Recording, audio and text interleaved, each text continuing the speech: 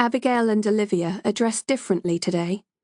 Olivia likes soft colours, but Abigail's taste suits her personality, vibrant, bright and bold. It makes her easy to find when they play hide and seek on the farmland, but she never tires of the game. Right now, it's Abigail's turn to hide. Abigail's blonde hair streams behind her as she runs past the henhouse, her siren red Wellingtons contrasting with her soil-dusted yellow dungarees. A sliver of an icy breeze whistles through the rain-rotted wood of the empty cattle sheds, which house freshly hatched spiders and field mice within. It creaks and shivers against the growing gale. Olivia's voice echoes as the wind whips her words. She is counting through cupped hands, the tips of her fingers lightly touching her forehead as she squeezes her eyes shut. 98, 99, 100, here I come, ready or not? Ready or not. The watcher disguises their deceitful expression, but the eyes behind the mask are cold. Abigail giggles frantically as she searches for a hiding place and runs towards the unused hay barn. There is not a second to spare. The watcher steps out as Abigail turns the corner, catching her in their shadow, cast by the weakening sun.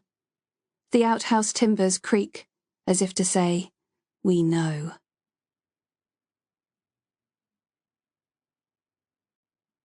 Chapter 1. 6 hours gone. Sue patted the chair next to her, keeping her voice low.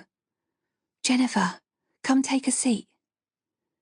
Jennifer discreetly returned a greeting before sitting down beside her old colleague. The briefing room at Haven Police Station was not the time or place for a reunion. Uniformed officers were still piling in, standing with their backs against the magnolia walls. Top brass was present in the form of Detective Chief Inspector Anderson, whose shadow fell like a slender reed against the projection screen. His short grey hair was cut with exact symmetry, his handkerchief folded in a perfect peak as it peeped from the top pocket of his suit. Known for his efficiency, he was the senior investigating officer in the case of the missing twin, which meant police were taking the child's disappearance very seriously. D.I. Ethan Cole sat across from his superior at the front of the room, looking polished and focused in his charcoal suit. Jennifer flipped open her black leather pocket notebook and clicked the top on her pen.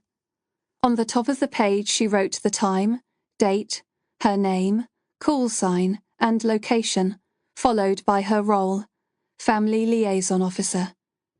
It was the first time she would put her training into use, and she hoped her presence would be worthwhile. She scratched the back of her head with a perfectly manicured nail. Her mahogany hair had been tied into a professional bun while still damp from the shower, but after 10 minutes in the airless briefing room, she longed to set it free. Every inch of her felt uptight at the thought of being thrown into such a high-risk case. Sue leaned into her, the smell of spearmint chewing gum filling the gap between them. "How's Will? Honestly, my heart was in my mouth when he disappeared."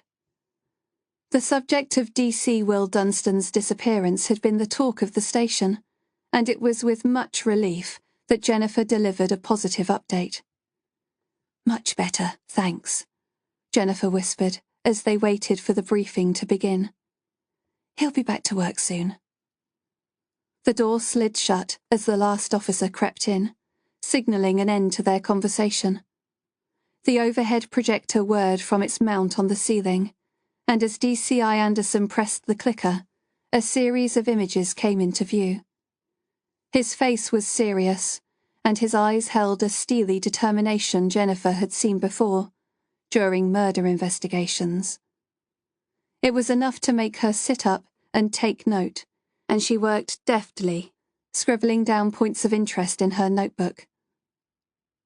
After relaying the background information on the case, DCI Anderson's stretched hand rested on the interactive whiteboard. A map of Blackwater Farm displayed the spot where the 9-year-old child had last been seen at 10 a.m. that morning. a specialist search team had begun searching the house and outbuildings, battling the heavy April showers in their efforts to locate forensic evidence of a potential crime. But there were so many variables. He pointed to the River Blakewater, which ran parallel to the farm, about half a mile down. A request had been put in for the Marine unit to attend. His hand swept across the map to Haven Woods, thick with forestation and dotted with empty boathouses. Sniffer dogs were being requested, although a local dog handler had already scoped the outskirts of the farm with no luck. Nobody could criticize the police for a lack of response. DCI Anderson discussed consulting specialist detectives who had worked on high-profile cases of missing children in the past. Directions were given with regards to house-to-house inquiries and future press appeals. He pressed the clicker, and an image of an exhibit filled the screen, ceasing the undercurrent of chatter in the room. It was a picture of the little girl's glasses, Harry Potter-style circular frames. A smudge of mud blotted a cracked lens, filling Jennifer with a sense of gloomy foreboding. DCI Anderson looked grimly at the exhibit. This is why we're fast-tracking inquiries. These were found just outside the farm this afternoon, on a lane leading to the woodlands. Abigail has bad eyesight. She can't get far without them. His voice dropped as he gazed around the room. This information has not yet been released to the press. Given what her parents have told us about their daughter, we do not believe she left the area of her own accord. Jennifer glanced at the clock on the wall, painfully aware she had to liaise with the family before evening closed in. She returned her focus to DCI Anderson's voice, her heart faltering as he pointed in her general direction. "Sue, you've been with the family today. Can you provide us with any further update?" Sue rose, straightening her posture. "Yes, sir. Well, it's as to be expected, really. Sergeant Duncan, Abigail's father, is devastated.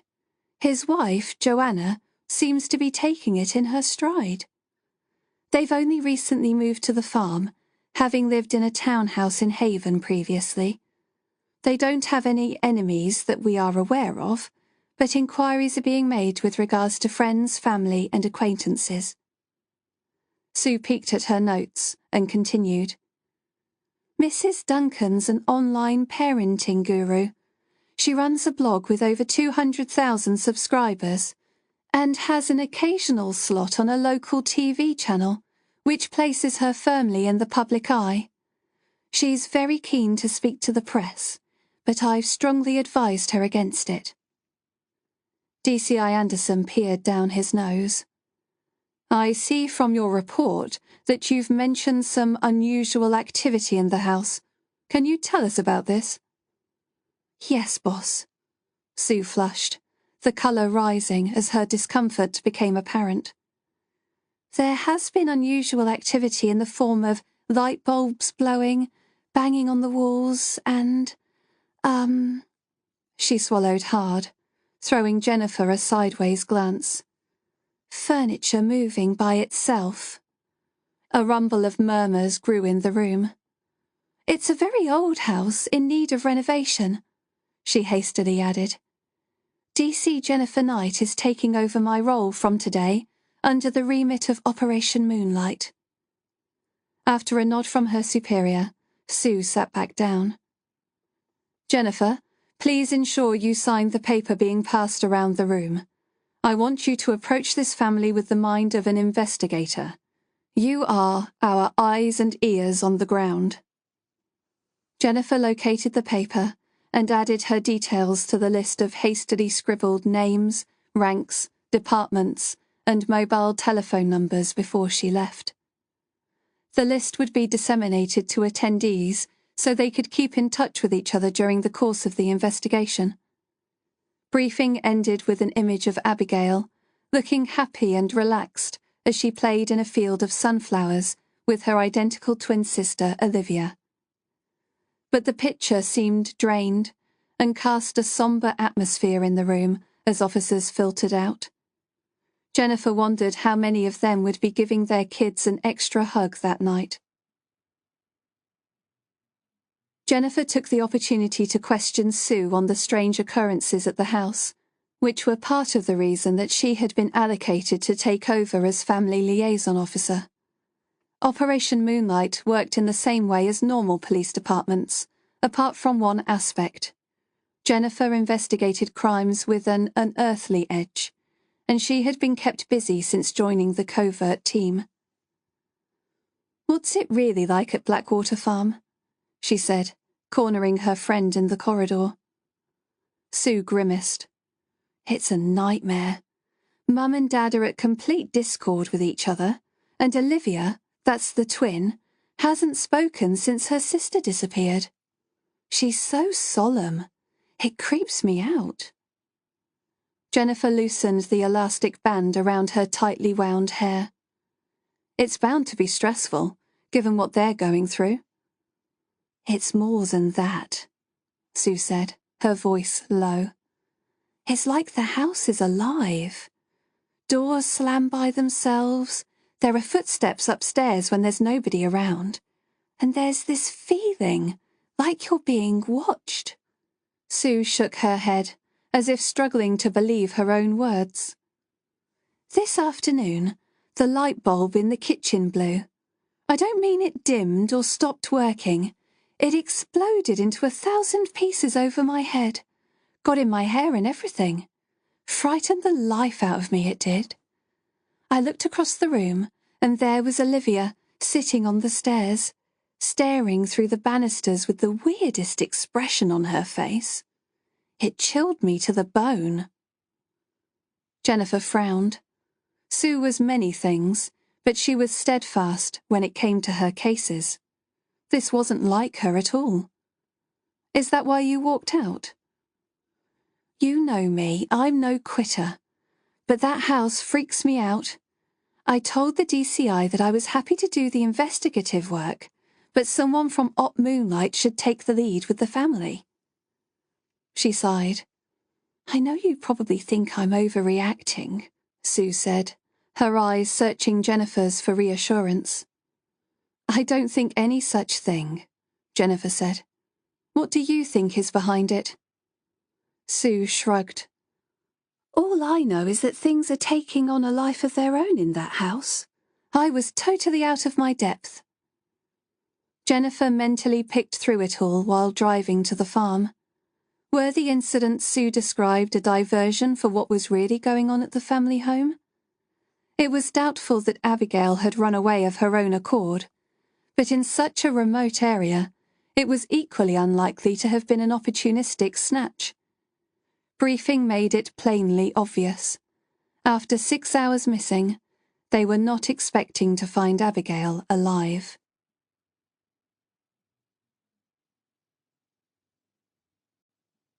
Chapter 2. 7 Hours Gone. The long, imposing track to Blackwater Farm wound like a snake through the desolate marshlands, past the woodlands bordering the river. The countryside consisted of dips and hollows, which scooped up the wind on stormy nights, producing echoing gusts rendered in ominous howls. Jennifer had once been given a panoramic view courtesy of the police helicopter, as her colleagues had demonstrated their thermal imaging cameras used to locate cannabis factories below. It had been fascinating to see the contrasts in the town she had lived in all her life, all taken in during a 20-minute trip. Nature had divided Haven. On one side of the river bridge were the newly developed flats, which housed the commuters to London. This development was embraced by local businesses such as fine eateries, shopping centres, and designer retailers. The helicopter had cut through the air to the other side of Haven, over the housing estates, the boarded-up shops, and derelict streets you did not walk alone at night. It had then turned away from the town and flown over a plethora of Victorian houses on a pretty tree-lined street. Jennifer had picked out her own home, grateful that none of the neighbouring abodes came up on the expensive heat-seeking equipment. The pilot had taken the scenic route as they returned to base, driving the deer into the forest, which was dotted with Lego-like wooden lodges, and over the river, where small boats bobbed on the surface of the unpredictable water, so dark it had earned itself the name Blackwater. This had since been changed to Blakewater in an attempt to shake off negative connotations. Jennifer wondered if there would be any such connotations attached to Blackwater Farm, which was looming into her vision as she negotiated her car around the twisty road. People usually didn't build this far out, as the acres of marshlands made for a risky investment. Blackwater Farm had been there as long as Haven itself. As Jennifer approached the stone farmhouse, she could see the attraction. It was pretty, in a wild, untamed sort of way. Jennifer slowed down as she steered her car onto the rough terrain leading into the yard. A narrow dirt track, it was flanked by strands of rusted barbed wire, with room for only one vehicle at a time. She bounced in her seat as her car suspension was tested, driving through the open gateway past the moss-covered perimeter walls. They stood strong against the backdrop of the scrub farmland and surrounded the old stone house. A leafless vine encrusted the building like rain-whipped hair.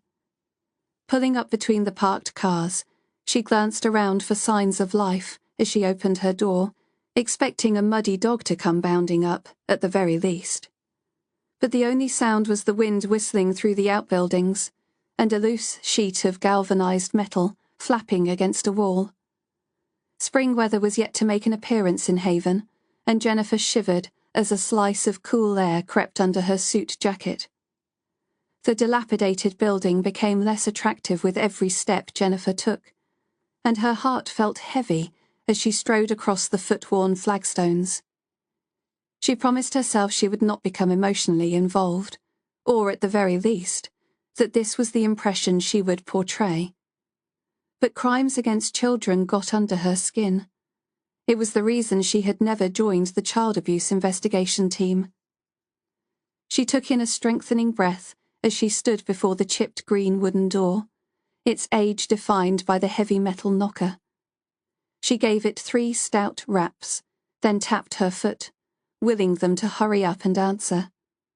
No response. She took a couple of steps back to look through the old sash windows. Her eyes crept up to the right and saw a pale-faced girl with large moon eyes fixed directly on hers. It was the face of someone who had lost a part of herself. Wearing the same glasses pictured in briefing that morning, the girl was the mirror image of her missing sister. Jennifer smiled and raised her hand to wave, then paused mid-air as the front door creaked open. She glanced back up one more time, but the child had gone.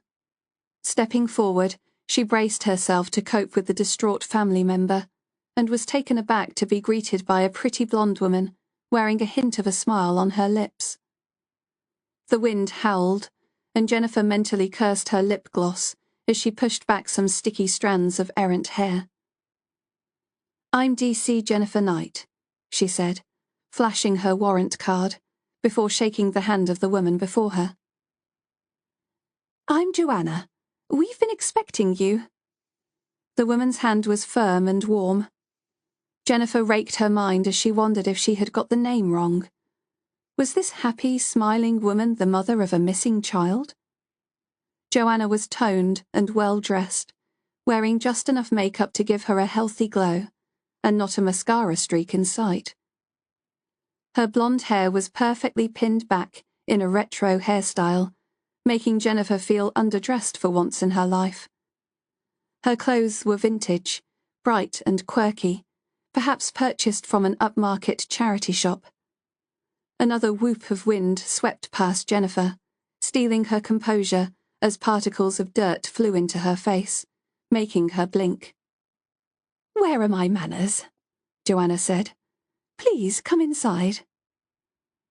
Jennifer's role was to act as a go-between, deciphering the police jargon and updating the family on the case. But more importantly, she was also there to observe and gather information, whatever it may turn out to be. She closed the door behind her, pushing it against the wind squealing through the cracks. It was thick and heavy, and as the hinges groaned shut, there was a sense of finality, as if she had committed herself to this family, this house. She wondered if her colleagues had felt it too. Joanna walked briskly down the hall. The oil burners on the small oval table failed dismally to mask the smell of damp plasterboard. Jennifer blinked to adjust her eyes after walking in from the light, feeling like she had entered a long, narrow cave. Her sixth sense spiked as she entered the bowels of the house, and otherworld whispers streamed into her consciousness. "You'll have to forgive the state we're in," Joanna said, bringing her back to reality. Jennifer was about to reply that it was only natural her emotions would be all over the place, when she realized Joanna was talking about the decor and not her missing child. Joanna grasped the brass door handle. "I'll take you to my husband. I believe you've met?" Jennifer paused as a floorboard creaked overhead. "I'd really like to speak to Olivia first, if I could." "I'm afraid that's not possible," Joanna said. "Olivia hasn't spoken a word since her sister's disappearance." "But," Jennifer said, taking a step back as she caught a glimpse of the little girl on the landing, "I'd like to see her, just the same." "All in good time," Joanna said, leaning against the door and pushing it open. Jennifer masked her expression of disbelief as she entered the spacious kitchen. It was bigger than her hall, kitchen, and living room put together. The room was milling with people, huddled together in small groups. It could have passed as a social gathering if it were not for the attire of muddy boots, duffel coats, and wax jackets. Her eyes danced over each group, picking out faces as they glanced in her direction. She immediately recognized Karen Corbett, the latest addition to Nick Duncan's team at Lexden CID, having recently come through her probation. Jennifer felt a pair of eyes bore into her, and caught the gaze of a bearded man standing on his own in the corner. The tallest person in the room, he was middle-aged, with a weathered face which spoke of the outdoors. Throwing the remnants of his tea into the sink, he pulled up the furred hood of his parka and made towards the door. Joanna gave a blanket introduction to the rest of the mumbling herds of people as family and friends, as they knocked back their dregs of tea, ready to recommence searching the lands. "Who was that man in the parka?" Jennifer said, unable to shake off his mistrustful stare. She had recognized him from somewhere, and hoped it was from a social setting, rather than one of her many arrests. "That's Charles Radcliffe for short. He's been helping out on the farm," Joanna said. She squeezed past the people to a large oak table, where her husband was sitting. Nick was a complete contrast to his wife. He sat with his head lowered, threading his fingers through his greying hair. He had barely noticed Jennifer enter the room, he was so engrossed in his misery. Joanna gently called her husband's name, and he snapped his head up in response. His chair scraped against the black stone tiles as he pushed it back, almost knocking it over in his haste to extend a clammy hand and squeeze Jennifer's fingers in a firm grip. "DC Knight, have you any news?" Jennifer looked into his puffy, red-rimmed eyes, wishing she had something positive to give him. "Call me Jennifer, please. As soon as I hear anything, you'll be the first to know." Nick's gaze dropped to the floor, his eyebrows dragging his furrowed brow. This was the response Jennifer had expected, a man barely able to keep it together. Her eyes flicked to Joanna, who was humming to herself as she lifted a whistling kettle from the Aga. Something wasn't right about this scene. The kitchen window abruptly burst open, and a cold breeze rode the goosebumps rising on her flesh. The sudden activity reinforced the urgency of her investigations. Abigail was out there somewhere, lost and scared in the wilderness. That's if she was still alive. At just 9 years old, She was blinded by bad vision, with no witnesses to her disappearance. Yet missing children were not an uncommon occurrence in the UK. The figures from morning briefing returned to haunt her, and the fact that over 140,000 children go missing in the United Kingdom each year. She recalled Olivia's face, silent and forlorn, as she stood at the rotting timber window frame, waiting for her twin. Jennifer made a silent promise. One way or another, she would bring Abigail home.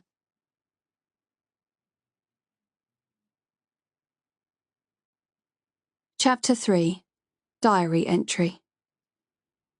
I wanted to hurt myself today, to slice through my skin and watch the life flow out of me in a red river of madness. It's my madness, I know that. It's why my mother nicknamed me Jekyll and Hyde. One moment I would be calm, serene, a perfect child. Then without any warning I was a typhoon, ripping through the room, upsetting anyone in my path. She didn't understand, and those that did said nothing. I'm much better at hiding my feelings now. Diaries are therapeutic, a way of bleeding all the poison and frustrations onto the page. What was it the counsellors said? Imagine filling a balloon with all your torment, and watch as it floats up into the sky. But that never worked for me. The only pressure valve to my emotional turbulence was inflicting physical pain. It's not my fault. Besides, I always begin with myself. My body bears the scars to prove it. But some days, the slash of a razor or burn from a flame just isn't enough. I try not to allow it to take over, but it builds like a powerful wave. I feel myself being submerged in its darkness, gasping for breath as it consumes me. On those days, I can barely recollect what happens. Being Jekyll and Hyde isn't such a terrible thing, because if I have two separate identities, then the bad thing happened to my alter ego, not me, and I don't have to take responsibility for what follows. Lately, I've been finding it harder to cope. The masses of people coming to the house make me feel dizzy and confused. Oh, diary, I wish you were a real person. Someone I could turn to who would understand without judgment. What made me was an evil so great that I had no choice but to embrace it. There is no redemption for me, and making it my ally has given me the strength I need to survive. Sometimes, when the anger is rising, I fantasize about grasping a poker, white hot from the fire. I imagine the smell of my burning flesh filling my nostrils as the pain seeps through to every nerve ending. I envision myself striking it down on the people who betrayed me. On those occasions, the pain is good. The strength, the control. But I'm not ready to talk about the past yet. It's like vomiting in your own mouth, tasting the bile that partially digested long ago. A detective has come to the farm. She is strong and determined. She wants to integrate herself into our lives, like a beautiful dark spider weaving a sugared web. You can talk to me. Tell me how you feel. Her eyes are hypnotic, and her words lure you in. But I know what she is, and I won't allow her a viewing into my soul. I've become an expert at allowing my eyes to glaze over in a disinterested way. Sometimes I blurt out a giggle when nobody is looking, seeing them all running around, crying, shouting, a disgusting outpour of human emotions. I have all the power, because I know things that nobody else knows.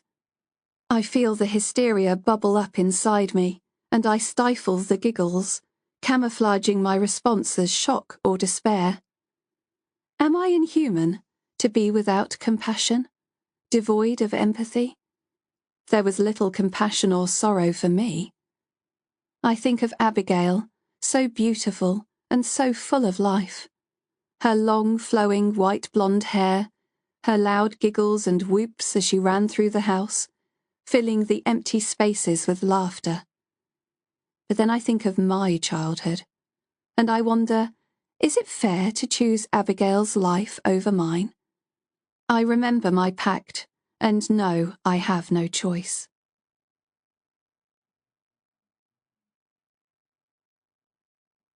Chapter 4. Are you a tea or coffee drinker? Joanna smiled. I've got some nice pastries from the bakery this morning. I drove into Haven especially. Would you like one? Just coffee, thanks, Jennifer said, picking a floppy-eared toy rabbit up off the floor and placing it on the table. She returned her gaze to Nick, watching his expression of disbelief as he stared at his wife. A jagged vein at the side of his forehead began to pulsate as he spoke in cold, hurt tones. Make the coffee if that's what you want. We're going into the living room. Of course, darling, you and your police talk. I'm sure it's all above my head anyway. A dainty laugh passed her lips as she slid out the box of sugar lumps from the cupboard. Come with me, Nick said, taking Jennifer by the elbow, not quite forcefully, but hard enough to take control. He steered her out into the hall, guiding her down the corridor into a door on the right. Each room seemed more oppressive than the last, and she fought to acclimatize herself to the leaden atmosphere. The ceiling creaked overhead, driving a shiver up Jennifer's spine. In Haven, old houses didn't settle. They carried a life of their own, and Blackwater Farm was no exception. This was a house that would never be a home. The best they could hope for would be to coexist with the ghosts of the past. Take a seat, Nick said, pointing to an old leather chair. Most of the furniture seemed to have woodworm. A plasma television flashed with the sound turned down, ill-suited with the other furnishings. Jennifer stood, rooted to the spot. She didn't appreciate being manhandled, and was not about to allow him to take his frustrations out on her. With all due respect, Sergeant, I'll sit when you do. Nick rubbed his hand across his stubble as he breathed a terse sigh. I'm sorry. I can't handle Joanna right now. Our daughter's missing and she's making tea. Fucking tea! With one swift kick, he sent a spindly coffee table skidding across the threadbare carpet. Jennifer took 2 steps forward and grasped his forearm. His sinews were tense in her grip. We'll find your daughter, but you've got to stay focused and calm the hell down. Nick broke away and turned to face the window. I just feel so helpless. I need to be out there, looking for Abigail. Jennifer understood his frustration, but to her mind, answers could be nearer than they imagined. I was wondering if I could spend some time with Olivia. I know she's not talking, but she might open up to a stranger. Nick? But Nick wasn't listening. Evening was drawing in, bringing with it the prospect of his little girl being alone in the dark for the very first time. Jennifer followed Nick's gaze to the bleak fields, and to the left, the array of outbuildings, which had been searched more times than they needed to be. Police did not believe Abigail was in the immediate vicinity, and the search area had widened considerably. Jennifer tried to pick up clues from the energies in the house, but the air was too charged, filled with vibrations of anger and despair. She softened her voice. I understand your devastation, I really do. My nephew went missing last year, and I nearly went mad with worry. Why don't we sit down and discuss things? Maybe a fresh perspective will help. Nick faced her, the anger withdrawn from his eyes for now. Your nephew, he said, swallowing to ease the croak in his voice. Did you find him? Yes, alive and well, Jennifer said, leading Nick to an old wingback leather chair. Good. And please, call me Nick. He hitched up his jeans as he took a seat. Jennifer nodded, inwardly groaning as Joanna entered the room with a tray. Just when I'm making progress, she thought, hoping she would hurry up and leave. Jennifer placed the coffee table on its feet, and Joanna put the tray on top, still wearing her plastic smile. Here you go. Help yourself to sugar and cream. Oh, and I've put some croissant on the side, just in case you change your mind. Jennifer smiled a thank you, afraid her words may spark off another bout of anger from Nick. Throughout her career, she had to be the bearer of bad news. People would curl up in a ball and wail, would want to attack her, or would just push her out of the door, rather than face the reality that their loved one had died. Although no body had been found, the disappearance of a young child was every parent's nightmare. But Joanna's behaviour really was bizarre. Jennifer felt a distinct air of unease as the woman robotically cocked her head to one side and pointed at the television. Oh, look, there I am. Jennifer gasped as an image of Joanna flickered up on the screen.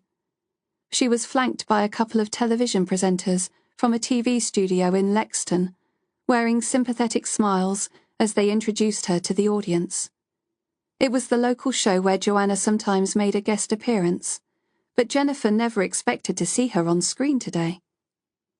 Nick, who had been staring coldly ahead, snapped up the remote control.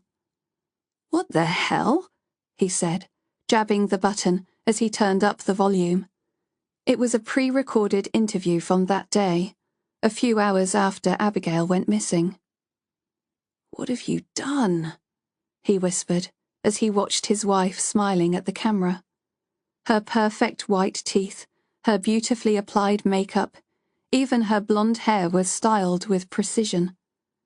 She wore a fuchsia skirt and jacket, her legs neatly crossed as she clutched the ears of the toy bunny rabbit on her lap. Jennifer peered at the screen, recognizing it as the same toy she had picked up from the floor minutes earlier. She shook away the uneasy thought that it was being used as a prop and strained to listen to the interview. Abigail has been missing for hours now, Joanna said sadly. We'd just like her to come home. If anyone knows of her whereabouts, we'd like them to get in touch. The presenter nodded sympathetically. You mentioned someone knowing about her disappearance. You don't think she could have run away? Oh, no, Joanna smiled. Abigail would never leave her twin sister. They were two peas in a pod. She's described them in past tense, Jennifer thought. The dark-haired interviewer masked her expression, but Jennifer could see the surprise behind her eyes. So how do you feel about your daughter's disappearance? She asked, seizing the moment. Joanna pulled a tissue from her pocket and dabbed the corner of her eye, which was completely dry. We just want our little girl to come home. I have a Facebook group, by the way, for anyone that has information. And they can tweet with the hashtag #FindAbigail. I've had some wonderful messages of support. Jennifer sighed. Joanna must have sneaked out to Lexington after Sue had left. She was free to go where she wanted, as she wasn't a suspect. But Joanna going against everything the police had asked of her could only hinder the investigation. Jennifer gritted her teeth, willing the show to end. But the interviewers weren't going to let Joanna off the hook that easily. Jennifer stifled a groan as they continued with their questioning. Have the police found any leads with regards to her disappearance? Joanna uncrossed her legs and looked directly at the cameras. Yes, they found her glasses on a track outside our home. She can't see very well without them. Jennifer drew her attention away from the screen and back to Nick. His face was red with fury, fists clenched, as his frustrations reached boiling point. What have you done? He shouted, turning to face Joanna, spitting the words backed up in his throat. It was bad enough that Joanna had gone against their wishes and appeared on TV, But now she had leaked vital information to the press. Jennifer stepped between them, shielding the woman from her furious husband. "Sit down, Nick. This isn't going to solve anything." "I thought it would help," Joanna said in a small voice from behind Jennifer's shoulder. Jennifer had never been more grateful for her 5-inch heels as she squared herself against the man before her. His words came hot and angry as his voice raised another decibel. "Help? You think the public are going to support us now? You've no idea of the damage you've done. Our daughter is missing, and you're sitting there grinning like you've won the lottery. This is our little girl. How could you be so cold?" Jennifer planted her hands on Nick's chest, firmly guiding him back. "What's done is done. There's nothing we can do about it now." Her phone buzzed angrily in her pocket. It had to be HQ, most likely up in arms at the unannounced interview. She took a breath as she assessed the situation. Nick's face contorted as he tried to control his emotions. She turned to face an expressionless Joanna, jumping as the tray from the coffee table fell to the ground behind her, the crockery smashing and its contents soaking into the faded rug. "I can't believe she's done that," Jennifer thought, reaching for her phone as it vibrated a second time. Nick wrenched open the door and stormed through the hall, disappearing outside. Joanna went in the opposite direction, her vintage couture shoes tapping as she climbed the wide wooden stairs. At least they were apart. Slowly, Jennifer's heart returned to its normal pace. What had she been thinking, volunteering to come here so soon after her last case? All of this had happened, and it was barely 6 o'clock. But there was more to come. The door creaked open, and a small, pale child tiptoed forward, her eyes pleading with Jennifer's. It was Abigail's twin, and she had something to say.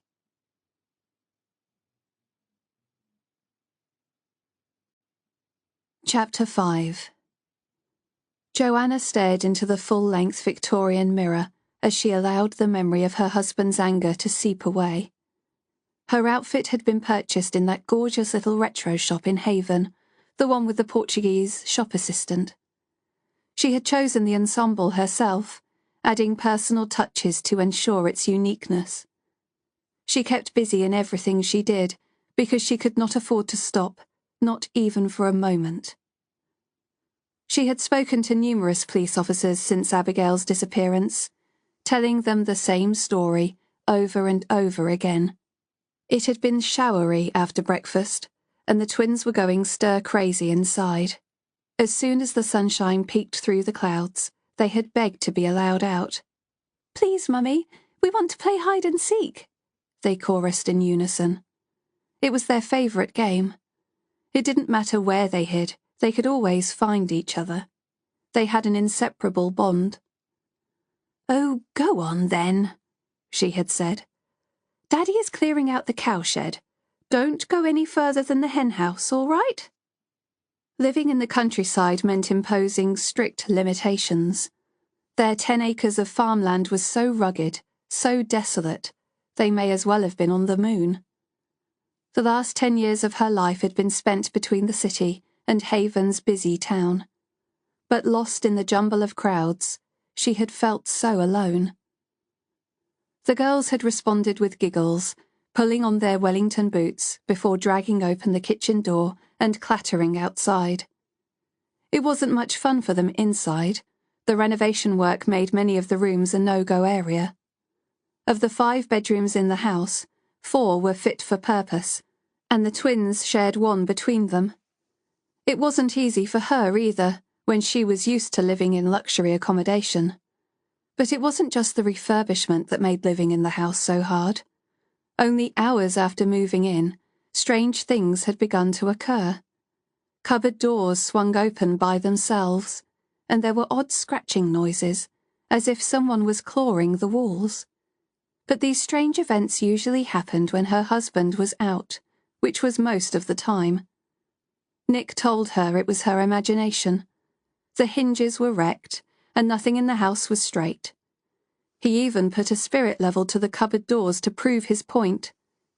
She watched as the bubble edged away from the middle strip, and caught a triumphant glint in his eye as he was proved right.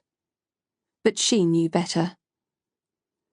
Fiona had been baking bread in the Aga while Joanna worked on her laptop at the table. Her housekeeper had been a godsend since they moved in, and at least the kitchen was fully functional. The oven produced a wonderful homely scent, and the twins would be treated to the jam roly-polies, which were rising on the second shelf. Thick plops of rain had begun to drum on the tin buckets underneath the broken guttering outside. The tap, tap, tap of the rain felt like stiffened fingers on her forehead, like a clock counting down to some god-awful event. Joanna stretched her neck to look through the window for the girls. She had been so carried away working that time had passed without her noticing. She had barely opened the front door to call for them when Olivia rushed into her arms. Tears were spilling down her face, and Joanna felt her heart give a little jolt in her chest. "What's wrong, honey?" Joanna said, removing her daughter's rain-dappled glasses and drying them with a corner of her dress. Olivia was a quiet child, but her lack of response was uncharacteristic. She stared at her mother with wide, frightened eyes, her mouth open, a hollow cave devoid of words. Something was wrong, very wrong. Refusing to speak, Olivia responded to Joanna's questioning with nods and shakes of her head. It was enough for Joanna to ascertain that Abigail had hidden and Olivia could not find her. But they always found each other. Joanna took a deep breath. "Calm down," she told herself. "Everything is going to be all right. There's nothing to be scared of. Push it down, way down." Nick arrived minutes later, red-faced and sweaty, rubbing his roughened palms against the back of his jeans. She was used to him looking at her with disdain when he thought she couldn't see, but there was something more in his expression, something hidden. She pushed away the thought. Abigail was probably hiding in one of the barns, too scared to come out because she had gone further than she was allowed. But Abigail loved her parents. She had nothing to be scared of. They never smacked her. In fact, they barely raised their voices. She never gave them cause to. With each minute that passed, Nick became more panicked. Joanna, on the other hand, fell back on her coping mechanism. Nick used to find it soothing, her ability to face any crisis with a smile. But not today. Today he looked like he wanted to shake her until her smile became loose and fell from her face. The shower of rain soon became a downpour. She had never seen rain like this when she lived in the city. Thick plops of water that could soak you to the skin in the distance between running from your car to the front door. Fiona and Nick searched the barns and sheds, while she stayed indoors with Olivia, trying to encourage her to speak. Joanna settled the glasses back onto Olivia's face and, in the absence of words, the child responded with nods and shakes of the head. "Where is your sister?" Joanna asked. Olivia replied with a shrug, but the depths of her emotions were reflected in her eyes. Something had frightened her, and she was too scared to say what. "Do you know where she is?" Joanna said, her voice calm and even. Olivia shook her head in a no. "Did you see her go off with anyone?" Olivia shook her head again. Joanna recalled her husband's expression, wild, frightful even. She took her daughter by the hand. "Is something scaring you?" Olivia bit her lip before fat tears sprang to her eyes, clinging to her long blonde eyelashes until she blinked, setting them free. She didn't need to answer. Her demeanor was answer enough. "Do you think Abigail's still hiding?" Olivia shook her head, a sob escaping her lips. "Oh, sweetheart, don't cry. We'll find your sister. She's probably just found a really good hiding place. Now, why aren't you speaking?" Nothing. Her sob turned into a hiccup, and Joanna stood to pull a tissue from the box on the table. Her mother used to keep them up her sleeve or stuffed in her bra. She was not her mother. Any further attempt at questioning came back with the same response. Olivia didn't know where her sister had gone, but she was scared, too scared to speak. But that was okay, because Joanna had enough reassuring smiles for everyone. Unlike Olivia's, her body was relaxed, her words soft and cheerful. Each time she felt a flicker of anxiety, she pushed it down, cranking up another ratchet of denial, as she told herself everything would be all right. Her ability to push away the worry reminded her of the wind-up soldiers she had played with as a child. She preferred mechanical toys to dolls. She loved the inner workings as tick-tock, tick-tock, the cogs fell neatly into each other. Arms and legs stiffly positioned, with a shiny bloom of rosy cheeks, the soldier marched with a rich smile painted on its face. No matter the adversity, his arms and legs kept moving, cogs whirring, in the quiet confidence he would be set back on his feet to complete his journey. Joanna smiled sweetly, swallowing back the bile. She spun around as the back door opened, and her husband and Fiona walked inside, sodden and shaking from the rain. An hour had passed, with no sign of Abigail. It was a good thing they had tiles on the floor, Joanna thought. She could easily clean up the mud that had been dragged in from the farmyard. "No sign," she said, reaching for the mop. "No, and the rain is coming down hard," Fiona said, remembering the bread as grey ribbons of smoke rose through the crack in the oven door. Nick wiped his rain-drenched face with a checked tea towel before plucking his phone from his pocket.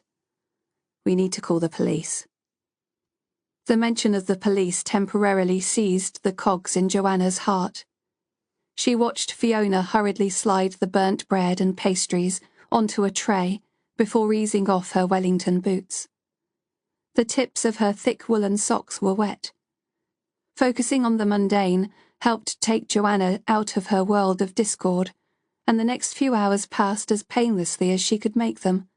The arrival of the police, the endless form filling, the continued search for their daughter, and the onslaught of questions that followed. Joanna didn't notice the odd looks from the police officers, because she focused her thoughts elsewhere. The first officer to arrive was the local Bobby. Joanna concentrated on the greasy cow's lick that appeared when the officer removed her sodden police hat, and the rivulets of rainwater that trickled from the rim as she rested it on the table. Joanna answered the questions, while the downpour outside drowned her husband's shouts for their daughter. But something changed when DC night arrived. There was nothing mundane to focus upon there. The girl was strikingly pretty, with dark, soulful eyes. Sharply dressed in a designer suit and heels, Joanna afforded her instant respect.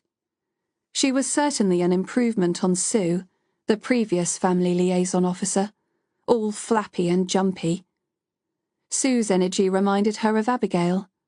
Whatever she was doing, she had to be moving, tapping her foot, nodding, eyes roving. Her daughter was never still. Abigail. Joanna's thoughts floated. She swallowed hard. She could not afford to think about Abigail. Not anymore.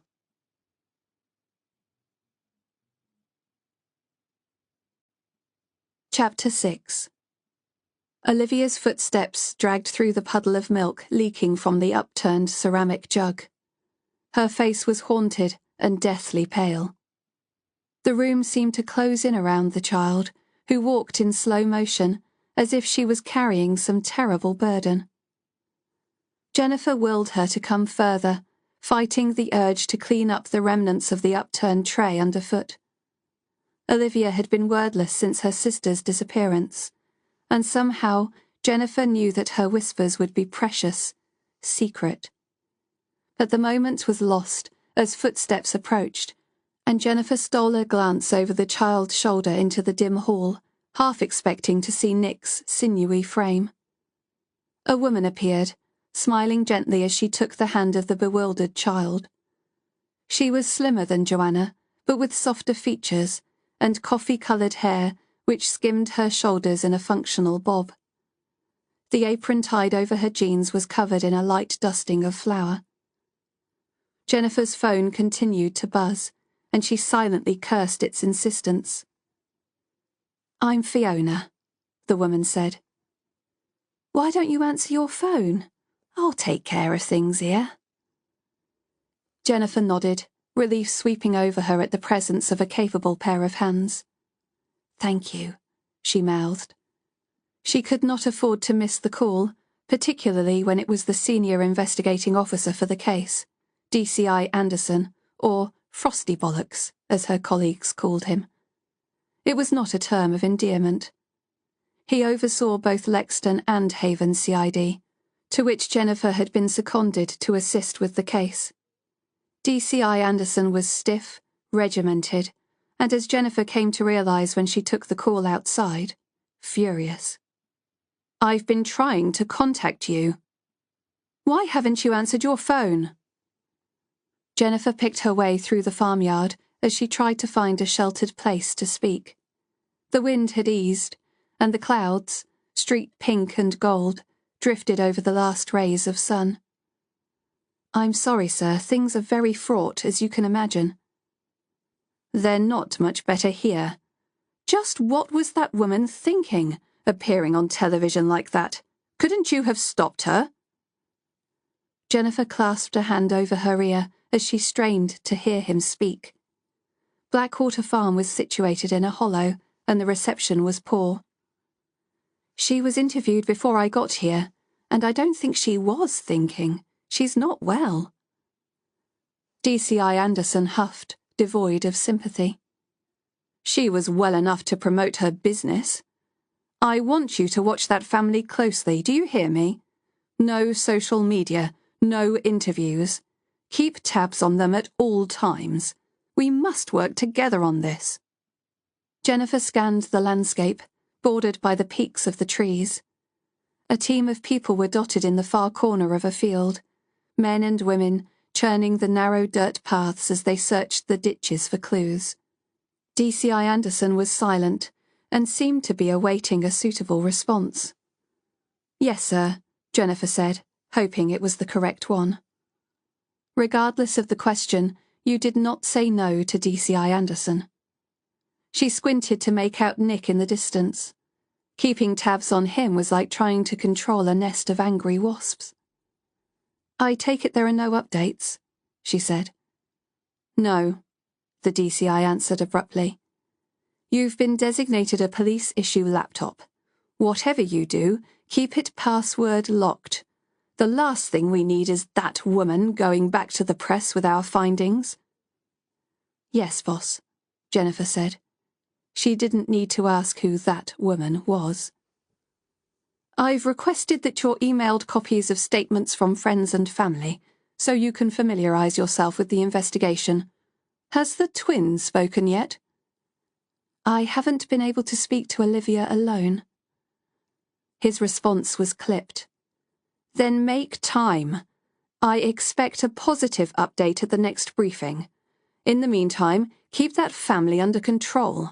We need to draw on public support, not turn them against us." "Of course," Jennifer said, feeling deflated as her DCI terminated the call. Then it dawned upon her. This was why Sue had washed her hands of the family, not because of any suspected ghosts. Joanna's media profile was sure to attract attention, and her unpredictable behaviour turned her into a ticking time bomb. If she handled this badly, it would be career suicide. Her eyes crept to the top bedroom window to see Olivia staring down at her. It was time for some straight talking. She left a message on Nick's phone, telling him to return home. It may have been cruel, because she knew he would think there was an update on the case, but she had no choice. She needed him where she could see him. Jennifer rolled over the possibilities in her mind. Why was he so annoyed with Joanna? Or was he deflecting his anger because he blamed himself? The children were under their care, yet neither of them had noticed Abigail go missing. Her phone buzzed with a text, and she felt a warm glow as her partner Will's name lit up the screen. Saw the TV interview. We still on for tonight? Jennifer sighed. She wanted nothing more than to have Will wrap his arms around her and tell her everything would be okay. But Abigail needed her, and she was in it for the long haul. Quickly she dialed his number, needing to draw comfort from his voice. "Hello, you," he answered in smooth tones. "Hey," she replied, feeling her blood pressure lower at the sound of his voice. "It's all gone wrong here. I don't know what time I'll be able to get away tonight. Sorry." "I know," Will replied. "Have you seen the Facebook and Twitter campaign? It's pretty grim." "I've barely had time to catch my breath. I'll check it out." "Okay, hun. Look up #FindAbigail. It's not good." Jennifer brought up Twitter on her phone, and it took only seconds to search the hashtag. She gasped as she scrolled through, the hostility rapidly gaining momentum. "You won't have to look hard to #FindAbigail. The mum did it." #FindAbigail before her mum does, cold-hearted cow. #FindAbigail. Mum did it. #smiling assassin. Arrest the bitch. We will #FindAbigail, even if Mum doesn't care. We do. How can you say that? She's obviously in shock. #FindAbigail. #FindAbigail. Shocked at behaviour of Abigail's mum on TV. Hope the little girl is still alive. #FindAbigail. #Wicked Witch of the West. Knows where she is. On and on the messages went, the supportive ones quickly drowned out by venomous trolls baying for blood. Jennifer turned on her heel and marched inside. This was going to turn nasty, and was bound to disturb the family dynamics. Fiona was in the kitchen, feeding cut timber into the Aga. The heat was stifling, and Jennifer removed her suit jacket and rested it on a chair. She smiled at Olivia, watching her press a cookie cutter into a slab of cookie dough. Hadn't she just been upstairs, looking down at Jennifer? Or was her mind playing tricks on her? The little girl rearranged her features into a faint smile, but the effort seemed to pain her, and she settled back into the haunted look from that morning. "Where's Joanna?" Jennifer said, directing her question to Fiona. Fiona dried her hands on a tea towel before returning to Olivia. "Mummy's in bed getting some rest, isn't she, Olivia? Now why don't you wash your hands, and we'll get these in the oven." Olivia simply nodded, tightening her lips together, as if to prevent any words escaping. Jennifer and Fiona looked at her sadly, and then at each other. "Right. Sorry, I didn't introduce myself earlier. I'm DC Jennifer Knight, from Haven Police Station." "I gathered that." Fiona smiled, signalling to Jennifer to join her at the back door. Once out of Olivia's earshot, she asked, "Any news?" Jennifer deflected the question.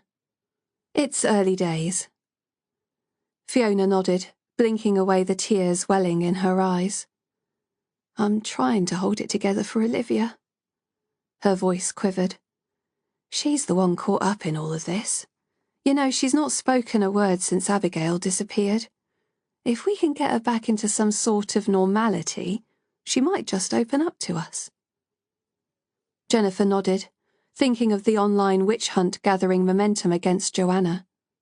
She doubted things would ever be normal for the family again.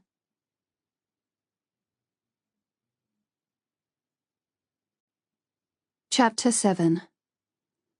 Jennifer was still getting to grips with her developing psychic skills, and coming to terms with her ability to communicate with the other side did not make it any less frightening.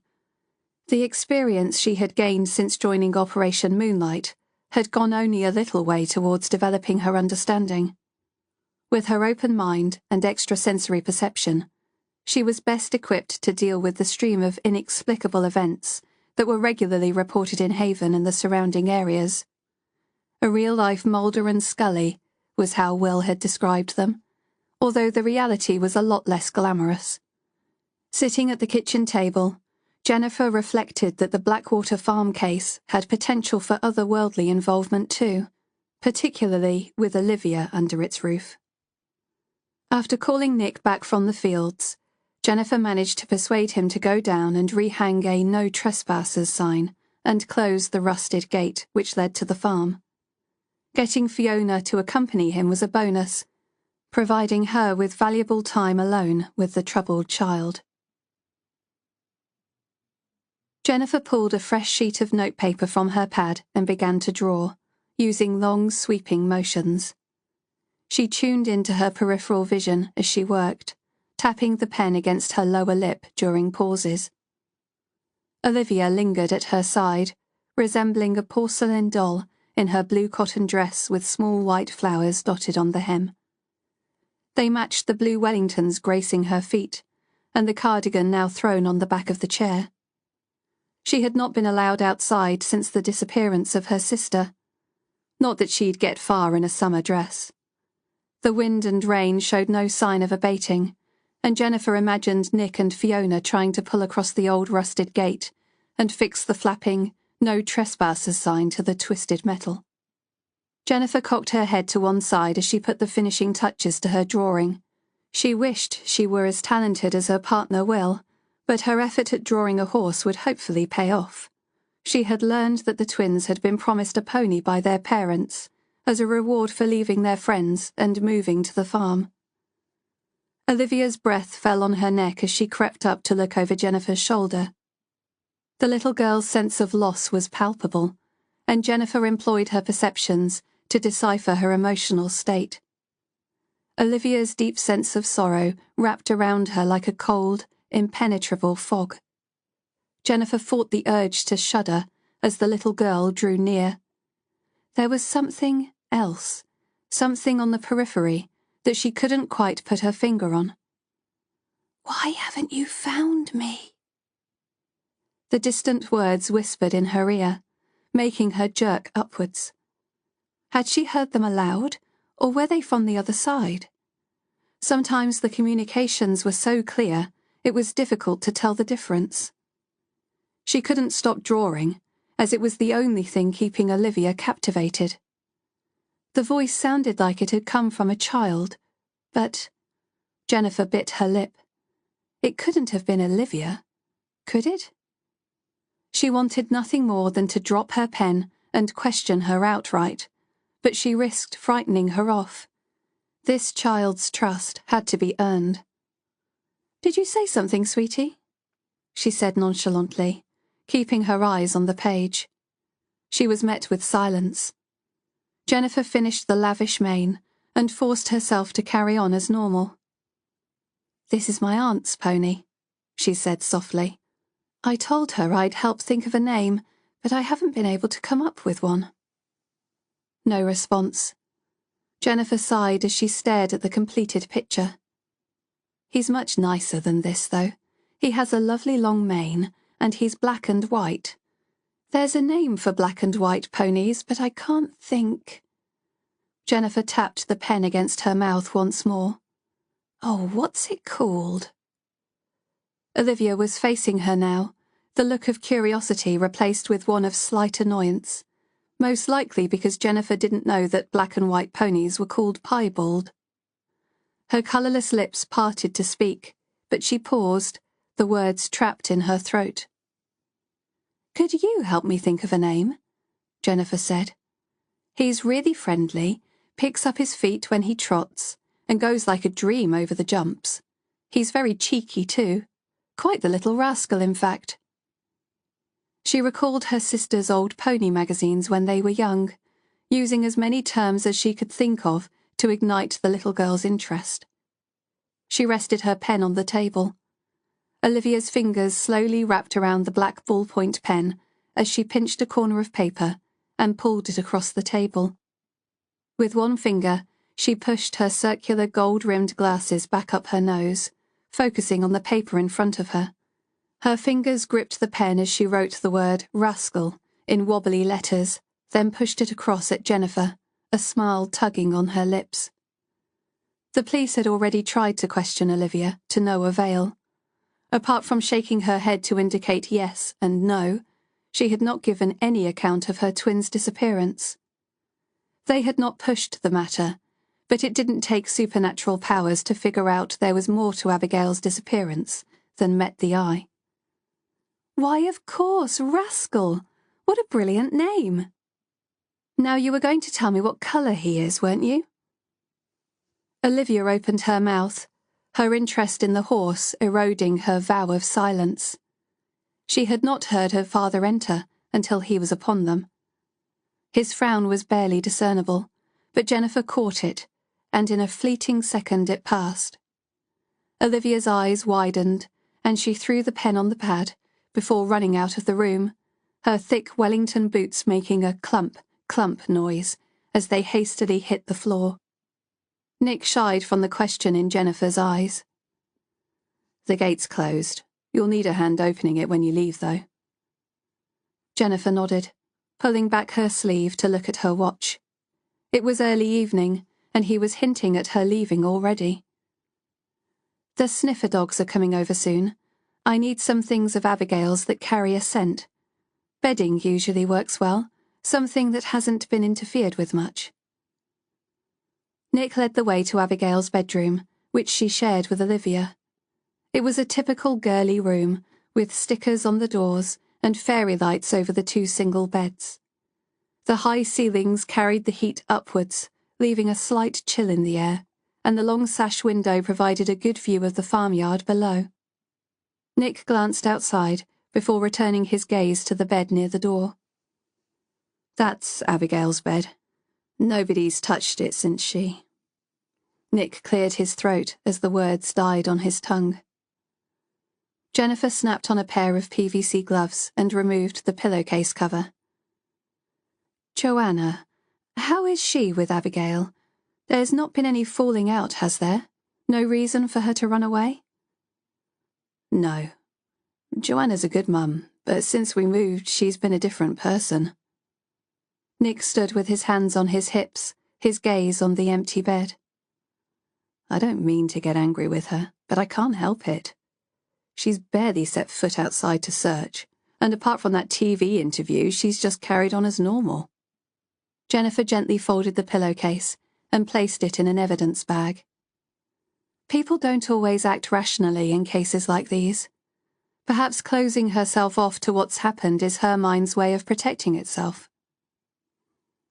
I'm worried that people will think it's disgusting, using Abigail's disappearance as an excuse to get her face on television and plug her business. You know what Haven's like. It's a small-minded community. It won't take long for this to gain momentum.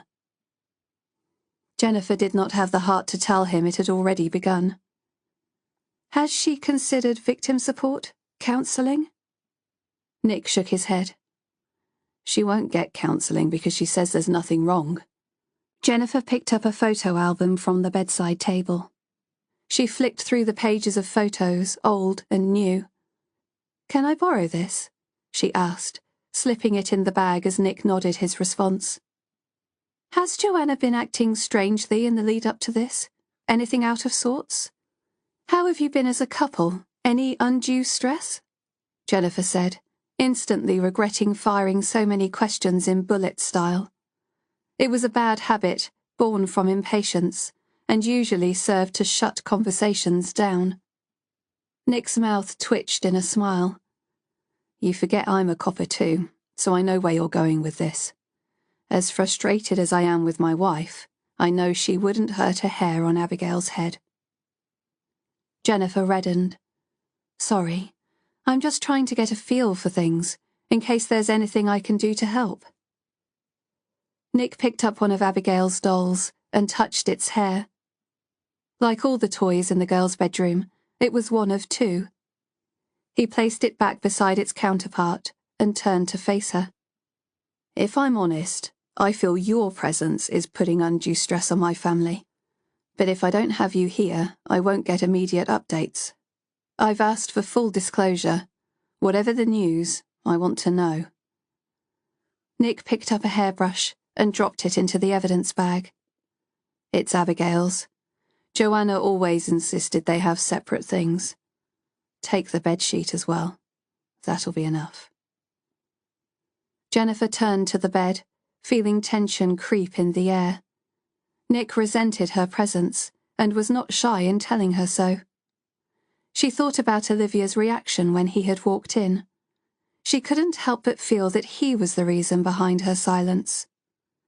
There was something rotten about suspecting a fellow police officer, but something was wrong, and she hoped her suspicion was not a sign that Nick would become a suspect in Abigail's disappearance.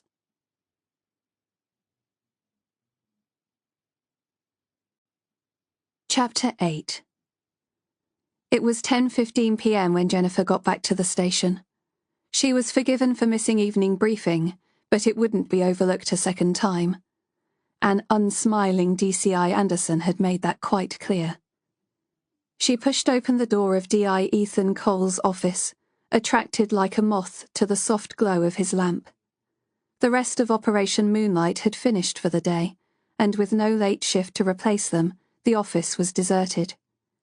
She found him slumped over his desk, snoring softly into his folded arms. Jennifer gave his shoulder a gentle shake, and, bleary-eyed, he lifted his head. "What time is it?" he said, rubbing his face. "Gone 10. Don't tell me you've been here all day." Yeah," he said, smothering a yawn. "Have you been down at the farm all this time?" "No," Jennifer said, a bemused look on her face. "I left at 9. I couldn't settle at home, so I thought I'd come in for an hour, see if I can unearth any clues." Ethan cast an eye over her jeans and sweater and smiled. "I guess I should have worked that out for myself. Have you had any luck?" "I've been making inquiries with the company that carried out the survey on the house and land. The team have already been on it, but I want to check that nothing's been left out." Jennifer looked over at the coffee machine and was disappointed to see the jug was empty. The office was chilly in the evening, another result of recent cutbacks. "No secret wall panels or hidden tunnels we haven't searched?" Ethan said, shutting down his computer. "I take it you were a fan of the Famous Five books growing up?" "More like Scooby-Doo," Jennifer said. "Although I wouldn't have thought you knew who the Famous Five were." Ethan flashed a smile. "It was something Zoe said. I had to Google it to see what she meant. In the US, we had the Hardy Boys, made of much sterner stuff." "Well, we could do with them now. I've got a bad feeling about this case," Jennifer said, her smile fading. Who was she to laugh and joke when a little girl was missing from her bed? She had spent her day making inquiries, liaising with the family, fulfilling tasks and chasing up phone calls, but she still felt no further on. "Come with me," Ethan said, rising from his chair. "I've got something to show you." Jennifer followed him out of the office, mildly curious. "I've managed to secure a room for our investigations. Given the Operation Moonlight slant on things, I thought we'd benefit from having our own separate briefing room." "That makes sense," Jennifer said as she followed Ethan down the corridor. The only difference between their investigation and DCI Anderson's was that theirs would also take into consideration any possible supernatural element. Jennifer blushed as she realized which room he was pointing out. The PIRS room, where witnesses used to be taken to ID photos of suspects. The same room where they'd had a drunken fumble at the Christmas party last year. As Ethan shoved his key in the lock, he paused, gave her an awkward smile, then pushed the door open. Jennifer's embarrassment was forgotten as she took in the contents of the narrow room. A whiteboard had been attached to the wall and was filled with a timeline of events, beginning from the first report. Images of family, friends, and relatives of Abigail were pinned to the wall on the other side. On the table were photocopies of the investigation to date, as well as a history of the area and a list of items seized. "I'm impressed," Jennifer said, peering at the timeline. "When did you do this?" "I started after briefing with DCI Anderson. It didn't feel right, you know, going home to my nice warm bed when that little girl was still out there somewhere." Jennifer nodded. It was an insight into Ethan she hadn't seen before. "You need to add another person to the wall," Jennifer said, pointing to the sea of faces. "Karen Corbett. She's been spending time at the house." "As in Karen Corbett of Lexington CID? Ethan said. "I knew she was helping the family, but so are a lot of police officers." Jennifer had watched her with interest when the group of searchers returned to the farm. "She seems very close to Nick. She has a brother, too, Matt, who's a few years younger than Nick. Apparently they socialize sometimes, all three of them. I just find her a bit clingy." "Right," Ethan said, his hands on his hips. "I'll see that they're added. Anyone else?" "Well, Joanna had a sister, but she committed suicide last year. Jumped in front of a train," Jennifer said. "Whereas Nick's sister is homeless and has a record as long as your arm," Ethan said, finishing her sentence. "It's hardly any wonder he doesn't mention her." "They've not spoken in years," Jennifer said. "I'm hoping she doesn't make an appearance at the farm." "Quite the troubled family." Ethan patted his pockets for his cigarettes. "Still, we're not here to pass judgment. Anyone else missing from the board?" "No, you've got everyone here. He's a bit odd." She pointed to the picture of Charles Radcliffe. "I earwigged him having a conversation with Nick earlier. He's quite well spoken for a handyman, and judging by his accent, he's not local either." "He's already on the radar," Ethan said. He didn't need to elaborate. Anyone who had attended the farm in the last couple of weeks would be under scrutiny. Jennifer frowned as realization dawned. "All these faces. This is more than a missing child investigation. Do you know something I don't?" Ethan pointed to the evidence picture of Abigail's broken glasses. "Finding them was enough to set alarm bells ringing. That, and the fact that she's not the type to wander off. If she's not discovered soon, this will be elevated into a murder inquiry."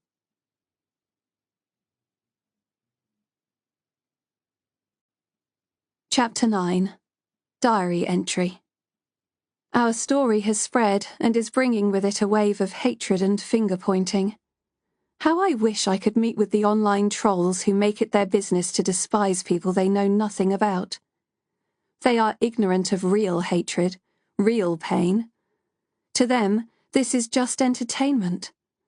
I wanted to lash out today. I wanted to cut, stab, and pierce until my boiling rage subsided. For a few brief seconds, I caressed a carving knife in the kitchen. Gliding my fingers along its sharp edges, I dreamt of the possibilities. The next person, I thought, the next person that says another word to me will feel its force. But the fantasy was quickly forgotten when the detective walked in, and I reluctantly slid my hand from the cutlery drawer, keeping a lid on my emotions long enough to leave the room. At what point in my development was I marked out as different from everyone else? Was it from birth? My childhood? And did my family ever notice? We would have these stupid dinner-time discussions about how our day went. On the bad days, my words just wouldn't come. My throat felt too tight to swallow, as I fought to dam the tears. Some days I chewed the same mouthful of food over and over, hoping my mother would get bored and stop asking. School was no better. The older kids noticed my misery, and when nobody else was looking, they pushed me around. While the other children had school dinners, I tucked into my lunch, packed in an old Quality Street tin. Food became my comfort, my only friend. My tormentors were experts in sneaking up behind me. I never felt the hands on my back until it was too late, and one day my face made contact with the concrete as I landed on all fours. A string of blood-tinged spit dribbled from my mouth, and my right knee took the brunt of the fall. I sat back in utter shock as they danced around me, their chants hurting more than the pain in my knee. "Loser, loser," they mocked, making L signs with their fingers against their foreheads. The rest of my lunch ended up in my hair and smeared in my face. When they were done, they left me there, my loosened tooth producing a dull, throbbing pain, my right knee feeling as if it was on fire. My injuries provided a welcome distraction. When the spitballs landed in my hair during class, I'd put my hand under the table and feel my scab. Its bumps and ridges brought me comfort as my body fought to heal itself. But I didn't want it to heal too soon. Picking the crust gave me something to focus on and silenced the chants in my head.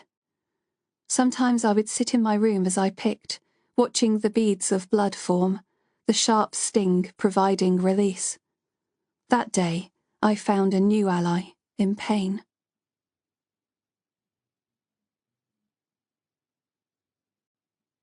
Chapter 10. A cold streak of moonlight flooded through the blinds, casting the kitchen in a monochrome hue. Insomnia crawled over Nick like a nest of spiders, slowing his thoughts and driving his body into a jerky autopilot. He pulled open the cupboard door and closed it again. He wasn't even hungry. It was 2 a.m, and he needed sleep, not food. But sleep was a memory, and the best he could hope for these days was catching an hour or 2 before dawn. He bumped against the chair, drunk with fatigue. It was nights like this that he could actually feel the weight of his skull. No sleep for the wicked, he thought, pulling up a chair. He rested his cheek against the cool plastic tablecloth, and the faint aroma of bleach and lemons rose up to greet him. He thought of Fiona, keeping house while the rest of them fell apart. He allowed her to linger in his mind, wondering what she would say if she could see him now. He poked the doily with his index finger. Joanna had bought them when they first moved in, her head full of plans of restoring the farm to its natural beauty. As always, he had abandoned rational thinking and allowed himself to be swept up in her enthusiasm. But now it was difficult to see a way back to normality. Since moving to the farm, he had not just lost his daughter, but his wife too. Although there in body, the fun-loving, impetuous woman he had fallen in love with was somewhere out of reach.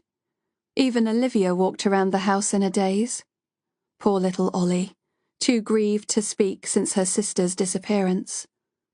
What had she done to deserve this? What had Abigail? Hot tears threatened to spill, and he swallowed back the pain. A hard lump passed down his throat, and he wondered how mental anguish could be manifested as something so real. Nighttime was the worst, when he was left alone with his thoughts. But his suffering had begun long before Abigail disappeared. Abigail. His heart ached for his little girl, and the loss of his family drove like a blade through his heart. His head jerked up as the creak of a timber echoed overhead. If only they hadn't come to this God-forsaken place. His eyelids grew leaden as his body screamed for rest, but each time sleep came close, his limbs jerked in an involuntary spasm, shaking his thoughts loose from their resting place. Accusations rushed around his brain like a pinball machine, hitting off the sides with nowhere to go. Guilt, disgust, fear, longing. Nick rubbed his face, wishing he could unplug his mind and settle for numbness as his wife had chosen to do. But his brain ticked on like the hands of a tightly wound clock. By 4 a.m., he was staring up at the sky through the open kitchen window, allowing the soothing night air to wash over him. He had fallen into a fuzzy pre-sleep standing up, but when a low moaning sound crept through the pipes, he jerked and sought sanctity outside. Somehow, the open air made him feel closer to Abigail, and the sky was beautiful just before dawn. Blue-grey clouds stroked the underbelly of the moon, and sounds of the forest echoed in the distance, reminding him that, somewhere, creatures were coming to life.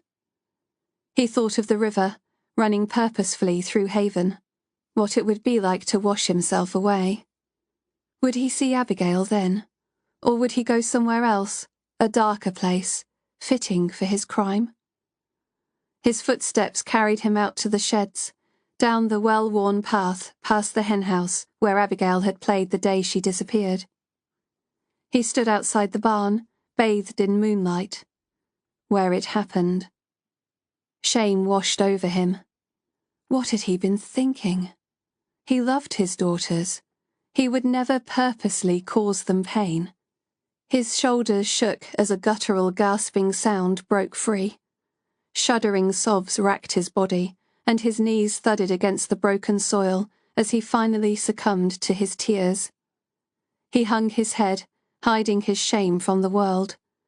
Even the moon rejected him as it hid behind the clouds, banishing him to a world of loneliness and despair. As his sobs subsided, he began the merry-go-round of what-ifs and if-onlys, the tormented game that grieving people play. If only the children had stayed inside like they were meant to. If only they hadn't bought this place. And what if he and Joanna had never met? At least then they would have been spared the pain. It wasn't as if he hadn't the opportunity to settle down with someone else, but his courage had always escaped him.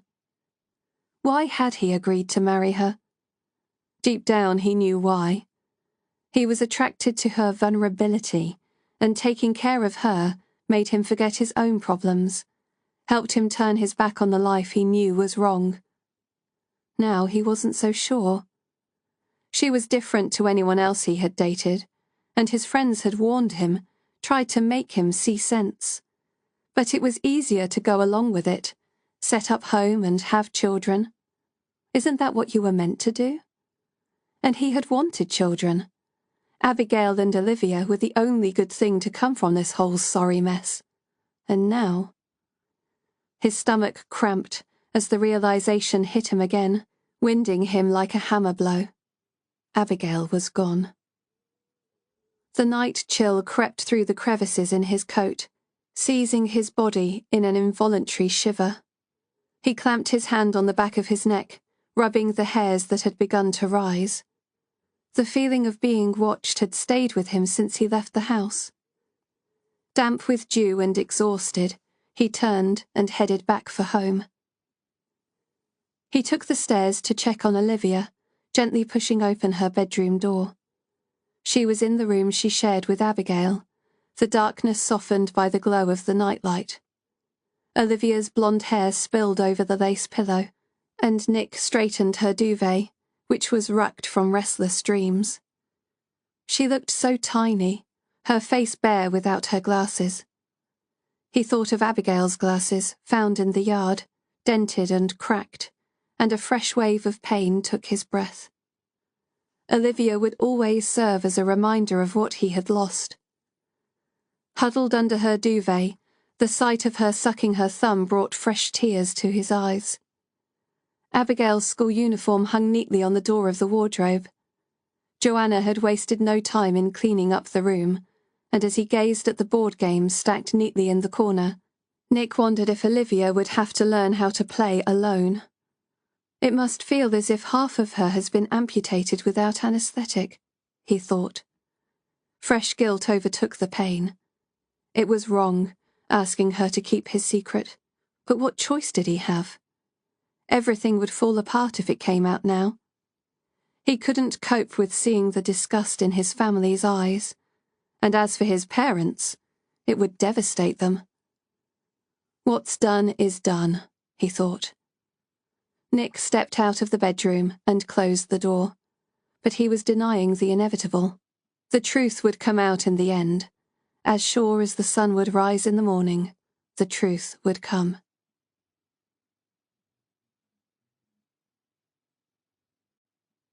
Chapter 11.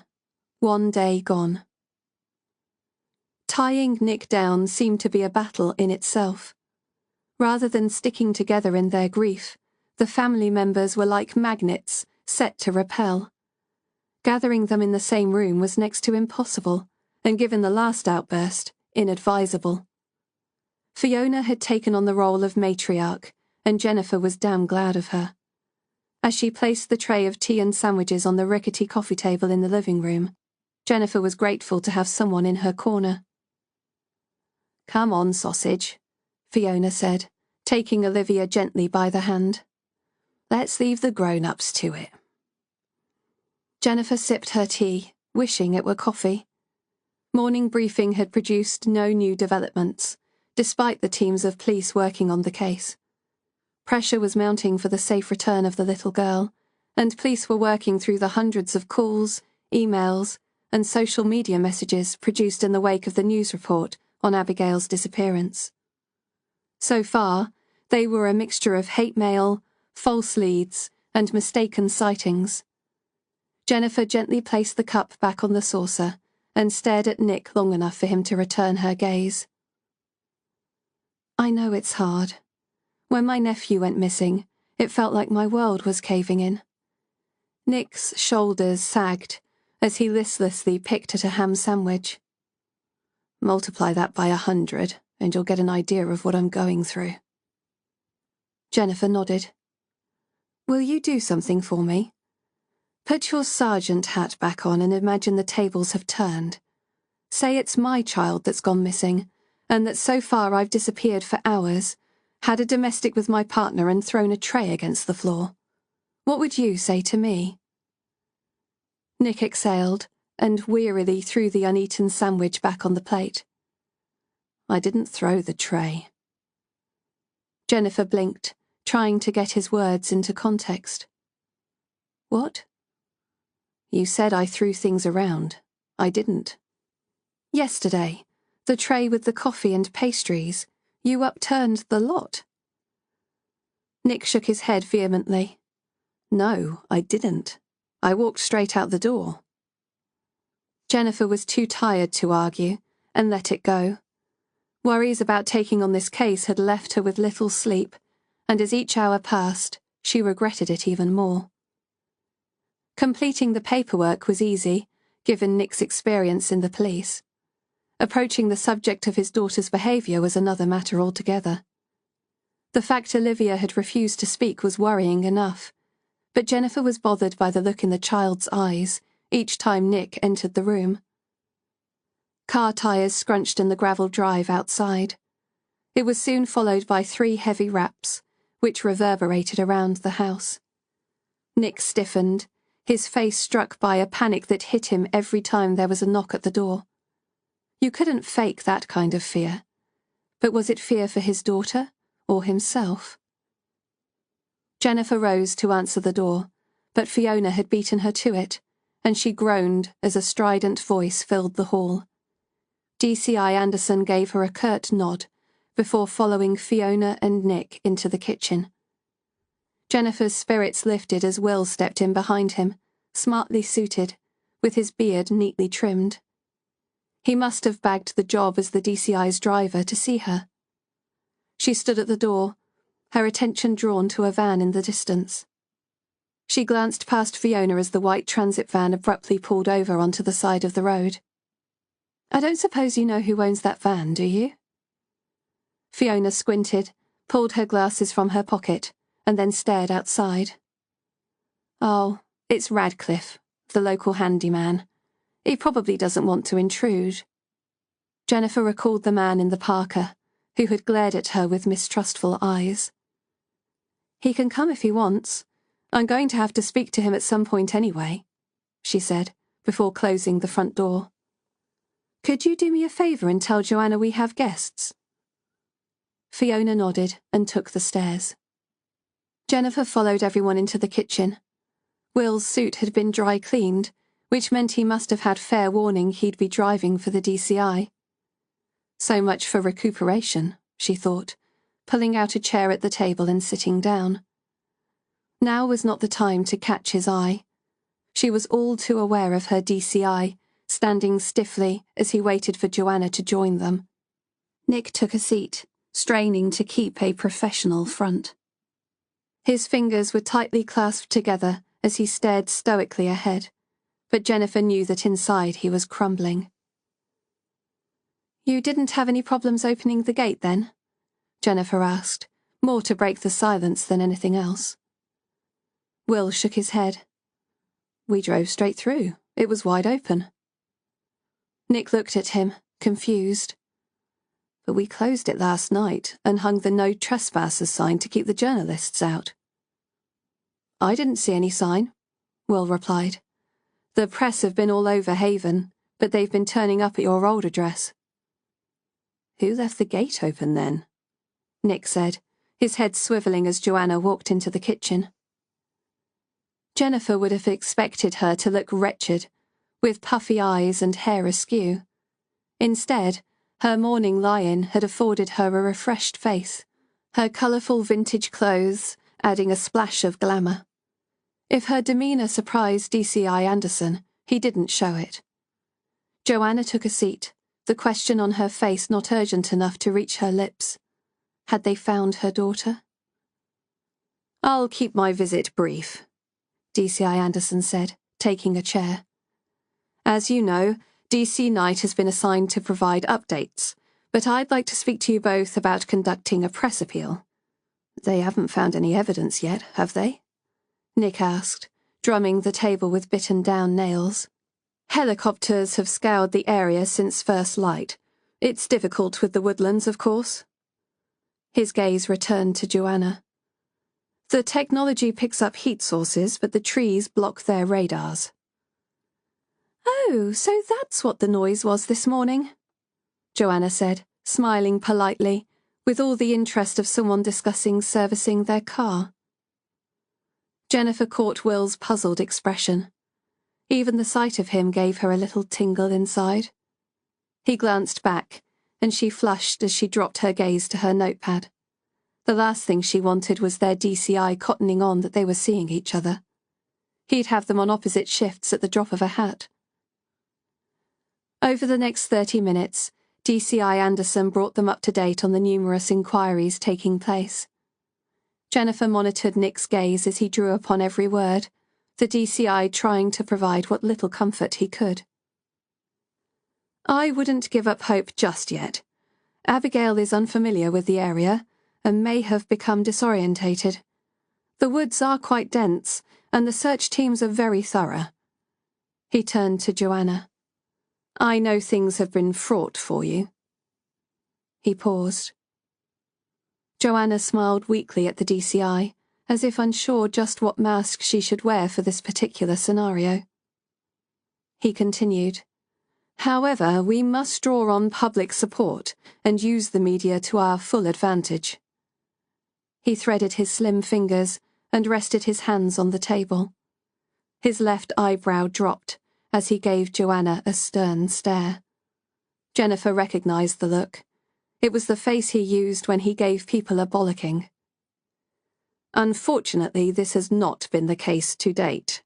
Your unannounced television interview has not helped the situation, much less the constant tweeting and use of social media as a vessel to promote your business. Nick groaned loudly, and the DCI silenced him with a stare.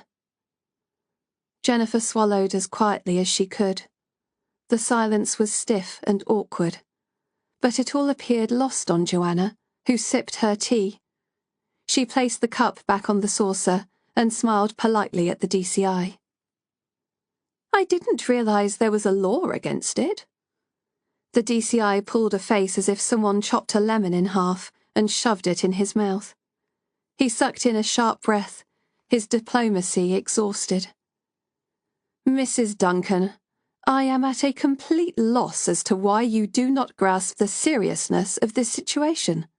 Your daughter is missing, and despite a full operational search, she appears to have vanished without a trace. Public support is imperative at this time. If you are not careful, they'll turn on you and make your life a living hell. DCI Anderson stared at her intently before continuing. It's very important we move fast on this and engage assistance from all available outlets. I need you to attend a press appeal today. DC Knight will explain what is expected of you and will escort you to the venue. I expect you there in 1 hour. I'll see myself out. DC Knight, may I have a word? Of course, sir. Jennifer nodded, sidling alongside Will as they left the room. Nick was shaking DCI Anderson by the hand, offering his thanks in hushed tones. Jennifer took a deep breath as she got outside. Keeping her voice low, she gave Will's arm a squeeze. What are you doing here? I thought you weren't due back for another couple of days. I'm not, but the DCI's driver is out sick, and I volunteered to cover. How are you getting on? He nodded towards the house. She's a bit of a cold fish, isn't she? Jennifer took a step back and stared up at the bedroom window. It was empty. Walls have ears, she whispered, feeling as if she was being watched. Get in the car. Will took the driver's seat as Jennifer slid in the back.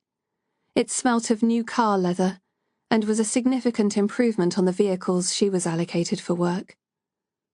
It's all a bit weird, Jennifer said. She's acting like nothing's happened, and he's devastated. I just wish they'd find the poor little mite. Olivia's floating about like a ghost, but the only one keeping it together is Fiona, the hired help.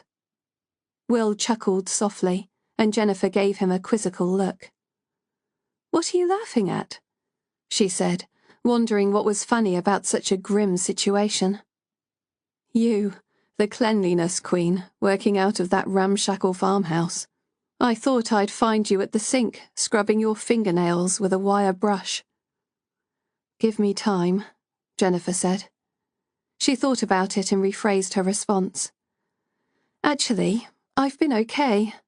I haven't had time to think about it. It was true. Since being accepted as part of Op Moonlight, some of her old anxieties were melting away. I was expecting the Amityville house, Will said. Zoe's been working around the clock digging up its history. Operation Moonlight's newest detective, Zoe, was a transferee who also happened to be a qualified exorcist. It was comforting to know her colleagues were approaching it from a different aspect, when traditional methods had failed so far. It's creepy, and not the most welcoming of places, but nothing's really jumped out on me yet. Look out, here he comes, Will said. Do you think you can make it to mine tonight? I could run you a bath, provide a bit of stress relief. Oh, is that what we're calling it now? Jennifer said with a grin. The smile fell from her face as DCI Anderson slid onto the seat beside her. She had forgotten he always insisted on taking the back seat, like he was royalty or something. He shook a handkerchief from his breast pocket and patted his pasty forehead. So, DC Knight, what do you make of it all?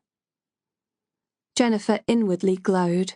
It was nice being taken seriously again, in a case where her opinion mattered. She just wished she had something valuable to impart. I've only been with the family a day, but there's something strange going on. The fact that Joanna is so calm would suggest she's in shock at the disappearance of her child, but I believe there's more to it than that. I'm also concerned that Olivia may have witnessed more than we realize. She was about to open up to me when her father came in, then she clammed up and ran out of the room. I was afraid you'd say that. Do you think he's hiding something? The grief he's displaying is hard to fake, but I do think someone has told his daughter to keep quiet, perhaps threatened her if she speaks. Olivia is the key. I just need some time alone with her, in an informal setting. DCI Anderson folded the handkerchief and placed it neatly in his breast pocket. I don't need to remind you that every minute is precious. Abigail has been gone 24 hours now. It doesn't bode well. Don't let your loyalty to a fellow police officer cloud your judgment. You know the statistics. Jennifer knew of the stats he was referring to, and that in most cases of abduction, the answers lay close to home.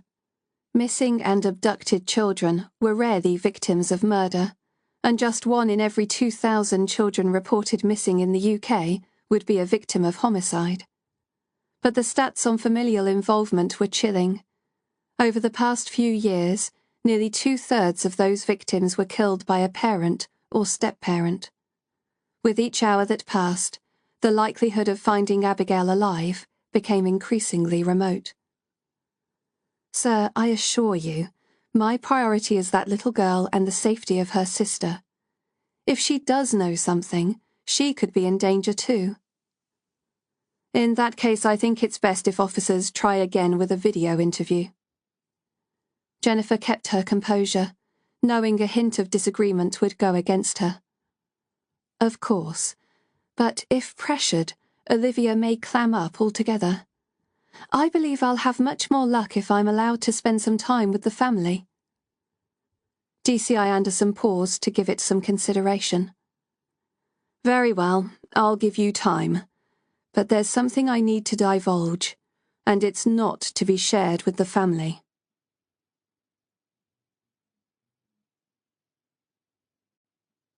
Chapter 12. Jennifer focused on her superior's words as the car ambled up the drive. Their departure from the house wasn't to inspect the gate which had been disturbed, but to impart some vital information. We're interested in Charles Radcliffe. I believe he's been helping them renovate the house since they moved in. Jennifer took a subtle intake of breath. It felt icy cold. Yes, that's right, although he seems to be avoiding me. Is there evidence against him? None yet, but he's got previous. A common assault offence from when he was a minor, and some recent intelligence reports about him approaching children in the area. He's been spoken to informally, but we're monitoring his movements to see if he'll lead us anywhere. Jennifer's stomach churned at the thought. Approaching children may have been a confidence builder, leading up to something bigger. She paused, reluctant to release the words hanging on her tongue. Do you think Abigail's dead? DCI Anderson sighed. I sincerely hope not. But if we're looking for a murder suspect, I don't think we'll need to look far. A cold chill ran down Jennifer's back. The locals of Haven had seen many things since the decline of their town, but child abduction and murder was unthinkable. I'm surprised there haven't been more locals searching the area, she said, staring out the window at the barren lands. There were, but we've appealed to them to call off the searches as they were hampering the investigation. They're looking for a live child. What they don't realize is that we are looking for evidence. Of course we want to find her alive, but we're realistic about it. And if you have any concerns for Olivia's welfare, I want you to call it in. I'd rather see her placed into temporary care than have her put at risk. Yes, sir, Jennifer said, although she hoped it would not come to that. So do you have any special instructions with regards to Radcliffe? Don't breathe a word of our suspicions to anybody. If a family member disappears, make a note of it. Be discreet, but keep an eye on them. They may just lead us to Abigail. Of course, if Joanna wants to make an unscheduled public appearance, then dissuade her. I don't want her opening her mouth at the press appeal today. We'll leave that side of it to Nick. And for God's sake, make sure she's not sitting there grinning like a fool.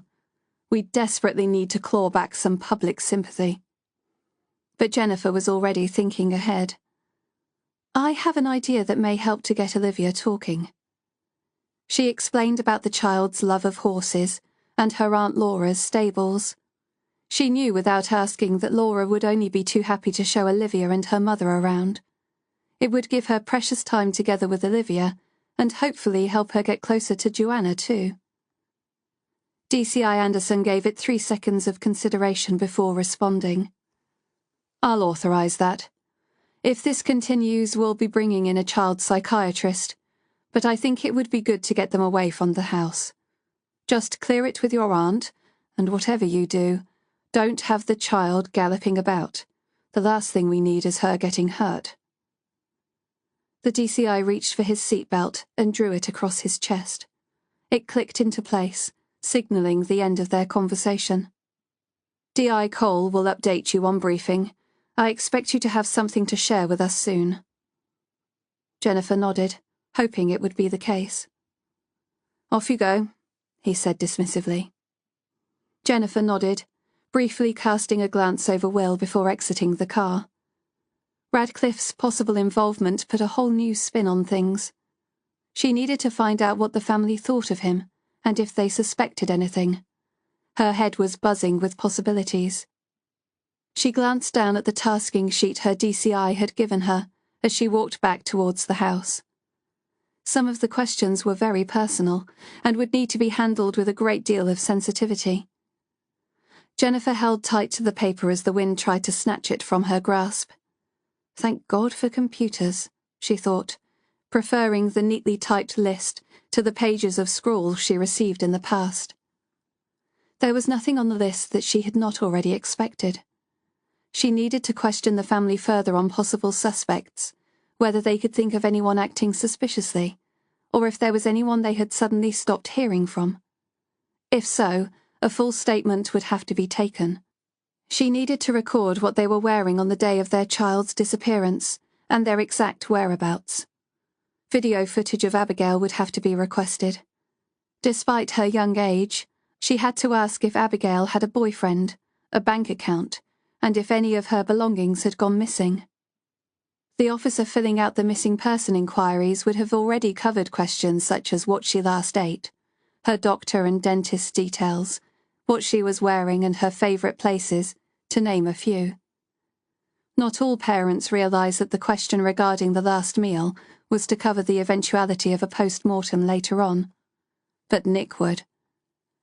Jennifer's questioning would focus on the family, listing immediate and extended family on both sides. Radcliffe was certainly a person of interest, but a shady past did not necessarily mean he was responsible for Abigail's disappearance.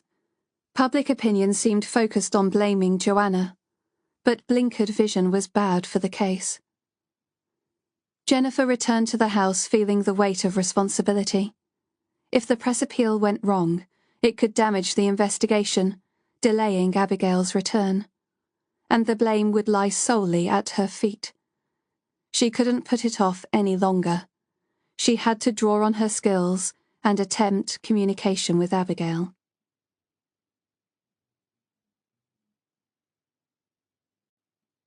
Chapter 13. An impromptu prayer session was something Jennifer was loath to interrupt, and having already made Nick's parents' acquaintance, she was keen to avoid their company. Bob and Wendy made no secret of their religious beliefs, although little was said about their errant daughter, Nick's sister. She was proving hard to pin down, and part of Jennifer's role was to complete a family tree, tracing the family history of the parties involved. Slipping into the empty living room, Jennifer closed the door behind her and took a seat beside the unused fireplace. This was where the tray had flipped up, spilling its contents on the floor, and the room where Sue had reported some activity. It was time for Jennifer to tune in and seek Abigail's presence. She would always put regular police work first, but right now, the investigation needed every bit of help it could get. Given that paranormal investigation was part of her Operation Moonlight remit, she felt compelled to attempt communication. She powered up the police laptop and watched the egg timer making up its mind as it flickered on the screen.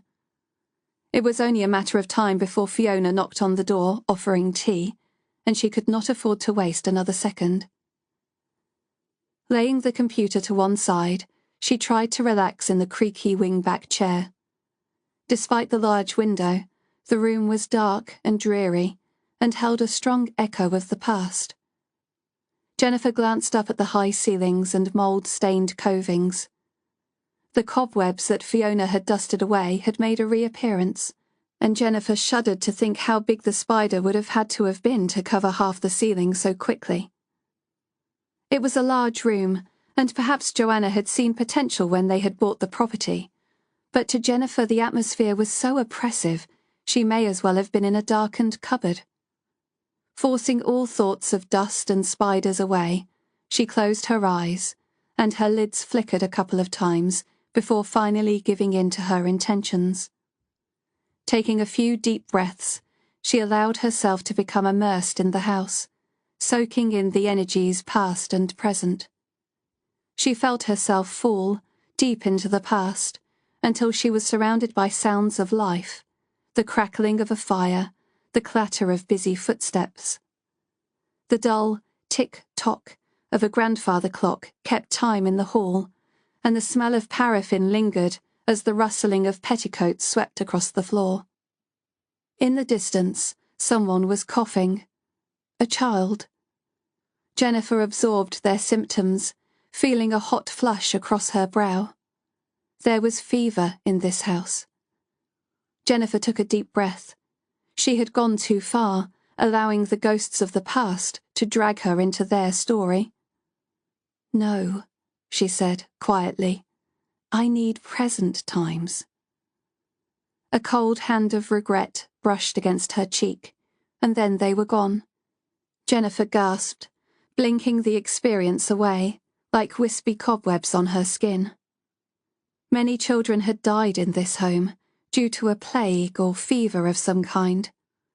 They were taken with such ferocity that some occupants still remained in spirit. But their fate was not connected to this case. She had to move on. She took a deep breath, closed her eyes, and waited. A floorboard creaked from underneath her feet as the darkness closed in. Whispers grew, scratching noises like rats' claws tapped along the floorboards. They were drawing near. A noxious smell rose in the ether. Gone was the soft glow of a paraffin lamp. The only light rose and flickered from the fireplace, where a boiling pot produced the stench of rotten meat. Jennifer wanted to put her hand to her nose, but to do so would bring her to the present. Steadily she breathed, focusing on the whispers growing around her as the room darkened from behind her eyelids. This was not a welcoming energy. "Leave," a deep, disembodied voice drawled. "Begone, all of you." It sounded like a recording being played back on slow, and impossible to tell if it were male or female, or even human at all. "Where is Abigail?" Jennifer asked, remaining steadfast. A low moan was followed by a growl, a presence casting a shadow over her closed eyes. A darkness enveloped her, and the rotting smell grew, forcing Jennifer to break contact. She fought to shake off the presence, like a heavy coat of tar crusting on her back and shoulders. Whatever it was, it had no interest in helping the family, but fed off their discord. She opened her eyes, rubbing her arms as she grounded herself. If Abigail had passed on, it was too soon for contact to be made, and the dark, thick energy that claimed ownership of the house was too strong to allow anything else through. Jennifer shook off the remnants of its presence. "Leave this family be," she whispered. "They've been through enough." But she had closed the door to communication. She picked up her computer and powered up her emails. It was time to contact Zoe and see what secrets she had uncovered on the history of Blackwater Farm.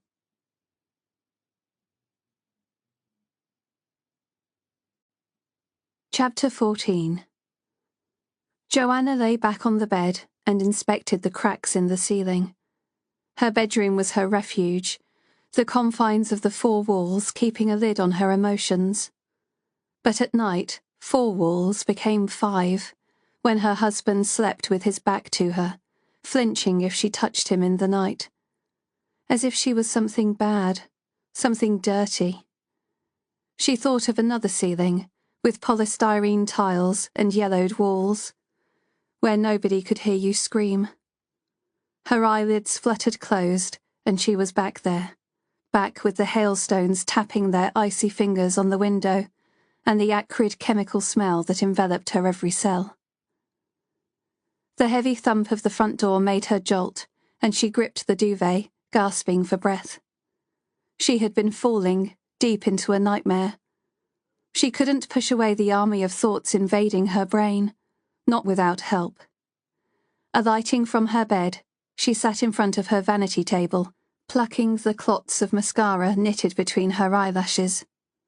Her reflection stared at her in triplicate, and she practiced her smile. "Be strong. You can do this," the voice whispered inside her head. Her voice. It was the only one she should be listening to. Her fingers wrapped around her bracelet and pulled as far as the band of elastic would allow. It was a cheap piece, picked up in Spitalfields Market. She had told Fiona she bought it because the bright beads matched her outfit. The truth was, it was a prop to clear the fog in her head. Her heart flickered as she released the tension. It snapped hard against her narrow wrist, and she gasped in satisfaction at the sudden sting of pain. Her reset button was switched, and she was back in control. The wardrobe door creaked on its hinges as she rifled through her clothes. Just what did you wear to a press conference? Nick's shirts dangled on wire next to her dresses on their pretty padded hangers. She held his shirt sleeve to her cheek. It smelt of fabric conditioner. Fiona had ironed it far better than she ever could. The last time Nick had worn the shirt was at a dinner party, when he had introduced himself as her long-suffering husband. It had started out as a joke, but after a few years of marriage, the words were delivered with an ugly edge that only she could hear. People would laugh, saying he had the perfect family, a beautiful wife, 2 children, and a career in the police. Nick would raise his glass and smile, toasting his good fortune. Joanna dropped the sleeve, trying to understand why her husband had grown to despise her so much. Perhaps despise was too strong a word. At best, he tolerated her. At worst, he frightened her. She had gone over it so many times in her head. She had rushed him into marriage, just like she had railroaded him into having children. But he could have said no. He could have changed his mind. He was a police sergeant, and it wasn't as if she was holding a gun to his head. She looked beyond the vanity table to the window, where a gentle breeze billowed against the nets. Closing her eyes, she inhaled the smell of the countryside. Abigail was out there, her baby. Joanna's hand dropped to her stomach, where she bore the faded stretch marks of her twin pregnancy. And now the police were invading her house, with their constant questions and buzzing radios, issuing press releases for her child's safe return. But Joanna knew from their guarded expressions they didn't believe that would happen. A vision of Abigail rose in her mind, the edges soft and blurry. She was just a little girl, who couldn't sleep without a glass of milk before bedtime. She called a hug a huggle, and had a cute way of mispronouncing her words. And she was oh so beautiful, the brighter spark of the two. Pure and innocent, she didn't understand the concept of stranger danger, because she saw the good in everyone, particularly in people that didn't deserve it. "God help me," Joanna groaned, her chest tightening as a cold flood of dread spread throughout her senses. It brought with it crushing physical pain, and she caught her breath to accommodate it. Abigail, her marriage, everything was crumbling. Her world was crashing down around her, and there was nothing she could do about it. Her breathing quickened as the onset of a panic attack threatened to overtake her. She stretched the bracelet back, further than the elastic would allow, and it snapped hard against her wrist. Coloured beads spilled on the floor as it broke, and Joanna gratefully lost herself in the distraction.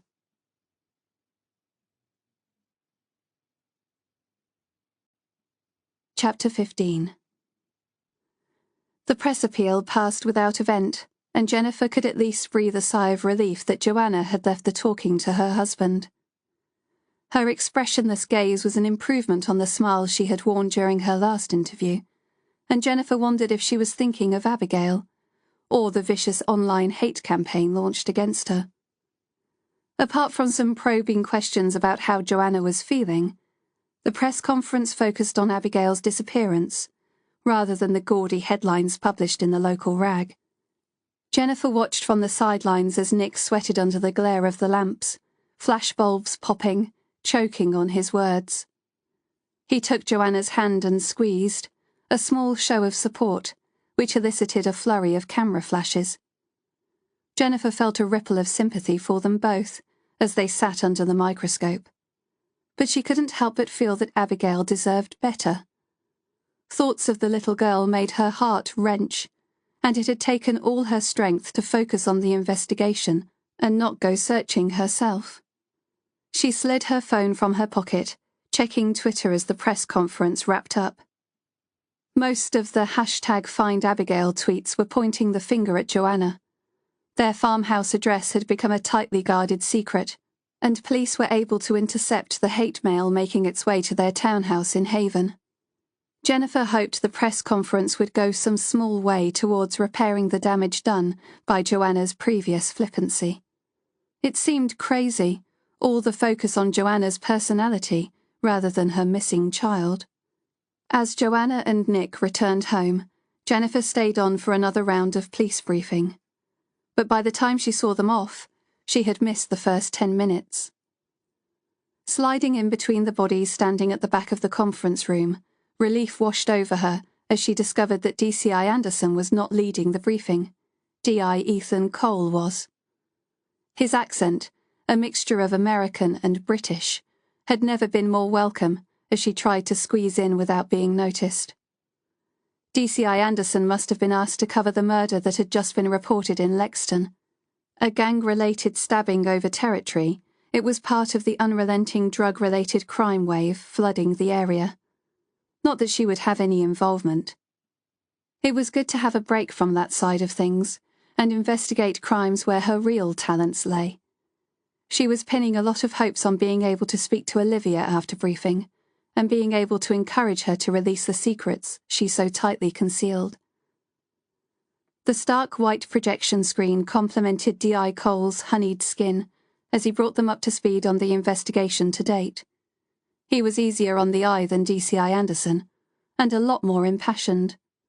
The diving team will be searching the River Blakewater, though there are no leads to indicate we're going to find anything in the water. Additionally, we've been scouring the land surrounding the farm, and, as many of you are aware, numerous items have been seized. Now, I know some of you think we're just collecting litter, but I must impress the importance of early evidence. Abigail is 9 years old. You may have children of your own, nieces, nephews, neighbors. Ethan gesticulated, his hands conducting his words. Keep them in mind as you search for this little girl. She could be lying somewhere, cold, vulnerable, and alone. Or maybe we're already too late. And if this is the case, then we must catch the person responsible. Before they strike again. If it means going over the same patch of land 3 or 4 times, then so be it.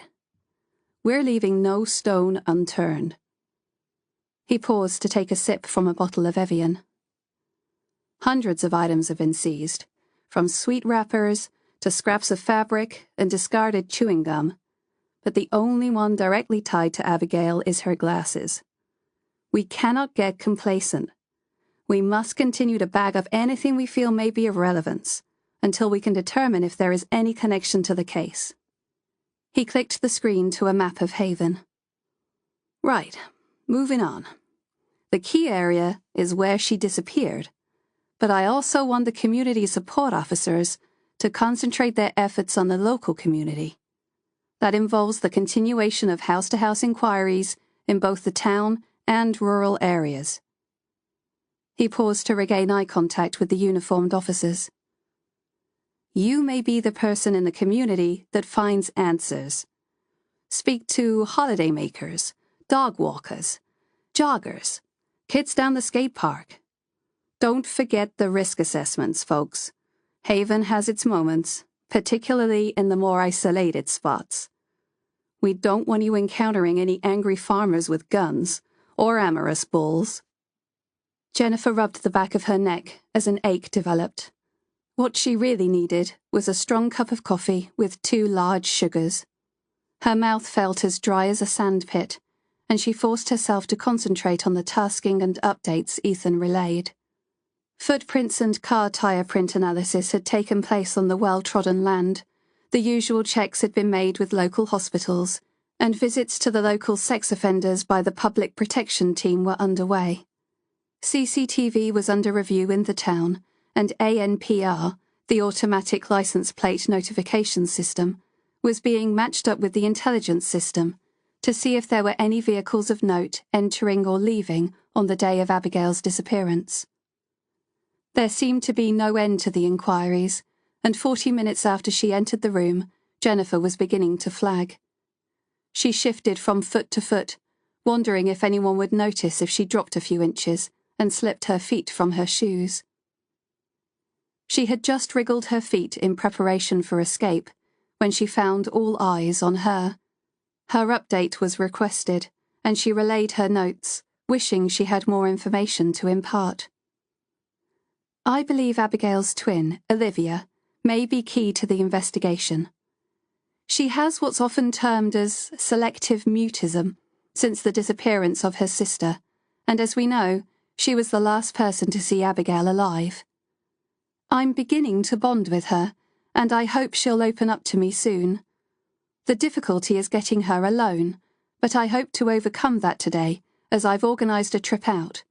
Sanctioned by DCI Anderson, of course. Thank you, Ethan said.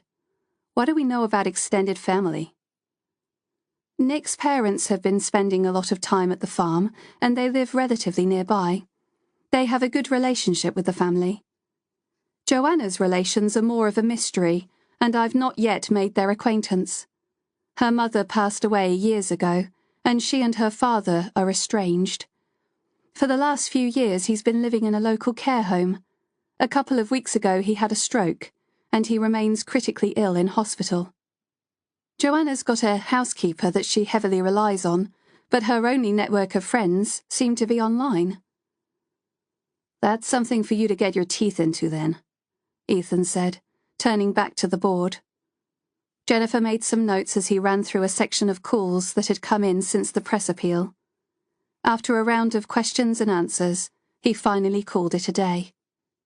Jennifer was pleased Ethan had called her into his office as he strode into the room. She liked spending time there, away from the chaos of the regular office, with its strewn coffee-ringed files, overstuffed bins, and jammed shredders. The filing system in her DI's office was organised with military precision. The chairs were comfortable, and she was pleased to see the percolator had been replenished, as the welcome smell of recently ground coffee hung in the air. Sorry I was late, boss, she said, gratefully taking the cup of Colombian roast from his outstretched hands. No problem. The DCI asked me to jump in at the last minute. It's not my remit, to be honest, but given your involvement in the case, I couldn't say no. How are things going from an up moonlight perspective? Have you picked up anything since we spoke last night? So this is why he called me over, Jennifer thought, to ask the questions that couldn't be discussed in regular briefing, or vanilla briefing, as Will called it. It's very early days. I've only been there a few hours, she said, wrapping her fingers around the glass cup, embracing its warmth. The house holds a lot of history, and there's plenty of spirit attachments. But I don't know. I don't think her disappearance has much to do with the building itself. I think the family are key. Ethan nodded. It's difficult with Nick being a fellow copper, isn't it? But you've got to put that aside for now. Tell me, what's your gut feeling? Using your insight, do you think Abigail is still alive? Jennifer sighed, wishing her answer was yes. There was something. When I was in the house, I thought I heard the voice of a little girl, asking why we hadn't found her yet. It seemed to come from very far away, which would suggest she has passed on. But it's not cut and dried. Sometimes thoughts can transmit to me if I have a connection, or have a conduit. Jennifer's eyes widened. Maybe that's it. What? Ethan said. Olivia was standing behind me at the time. Perhaps she's a conduit to her twin. In that case, I suggest you get back there. Take her out as planned and see what you can find out. Jennifer wasted no time in finishing her coffee and getting back to the farm. Right now, Olivia was their only hope of speaking to Abigail.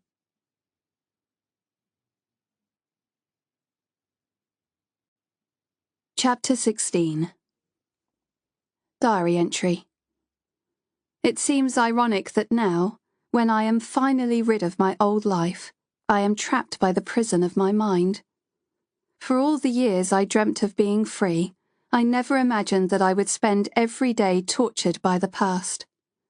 Back then, everything I did revolved around the weight of the depression. These days, I kid myself that I'm normal, but I know that, deep down, something is terribly wrong. It's as if a part of my memory has been disassembled and put back incorrectly. For now, I can only go with my instinct because I don't know what normal is. I visited Abigail today. I had to see her just one more time. She was lying there, caked in mud, her blonde hair hanging in dirty strings on her face.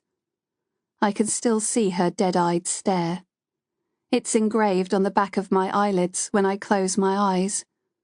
I tell myself it's not my fault, but her presence bothers me.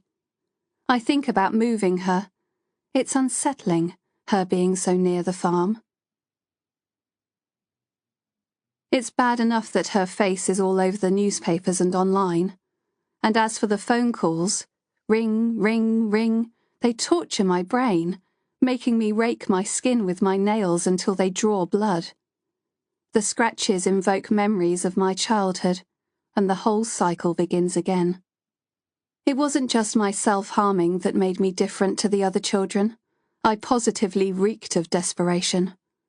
Never, in the whole of my sorry life, had I one person I could truly call a friend. I hung around limply, straggling behind the other kids, thinking that a pity friend was better than no friend at all. But they didn't want some fat kid in second-hand clothes embarrassing them, and I was soon told where to go. Everything changed at my 9th birthday party, when I suffered the acute embarrassment of being the butt of their jokes. My mother decided to hold a party in my honour, and I was thrilled that so many people came. I thought perhaps it was a turning point, and I gratefully tore through the presents. I got one of those fat Bic multi-pens, and someone even gave me a Rubik's Cube. Not that I could ever get the better of it. But my joy was short-lived as my mother left us to buy some more crisps. For some reason they thought that bringing me plates of leftover cake was funny.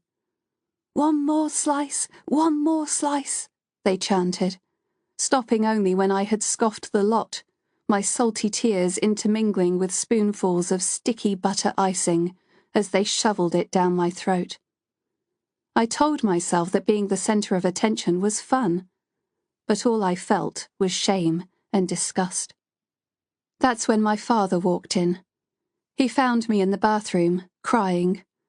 I felt physically sick as I retched into the bowl. But no, my body decided to work against me, holding on to the fats and carbohydrates to pile on even more weight than before. Food brought me comfort and pain in equal measures.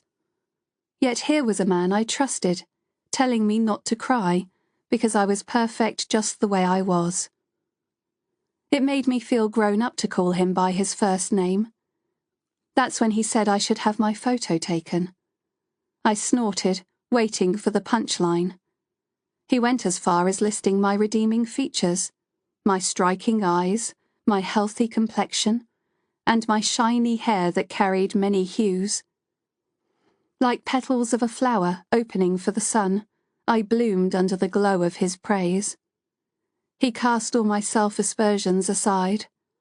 I was a perfect model, he said, because I was different from the others, not in spite of it. I wanted to believe him, because he described me as if I was something special, something good. So I smiled, the kind of foolish, fragile smiles that predators love.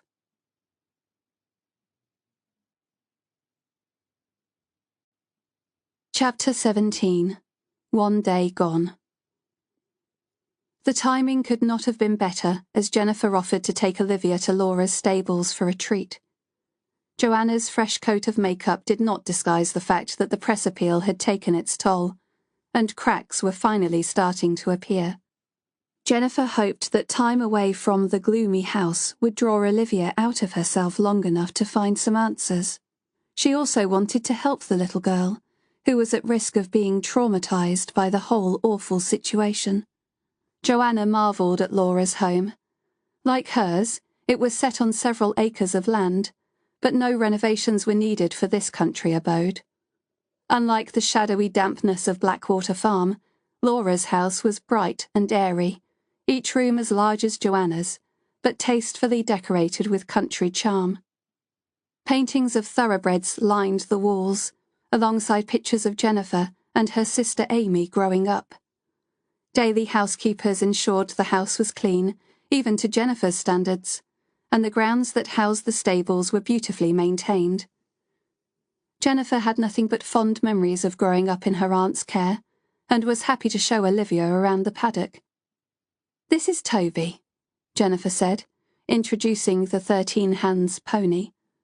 "My sister Amy used to ride him in Pony Club. He's retired now, but he still loves to be taken out for a jaunt. Would you like a ride?"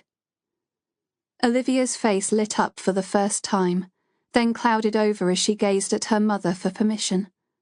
Joanna hesitated, and Laura intervened. "He's very well behaved, and he loves children." Joanna nodded, and Laura gently steered her inside to sample the scones she had made that afternoon. Jennifer sighed with relief and patted Toby on the neck before tying him up next to some steps. "Come on then, Olivia, let's get this hat on," she said, adjusting the straps around her cheeks. Olivia beamed in response, her eyes resting on the pony before her. Jennifer pointed out all the parts of the saddle and bridle. She used to watch her sister clean the tack at night, the room smelling of aniseed oil and leather. It was an improvement on the beer and cigarette smell that had tainted their childhood when their father had been in charge. They had gone from having absolutely nothing to having everything, and even now, Jennifer wasn't sure if she had ever fully adjusted to it. "Are you ready?" Jennifer asked. Olivia nodded more times than she needed to, and tentatively placed a hand on the pony's rounded belly. "Good. Just climb up these steps and hold on to the saddle. Toby will take good care of you." But the little girl's excitement evaporated as her eyes misted over, their spirit withdrawing into itself. Jennifer felt the change in the air, and time seemed to stand still. She knelt down, touching Olivia's hand. Her skin was deathly cold, and her chest rose and fell in an effort to breathe.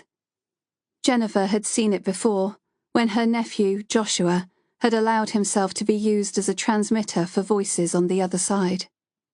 "What's wrong, sweetheart?" she said, afraid to break the spell. Olivia stared into nothingness, her hands hanging numbly by her side. "It's cold here. It's cold and dark, and I want to go home." Her voice was hollow, as if coming from very far away. Jennifer's heart skipped a beat. But she couldn't jump to conclusions. Children were highly suggestible, and the last thing she wanted was to put words into the girl's mouth. "Don't be scared, Olivia. It's just the stables. It's not dark, not really." But the child stood frozen to the spot. "I'm not Olivia. I'm Abigail. I don't like it here. It's dark and I can't see." Jennifer crouched until she was eye level. There was no time to wonder if Abigail was really coming through. Such links were tenuous and very short-lived. "Abigail, describe it for me. Where are you?" Jennifer whispered, praying for something, anything that would provide her with a clue. "I'm in a dark tunnel with a light at the end." Olivia's face screwed up, and she shuddered a tearless sob. She was a puppet, and the ventriloquist controlling her was crying. "Somebody's at the other end, but I don't want to go with them. I'm scared. I want to go home." There was no time for platitudes. Jennifer needed answers. "Did someone take you? Are you lost?" But as Olivia took a sudden breath and blinked, Jennifer knew that contact with Abigail had broken. It was as if she had emerged from underwater, and she took a few more breaths before returning her attention to the pony. "Are you okay?" Jennifer asked. Olivia nodded, climbing the steps to mount. Jennifer could not ignore the sense of unease creeping up on her. There was change ahead. She could feel it in the air. She had watched her nephew emerge from the same type of trance, and his was not the only case. He had also returned to normality quickly, with no desire to discuss what had happened moments before. She wondered if it was because the children had no recollection, or because it was such an unpleasant experience. It didn't matter. There would be more to come. Jennifer helped her into the saddle, adjusting the stirrups before leading the pony forward. She glanced up at Olivia's face, alight with happiness. A different child, she was pink-cheeked and smiling with delight. Olivia clicked her tongue, coaxing the pony to walk a little faster across the neatly clipped lawn. Normally the horses would be ridden in the fields at the rear of the stable, but Jennifer had already gained permission to ride on the lawn, within sight of the house. Jennifer tried gently to question Olivia on what had just happened, but even in her silence, she seemed to have no recollection of the words. Had she really spoken to Abigail?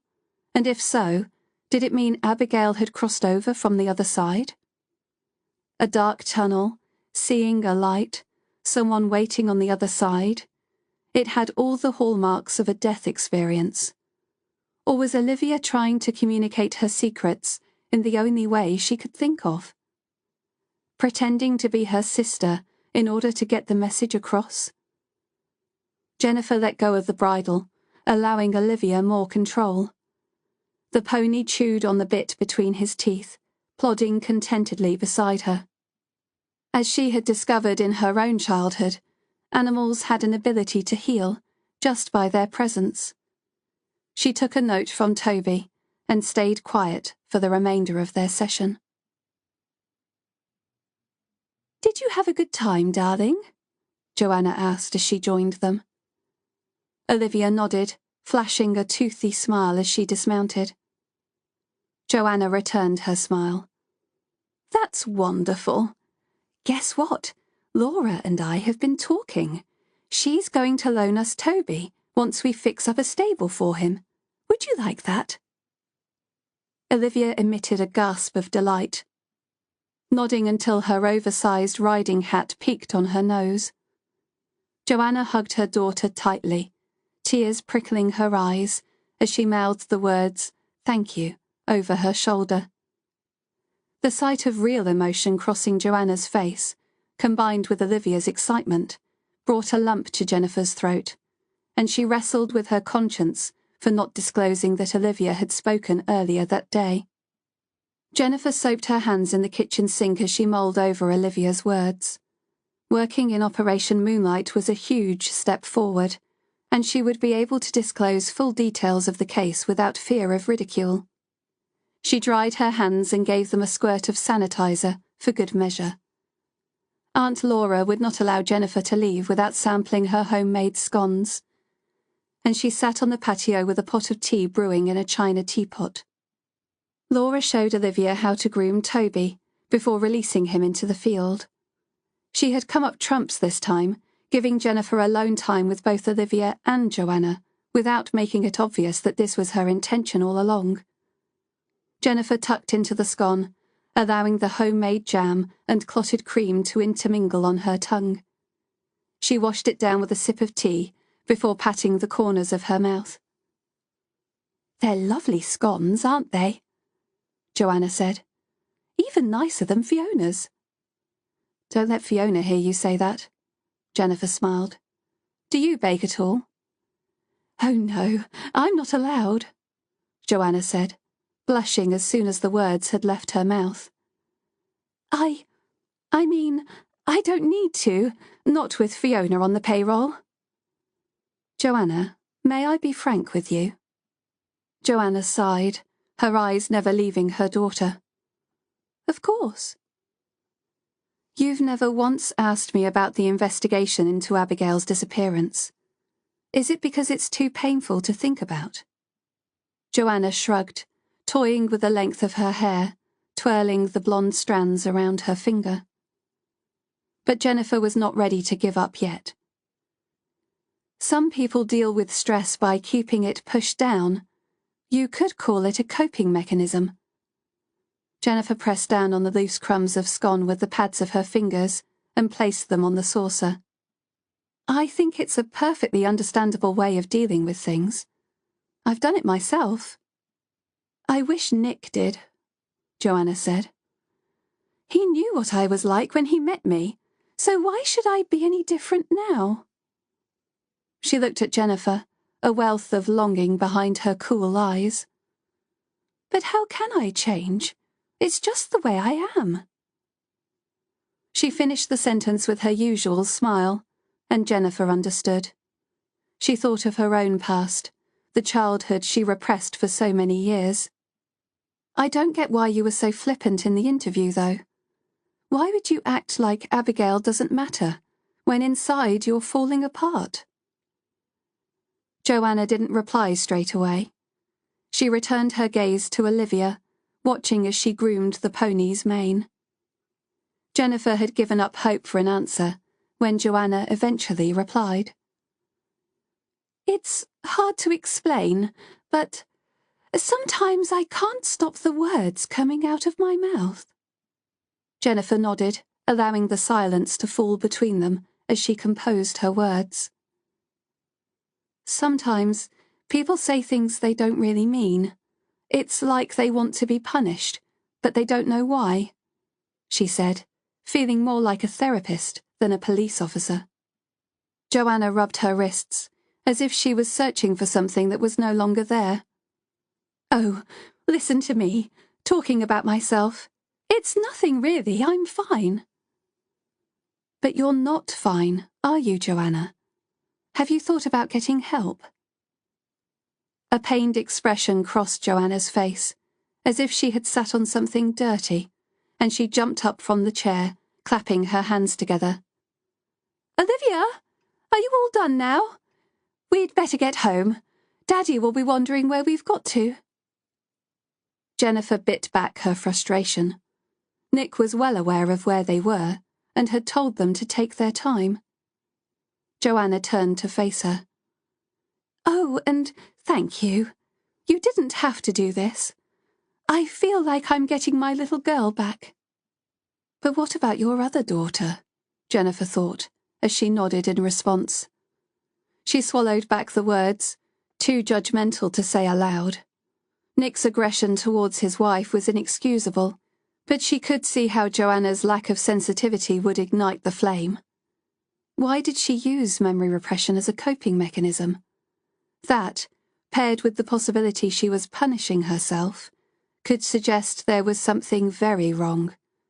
It would take time to find answers, and time was a luxury they could ill afford. Olivia beamed as her mother recounted the arrangements she had made for borrowing the pony. It was a one-way discussion, but the journey home was filled with hope. Olivia's message was a breakthrough, and Jennifer clung on to the belief that there would be more to come. She drove on autopilot down the potholed country lane, inhaling the sweet smell of the rapeseed as it drifted through the car window. The fields lit up the landscape in patches of vibrant yellow, but their beauty was lost on the occupants of the car.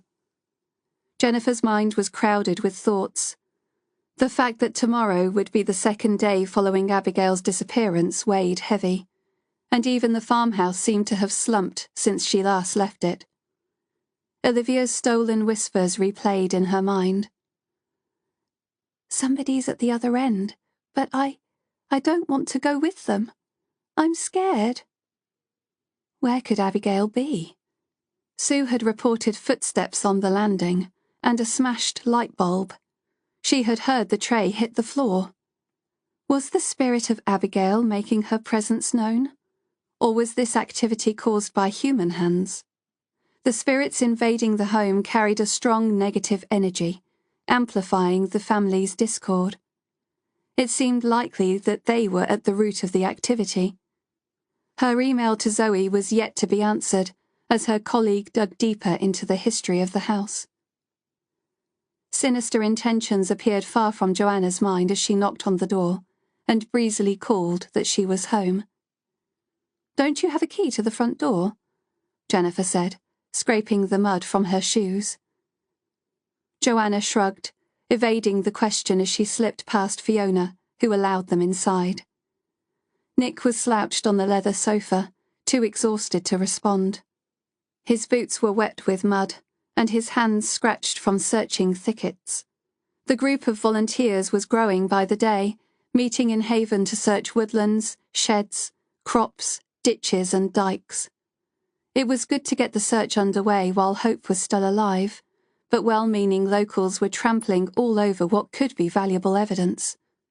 Spent cigarette butts thrown in the woods, discarded chewing gum wrappers, all transient evidence. Its worth minimal unless found on the body. The body. Jennifer caught her thoughts.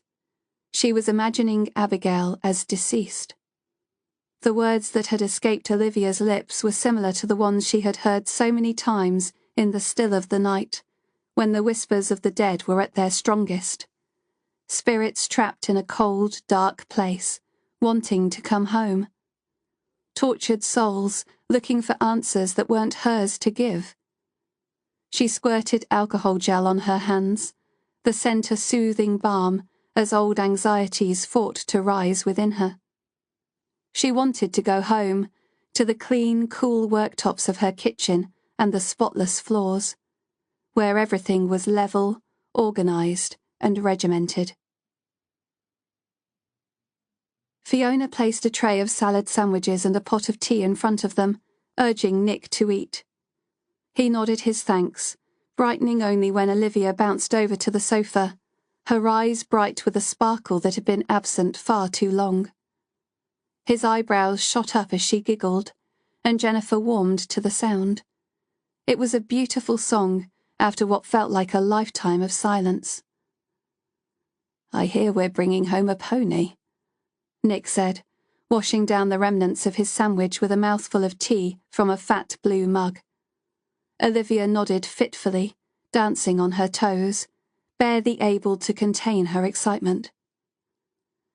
"Be a good girl, and we'll soon have him here," Joanna said, leaving Olivia with her father. Jennifer turned to follow the women back out to the kitchen, feeling like an intruder. Olivia planted a kiss on her father's stubbled cheek. Almost as an afterthought, she leaned forward, her whisper just within Jennifer's earshot. "I'll be a good girl, Daddy. I promise I won't tell."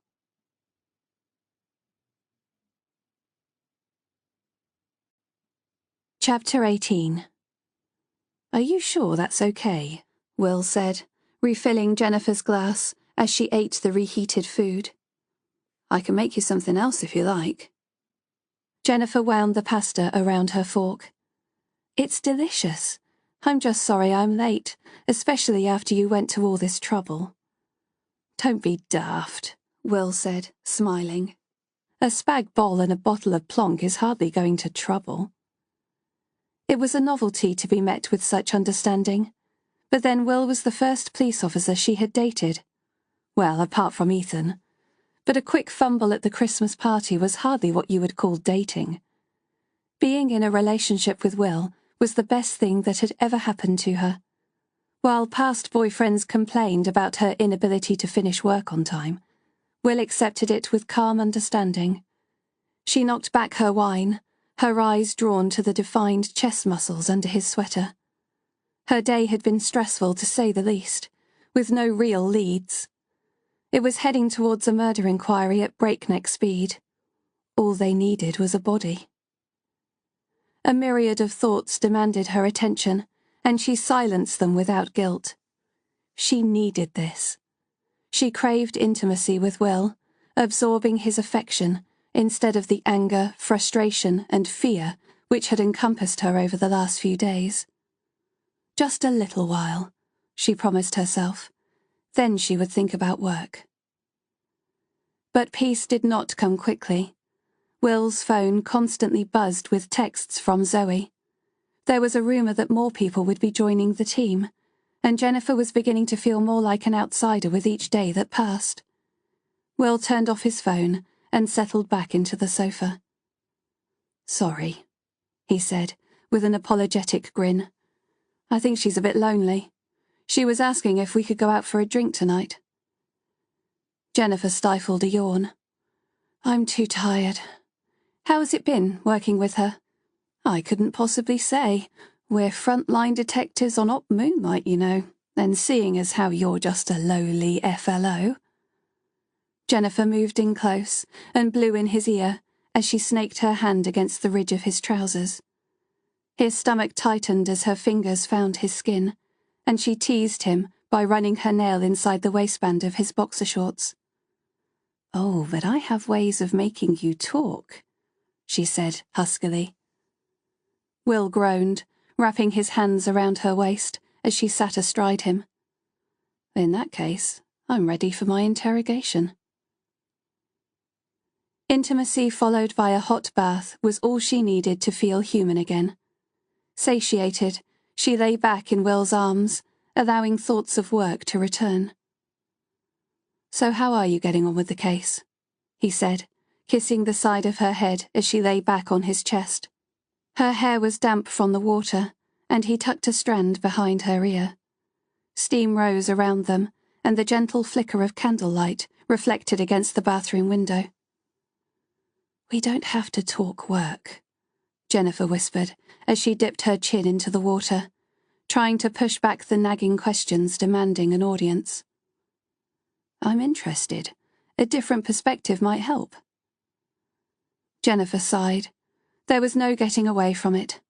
She was doubtful other boyfriends would be as accommodating, although she would never have been able to speak to them about cases anyway. Keeping it to herself had made it all the harder. Not that they had understood any of that. She filled Will in on the case to date, bringing him up to Olivia's behaviour around her father. I took the opportunity to question Olivia again, Jennifer said. I heard her whisper something to her dad about keeping a secret. But she's been mute ever since, and somewhat spooked. I didn't want to push things too far. You don't think he's abusing her, do you? Jennifer shivered as their bathwater began to lose its heat. The words sounded ugly as they hung in the air. I asked if her mummy or daddy had hurt her, or made her do anything she didn't want to do, she said. And? No. Well, at least she shook her head, which implied no. I watched her face closely for a reaction.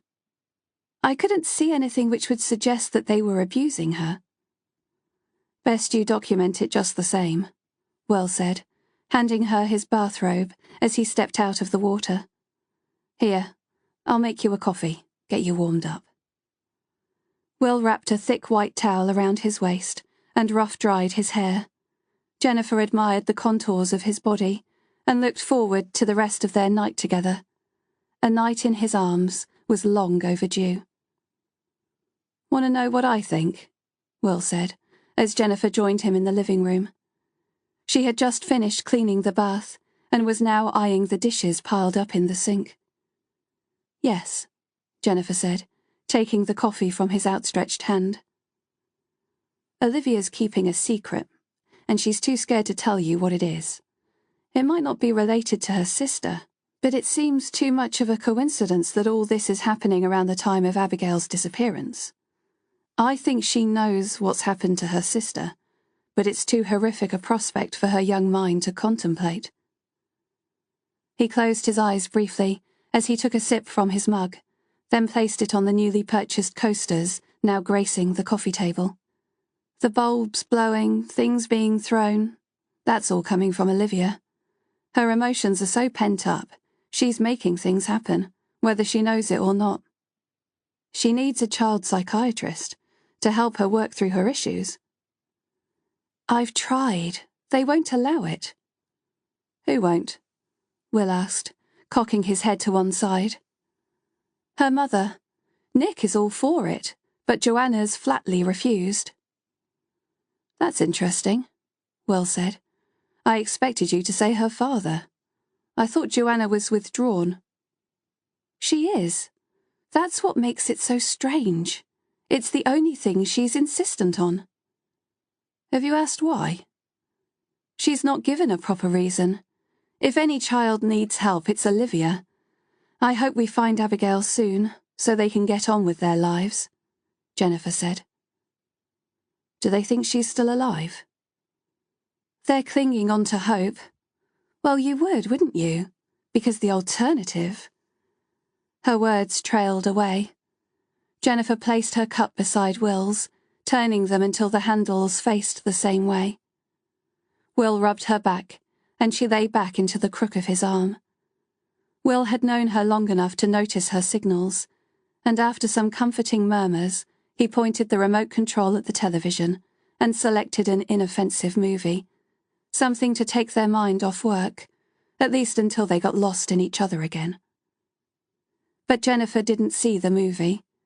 Instead, she replayed snatches of her visit to Blackwater Farm, the bits that had been bothering her long enough not to evaporate into the ether. Natives of Haven, both Nick and Joanna had moved away a couple of times, only to return. They used to live in London, while Nick commuted to work in Lexton every day. Moving to their townhouse in Haven had made sense for them both. She had a good job, was financially secure. But everything had changed dramatically in the last few months. They had sold up to live in a creepy derelict farm, and Joanna had given up her job to work online, going from mixing with lots of people to being a recluse. Her friends were all virtual, and quick enough to desert her when the allegations came to light. Jennifer thought of the farmhouse, hollow and empty, crawling with a negative energy that would send most people packing. But there was something niggling at the back of her brain. When they came back after their trip to see Aunt Laura, Joanna had been locked out. Why didn't she have a key to her own house? The doors were old and battered, but the inner locks had all been filled in. The only door that had a key was the bathroom, and she had never seen Joanna use it. Jennifer remembered Joanna's throwaway comment about not being allowed to bake, and the embarrassment that followed. There was something about the way Joanna spoke that made her think she wasn't allowed to cook either, or even to touch a knife. But she wasn't imprisoned in the house. Joanna was able to go to the local TV studios after all. It was as if there was an unseen rule. It was one Jennifer would be keeping a very close eye on.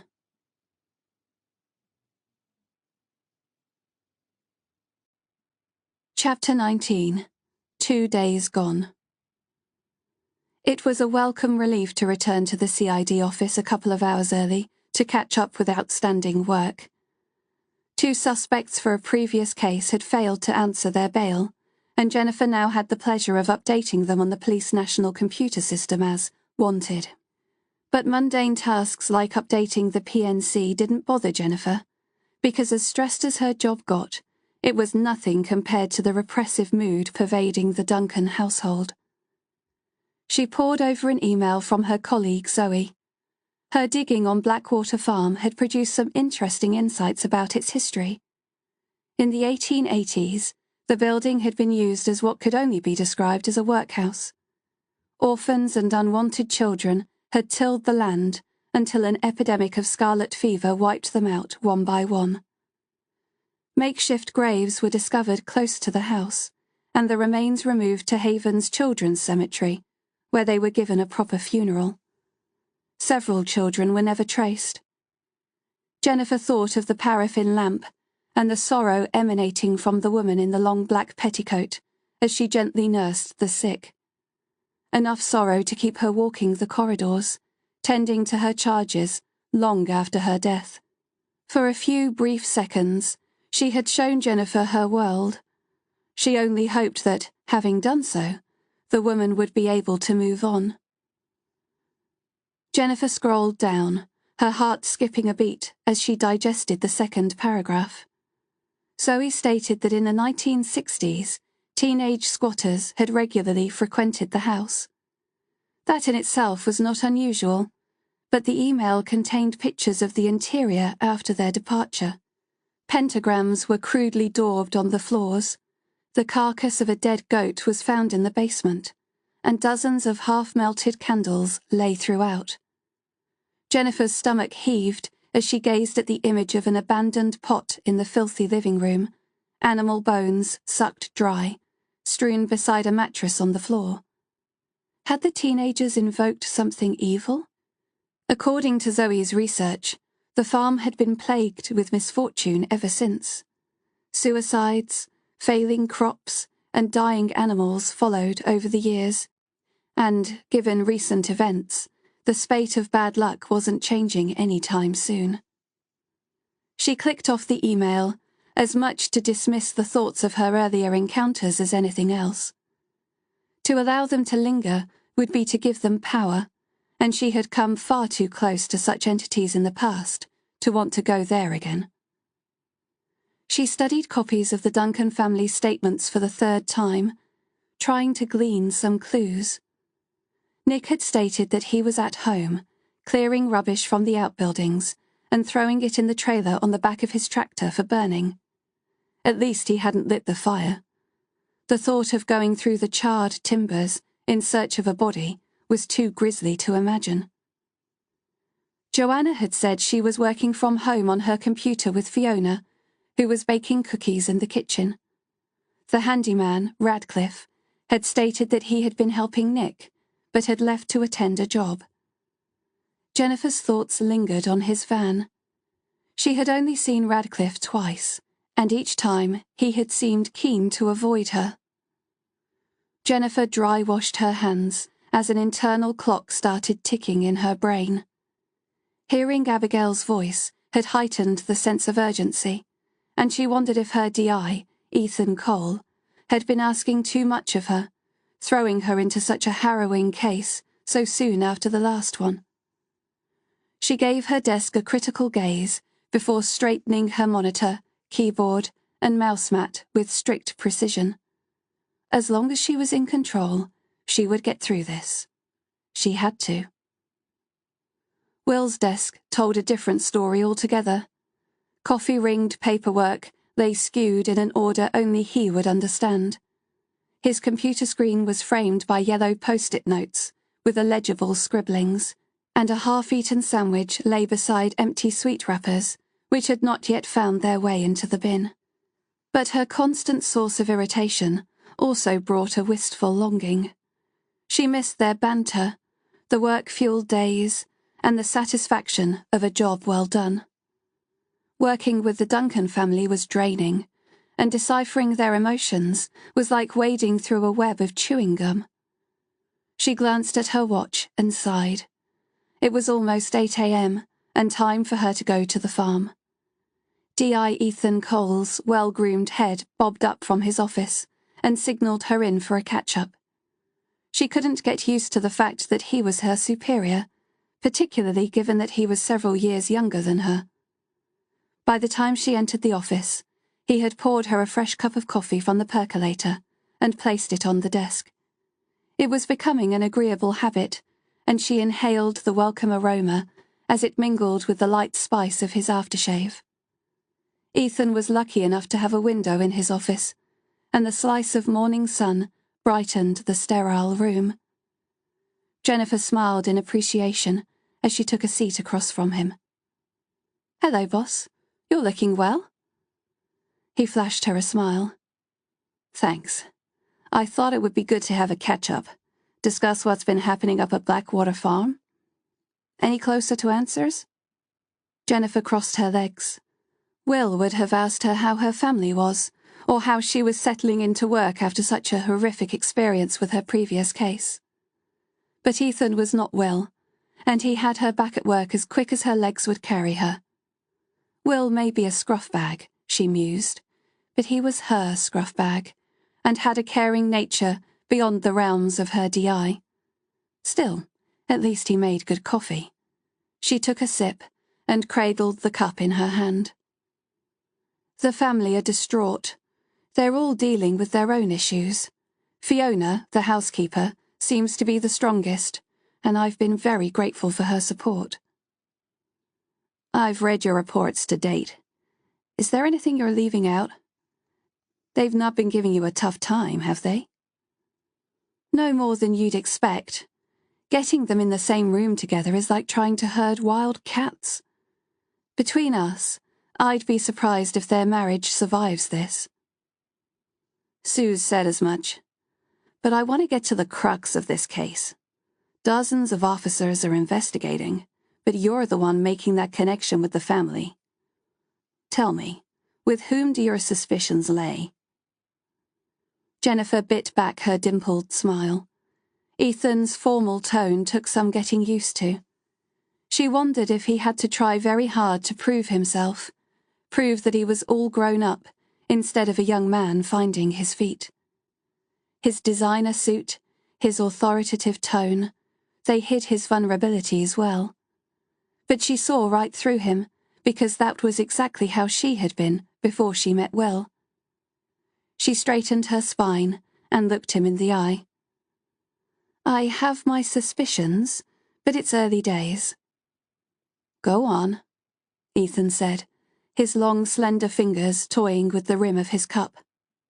Nick's hiding something, and his daughter is scared. He resents my presence and tolerates me only because he'll get quicker updates. But I've no solid evidence yet, nothing that would warrant a formal investigation. Ethan said. Sue's been investigating Joanna's family, what's left of them. I'd like to know why she's estranged from her father, particularly given he's her only surviving parent.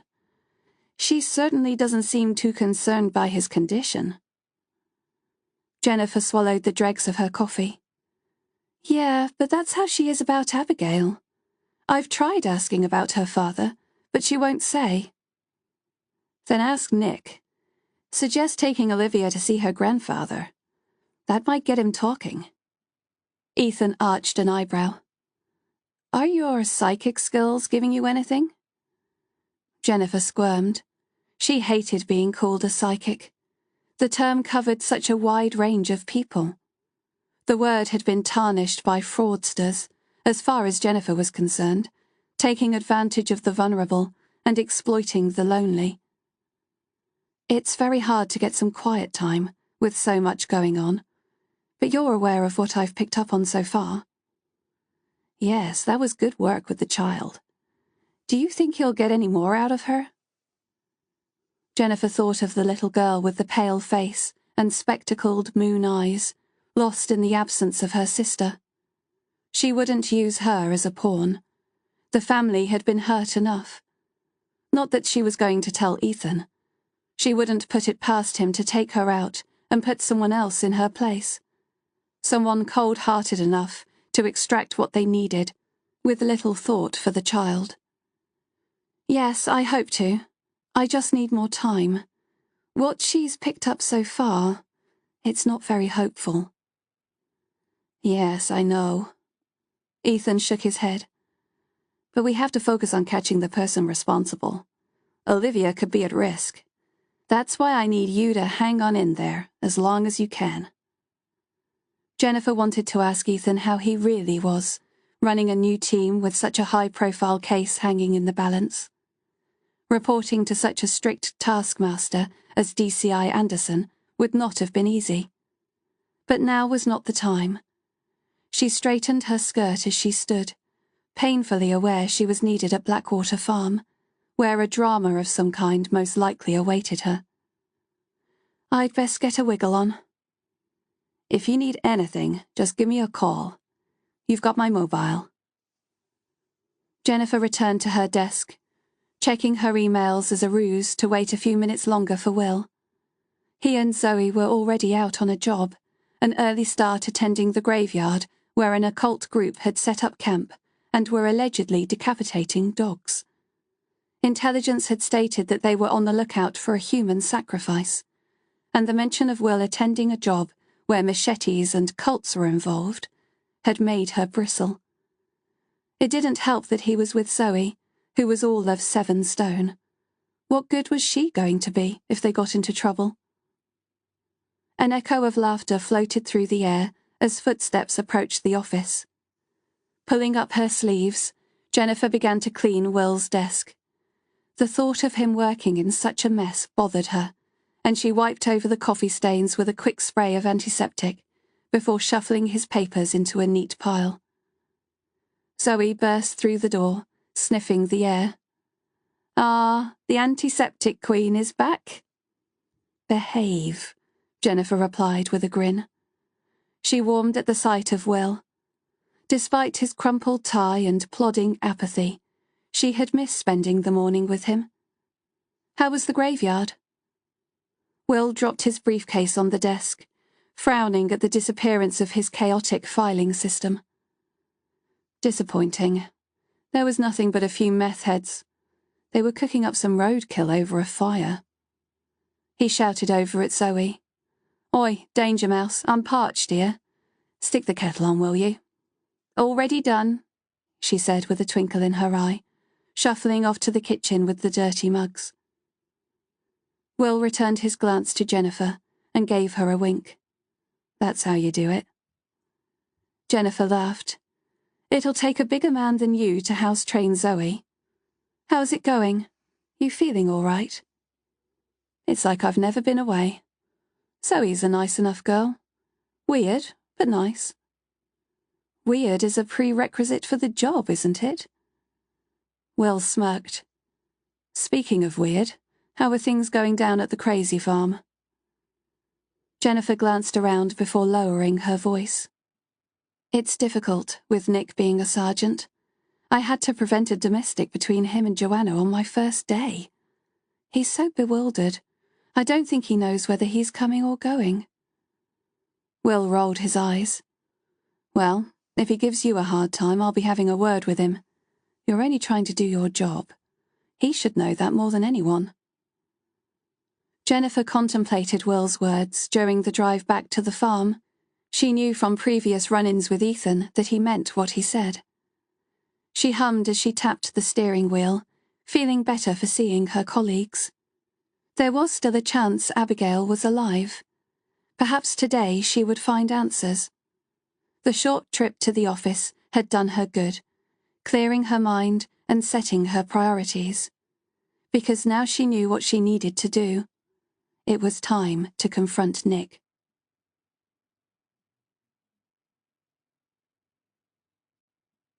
Chapter 20. What is it about this place? Jennifer thought, stepping out of her car. She had been hopeful just moments before, but a gloom descended as she walked towards the old grey farmhouse, sapping her good mood and replacing it with a heavy sense of resignation that things were not going to end well. The farm had the cold stillness of a graveyard, dotted with clusters of purple-headed thistles, affording splashes of colour in an otherwise bleak landscape. Once filled with livestock, the fields were now barren, dotted with ramshackle galvanized huts. The sky resembled a sheet of dirty white cotton, casting a dull filter over the fuzzy radiance of the sun. "Abandon all hope, ye who enter here," Jennifer thought wryly, surprised to find the front door unlatched. She blinked to adjust her eyes to the dim corridor, silencing her steps by walking on the balls of her feet. She preferred not to announce her arrival, at least not yet. The smell of freshly baked bread and melting cheese filtered down from the kitchen, and her stomach grumbled in response. She hadn't eaten breakfast, but now was not the time for food. Nick's low murmurs confirmed his presence in the living room. She leaned in to the door to listen, but his words were unintelligible. Her hesitation weakened her resolve, and doubts began to creep in. What if confronting Nick put Olivia in danger? Could she live with that on her conscience? Jennifer dismissed the thought. Nick was a police officer, not a killer, and there was probably an innocent explanation. "I'll be a good girl, Daddy. I promise I won't tell." Olivia's words replayed in her brain, more damning each time they were repeated. She had to confront him now, before she lost her bottle. Hoarse murmurs drifted through as she slowly pushed open the door. Nick was having a one-way conversation with Olivia about the pony. Jennifer caught Nick's furtive glance as the door creaked to announce her presence. His jeans were stained with dried mud, and his hair was in disarray, as if he had been running his fingers through it backwards. Tiredness had finally caught up with him, days without sleep taking their toll. Nick jerked up, turning to his daughter. "Tell you what, why don't we go out and have a look at the stable now?" Jennifer bit her lip, assessing the situation. It was clear he was avoiding her, but she couldn't allow Olivia to get caught up in their confrontation. "Food's ready," Joanna said, walking in behind her. She was wearing a peach 1940s-style dress, making her look like a bit part in a low-budget stage show. "Oh, hello, Jennifer. I didn't realize you were here. Would you like some pizza? It's homemade." She tittered behind her hand, as if sharing some private joke. Olivia loves pizza any time of the day. "I was just hoping for a quick word with Nick," Jennifer said, observing Joanna's expression to see if she too would notice just how haggard her once handsome husband had become.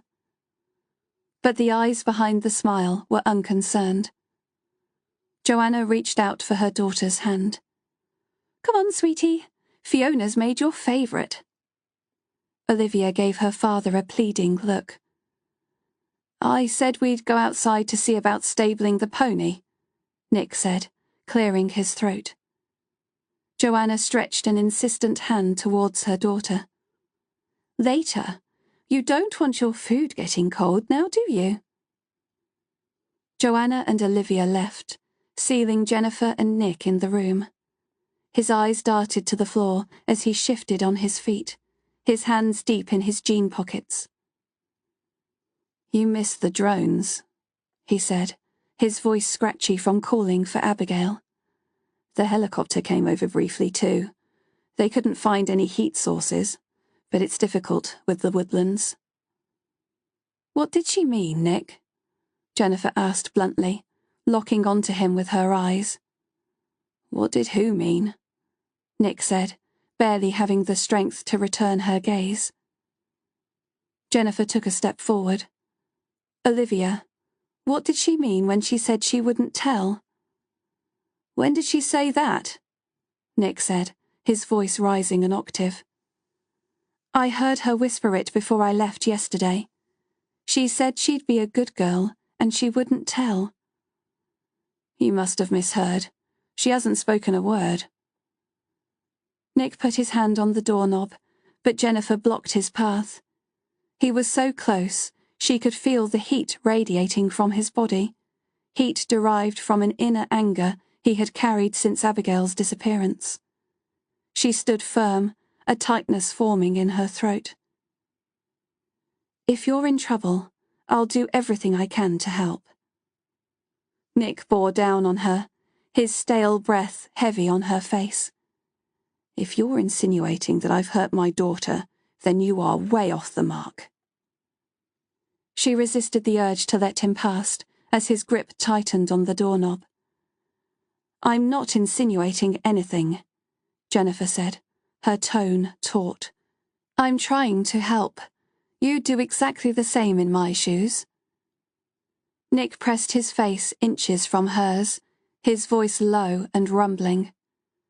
How could you think I'd hurt my children? They're my whole world. Their standoff was interrupted by a scream from the kitchen. Nick barged past, and Jennifer followed, barely having time to register what was happening as she burst through the kitchen door. Fiona was clutching Olivia tightly in the corner of the room, and Joanna was pointing to the floor. Jennifer's gaze fell on the blood-red splatters on the kitchen tiles, and gasped with relief as she spotted the Heinz label clinging to fragments of glass. It was ketchup. What happened? Nick asked, checking Olivia over. Fiona cleared her throat to speak, her expression one of disbelief. It just flew off the table by itself. Again, Nick said, shaking his head. It's okay, sweetheart. The table's crooked, that's all. Eat your pizza. Everything's all right now. Jennifer assessed the room, sensing a charge of static electricity. Sue had mentioned things moving by themselves, and judging by Nick's reaction, it was not the first time. Olivia nodded glumly as she slowly pulled in her chair to sit. Her eyes nervously darted around the room as she nibbled the pizza crust, like a small bird waiting for a predator to pounce. Jennifer's heart plummeted. This was the last thing Olivia needed. Nick left the room, mumbling something about getting a bath. His blistered feet had prevented him searching any longer, and he plodded heavily up the stairs, hitting each step with a laboured thump. Nick's anger seemed to have evaporated in a puff, but Jennifer grew fresh concerns about Joanna's relationship with her husband. Are you okay? Jennifer said, glad to get Joanna alone as Fiona took Olivia to the living room to watch TV. Of course, I'm fine, Joanna replied, delivering her usual smile. I mean with Nick. He's a bit aggressive. Is this something I need to be concerned about? Joanna gave a short laugh. Nick? He's a big softy. He's just stressed, that's all. Because if you're worried, I can try to get you and Olivia into a women's refuge for a few days, give you some time apart. Joanna's retort was firm. I appreciate your concern, DC Knight, but I'm perfectly safe. I'm not a battered wife. A refuge is the last thing we need. Jennifer noted the coldness in Joanna's tone and decided to leave it at that. She was right. Staying at a refuge might only add to Olivia's trauma, and she was probably worrying over nothing. There is one thing you can help me with, Joanna said, running a mop over the kitchen tiles. Jennifer raised an eyebrow. I'll do my best. What do you need? I want you to contact Abigail. Jennifer recalled her earlier contact, and a wave of guilt fell over her. She cleared her throat as she constructed a suitable response. We're doing everything we can to find her. I don't mean that. Your colleague, Sue, she said you're psychic. I want you to speak to Abigail. See if she's on the other side. Jennifer inhaled sharply, cursing Sue under her breath. How dare she act so unprofessionally? I think Sue's got her wires crossed. I'm a detective first and foremost. Granted, I sometimes deal with unusual occurrences. Haven is different to other towns. It hasn't moved on from the days of superstition and folklore. It doesn't mean I'm psychic, sorry. Well, then you must know someone that can help, Joanna said, her smile loosening as her voice became frayed. You hear about psychics helping the police all the time. Jennifer thought of the last psychic she had had contact with, and it made her shudder. Help is the operative word. After all this family's been through, the last thing you need is someone making it worse. Besides, you're making the presumption that Abigail might have passed away. It might not be the case, and to presume such would be very upsetting for Olivia, don't you think? Joanna shrugged, returning her attention to the floor. She's her twin. She already knows. The conversation took a surreal turn as Jennifer watched Joanna casually discuss her daughter's death while mopping the floor. She wanted to throw the mop to the other side of the room and ask her to at least have the decency to grant her daughter her full attention. She was beginning to experience the frustration and disbelief that Nick felt. What do you mean she already knows? Has she said anything to you? Joanna dipped the mop into the dented metal bucket and pumped the handle up and down. No, and believe me, I've tried to get her to open up. But I can tell. Twins pick up on things. Jennifer grasped the handle, temporarily gaining Joanna's attention. I may have an insight, but I don't class myself as a medium. Perhaps I can speak to Olivia alone. I might be able to help her come to terms with things, at least until the child psychiatrist gets here. Joanna smiled, but her eyes were icy cold. I'd like that, but under no circumstances is a psychiatrist coming into my home. Jennifer dropped her hands, splaying them palms upwards. But they only want to help. We've given the police free rein on our farm, but just this once I'm putting my foot down. I'm happy for you to speak to Olivia, but I'm not having any counsellors involved. If you have a problem with that, you can call social services. God, Joanna, I don't have a problem. I'm just surprised, that's all. Joanna smiled, calmness restored. That's okay then. I think she's just gone upstairs if you'd like to speak to her now. Nick's in the bath, so you won't be disturbed. Jennifer did not need to be asked twice. She gripped the thick wooden banister as she climbed the stairs. The bulb on the landing had blown, and grim shadows filled the empty space. The need for cleanliness and order began to rise, and she could not contemplate spending a night in the unwelcoming farmhouse, let alone live there. Somewhere in the depths of her senses, Jennifer could feel ghosts of the past brushing against her skin, their icy whispers raising goosebumps on her flesh. A cold, sickening sensation arose as each step brought Jennifer further up into the gloom.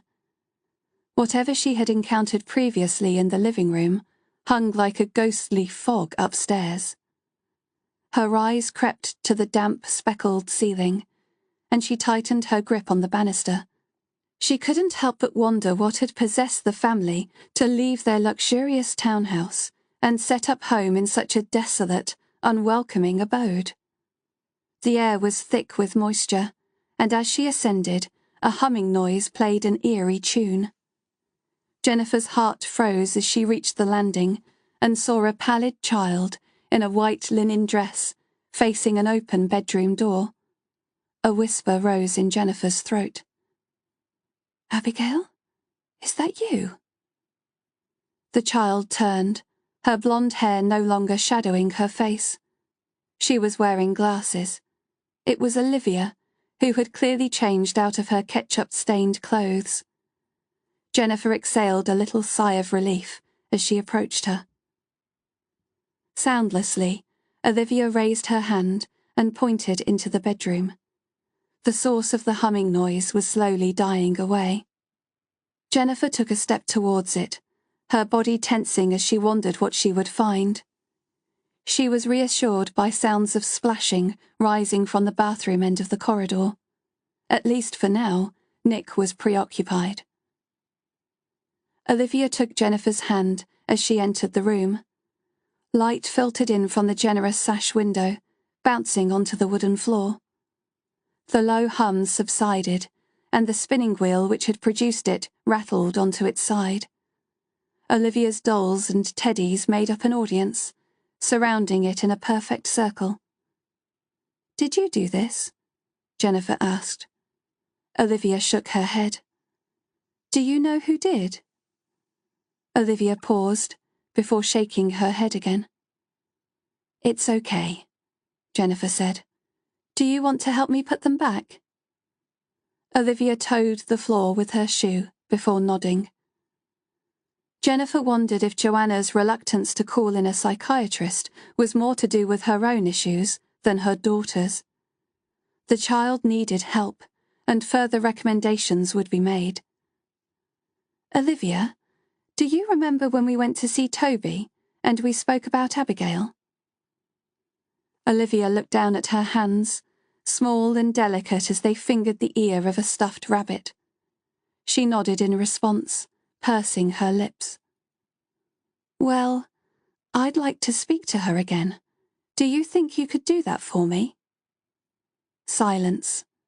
Olivia's head dipped as she pulled the stuffed toy close to her chest. Jennifer felt a pang of guilt as she awaited a response. She should have had an appropriate adult present. But Abigail's life was at stake, and it wasn't as if Jennifer was formally questioning her. One more try, Jennifer thought. One more try, and I'll let it go. "Can you remember anything about the last time she spoke? Olivia?" Suddenly, a voice erupted, tearful and anxious. "I'm Abigail. I'm alone in the dark. Please, can't you find me?" Jennifer's heart pounded as she measured her words. "We will find you, sweetheart.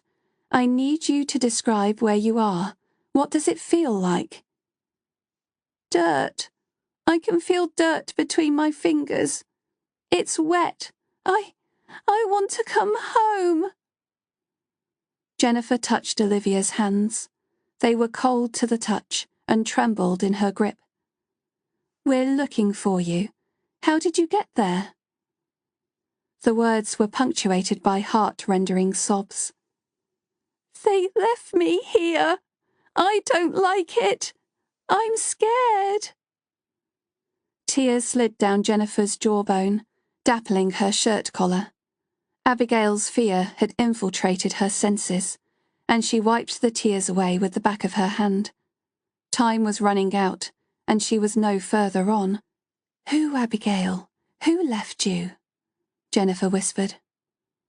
Olivia jumped as the bathroom door slammed in the hall, and her glazed eyes became sharply focused as a look of terror streaked across her face.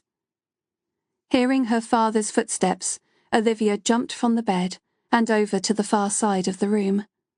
Raising her finger to her lips, she climbed into the wardrobe, pulling the doors shut. "Hide," she whispered urgently. "Hide, or Daddy will be cross."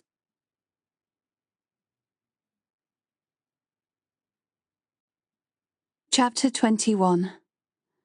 A gentle morning fog skimmed the banks of the Blakewater River, rising like steam over the divers who had been there since sunrise. Jennifer picked her way across the dewy bank. It felt odd, having the soles of her feet firmly on the ground. Downsizing by 5 inches to squeeze into Wellington boots unsettled her, and she craned her neck to look up at Sergeant Mike Stobart as he directed his team of divers. Jennifer had come to know Mike well over the years. He had begun his career at the age of 18, working in various roles until he found his place as the head of the diving team. It was a position he had been in for over 10 years, and he was not shy when it came to sharing his experiences. He was a competent officer. Jennifer could relax knowing he was overseeing the search. There were 5 other divers on the bank, and it was obvious by their determined expressions that they had been fully briefed on the situation. "Mike," Jennifer said, offering a nod of respect. "Well, if it isn't me old mucker. How the heck are you?" Mike said, throwing an arm around her shoulder in a half-embrace. Jennifer laughed, cutting her joviality short as she took in the scene. It felt wrong somehow, laughing on such a sombre occasion. She was painfully aware that at any second a signal could be raised and Abigail could be found. She was a professional, and she had faced some horrific things in her career, but it didn't make it any easier. "I'd be a lot better if we could find Abigail," she said. "I take it you've not found anything?" Mike gave her a wilting look, and Jennifer blushed. "Sorry, stupid question." He smiled. It was a patient smile, the kind you would give one of your kids. He had a large family, with 5 children under 10. Patience was something he had cultivated over the years. "The water's murky, although thankfully the last few days have been cool, and the river's not moving very fast." The divers were in full dry suits with face masks. These were a given when searching the River Blakewater, due to the risk of pollution and the presence of rats.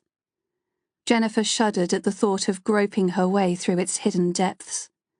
She was far too claustrophobic to submerge herself in the murky waters. She watched as one of the divers disappeared into the depths of the river, leaving an eruption of bubbles on the surface. His rope attachment resembled a yellow umbilical cord, his lifeline to his colleagues on the surface. Jennifer stared, fascinated, as the officers on the ground communicated with him through their 2-way equipment. She did not envy his task. Most of the team were mature in service and had children of their own, and a solemn atmosphere fell as they spoke in hushed tones. "Wouldn't the body be floating on the top?" Jennifer said, never afraid to ask questions. Mike shook his head. "Bodies don't tend to float until after a few days, when the gases build up. The warmer the weather, the quicker the process." More bubbles broke the surface of the water as the diver arced across the river, his colleagues releasing another meter of rope as each section was searched. Most of their work was nil visibility underwater. Submerged in darkness and chilled to the bone, they groped their way through the rising silt, weeds and debris, never knowing what was going to appear before them. So far, the process had turned up some car tires, an old safe, bottles, and other unwanted souvenirs. It had been Jennifer's job to assimilate a list of new questions to put to the family. A full background of the incident had been requested by the diving team. Exactly where Abigail was last seen, and by whom. What sort of mood was she in? What she was like around water. Was she foolhardy or cautious? Could she swim, and if so, what was her level of capability? What was the weather that day? What she had been wearing? Was her hair tied up or down? On and on the questions went, and given the lack of cooperation from her parents, Fiona had answered the bulk of them. Although there was nothing to suggest that Abigail had gone as far as the river, drowning could not be ruled out. The search was centered around the most likely point of access from the house to the riverbed. Abigail and Olivia had walked the crooked path with their father a couple of times in the past. Neither of them were confident swimmers, and would not have got into the water on their own. Jennifer discussed what Abigail had been wearing last. It was not for descriptive purposes. Her clothing could have been caught in the riverbank. Wellington boots could be submerged with water and act as weights unless she could wriggle free. Dungaree straps could get stuck in low-lying branches and foliage. The thought of Abigail floating in a watery grave sent a sick feeling through Jennifer, but she discussed it all with her usual professionalism. She never met Abigail, but felt like she knew the little girl, because Olivia was worming her way into her heart. Mike left to speak with one of his divers and rejoined Jennifer at the bank. "That's Ian," Mike said, making scant effort to hide his grin as he buried his hands into the pockets of his police jacket. "He made a bit of a schoolboy error when we recovered that suicide victim last week." He gave a little chortle. "I've told him 100 times, never grab a body face on when asking to be pulled in. It wraps itself around you, and that's when you drop it." Which is exactly what Ian did. We had to send another diver in to start the search all over again. Jennifer shuddered as she imagined the weightless body enveloping her, its cold, bloated face looming in on hers. Black humour was a coping mechanism used by the police to deal with such incidents. Nobody cared more about their victims than they did, but to an outsider listening in, his laughter would have been difficult to understand. Jennifer stared, mesmerised by the water. "I don't know how you do it. It's not my cup of tea." Mike, who was enjoying her discomfort, carried on. "You have to be careful when you grab things like a trainer, because quite often there's a foot attached. And then there's the thermoclines. They take a lot of young lives in the summer." "Thermo what?" Jennifer said. "Thermoclines. Different levels of water as you descend. 1 minute you're having a nice lukewarm dip, and the next you come into a pocket of freezing cold water. It can literally shock the breath out of your lungs." From what the family have said, I don't think Abigail would have entered the water voluntarily. Mike's chest heaved in a thick, heavy sigh. "No, neither do I." Jennifer wondered if it would be better for Abigail to be found, just to put an end to the misery. Olivia's words replayed in her mind, like an earworm that refused to go away. "Dirt. I can feel dirt between my fingers. I want to come home." She was lost in a pit of darkness, lying in a bed of soil. Was she naked and dumped in a shallow grave? Or was the dirt in the depths of the riverbed? The Blakewater River had claimed many lives over the years, tormented souls searching for peace. Or maybe, just maybe, she was alive. But how? Where? Jennifer had tried reaching out, but there was nothing but a void. She cursed the powers that chose the worst possible time to desert her. Abigail needed her, and all she was doing was playing referee between the family and trying to coax whispers from a traumatized child. "Hide, or Daddy will be cross." The urgency of Olivia's words had startled her. She was beginning to regain her speech, and Jennifer wished she could whisk her away and talk to her alone. She knew from the beginning there was something special about the little girl. A vibrational energy afforded only to children with certain abilities. Yet Olivia seemed unaffected by the spirits that roamed the house. Was her energy tuned into that of her sisters, like an old transistor radio that could only pick up one channel? And if so, was Jennifer's slow, gentle encouragement the right way to get her to open up? A midge landed on Jennifer's neck, its bite bringing her sharply back to reality. Mike had walked up the bank to talk to his diver, and she hadn't even noticed. She bade him goodbye. There was no point in staring mournfully into the water when there was so much to be done. As she trudged back up the path, Abigail's words repeated in her thoughts. She walked away from the cold, unforgiving river, and was just out of earshot as the diver's hand speared the water, beckoning his colleagues to his find.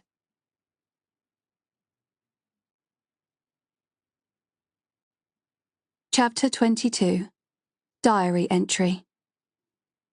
It's been 2 days now, and the police are still here.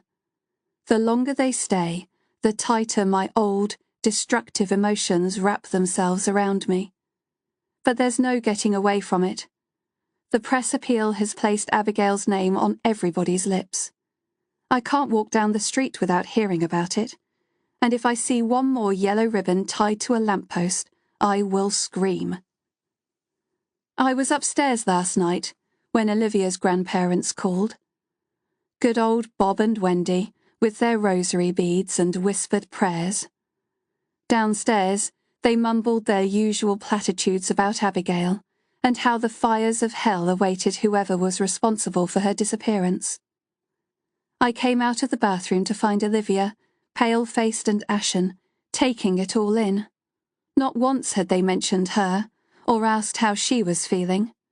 It was as if she had become the house ghost, and I thought, just for a second, that perhaps it would be better if she was.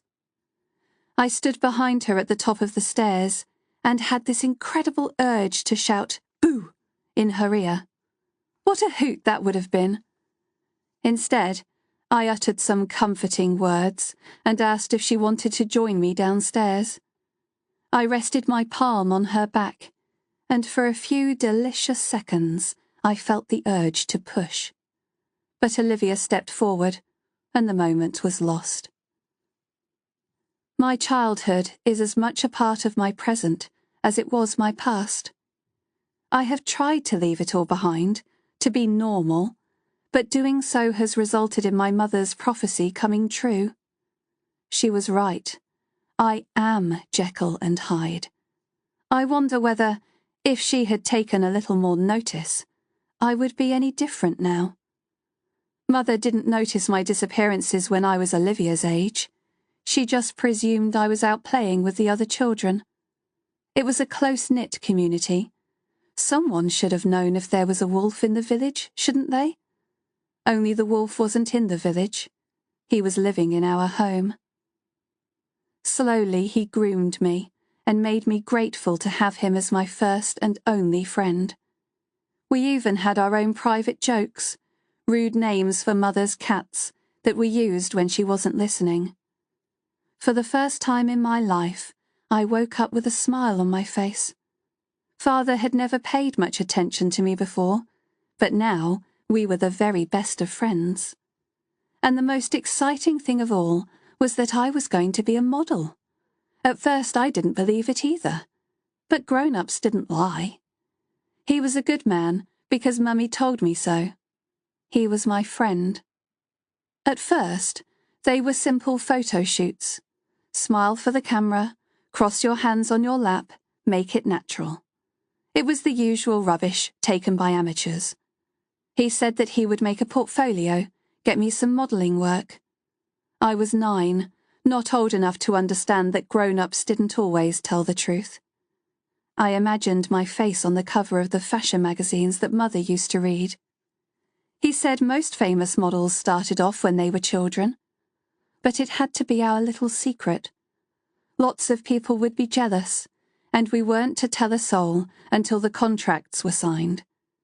Then I would be rich, and everybody would want to be my friend. Sometimes he would catch my eye and wink, and I would wear my secret smile. He even sorted out the bullies, so they would not bother me again. We developed a routine.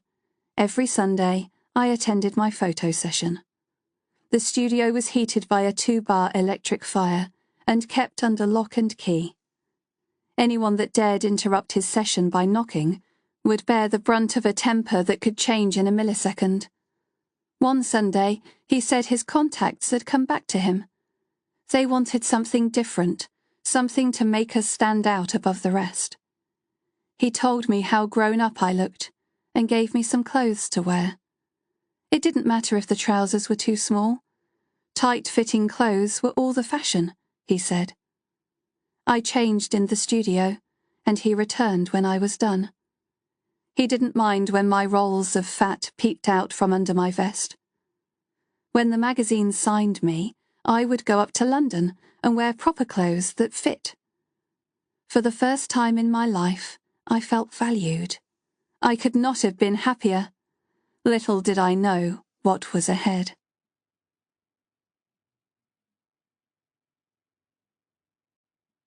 Chapter 23. Jennifer made it back to the house just in time for the news. Nick had provided police with a short video clip of Abigail and Olivia playing in a field of sunflowers. It was the same image that had been displayed on the first day of briefing. It would soon be Abigail's signature, aired worldwide for all to see. An entrepreneur mother and police officer father, the case was certainly worthy of media attention. Jennifer hoped that the video would help draw focus away from the poisonous trolls hounding Joanna and back to Abigail. She wondered, not for the first time, how people could be so venomous. The family sat in silence as the video aired on Sky News, scattering the images to the far corners of the world like freshly potted billiard balls. The only sound was the girl's laughter as she danced between the long stalks, touching the petals in amazement. Seconds later, the presenter moved on to the story of a disgraced politician, and the family stared motionless, not taking in a word. Their grief filled the room, their combined energies reaching breaking point. Joanna shot up to her room without a word. Nick trudged back outside, and Fiona planted Olivia in front of the smaller television in the kitchen, while she mopped the floors. Jennifer set up her laptop on the kitchen table to catch up on some police inquiries. Minutes later, a plate of shortbread was pushed in front of her. "You're as bad as my sister," Jennifer said, biting into the buttery pastry. "She's a feeder too." Fiona smiled, joining her as she laid 2 huge mugs of tea on the table. She had unremarkable features, the sort of person who could blend in with a crowd. She padded around in thick woolen socks rolled over her jeans when indoors, pausing only to dip her toes into her Wellington boots when she had to venture outside. From her blunt bobbed hairstyle to her makeup-free face, everything about Fiona was practical, functional, homely, which, given Joanna's erratic behaviour, was just what the Duncan family needed right now. Jennifer pushed down the lid of her laptop as Fiona pulled up a chair. There were times when you knew when to talk, when to ask questions, and when to thrash things out. This was not one of these times. This was a time to listen. Fiona wrapped her fingers around her mug, probably more for comfort than for warmth. "It was me," she said absent-mindedly. Jennifer opened her mouth to speak, but Fiona's wistful expression told her she was thinking of happier times, rather than making an admission of guilt. Jennifer had begun to roll around thoughts of suspects in her head, and it left a bitter taste to imagine that one of the people who professed to love Abigail the most could be responsible for hurting her. Fiona tapped the cup with her neatly cut nails. They made a clinking sound as she spoke, and her head leaned to one side as she stared into the distance. "I recorded them with the sunflowers," she said, smiling at the memory. "We were driving past when we noticed the field. There was me and Joanna and Abigail and Olivia. Everyone was fed up because the house was damp and miserable. Nick was working one of his long shifts and the girls were bored. I packed a picnic basket and took Joanna and the kids out for a few hours. It was really warm for the time of year. The kids were chatting in the back about ponies, and that was when I saw the field. We pulled up alongside and shot some footage of the children dancing with the sunflowers." Fiona gave a short laugh. "I was waiting for some shotgun-toting farmer to tell us off, but he never came. The girls were mesmerised by the bright colours, and they looked so beautiful with the sun reflecting off their hair. Afterwards we had our picnic on the riverside. It was perfect." A sob caught in her throat, and she swallowed it down. "Now it's all gone." She looked at Jennifer for reassurance, but it was not hers to give. "We're doing our very best. Something is bound to come up soon." "That's what scares me. I've only known the family 6 months, but I've really come to care for them. I don't want something awful to be unearthed by the police. I want Abigail to come home of her own accord. But every hour that passes makes the chances of her coming home unharmed more and more remote. Jennifer nodded slowly, her eyes downcast. She wanted nothing more than to tell Fiona that Abigail was alive, but she knew that any second now the phone could ring with devastating news. It was easier to change the subject than it was to make promises. Radcliffe, have you seen him about today? I need to have a word. He's been here every day as part of the search party. Fiona sniffed, taking her cup to the sink and throwing away the remainder of her tea. I'll tell him to hang around when he comes tomorrow, although he's already spoken to police as far as I know. Jennifer thought she saw a shadow cross Fiona's face at the mention of his name, but it was fleeting, and she wondered if she had imagined it. Why did Joanna and Nick buy this place? I've seen their townhouse. We're still collecting mail from there. Why would they move from luxury into this? Joanna got it into her head that she wanted a project. She had planned to renovate the house and turn the land into a petting zoo for inner-city children. She had it all set up and was working with a charity to make it happen. That's some undertaking. And now? Whatever was driving her just upped and left. I've no other way of describing it. I just hope she finds her inspiration again. Otherwise, Jennifer said, gently coaxing for more. Otherwise, I'm out of a job. I was taken on as a live-in housekeeper while Joanna got on with things. If they end up selling, that's the end of my job. I'm sure it won't come to that, Jennifer said. But the truth was, she wasn't sure of anything. Joanna, Nick, they were embroiled in something beyond her understanding, and it was up to her to find out what. She held her breath as the ringtone of her phone played out. It was Ethan. Without a word, she took herself away from Fiona's questioning eyes and jogged down the path to her car. Heavy rain had been forecast, and the sky had changed dramatically in the last couple of hours, with storm clouds rolling in from the east. The first droplets of rain splashed against her jacket, and she swiftly slid inside the driver's seat of the old Ford Focus, in case her phone call took her back to the station. Hello? Jennifer said, slightly breathless. I take it you've got an update?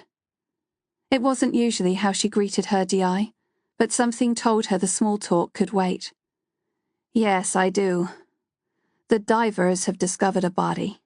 It's not been identified yet, but a journalist turned up just as they were removing it. So I need you to inform the family before they hear it elsewhere.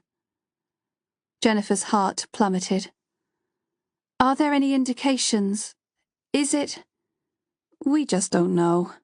We believe it to be a female with blonde hair, but she's been snagged by some debris, and the body is pretty bloated. That's all I know for now. Jennifer said, her face creased in a frown. I'll tell them that a body's been found, and we'll update them as further information comes in. She didn't notice the rain pelting on her face as she returned to the house with the news. Shoulders heavy, she tried to take what she could from the update. She had to accept the truth. The communications with Olivia, the body in the water, it had to be Abigail. But if it was, at least they were bringing the little girl home. She pushed the heavy front door open. It was time to tell the family.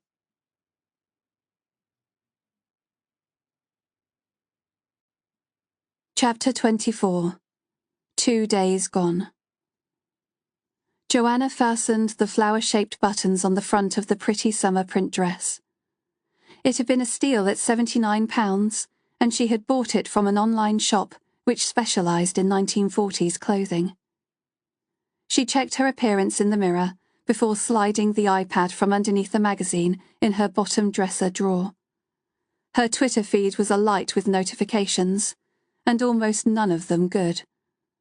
The red circle flashed to show that there were 142 tags for her username, and her heart sank as she scanned the poisonous messages, many of them orchestrated by the user, @Truth00Seeker.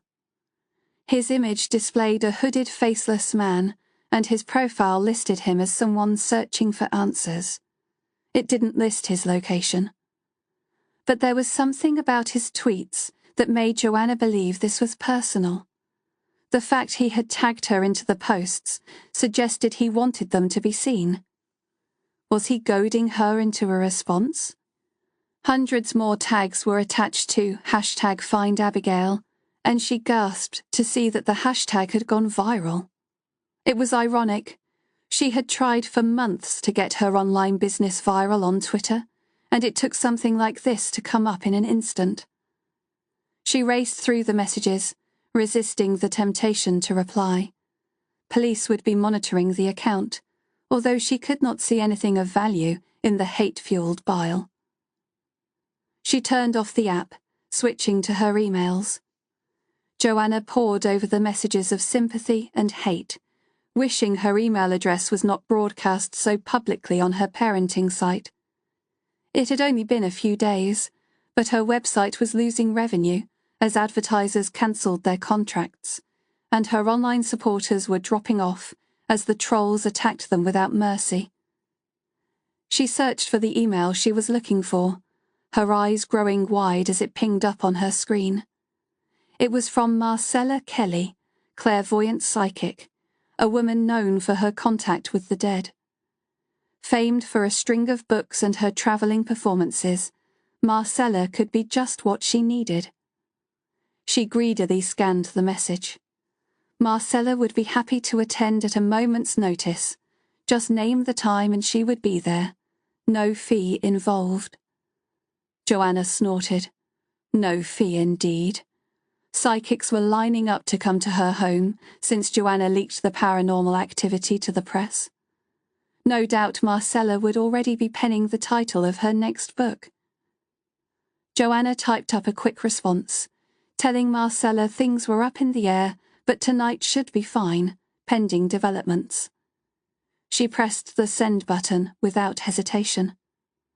Her nail polish cracked as she bit into her thumbnail, trying to work out the best social media strategy for what was ahead.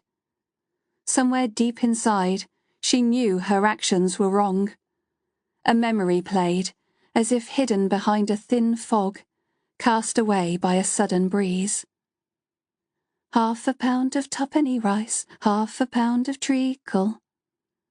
Joanna stared entranced as she absent-mindedly hummed the tune. Wrapping her fingers around the steel handle of her jack-in-the-box, her heart gave a flutter. She knew what was coming but was excited just the same. Tomorrow was her birthday. She was a big girl now. Soon she would have 10 candles on her cake.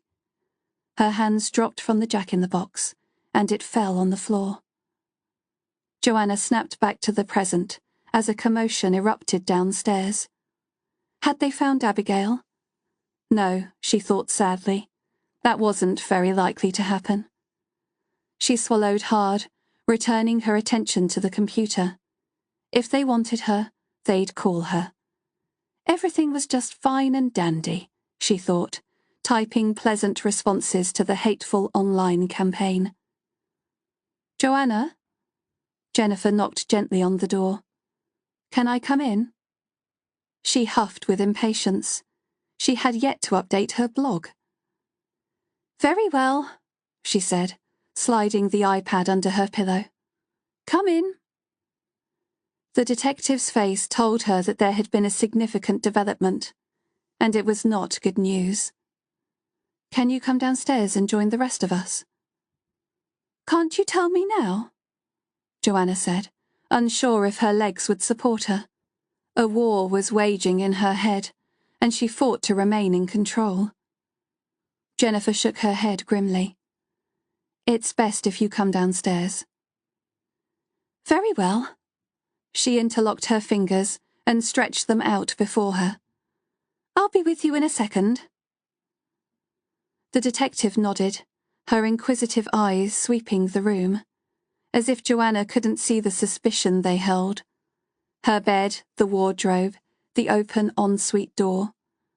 She caught Joanna's gaze and had the decency to look embarrassed before she retreated through the door. Joanna sat at her vanity table and undid the clasps of her hair. She fingered her long blonde locks, allowed them to slide through her fingers. Her hair was soft and untangled, her pride and joy. Her fingers found the nape of her neck, and she began to comb. She touched a tender spot of skin before winding her index finger around a bunch of hairs. On she wound, until the tip of her index finger turned blue.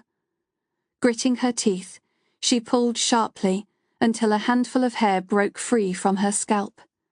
Muffling a yelp, she savoured the sweet sting of release. It took only 2 calming breaths before she could face herself in the mirror again. Smiling, she picked up the old-fashioned paddle brush and worked it through her hair with long sweeping strokes. A quick squirt of hairspray, an application of lipstick, and she was ready. She smiled for the mirror, running her tongue over her teeth as she leaned into the reflection. Tick-tock, let the cogs turn, wind me up and off I go. The words rebounded in her head like a mantra. It would be all right. Keep winding until you could not stop. Everything would be all right. But each step down the stairs felt like crossing a chasm, her legs taking her somewhere she did not want to go. But they carried on, bringing her closer to what she already knew. Abigail was dead, and it was all her fault.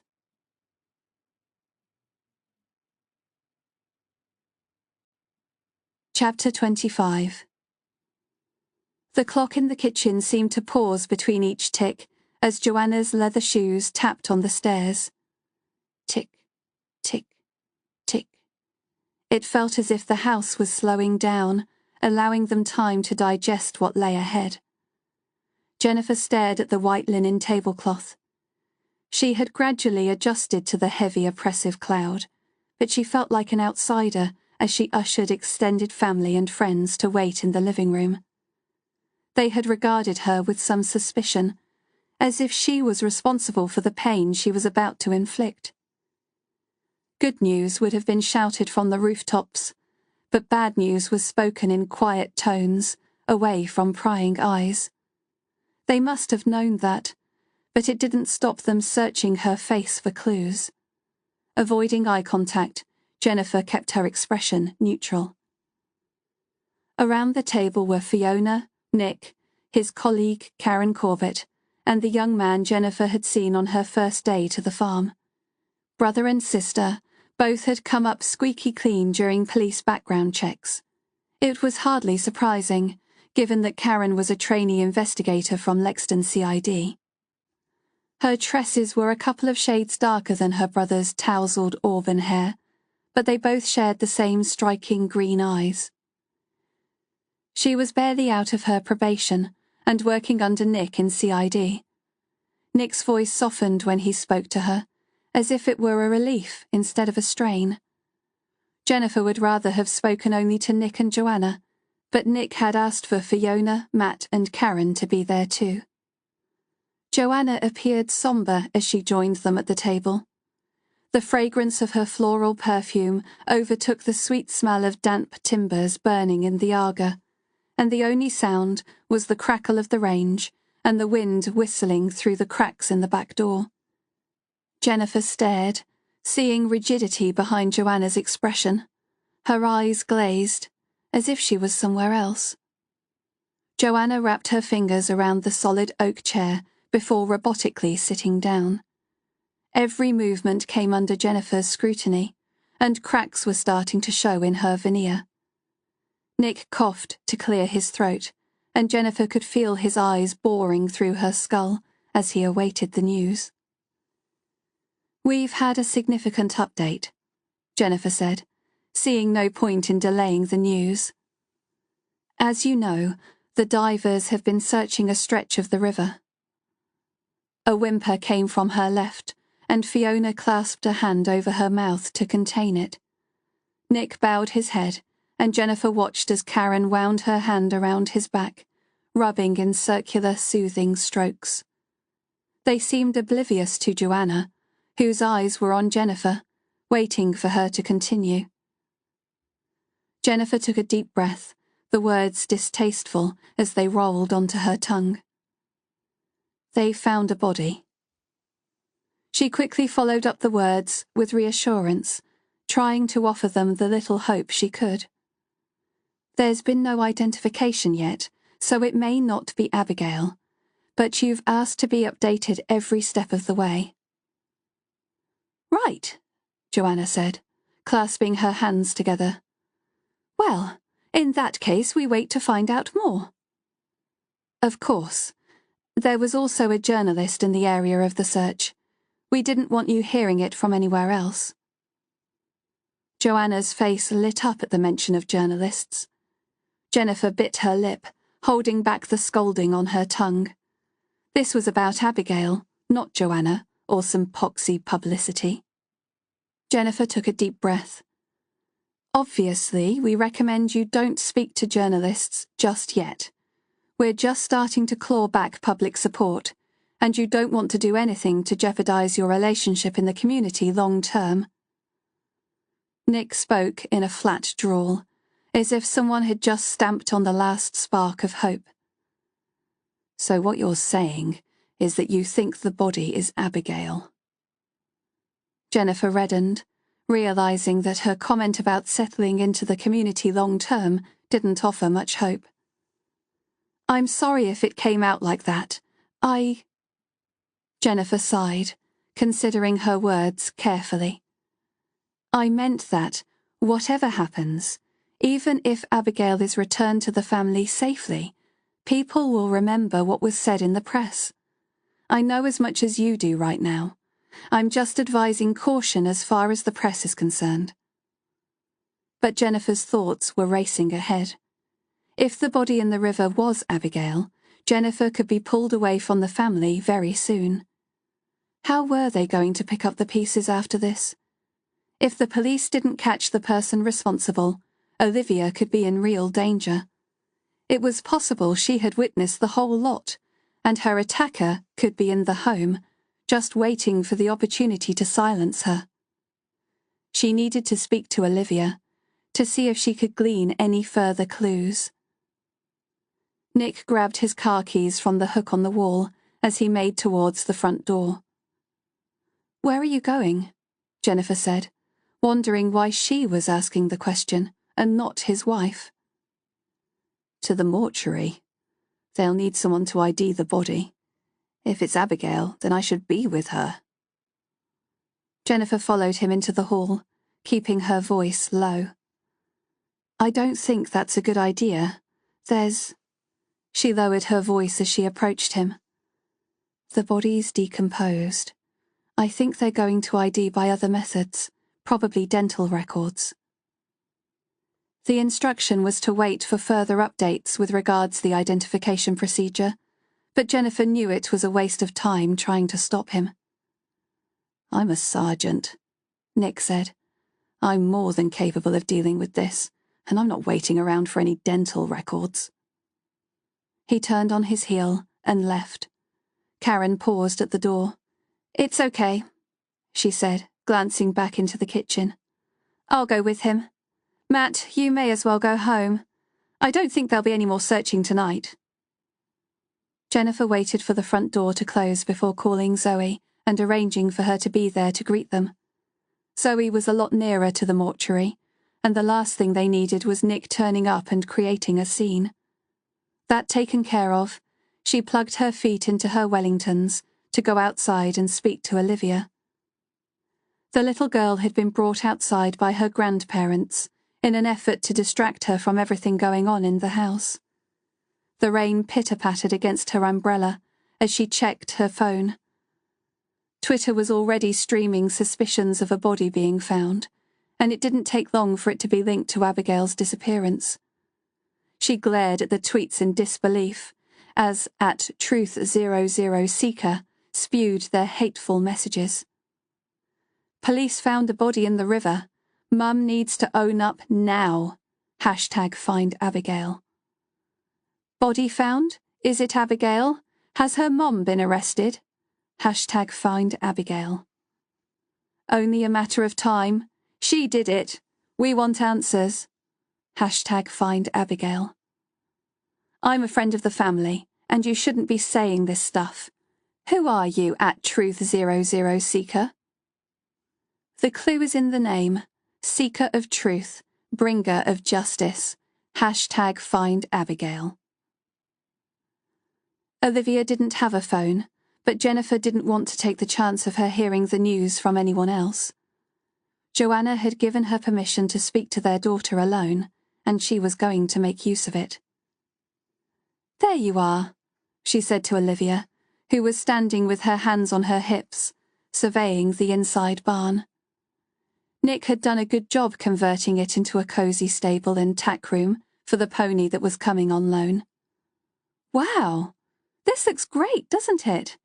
Fit for a king, Jennifer said, happy to see a smile on Olivia's face, even if she didn't reply. Heavy rain hammered on the galvanized roof, and Jennifer folded her umbrella. The sweet smell of hay filled the barn. Nick had replaced the rotten bales with fresh ones and cleaned the cobweb-laced timbers overhead. She signalled to Olivia's grandparents, Bob and Wendy, that it was okay to leave her with the child. Their grief was painfully prominent, and with each day that passed, the elderly couple looked increasingly gaunt. "Have you found her?"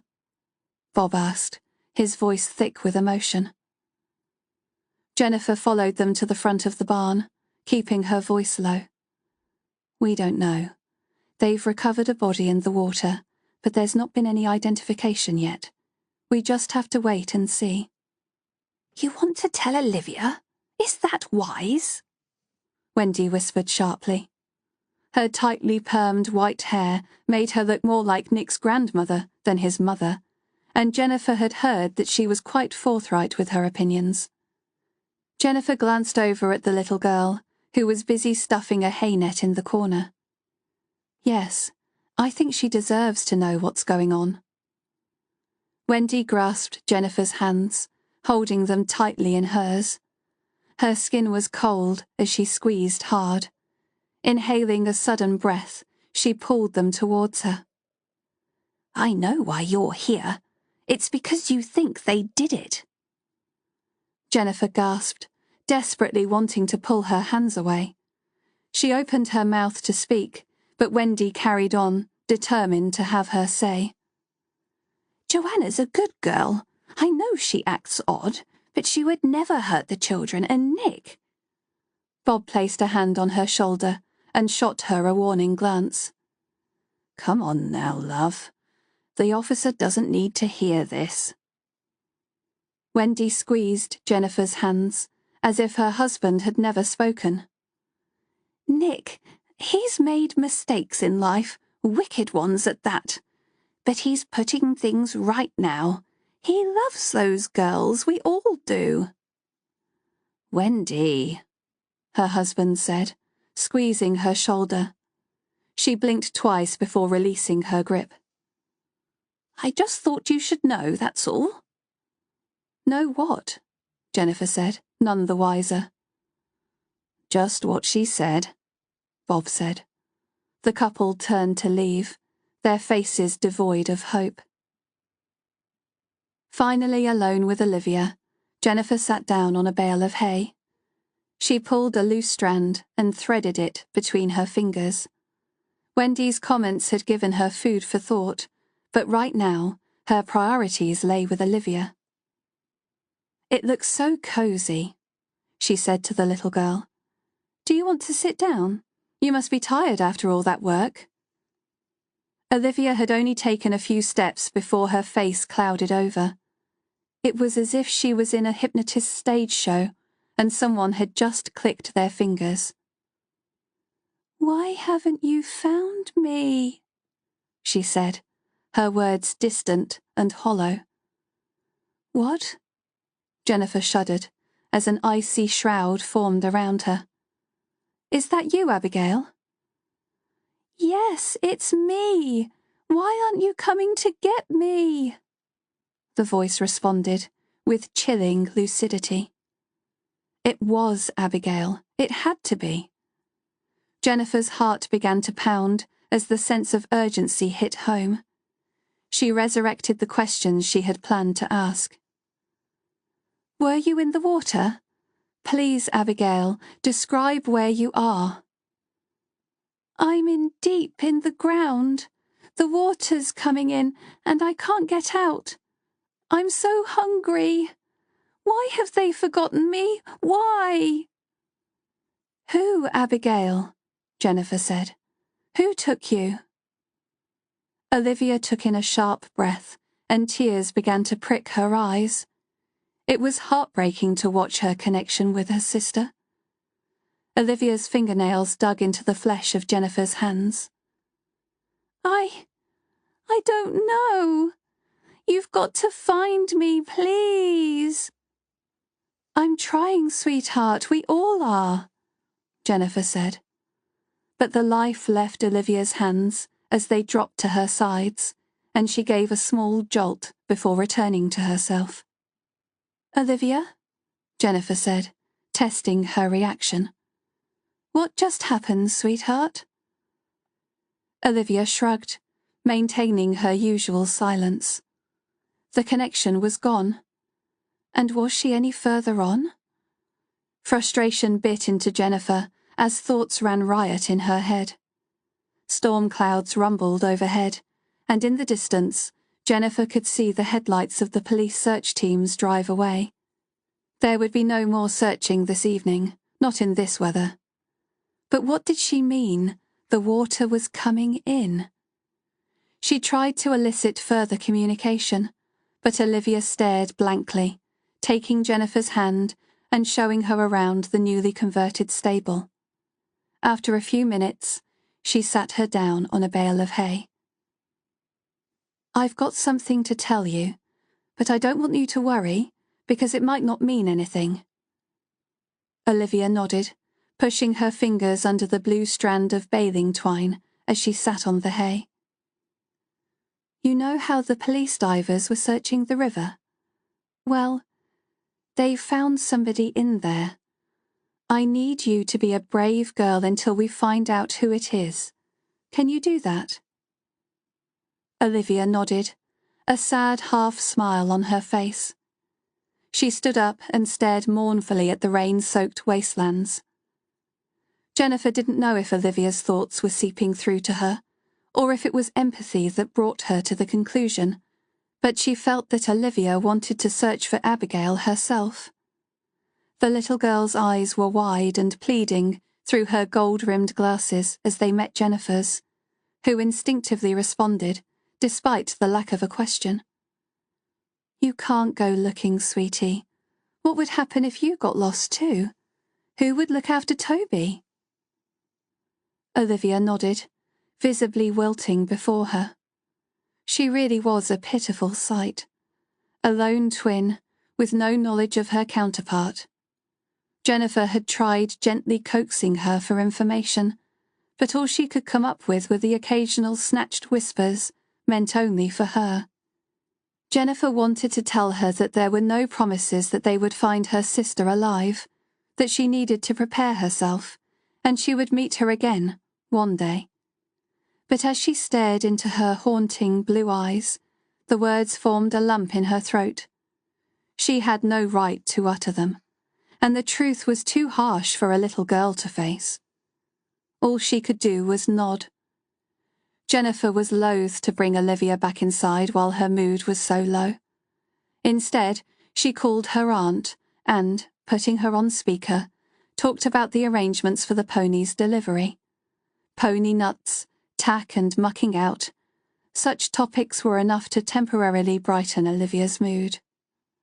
Jennifer was grateful for the confines of her car when Olivia was finally called inside. Waiting for an update on the identity of the body was torturous, because she knew she would be the one to deliver the news. She needed respite from the cloud of despair weighing heavy on the Duncan family home. She pushed back the driver's seat, stretching her legs and easing off her heels. She had gained new blisters from walking over the uneven ground, but she couldn't substitute her beloved high heels for flats every day.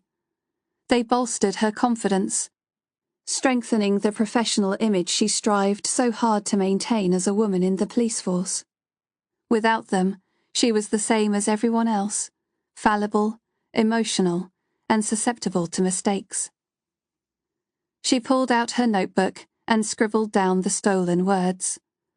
Hope was cruelly both given and taken away in each sentence. Deep in the ground would suggest a burial, not a shallow grave, but deep. But then, a child's perception of deep could be different to an adult's. Where else could she be? There were no bunkers or basements in the area, but her connection with Olivia was strong, so she couldn't be far from home. In the same breath, she had mentioned food, being hungry, all human emotions, the wants and needs of a living child. A flicker of hope reignited in her chest. Surely this was a good sign. Spirits didn't get hungry, did they? Unless they didn't know they were dead. Jennifer stared hard at the words, as if they were going to rearrange themselves into answers. Abigail had asked why they had forgotten her, but to whom was she referring? She slipped her hand into her jacket pocket and pulled out her mobile phone, calling up Ethan's number. Even if she wasn't in the office, having a temporary connection with work grounded her and staved off the risk of emotional involvement, which was growing by the minute. "D.I. Cole speaking," he said, even though her name would have flashed up on his phone. She passed on Abigail's message, and they discussed the possibilities.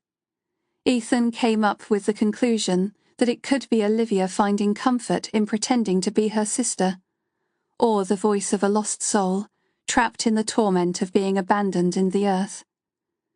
Either way, they had to keep digging for more. "I just don't know," Jennifer said. "It feels like wading through treacle with this case. We're all on tenterhooks waiting for the identity of the body in the river."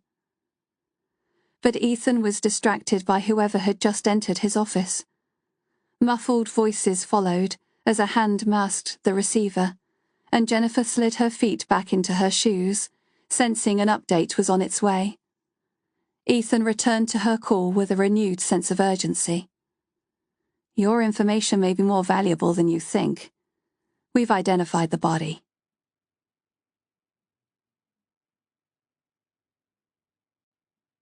Chapter 26.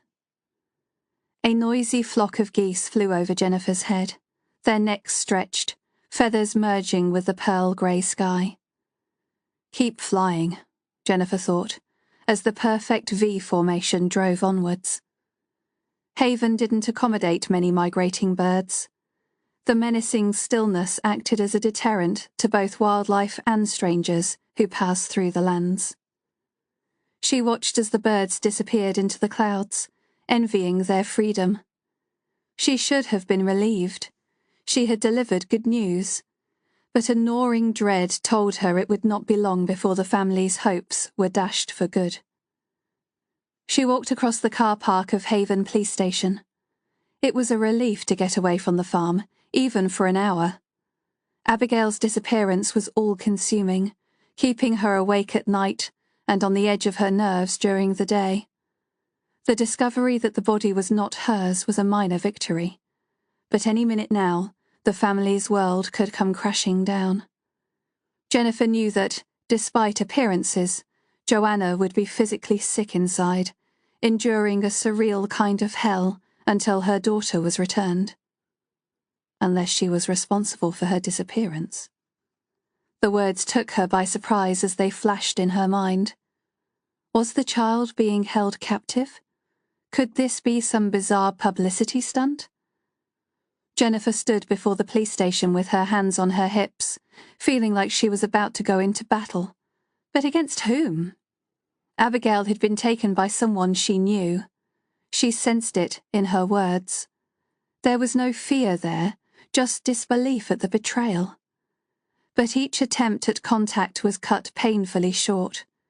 It came in intermittent bursts, like clouds passing over the sun. Was it due to her weakening mind or her soul? Thanks to her latest report on Olivia's nervousness around her father and his denial of their secret, he was deemed a person of interest and would be spoken to formally with regard to Abigail's disappearance. If he refused to attend the police station to speak on tape, consideration would be given to his arrest.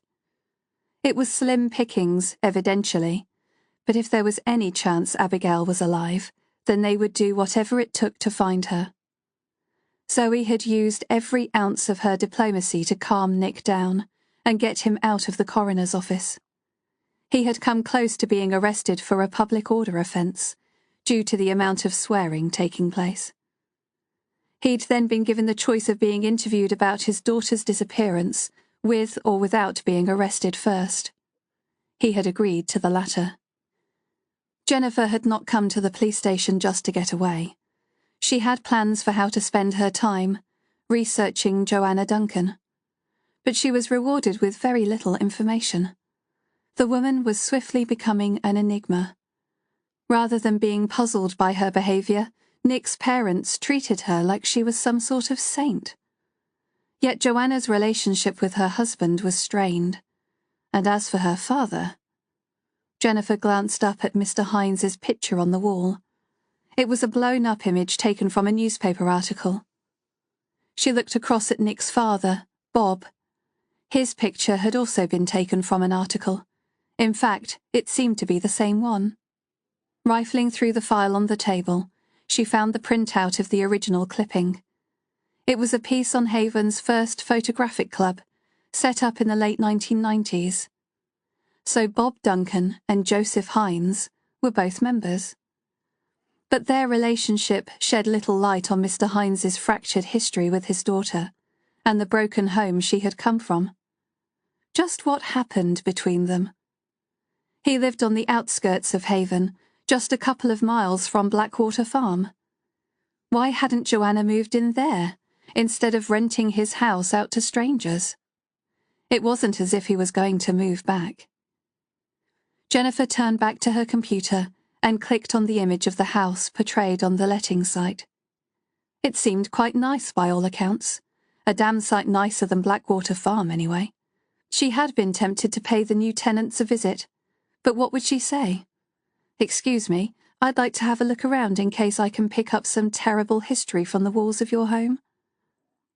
"I'm really grasping at straws now," Jennifer mumbled under her breath, shutting down the site. What good was delving into the past when Abigail was missing right now? Unless... She trotted out of the office to see her DI, and he instantly waved her inside. Ethan looked surprised to see her back so soon. "I thought you'd be at the farm," he said, clasping his hands together. "I was, but I was thinking, would it be possible to have Joanna's father's house searched? I don't think it's been checked properly, has it?" "Inquiries were made with the occupants, but not a thorough search, no. Abigail's never been there, and it's being rented by strangers to the area." "It's worth a shot, though, isn't it?" Jennifer said, casting a glance over the piles of paperwork on his desk. "I know you're busy, but finding Abigail takes precedence over all this," he said, waving his hand over the paperwork. "Leave it with me. I'll speak to DCI Anderson today. Get the necessary authorization." "Oh," Jennifer said, crestfallen. "But I'd like to conduct the search myself." She glanced through the office door at Will, who had returned from custody with interview notes in hand. She envied his productivity. At least he was dealing with a suspect. If only Abigail could be located safe and well, and she could get on with the business of investigating her abductor. "I need you back with the family," Ethan replied. "Nick's being interviewed as we speak. I can't see him making any admissions of guilt, so I'd like you back at the farm before he's released." Jennifer sighed. It was getting late, and her shoulders were heavy with the weight of her concerns. "Oh, okay then. But you'll keep me informed?" "You have my word," Ethan said, picking up the phone. Jennifer mumbled her goodbyes. 2 days since Abigail went missing. 2 long days. And soon it would be 3. Even if Abigail were trapped or lost, there was no way she could survive much longer without food and water. How could Jennifer return to the farm, knowing all the odds were against her?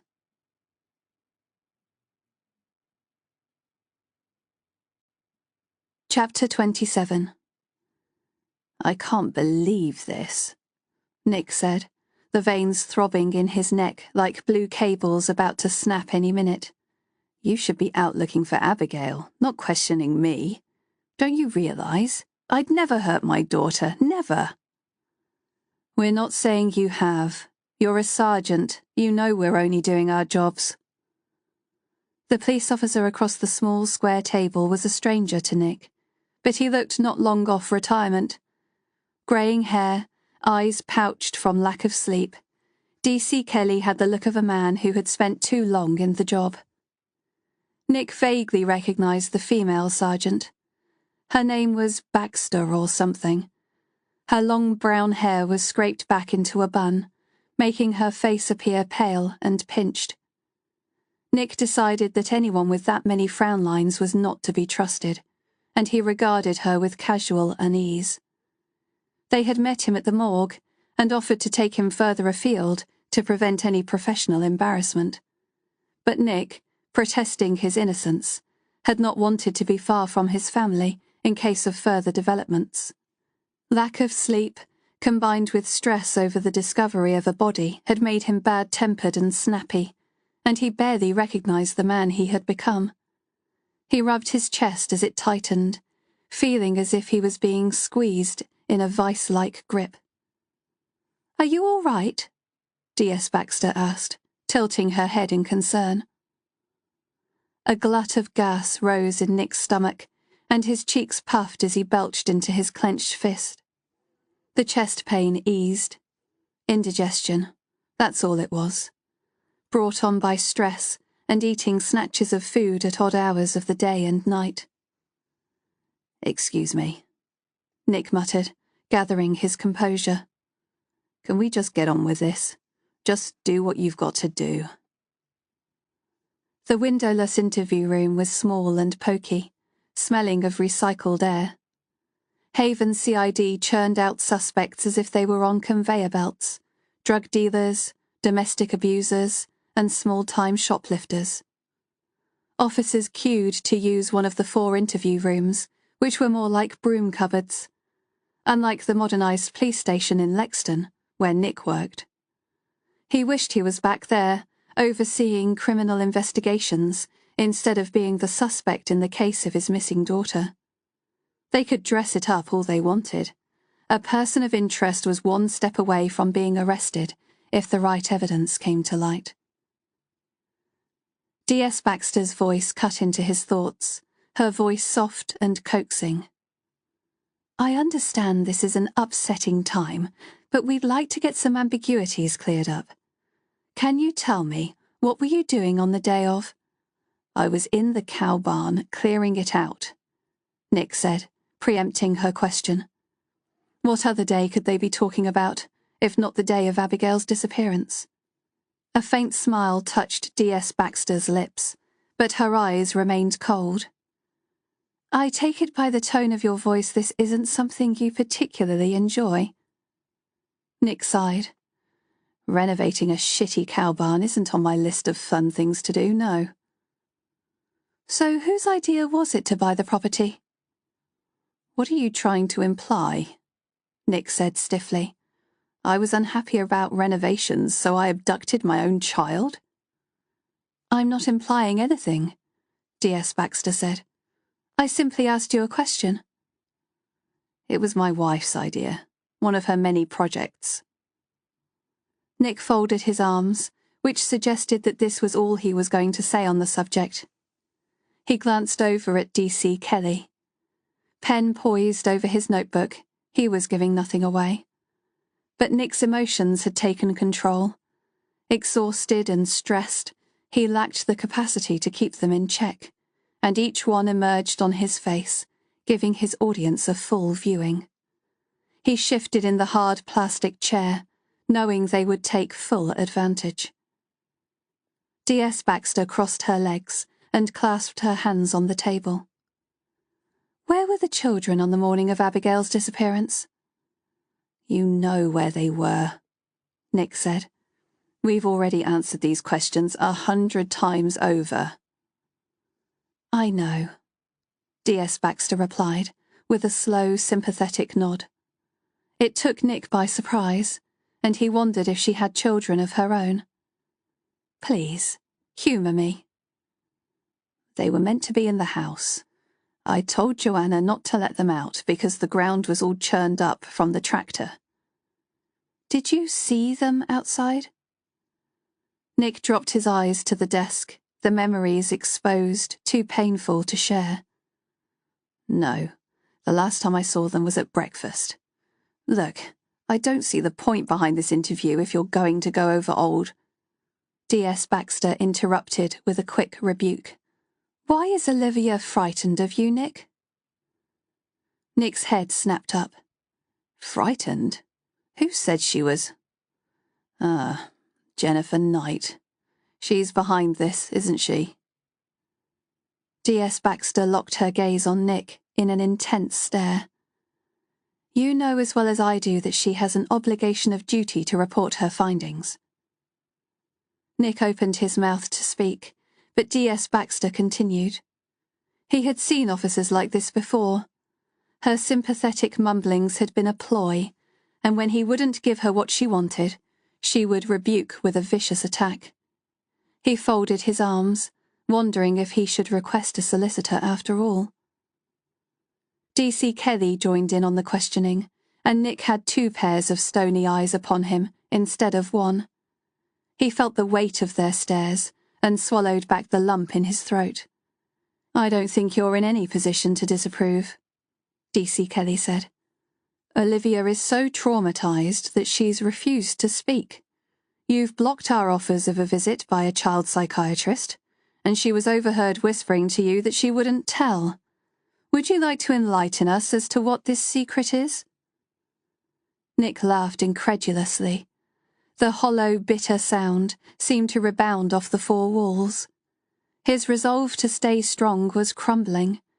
He wished the ground would swallow him up and take him somewhere dark, away from the pain, the bitterness, and the accusations. This is outrageous. Kids say stupid things all the time. It doesn't have any bearing on Abigail. I'm not so sure. When D.C. Knight questioned you on it, you became very defensive. D.S. Baxter joined in. And when she was alone with Olivia, the girl became so frightened of you discovering her talking to the officer that she hid in the wardrobe. Does this seem like normal behavior to you? Nick inhaled a slow, soothing breath. He knew how the police worked, and he shouldn't allow them to get the better of him. He closed his eyes as a wave of tiredness overcame him, and allowed the tension to leave his shoulders. You know, if I was at all worried by your questioning, I'd call a solicitor right now. Nick opened his eyes and returned the officer's gaze. But I'm not, because as far as Abigail is concerned, I've done nothing wrong. So you can say what you like. D.S. Baxter jumped in with a response. I'm not saying you planned on harming Abigail. I just think something happened to her, and you were there at the time. It's a farmyard, full of machinery and old buildings. An inquisitive child playing hide-and-seek. Anything could have happened. Perhaps you knew it would be too much for your wife to bear, so you decided to cover it up in the hope of sparing her the pain. But Olivia found you, and you warned her not to tell a soul. Bollocks, utter bollocks, Nick said, the words ending in a yawn. It wasn't that he didn't care. He hadn't slept in days, and his body was shutting down. The officer's voice seemed to be coming from far away, and he rubbed his eyes with the heels of his palms to focus. DS Baxter was still speaking, back to her good cop routine. Nick was able to see right through her, and her method of interview did not impress him at all. If something happened, then we can help. Just tell us where she is. She deserves that much. Nick licked the dryness from his lips. His throat still felt scratchy from shouting over the last couple of days, and the dry, stale air in the pokey interview room didn't help much. You think she's dead, don't you? It's why the search teams don't call her name anymore, because the dead don't answer back. DS Baxter had the gall to look affronted. I'm merely pointing out. You're talking utter shite. How dare you tell me what my daughter deserves? I live for my kids. I'd give up my life for them, Nick said. DS Baxter leaned forward as she fired off the last few barrels of accusation. Nick Duncan, did you kill your daughter Abigail? No. Do you know where she is? No. Have you hidden her, dead or alive? No. Do you know who has? No. Now I'm done answering your questions. If you want to question me any further, I want to exercise my right to a solicitor, Nick said. What happened to I've done nothing wrong? It got bored and left the interview. Nick was thinking of Abigail, of all the time wasted in this interview when he should have been looking for her. That's if her waterlogged body wasn't lying in the morgue. He shook off the thought. He couldn't afford to fall apart right now. You're hiding something, DC Kelly said, having found his voice for the second time. It's nothing to do with Abigail, Nick snapped. Now, I'm done here. I've answered your questions, and you can take your family liaison officer out of my home. Which will result in you getting updates only when necessary. Is that what you want? Fine. In that case, she can stay, but... But what? DS Baxter replied. She can stay, but she can't do her job? It's all or nothing here. There are to be no repercussions for DC Knight. We want to find Abigail as much as you do, and if it means asking some unpleasant questions, then so be it. I want you to think of Abigail, what she's doing right now. Is there anything you can tell us that will bring us to her? Nick took a deep breath, his eyes swimming with tears as he pictured his daughter's face. I'm so tired. I thought I could do this, but I can't. He shook his head, wiping away his tears with his fingers. I was at the farm that day, but... A knock on the door interrupted their conversation, and DS Baxter rose from her chair. This better be good, she mumbled tersely under her breath as she left the room.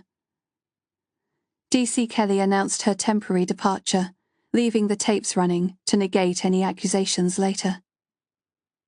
Please, carry on, DC Kelly advised. But Nick was too caught up in what was happening the other side of the door. There's been a development, hasn't there? He swallowed back the bitter taste rising in his throat as panic rose in every cell. Oh God, they've confirmed it, haven't they? They've found Abigail.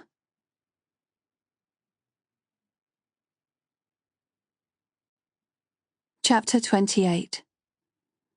DS Baxter's face was set in a mask of composure as she took her seat. They've identified the body taken from the river. It's not Abigail. Nick blurted out his relief in a string of nonsensical words, tears running unbidden down his face. Oh God, Abby. Abby, my little girl. Shoulders shaking, he crossed his arms over the desk and wept into them like a baby. The room was silent, apart from the squeak of the tape machine as the tape cogs turned ominously, picking up every sniffle, every tear of despair. As much as DS Baxter tried to bring Nick back to the line of questioning, The moment had been lost, and Nick was only interested in the recent developments. "If it's not my Abby, then who is it?" he asked, accepting the offer of a tissue from D.C. Kelly. D.S. Baxter spoke in clipped tones. "A young homeless girl who disappeared in Lexington. It's believed she may have jumped off the bridge and been carried downstream." "What age was she?" 19. D.S. Baxter preempted Nick's next question. "She was a heavy drug user, very waif-like." Nick frowned. "Abigail was just a child. How could they have thought it was her?" "We never said it was. You asked to be kept abreast of every development," D.S. Baxter said, in a pitiless voice. It was plainly obvious she thought he was responsible, and being on the wrong side of a police interview was opening Nick's eyes in more ways than one. He turned his focus to D.C. Kelly, deciding to ignore Baxter from now on. "Well, at least for some family the nightmare is over. But what about us? What next?" D.C. Kelly cleared his throat. "We keep looking. Nick, hundreds of officers have been drafted into this. Your colleagues have come home from their leave to get involved in the search. Officers are working on inquiries around the clock, many of them over their rest days. We won't let go until we find your daughter. That I can promise you." Nick nodded, blowing his nose one last time before shoving the tissue into his back pocket. "Does this mean we're finished?" D.C. Kelly began to nod, but was swiftly interrupted by D.S. Baxter. "Just one more thing." She glanced over their notes. "Before we were interrupted, you said you were tired. You thought you could do this, but you couldn't. What were you going to say?" Nick shrugged. "That I blame myself. I should have been watching her. I meant to be there to protect my children, and I let them both down." "And Olivia? Why is she scared of you?" "She's not. She's just traumatized by the loss of her sister. Talk to her if you want. It's my wife who refused help for her, not me." "And Joanna, how does her reaction strike you?" "I'm a copper, not a psychiatrist. It's unprofessional of you to ask me to assess her reaction to all of this." Nick stood and leaned his hands on the back of his chair. "Now, seeing as I'm not under arrest, I'm going home to be with my family." The news of the identity of the body had been met by a wave of relief when Jennifer passed it on to the family. For her, it brought mixed reactions. She had felt all along that Abigail was in soil, not water. Logic told her that if this was the case, she was most likely dead. Yet something held her back. A small wisp tugged at her senses, something she could not share for fear of giving them false hope. Dare she believe that Abigail was alive? Jennifer's phone beeped with a text, informing her that Nick was returning home.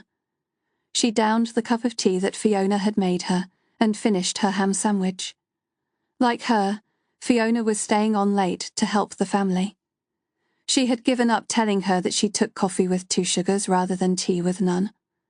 It was hardly surprising that Fiona was distracted, and the drink washed down well with the slabs of homemade soda bread that she presented fresh from the oven.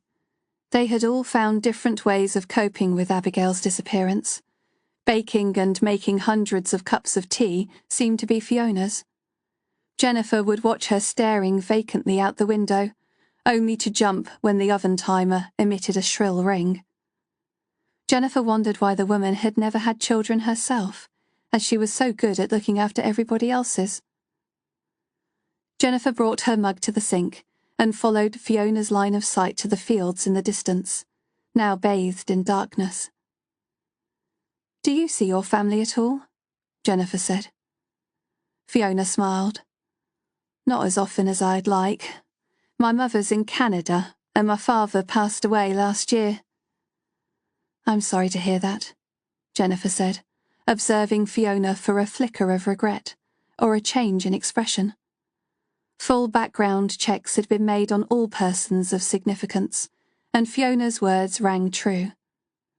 The scrunch of car tyres on gravel snapped Fiona out of her daydream, and she busied herself setting the table she had cleared minutes before. Her role seemed like an endless round of tea and sandwich making. If she was unhappy about it, she never gave any indication. Nick pushed open the kitchen door, beckoning to Jennifer from the hall. His hair jutted up at the sides, dishevelled and unkempt, and he seemed oblivious to the state he was in.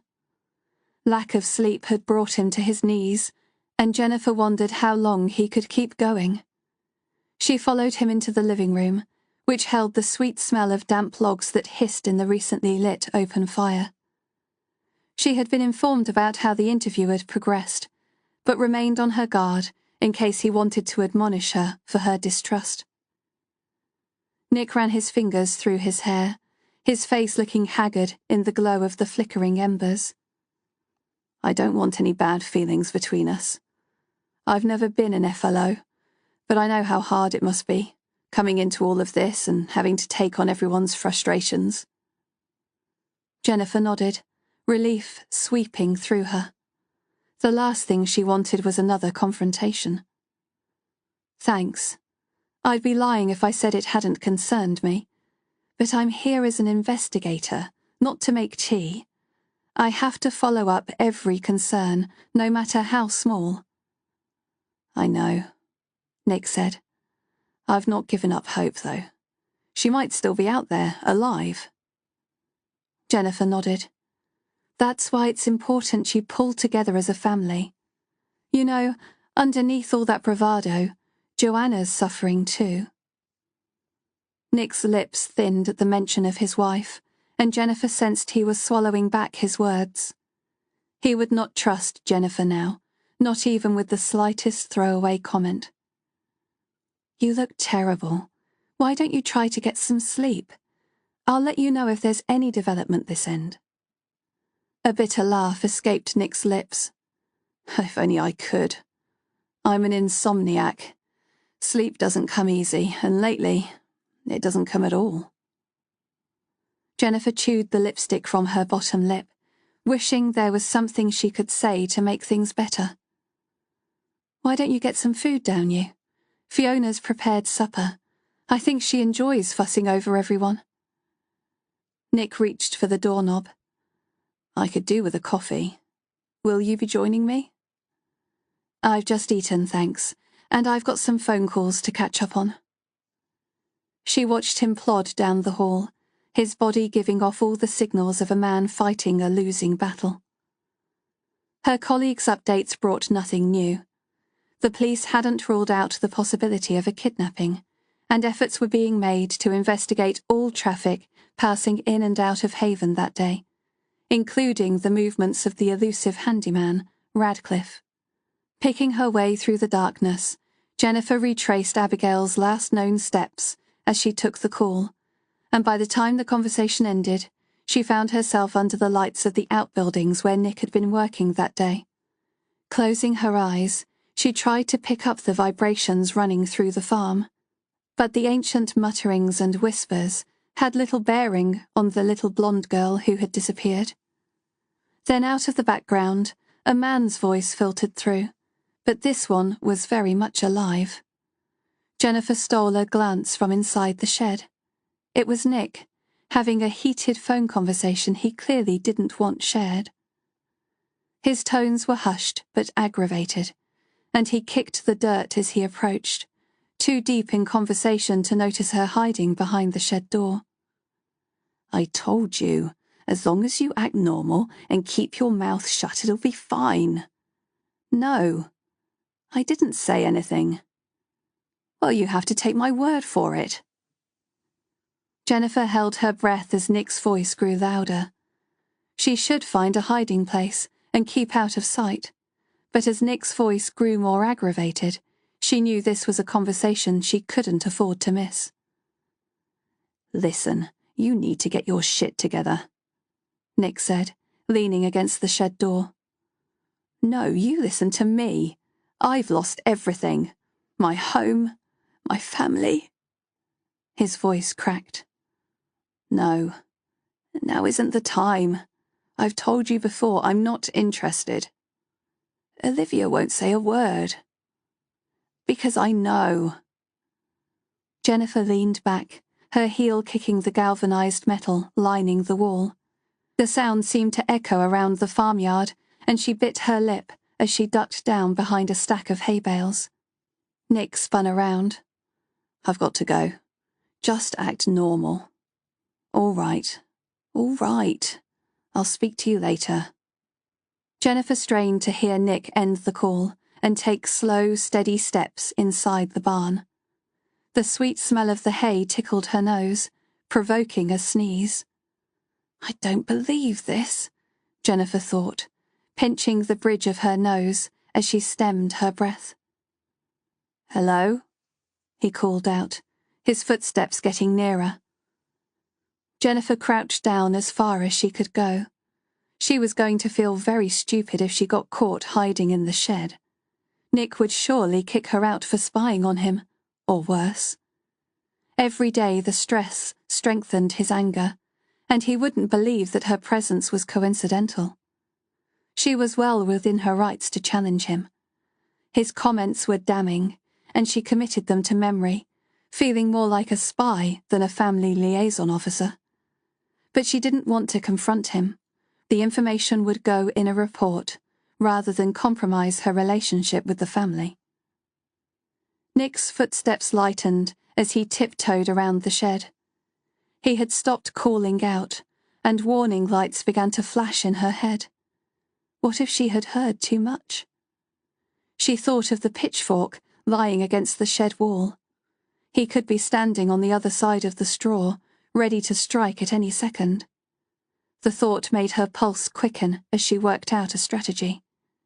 She was too far away from the house to shout for help. She thought of her phone, nestled in her pocket. Any minute now, Will would be calling her, wondering where she was. Nick's footsteps grew louder as he searched the shed, and she closed her eyes and sent a plea for help. A gust of wind hit the walls, sending a loose sheet of galvanized metal clattering in response. Jennifer mouthed silent thanks as Nick turned and left the shed. She quickly punched in a text to Will. She wasn't coming home just yet. She had work to do.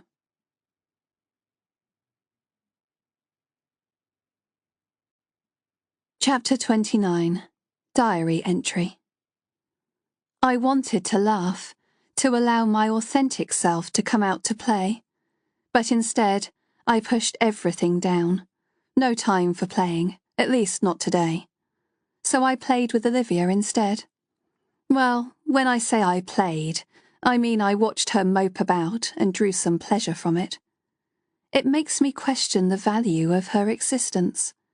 If Abigail is gone, then isn't it kinder to let her go too? Such thoughts came to me as I stood in her shadow, watching her stare mournfully from the bedroom window, eyes half open, with her hands by her sides, while everyone else gathered downstairs. Lost, alone, forgotten, emotions I know too well. As if someone had scooped out her soul and promised to come back for the rest later. It's been 2 days now. 2 days of watching the household become turned on its head. I've enjoyed it so much, I've decided I'm not ready to let her go. Not yet. Last night I paid Abigail a visit.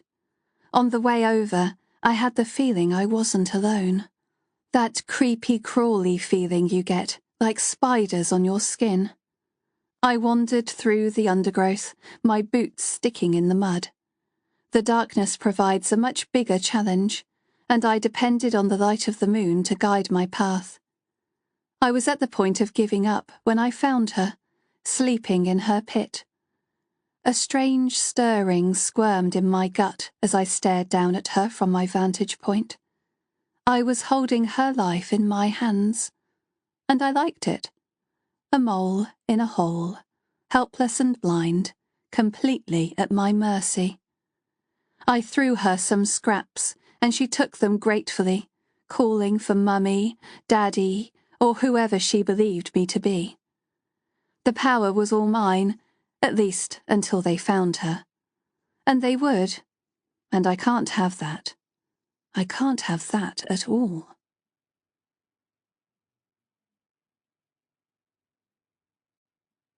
Chapter 30. 2 days gone.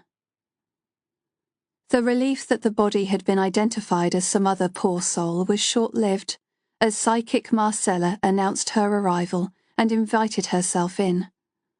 Joanna hadn't seen fit to tell anyone of her arrangements for a séance.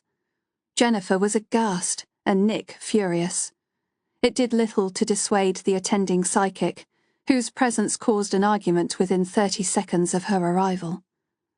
Jennifer's suggestion of an evening with friends seemed to be the best solution all round. A couple of hours in a quiet pub would ease Nick's frayed nerves and give Joanna a break from his disappointed looks. Matt drove over to pick him up, and, with a resigned shake of the head, he braved the rain and jumped into his friend's car. Marcella took in the room, her eyes alight.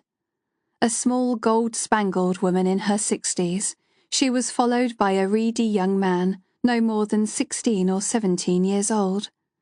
Marcella pushed off her hood, revealing a shock of frizzy blonde hair. No doubt the black hooded cloak was something she used to great effect, Jennifer thought. Underneath, she was dressed in a long black flowing skirt and a puffy ivory satin blouse. Her fingers were lined with rings, and the bracelets on her arms jangled as she walked.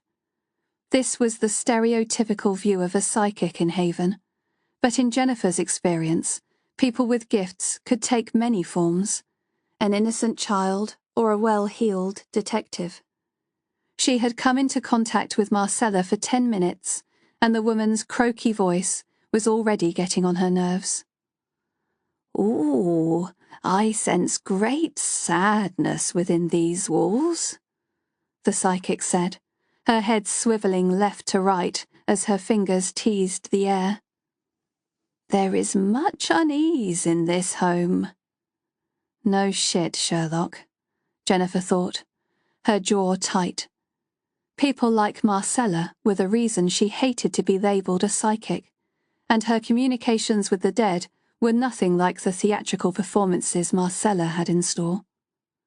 She had watched her in action when she investigated one of her stage shows, and although no wrongdoing was proven, Jennifer had doubts about her abilities. Jennifer had wondered why Joanna arranged for Olivia to go to her grandparents' house for a couple of hours. It was doubtful they would have been happy had they known the reason why. "Did you know about this?" Jennifer whispered as Fiona leaned her weight against the heavy door to close it. "I knew about Olivia going out, but nothing of this psychic," she said, pronouncing it as if it were a dirty word. "You don't think it will do any good?" Jennifer asked. Fiona's brows creased in a disapproving frown. "It's not done much good so far, has it?" She was referring to Nick walking out, and that led Jennifer nicely into questioning her about Nick's friendship with Karen, who happened to be in the car when her brother picked Nick up. She had already texted Will, hoping he would conduct some off-duty surveillance on her behalf. "What about—" Jennifer began to say. They were interrupted by the flow of voices coming down the stairs. Joanna was wearing her usual counterfeit smile. Her manicured fingers slid down the banister as she spoke animatedly to Marcella about the history of the house. Fiona eased her coat from the hook on the wall. "I'll leave you to it. See you tomorrow." Joanna's face fell. "Oh, I'd like you to stay. I'll pay you overtime." Fiona groaned, still holding her coat mid-air. "I'm not really a believer." "Please," Joanna said. "Just for an hour. We need 3 or more people for the séance." Sighing, Fiona rested her coat back on the hook and followed them through to the kitchen. If Marcella picked up any line of communication with Abigail, she didn't show it. She seemed more interested in communicating with the spirits of the past that still walked the corridors. They were nothing new to Jennifer, who had caught their whispers the first day she arrived. So many spirits occupied this space. The old man who had died in the living room, age-worn and tied to the lands. The woman who passed through the walls with an oil lamp, checking her fevered children. Such were merely echoes of the past, and not capable of hurting anyone. But there was one ugly presence which seeped into the walls of the home. The more time she spent there, the more convinced Jennifer became that the dark entity she had encountered had taken residence, and was not leaving any time soon. But malevolent beings were not responsible for Abigail's disappearance. To her, the answers lay much closer to home. Joanna struck a match, igniting a tang of sulphur in its wake. It touched the wick of one of the candles that made up the centerpiece of the small circular table dragged in from the living room. Next to the candles was a photo of Abigail and a plate of soda bread, an offering to encourage the spirits. According to Marcella, they were attracted to the warm glow of the candlelight and the comfort of food. Enticements were never needed as far as Jennifer was concerned. She took her place at the table, her eyes skimming over the young man sitting behind Marcella. Mystics often had a silent helper, ready to jump into action should anything go wrong. His old-fashioned cardigan and corduroy trousers were hardly weekend wear for a young man his age. But something told her he did not socialize with his peers. His dark hair was tightly cut, and he had the same delicate, unlined hands and pale skin as Marcella.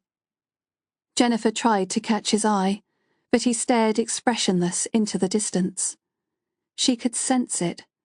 His presence was like a poultice, drawing out the spirits that lurked beneath the shadows. As the candles danced and flickered, the temperature began to chill, raising a row of goosebumps on Jennifer's arms. "Gather around, please," Marcella said, placing her hands on the tarnished wood. "Place your palms flat on the table until our little fingers are touching." She lowered her voice as she leaned forward. "Whatever happens, you must not break the circle." Despite her misgivings, Jennifer's heart fluttered in her chest. She wanted contact with Abigail more than anything, but communicating in this way was akin to inviting a stranger into your home. Malevolent spirits often lied to gain the trust of their host, and once the door was open, it was very hard to close. She directed her focus solely on Abigail, touching fingers with Marcella and Fiona either side. Fiona was looking very nervous for someone that claimed not to believe. Joanna completed the circle, and they sat around the dancing candlelight, waiting for Marcella to begin. Closing her eyes, Marcella took in a whistling breath through her nose and out through her mouth. "Our beloved Abigail, we bring you gifts from life into death. Commune with us, sweet child. Be guided by the light of this world, and move among us." Marcella's slow, rhythmic chanting brought the darkness ever closer as the words rolled off her tongue. The boy closed his eyes, his pale lips moving slightly, but producing no sound. They were near, the army of the dead. Marcella fell quiet, opening herself up to the spirit of the little girl. Jennifer shuddered, a sense of dread falling upon her.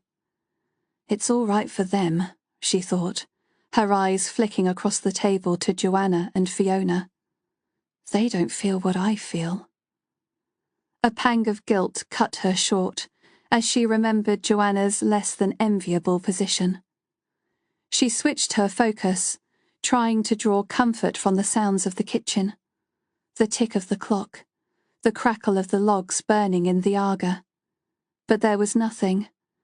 She was being plunged into the netherworld, and she was helpless to stop it.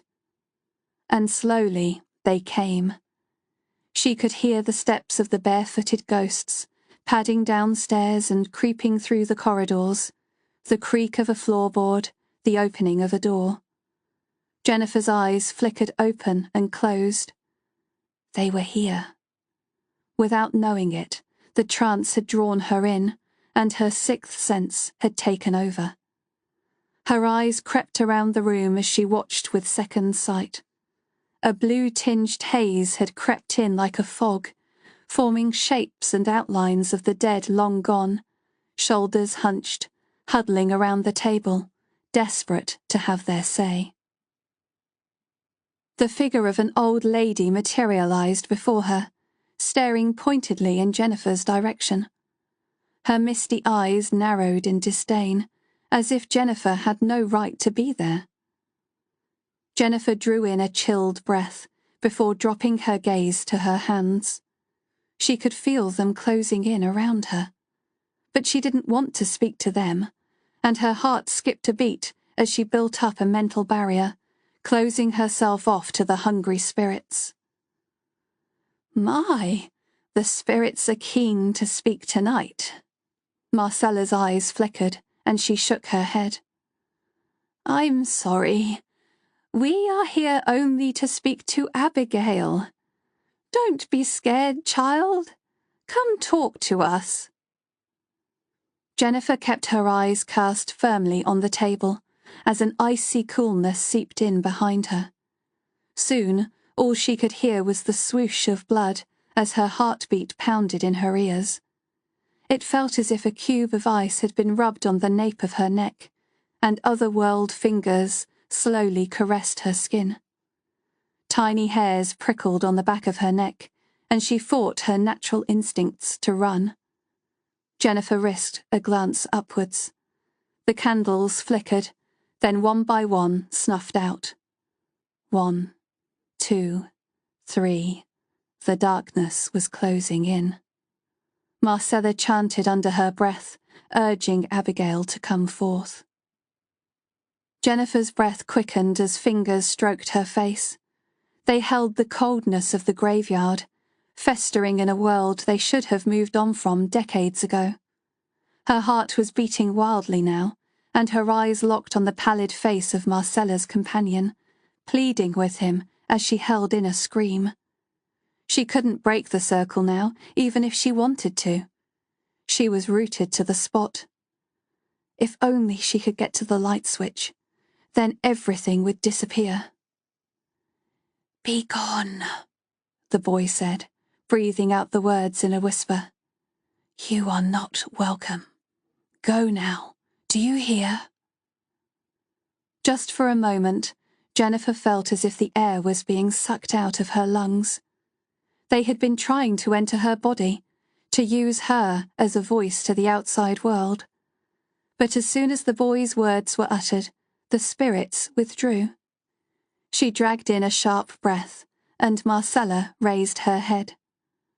Are you all right? She asked, as all eyes turned on Jennifer. She bobbed her head in 3 sharp nods, not trusting herself to speak. She wanted to scrub her skin, to wash away the feeling of the insistent bodies crowding in around her. I'm afraid Abigail's not speaking, Marcella said. But I can sense a child's presence. Joanna glanced around. Oh, the candles on the mantelpiece have gone out. Shall I light some more? Do not break the circle, Marcella said, her tone dour. The centerpiece candles illuminated her displeasure. Are you listening to me? I said I sense your daughter. Joanna apologized, squirming in her chair. Marcella drew her attention inwards. Your child. She's buried under the ground. She will not rest until you bring her home." "Where?" Jennifer said, with sudden belief in Marcella's powers. "Where is she?" "She's not in the woodlands or the river, but it is somewhere vast, somewhere near home." Her eyelids fluttered shut as she tried to delve further. I see a V sign, 2 blackened fingers." "Yes," Jennifer said, gnawing her bottom lip. 2 blackened fingers meant nothing to her, but right now she would take whatever she could get. "I'm picking up the energy of a man. He has done things he has come to regret. He seeks forgiveness." "Forgiveness for what?" Joanna asked, taking the words out of Jennifer's mouth. "He's too ashamed to say. There's a strong family link." "Who is it?" Joanna said. A cold breeze chilled the air as Marcella's features softened, and she began speaking through pursed lips. The childish voice that carried on her breath made Jennifer's spine crawl. "Please, Daddy, not that. Don't make me do that." The room fell silent as the meaning became clear. "I'll be a good girl. Please, Daddy, no, I don't want to." "Who is this?" Marcella said, breaking away from the voice inhabiting her body. "Who is this speaking?" The voice mocked as Marcella's features turned upwards in a smile. "Half a pound of twopenny rice, half a pound of treacle, that's the way the money goes."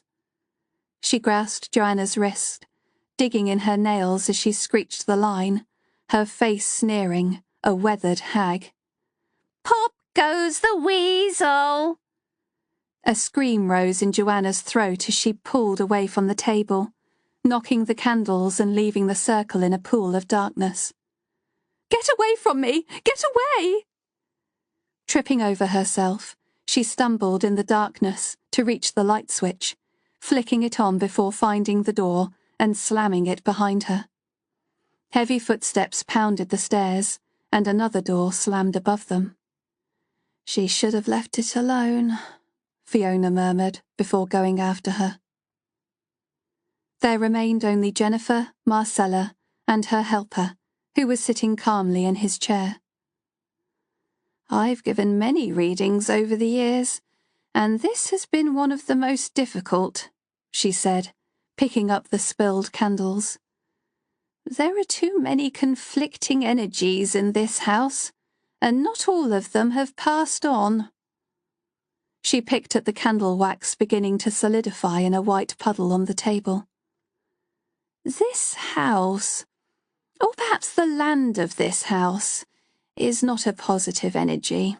It does not bring love or joy, but desolation and sorrow. It will drag this family down into the depths of despair." A stifled sob leaked in from the doorway. Jennifer swiveled around, taken aback by Joanna's naked expression. Gone was the plastic veneer and the robotic smile. Her neatly pinned hair fell loose in strands around her face, and tears ran in rivulets down her cheeks, dragging black mascara trails in their wake. Her words came staggered, as if each syllable caused her pain. "What you said about the man, Daddy, and the voice of the little girl. Was that Abigail? Was she talking about my husband?" "I'm sorry," Marcella said, taking Joanna's hand as she took her seat at the table. "I cannot say. I left myself an open vessel. The messages could be from many years ago or present day. It's like tuning in to a radio. You don't know what you're going to get. But you should get your family away from here. I feel there is worse to come if you stay. Worse? How can there be worse? Joanna said, sobbing and hiccuping as her emotions ran free. Marcella's hand hovered over her back, and she patted her a couple of times, murmuring something about being in touch. Fiona appeared, mouthing that it was okay, and she reached across to put the kettle on, signalling at them to leave Joanna to her. Jennifer was torn. Did this mean Joanna had suspicions about her husband? Was this the secret he was trying to hide? It would be something she would have to tackle later. She followed Marcella out to the front, having formed some respect for the woman. Her companion, seemingly unaffected by the experience, was waiting beside Marcella's blue Toyota Yaris, parked in the yard. He seemed unaffected too by the rain, which had eased due to a break in the showers. Marcella touched Jennifer's arm lightly, keeping her tone low. You have the gift. I see it in you. I have something, Jennifer said, as if she was talking about an infectious disease. It's not wanted, though. Marcella emitted a soft chuckle. My dear, the gift of insight is indiscriminate, but you shouldn't be scared of it. They can sense your fear and will use it against you. Jennifer stared out into the yard. The fullness of night had closed in, camouflaging the fields in a sheet of metal grey. An owl screeched in the distance, flapping as it broke free from a tree, its white feathers tearing into the fabric of the night. I try to keep my distance from spirits, Jennifer finally said. My interests lie in the police. But for you, they come hand in hand. You are a carer and a giver, a protector of people who is unable to defend herself, Marcella said, her eyes following the owl's journey. Remember, not all spirits are here to hurt you. Perhaps, Jennifer said, not wanting to dwell on her inadequacies. He looks like you, she said, her gaze on the boy. Are you related? Marcella smiled. He's my son. He doesn't leave my side. Jennifer frowned as she worked out the age gap. Your son, but... She froze mid-sentence, her eyes growing wide as the truth dawned. You are fortunate that he chose to show himself to you. I don't always see him, but I know he's there. But he looks so real, Jennifer said, returning her gaze to the silent figure. Embodiments of the dead were nothing new to her, but she had never witnessed one appear so tangible, so completely human in appearance as this young man. He is real. Perhaps now you understand what I meant about help being there if you need it. You also have guides. You need to open up to them. Jennifer stared at the young man, at the gentle hint of a smile on his lips. A silent thank you passed between them before he faded into the ether. That was why Fiona and Joanna had never acknowledged him. They couldn't see him. She followed Marcella out to the car, holding open the door as she pulled the seatbelt around her. This case, is there anything more you can help me with? Marcella leaned forward and whispered croakily, This family is immersed in secrets, but the answer lies near. And the child...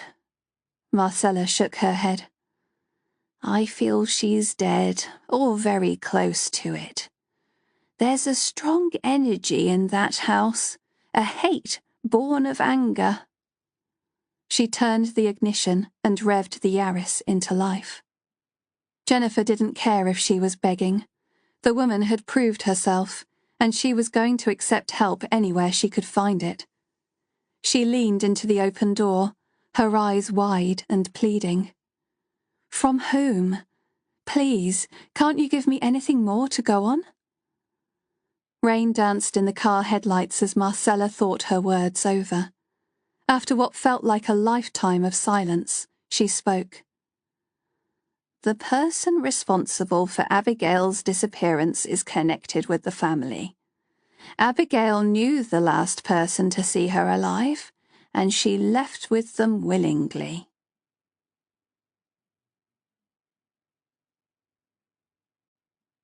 Chapter 31. Joanna. Joanna awoke, foggy and disorientated. Had she really heard a door slam downstairs, or was she imagining it? Groping in the darkness, she clicked the small plastic light switch next to the bed. The bedside lamp cast a jaundiced yellow hue, doing little to enhance the murky room. She sat up in the bed, unease creeping over her. High ceilings and damp covings sucked any heat generated from the Aga, and the smell of rotting wood never left. It was no wonder the estate agent had snapped her hand off when she offered the full asking price. Just what possessed her to take on such an enormous undertaking?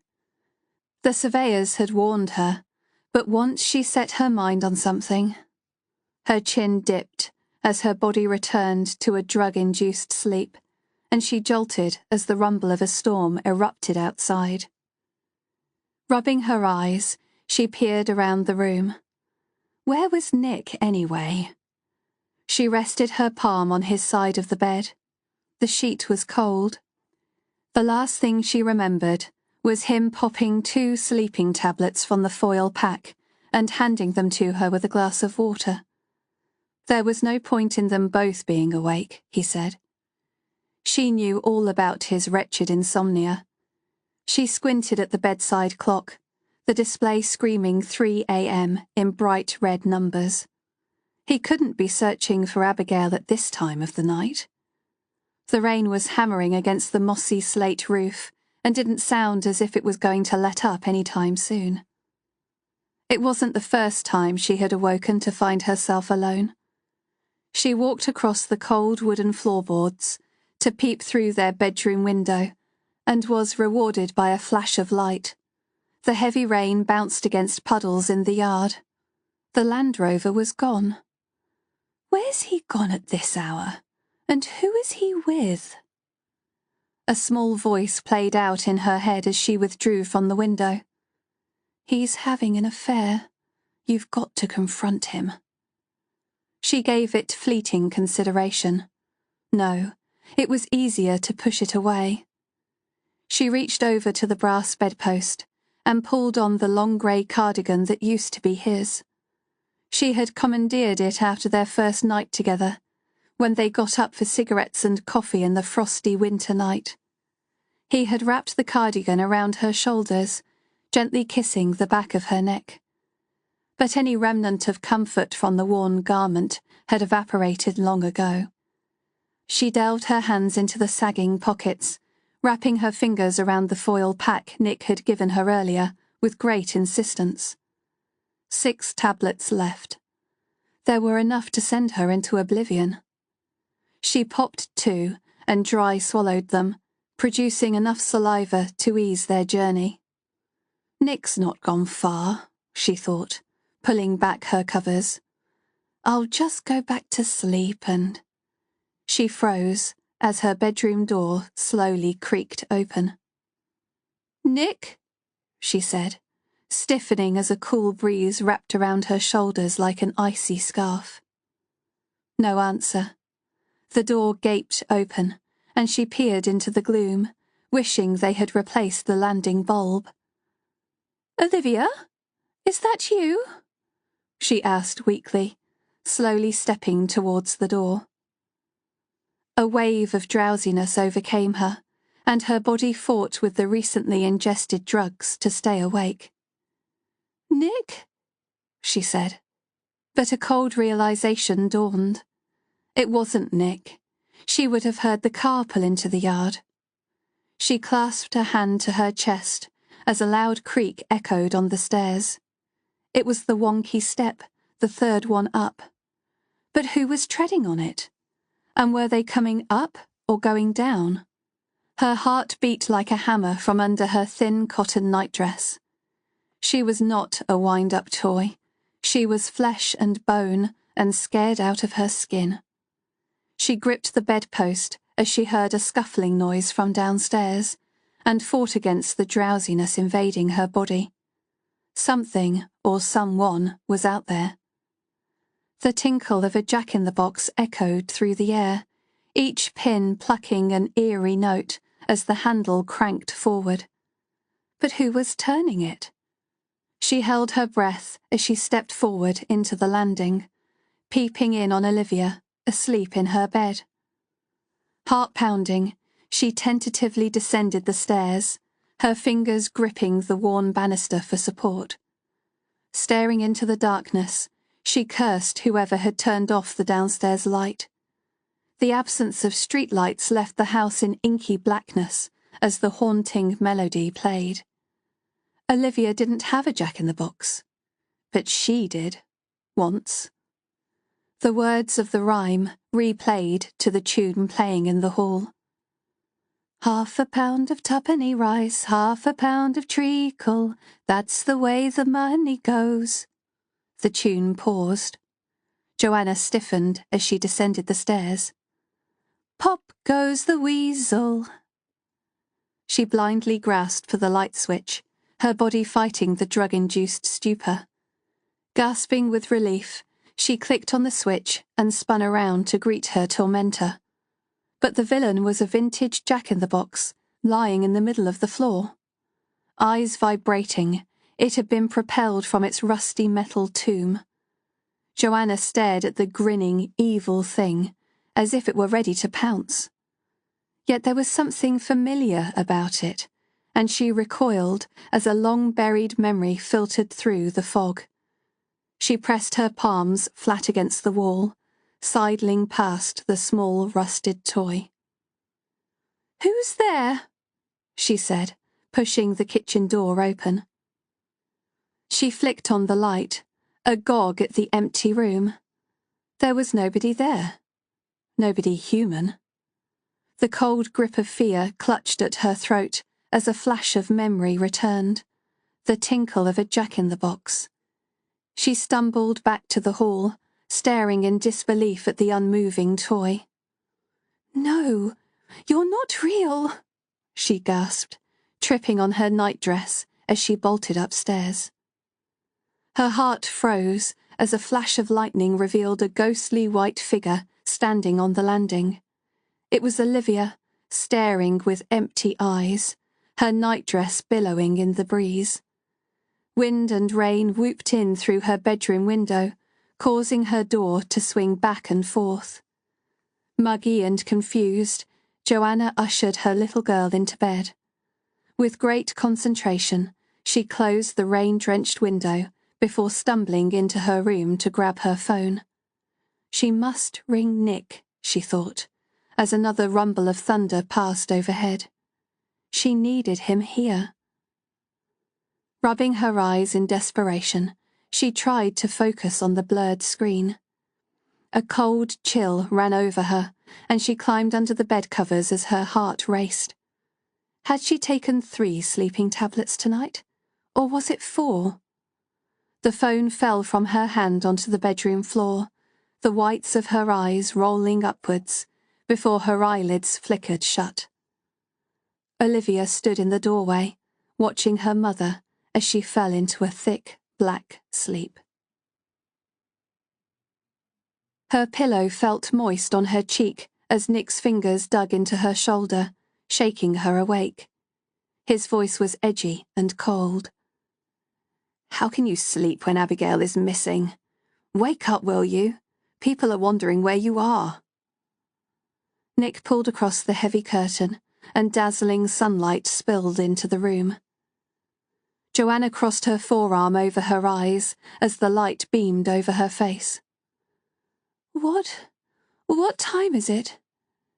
"It's almost 11 o'clock. Mum and Dad are expecting us at Mass. Everyone's going to be there." A pang of regret crossed his face, and his voice softened as he sat on her side of the bed. I know you're dealing with this in your own way, but you need to get dressed and go down there. Joanna tried to swallow, and her throat clicked in response. Bob and Wendy had railroaded them into holding a mass for their daughter, assuring her it wasn't a memorial, simply a place where people could come and pray for her safe return. She had had no choice but to agree. But why wasn't Nick there already? And how had she slept in so long? "Where were you last night?" she croaked, an uneasy feeling of distrust creeping in. "What do you mean?" "I woke up and you were gone." Nick frowned as he rose. "I was here all night." "The Jack-in-the-Box. Did you see it?" Joanna said, fighting for clarity. "What are you on about?" "Last night I heard something downstairs. The Land Rover was gone. You were gone. I heard a Jack-in-the-Box in the hall." Nick looked at her as if she had gone mad. "A Jack-in-the-Box? You must have been dreaming." "No, I wasn't," Joanna said firmly. "I woke up and took more sleeping tablets. It's why I slept in. Pass me your cardigan," she said, pointing to the garment she didn't remember taking off. "The foil pack is in the pocket. There are 4 tablets missing." Nick reached over to the bedpost, the sleeve of his shirt rising up. "Your arms, they're all scratched," Joanna said, as Nick unhooked the cardigan from the bedpost and threw it on the bed. Nick unrolled his shirt sleeves, buttoning them at the wrist. "Of course they are. I've been through every bush and thicket this side of Haven." Joanna pulled out the foil pack from the pocket of the frayed cardigan. She blinked, her face frozen in disbelief as she stared at 2 puncture holes. "There should be 4 missing. I swear, I took 4 tablets last night." Nick threw her an exasperated look before turning on his heel. "I'm sorry, Jo, I can't deal with this right now. Just get dressed and go to Mass. Fiona's already gone with Olivia." Joanna stared at the pack trembling between her fingers. Her throat felt sore and raw. She hoped she wasn't coming down with something. That would be too bad. But thoughts of an illness weren't enough to block her rising anxiety. Unable to move, she felt a black tide rise from within, threatening to engulf her. Her breath quickened as the beginnings of a panic attack flooded her system. She grasped the sheets between her fingers as she fought for breath. She was losing control. Releasing the sheets, she slapped her right cheek hard. Her breath faltered. Good. That was good. She slapped with the left hand, harder this time. She gasped as sweet release was delivered with each stinging blow. Her breath slowed and her focus returned to the room. The breeze from the open window, the sound of muffled voices carried from downstairs. Her eyes crept to her phone on the bedside table. She recalled hearing the clunk as it hit the mat when she fell asleep. So what was it doing there? Pulling back her right hand, she slapped her cheek hard, sending her head rocking to the left. She rose effortlessly from the bed and walked into her ensuite.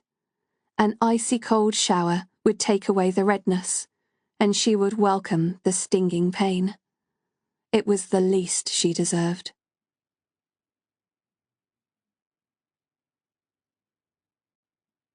Chapter 32. 3 days gone. "Thanks for coming," Jennifer said. Mr. Struthers stood at the front of the house, leaning on his granddaughter's arm. Her name was Danny, and she was 24 years old. It had taken some persuading to get Danny to bring her grandfather, but not many people could turn down the plight of a little girl in trouble. His lined face stared at the building for a long while, sadness reflected in his eyes. "Let's get you inside, Grandad," the young curly-haired woman said, easing him forward. They were both of the same tall, slim stature, and Danny had warned Jennifer that her grandfather wasn't as good on his legs as he used to be. But given his age, Jennifer was just grateful he could get around.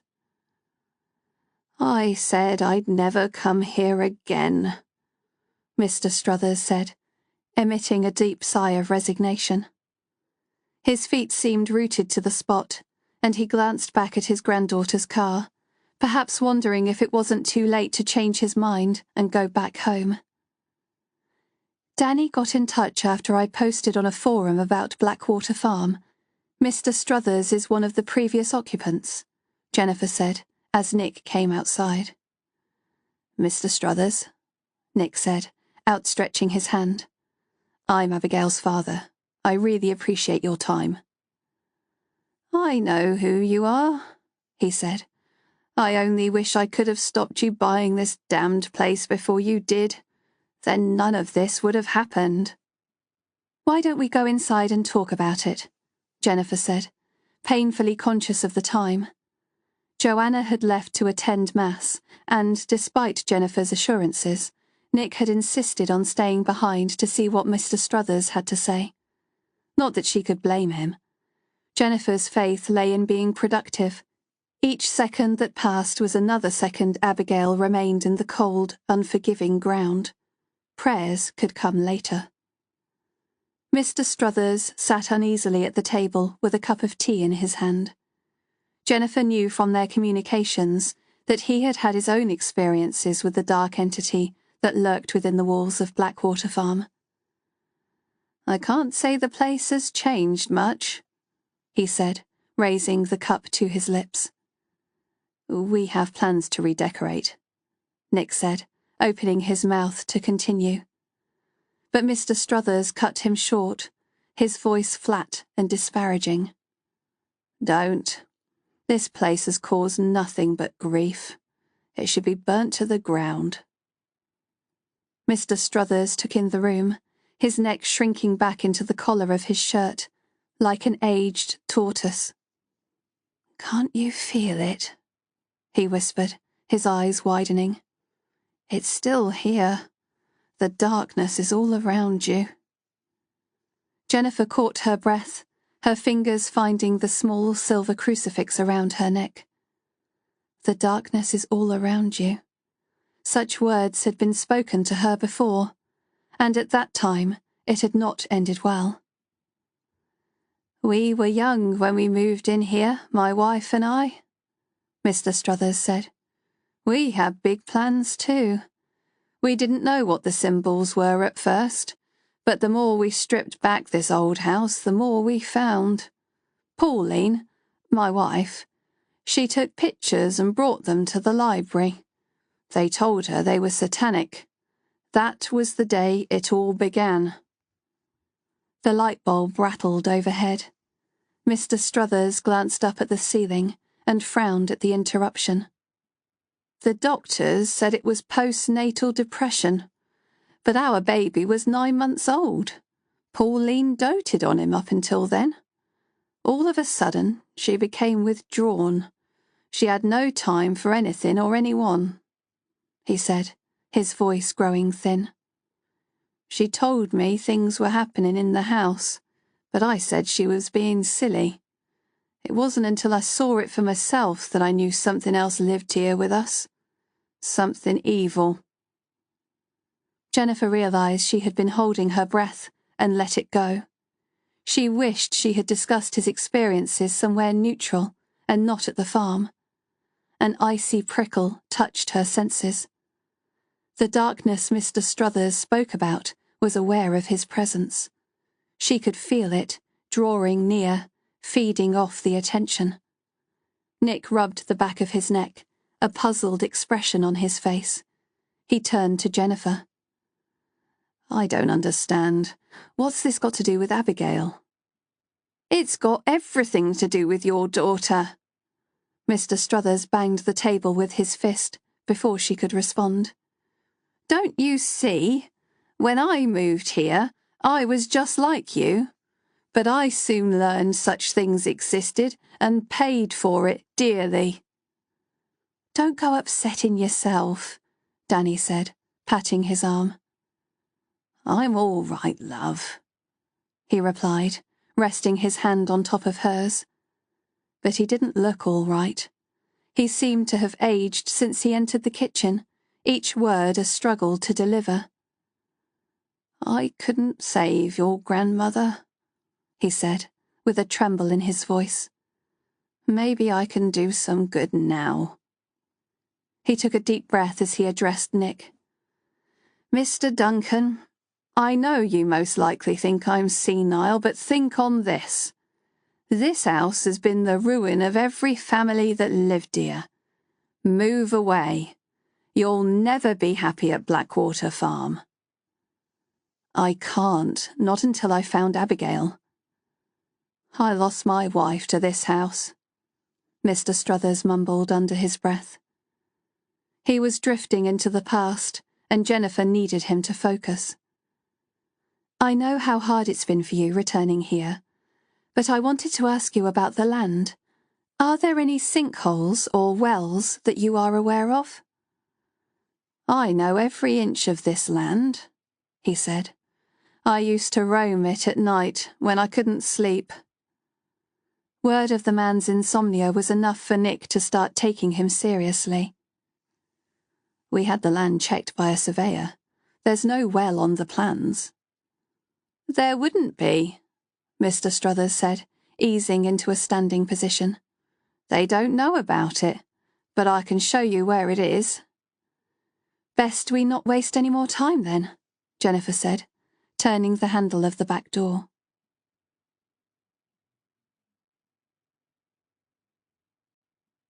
Chapter 33. Jennifer's earlier research had made for grim reading. Wells could be up to 50 feet deep, with water averaging at 6 feet. If Abigail had fallen into one of those, she wouldn't have stood a chance. Some dried out over time, or were filled in by previous occupants. In a place as old as Haven, some were likely to have never been recorded. Jennifer had no way of knowing about the condition of the well Mr. Struthers was referring to, or if there was one at all. She had simply put out a plea on the internet forum, asking for information from previous occupants of Blackwater Farm. It was a primitive way of inquiring, given police had already investigated the land registry and the recent survey, but one that appeared to be paying off. After 20 minutes of walking, Jennifer's heart began to sink. They were going around in circles. The land was drenched from the storm the night before. She hadn't called for backup for this very reason. Too many false leads had been generated for police, and this was proving to be one of them. She took a breath as she gathered her wits, and when Mr. Struthers stumbled on the churned-up soil, she suggested that they call it a day. It's around here somewhere, Mr. Struthers said, with Nick on one side and Danny on the other. Jennifer followed the old man's gaze past the rusted gate. She paused mid-stride and stared incredulously at the landscape to see an old burned-out tree split in half from the lightning storm. Gnarled and deadened, it reached into the sky. That's it, she thought. 2 blackened fingers jutting out from the charred earth in a V sign. The landmark the medium had forecast. She was here. Abigail was here. Wait, Jennifer said. Mr. Struthers, do you see that tree? It wasn't always that way. Is that what's putting you off? The man turned and peered in the distance. Yes, near the tree, that way. He pointed a withered finger to the left of the burned-out wooden carcass at the foot of the field. They followed the tire tracks as they wound around the tree, cautiously picking their way through the mud that had clearly been searched before them. Here, Mr. Struthers said, next to the trailer. It was little wonder that police had not found the well. if it was buried under the rusted trailer, but recent tire tracks suggested the trailer had been moved. "I found something," Nick said, testing the ground with his boot. Throwing the rope he had brought to one side, he dropped to his hands and knees, and the whites of his eyes flashed as he clawed manically at the loose soil. Jennifer fell to her knees and joined him in digging. She could almost feel Abigail's fear as the little girl fell into the muddied tomb. But when she called her name, she was met with silence. Her fingernails scratched against tarpaulin, and she paused only to text Will in a confusing babble of words. Abigail in a well at farm. Call ambulance and fire. Seconds later, her phone buzzed, but she didn't have time to answer. Will trusted her enough to do as she asked. Help would soon be at hand. Red-cheeked and panting, she pushed back the earth, aware of Mr. Struthers in the background, whispering a quiet prayer. "Be careful," she said to Nick. "Come back to the edge, don't fall in." Grunting with exertion, Nick heaved back the layers of mud and wrapped his fingers around the corner of the tarpaulin. "Pull back the other side," he said, sweat trickling down his face as he stood back from the edge. "Perhaps we should wait for the—" Mr. Struthers began to say, before Jennifer butted in. "She's waited long enough." Nick nodded, taking up the far corner and pulling the tarpaulin across. A look passed between Nick and Jennifer, an exchange of understanding. They were both on the same side, and they weren't going to wait another second to set Abigail free. In the distance, a siren screamed.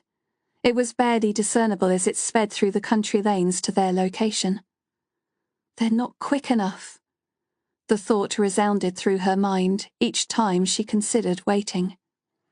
Her brain told her to wait for backup and allow the experts to plan a proper entry into the muddied hole, but her heart won out. Abigail could be dying down there. They could not afford to wait for strategies and pre-entry briefings. She was going in. But as she approached, her expression was a mixture of apprehension and regret.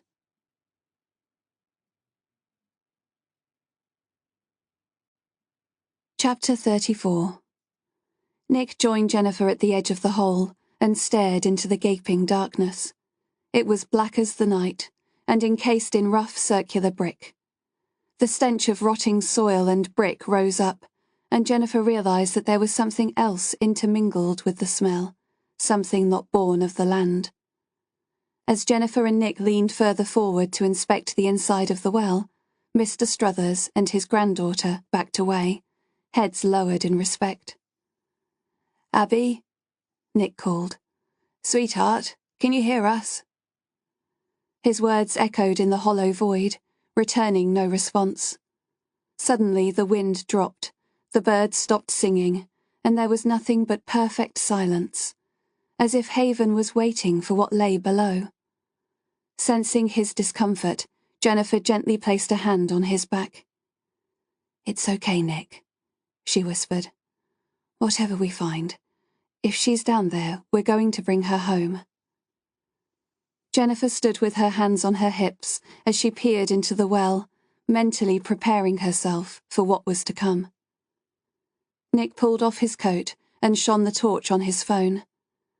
"I'm going down there," he said. She followed the beam of light into the gloom. It did not reach the bottom. "Oh no, you're not," she said. "The last thing we want is you landing on Abigail." She plucked a stone from the ground and held it between finger and thumb. Dropping it into the depths of the darkness, she held her breath until she heard the splash. The hole was surely no more than 15 feet down, but they had no way of telling how deep the water was. "Thank you both," Jennifer said, giving Mr. Struthers a nod of gratitude. "Can you find your way back to the house and direct the emergency services to our location?" A look of relief spread over Danny's face at the prospect of getting away. "Of course. Come on, Grandad. Let's get you inside in the warm." Mr. Struthers didn't argue. Neither of them wanted to see what lay ahead. "I'm going to climb down," Nick said, handing one end of the rope to Jennifer. "I'll lean against the wall, so you shouldn't have to take my weight." "Are you serious?" Jennifer said. "I'm not strong enough to take your weight. What if you fall? I'm lighter than you. Let me do it." She placed a hand on his tensed shoulder. "Please, Nick." She wanted to say that they did not know what faced them. If Abigail was dead, then Jennifer would prefer to take the memory of finding her body than allowing the little girl's father to. Nick nodded solemnly, his face dark with emotion. "Whatever happens, I need you to stay up here," Jennifer said firmly. "It's a narrow space, and it could cave in. If it does, just wait for the emergency services. There's been enough tragedy." The cold, wet mud had numbed her fingers, and she forced them to grip the bristled rope. Dirt patches stained the knees and arms of her suit, but it was the least of her worries as she squeezed into the narrow space. She looked regretfully at the trailer. If only it had been nearer, she could have anchored herself to the metal. But she needed every inch of rope, and would have to trust Nick to take her weight. But if he let her fall, it didn't bear thinking about. Her tongue clicked against the roof of her mouth as she swallowed back her nervousness. Descending into the filthy hole was her worst nightmare, but the thought of Abigail drove her on. Yes, she should wait for the experts, but she knew from experience that risk assessments and safety equipment took time to set up. Abigail's life could be hanging in the balance, and she couldn't afford to wait. She took one last breath of the clean outside air before shuffling down into the claustrophobic gloom. Thin-lipped, Nick gripped the rope, his heels dug solidly into the ground. Jennifer ignored the manic palpitations of her heart. Left, right, left, right. She focused on her hands as they moved down the rope. With each step, she delved deeper into the confined space. A slow intake of breath brought another burst of stench rising up to greet her. She balanced her feet against the crumbling brick circle. "Abigail?" she shouted, her voice echoing against the circular walls. "If you can hear me, make a noise, a movement, anything." But all she could hear was the sound of her own breath. The air was thick and heady, the sort of climate people ran from the second they encountered it. Taking her weight with one hand, she plucked a pebble from her pocket and dropped it into the abyss. She felt like Alice in Wonderland as it slid down the well, but rather than a wonderful adventure, she was faced with a horrific task. The pebble plopped into the water beneath. She prayed that Abigail was somehow alive and had her head above water. But given the lack of response, it wasn't looking likely. Insects scuttled out of the moss-lined bricks. She took a steadying breath, forcing herself to continue focusing on her hands as they carried on working their way down the rope. But the further she was plunged into the darkness, the more uneasy she became. Using one hand, she pulled her phone from her pocket and jabbed the torch button, casting the narrow beam below. "Can you see anything?" Nick's voice echoed all around her. Jennifer cleared her throat as she stared at the water a few feet below. "No, just water." She gazed up at the light from the entrance hole, and Abigail's words came back to haunt her. It was just like she had said when she had spoken through Olivia, a tunnel with a light on the other end, and somebody was waiting on the other side. But instead of it being a death experience, it was a traitor leaving her to die.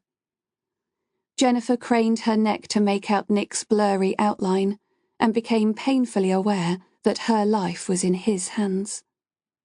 She hung, helpless in the silent depths of the well. All hopes of saving Abigail disintegrated. She had done all she could, and the instinct to escape was rising like a tide within her. She reasoned with her decision. If Abigail was in the water, there was nothing Jennifer could do for her now. "Pull me up," she shouted, ready to hand it over to the professionals. But there was no response, just Nick's outline, staring down as he blotted out the light from above.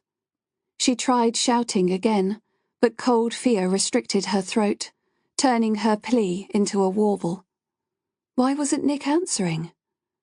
Gritting her teeth, she willed her body to climb, but holding the phone, the rope, and balancing her weight was proving too much, and her limbs trembled in protest.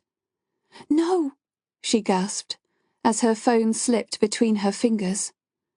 She reached out to grab it just as the rope jerked from above. Fingers numbed from the cold, the rope slid between her hands, and she was plunged into the water with a sickening splash. Icy cold water invaded her body, dragging her into its depths. It thundered in her ears, flooding her nostrils, the silt stinging her eyes. She kicked furiously in an effort to break the surface. An image of Abigail flashed in her mind, falling into the water, watching in horror as it rose. Had she died in this underwater tomb? Jennifer scratched the dampened brickwork as she grasped for purchase, her fingernails bending backwards while she spluttered for air. Helplessly, she slid down the wall, grasping for a rope she could not see. Then it came, a sense of dread that told her she was not alone. The dark and foreboding presence loomed all around her in the narrow enclosure. Within seconds, she knew it was the same creeping menace she had encountered in Blackwater Farm.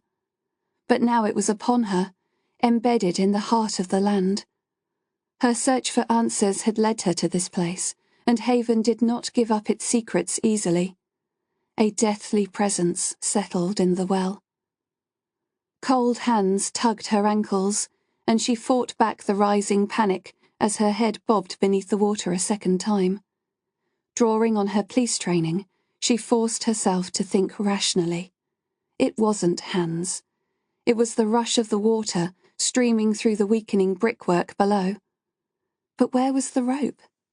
She reached blindly in the darkness, spluttering as she swallowed the tainted water. "Don't leave me down here," she thought, blinking in the darkness as a shadow descended overhead. "Take my hand," a male voice said. His strong, warm hand gripped her forearm, dragging her upwards into his embrace. It was Will. He had climbed down the rope, and he wasted no time in pulling her onto dry land. "What the hell do you think you were playing at?" he said, pulling off his coat and wrapping it around her. Jennifer retched as she coughed up dirty water. She waved away the paramedics as an assortment of emergency services piled in. "I couldn't find her," she said between chattering teeth. "It's too late. She's gone."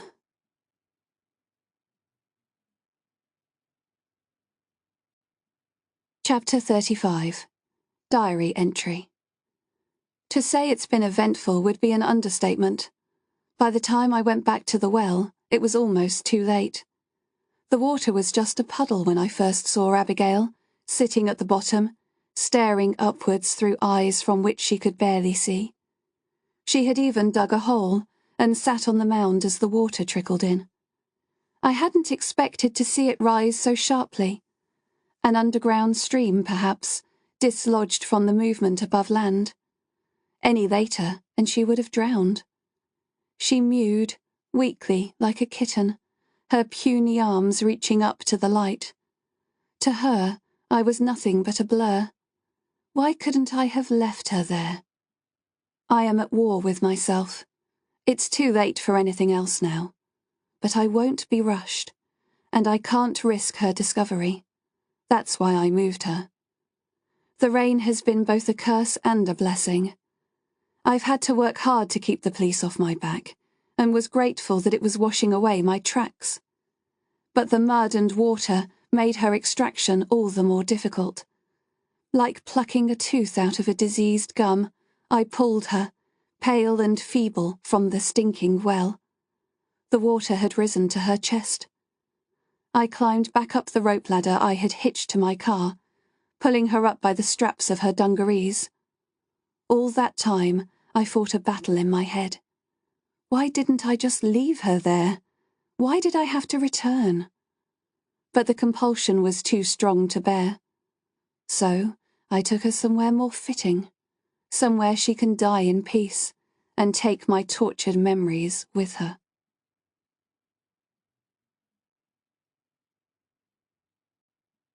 Chapter 36. Recovery from her ordeal came all the quicker when news filtered through to Jennifer that Abigail's body was not in the well. A hot bath and a change of clothes later, she was ready to face the world.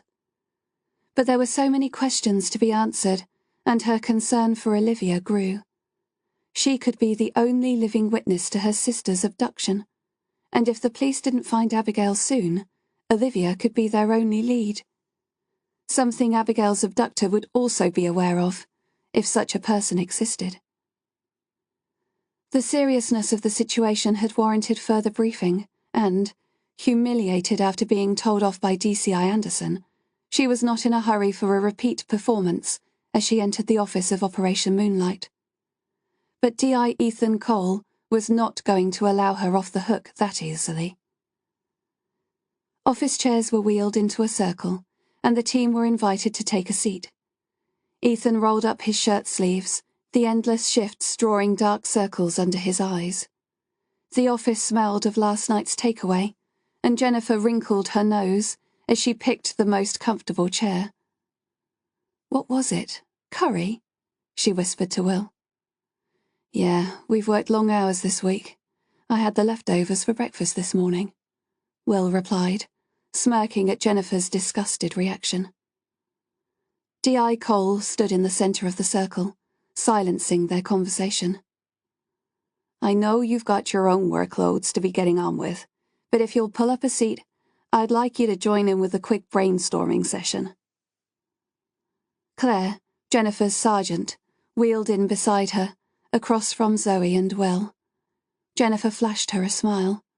It was nice being back in the bosom of her team, if only for a few minutes. Ethan clapped his hands together, making Claire jump. "Right. DCI Anderson has been working with some highly regarded criminal profilers on this case. I've condensed their reports. Although some of the information is conflicting, I've taken the main points from each one." Picking up a manila folder, he slid out some paperwork and handed the sheets around. "When children under 5 are missing feared dead, in most cases one of the parents is responsible. They could be suffering from a mental health illness, postnatal psychosis, or more commonly in fathers, it involves a domestic incident in which they kill their children then commit suicide." Ethan glanced at the paper, although the words seemed committed to memory. Where the missing children are aged 5 years and over, outside intervention is also probable.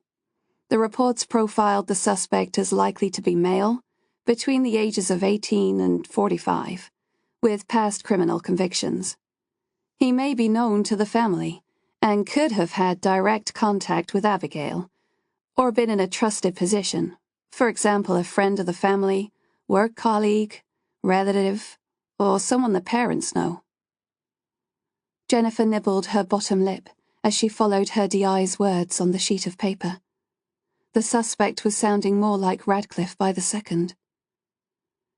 The abductor may be shy, withdrawn, living alone or with a parent, socially inept, and have a powerful imagination.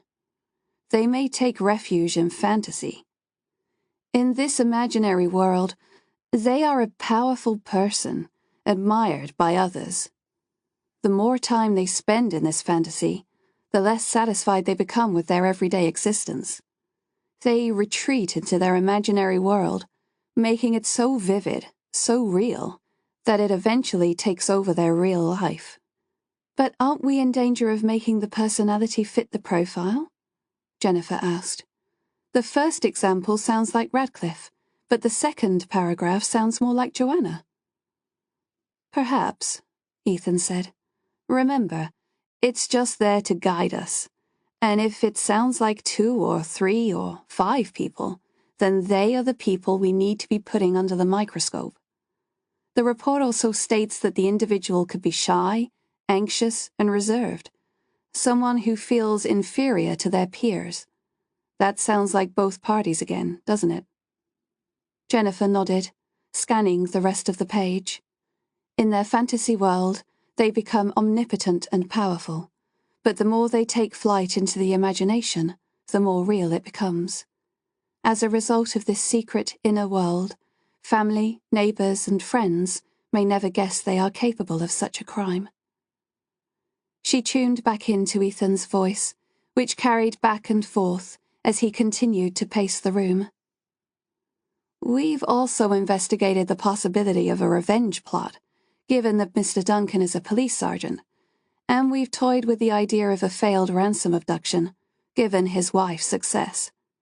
However, there's nothing to suggest either at this time. It's also unlikely that Abigail made acquaintance with the offender online and arranged a meet. From what Olivia has said and my experiences in the well, I agree, Jennifer said. Ethan slid the paper back into the folder. Can you fill us in on that? Jennifer nodded. Up until recently, a trailer had covered the well, which means someone's been there and moved it to one side. She stretched her legs, her body stiff from her exertions. DCI Anderson said the well could have been discovered by a local who, finding nothing inside, covered it back up for safety reasons. And you disagree with his findings? D.I. Cole said. Jennifer nodded. From what Abigail said through her sister, I feel she was there. But there's something very dark attached to the farm. It wasn't a very pleasant experience down there. Thoughts, anyone? Ethan said, opening it up to the team. Do you think this dark energy is responsible for Abigail's disappearance? Claire asked. Jennifer was quick to answer. No, but it's possibly influencing the actions of the people involved. It's related to the house, Zoe said. Blackwater Farm was used to practice the dark arts years ago. It's like Zoe squinted one eye, constructing her words. Call it a negative energy if you like. There's lots of spirits attached to the house, but this energy is malevolent. It can't directly harm us, but it has depressive qualities. Jennifer turned to her colleagues to explain. Whatever was invoked back then has a strong presence now. I felt it when I was in the well, too. I don't think it can do much, other than draw out what's already there, but there was a moment when... She tailed off. Go on, Ethan said. It won't go beyond this office. Well, Jennifer sighed. Nick was standing over me holding the rope. I shouted for help, but he was staring at me with this weird expression on his face. I hate to distrust a colleague, but I couldn't get back on dry land quick enough. You said the rope jerked, making you lose your grip. Do you think he let you fall on purpose? Will asked, a mixture of anger and concern darkening his face. Jennifer recognized that look. Will could be fiercely protective, and she wouldn't put it past him to confront Nick for not taking better care. It was better to put her reservations to one side than to start some sort of feud. No, not at all. You know, thinking about it, I just freaked out. You know what I'm like in confined spaces. What I don't understand is, Ethan said, displaying his characteristic hand gestures. Why would they take the chance of going back and removing her? You said yourself, the well was filling up fast with water. They risked a lot, going back there. But did they? Jennifer replied, having already mulled it over in her head. If it was a member of the family, or even a local, All they had to do was to say they were looking for Abigail and had just come across her. They would have been the hero of the day. Who's to say any different? Unless the kid was still alive, Zoe said, crossing her legs. Jennifer nodded, smiling at the purple Harry Potter socks peeping out from Zoe's trouser legs. Yeah, but without her glasses, she can't see very much anyway. Joanna's media hungry. What if this is some weird publicity stunt? Claire said. She definitely likes the publicity, Will said. But chucking your own child in a well is too extreme for that. I think it was someone more sinister, like Radcliffe. He's a weird loner, a bit funny with kids, and you said yourself, in no hurry to speak to police. Jennifer nodded, but more in acknowledgement than agreement. There's got to be human involvement in Abigail's disappearance. She hasn't got lost or been hurt. I think someone knows exactly where she is. But Radcliffe? I don't know. There's too many secrets in that family. I can't help but feel they're somehow involved. Radcliffe's been voluntarily interviewed today.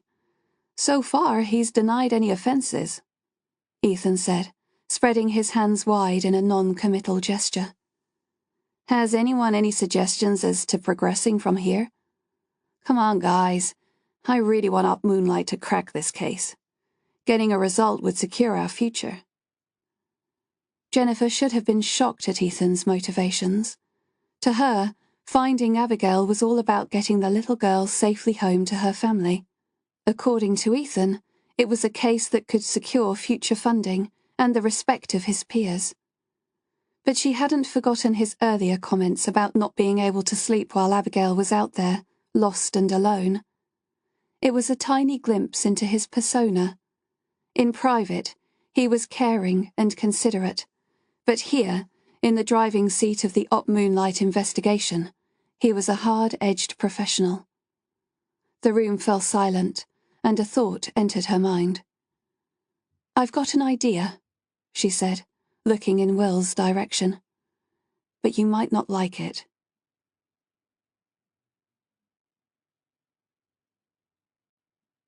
Chapter 37.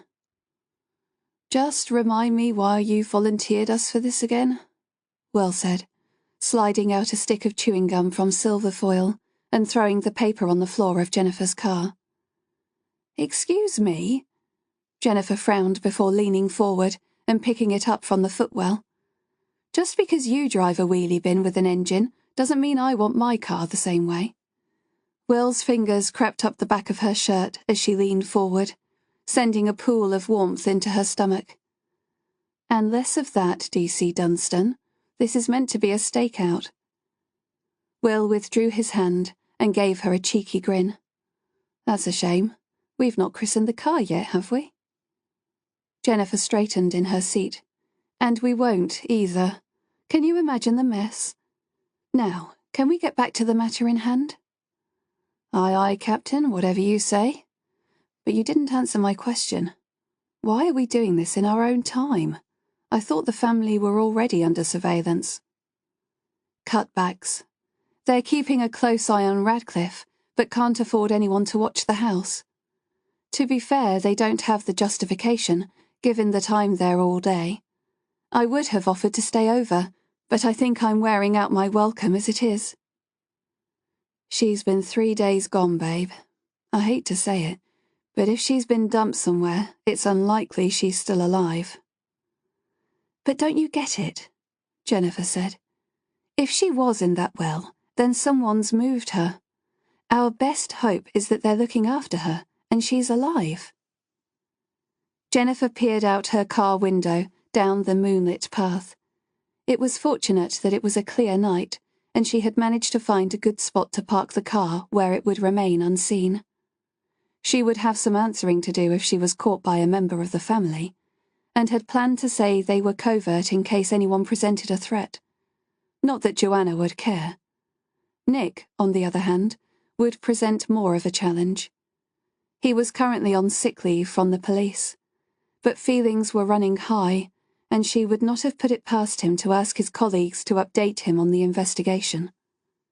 It was another reason why her visit had not been recorded. She would forego being paid overtime if it meant nobody knew of her visit but the Op Moonlight team. It was hard enough keeping tabs on members of the public, but when it was one of their own police force, it presented a whole new set of challenges. "So who are we expecting to see?" Will asked. "Mum, Dad, or both?" Jennifer shrugged, the memory of Nick standing over her in the well still fresh in her mind. God knows. But whoever moved Abigail must have done it under the cover of night. It's only a matter of time before they lead us to her. Will's jaw cracked as he yawned. "Can I ask how long you're expecting to stay? It's gone 2:30, and we both have work in the morning." "You didn't have to come," Jennifer snapped. To her, one sleepless night was a small price to pay if it brought them to the missing child. Will's silence brought forth guilt, and she squeezed his knee. "I'm sorry. I do appreciate you being here. Give it until 3, and then we'll call it a night." "I'm not complaining," Will said. "I want to find her as much as anyone else, you know." Jennifer arched an eyebrow. "But you think we're wasting our time?" "It'll be a miracle if she's alive." Jennifer returned her gaze to the farmlands. Mercifully, the full moon illuminated the footpath leading to the woodlands beyond. A gap in the thicket gave them a decent view without giving away their location. From her vantage point, Jennifer could see if anyone passed by. There were other routes they could have taken, through hedges or off to the fields at the back of the house, which eventually led around to the woods. But it was a long hike, and if anyone was sneaking out in the dead of night, they would take the quickest route, so they could get back quickly without being seen. Jennifer tapped her fingers on her lips as she mused the possible direction of travel. It was doubtful they would return to the well, as it had now been filled in, so the woodlands were the best bet. They provided thick cover, but it was not a good place to visit at night, unless you knew where you were going. Although it had been searched by locals and police, large patches would have remained untouched because of the vast density of the woodlands. Hordes of volunteers would have trampled out any scent for the police dogs to find, and, like the helicopter and drones that flew overhead, they had drawn a blank. A terrorist incident in another area of the country had killed off any headlines on Abigail's disappearance in the news, but the social media hate campaign raged on. Will had theorized that if the girl had gone missing from a well-populated town, the coverage may have been better. Children went missing all the time. What made one more newsworthy than the other? The surveillance was a last-ditch attempt at a resolution. Soon Jennifer's time with the family would come to an end. Police work didn't stop coming in just because there had been a tragic incident involving a child. There would be more cases, more victims piling up, and no extra resources to deal with them. Jennifer realized she was becoming grim and switched her focus. She had come so close already. Perhaps tonight would be the night they would find Abigail. "I walked in on Nick having a right old Barney with his dad today," Jennifer said, breaking the silence. "Oh yeah, what about?" Will said, reclining his car seat a notch. "I think it was because he didn't go to Mass. I get the feeling they don't see eye to eye." "Hang on, I think I can see movement," Jennifer whispered, ducking down. A glimpse of white caught her attention. It flickered in the distance, and Jennifer made out a figure in a billowing dress. Or is it a nightdress? She thought, peering through the night. Jennifer could see that the ground was broken and uneven, but the white figure walking towards them seemed to glide. "What the hell is that?" Will said, as they eased out of the car. "Shh," Jennifer said. "Keep your voice down. She'll hear you." The slim figure of a woman approached, and she recognized it was Joanna, completely oblivious to the outside world. Devoid of makeup and her usual colourful clothes, she resembled a marble statue come to life. The night breeze played with strands of her long blonde hair, and her eyes shone with an ethereal quality as she gazed into the distance. Jennifer noticed she was barefoot, but she wasn't walking with care, as you would over such terrain, but rather passing calmly over the surface. "I think she's sleepwalking," Jennifer whispered. "If she goes too far, we'll have to wake her up." "Listen," Will whispered as she passed them on the path. "She's talking to herself."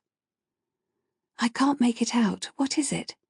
Jennifer said, creeping up the path from the other side of the thicket. "I think she's humming a nursery rhyme," Will said, struggling to keep his balance on the chewed-up terrain. Jennifer grabbed the sleeve of his jacket to balance herself.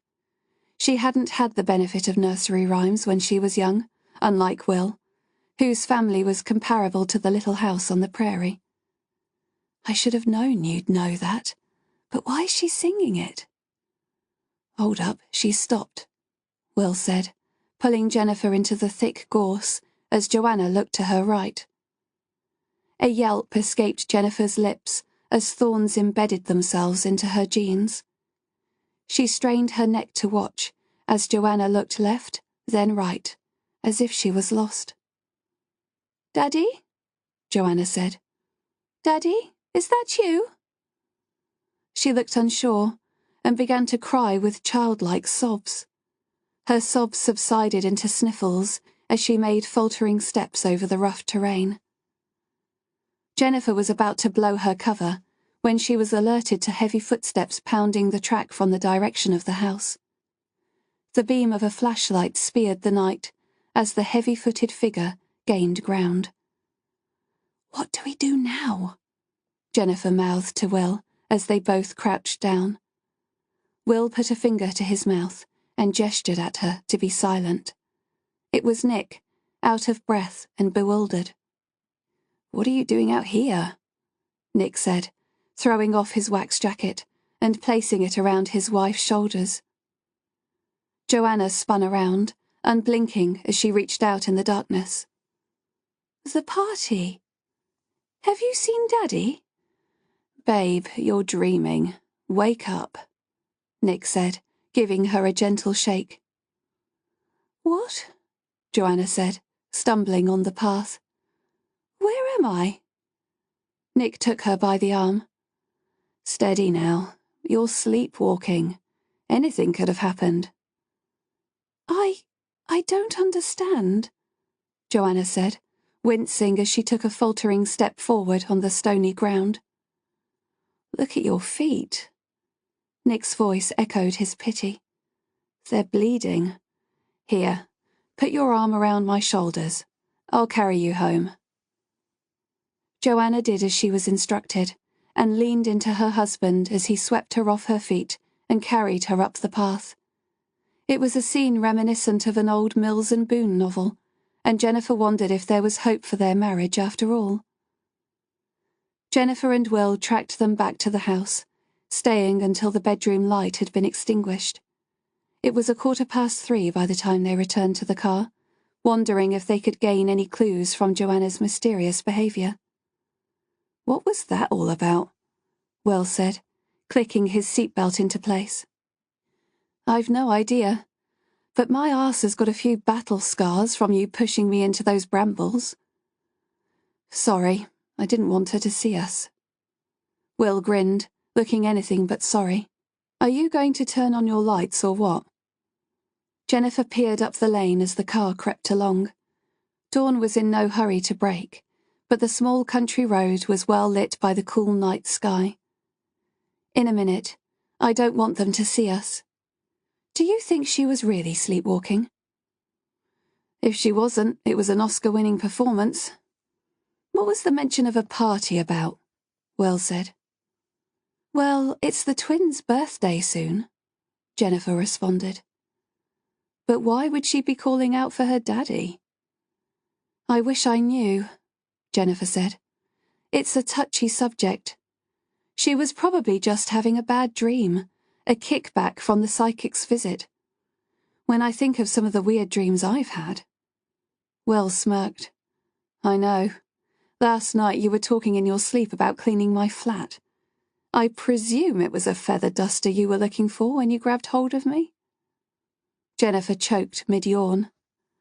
Well, I won't be grabbing your feather duster tonight, I can assure you. Will grinned.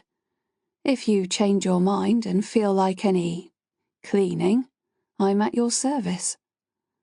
I'll bear that in mind, Jennifer grinned, her eyes flickering to her rear-view mirror. She switched on the headlights as she approached the junction, her thoughts back at the farm. Just where had Joanna been going? And as for Nick, it was the closest she had seen the couple since she'd met them. With her and Will, what you saw was what you got. But Nick and Joanna's relationship was fractured. Was the rift related to their daughter's disappearance, or did the problems lie deeper? Something told Jennifer she was just touching the surface of the Duncan family's secrets.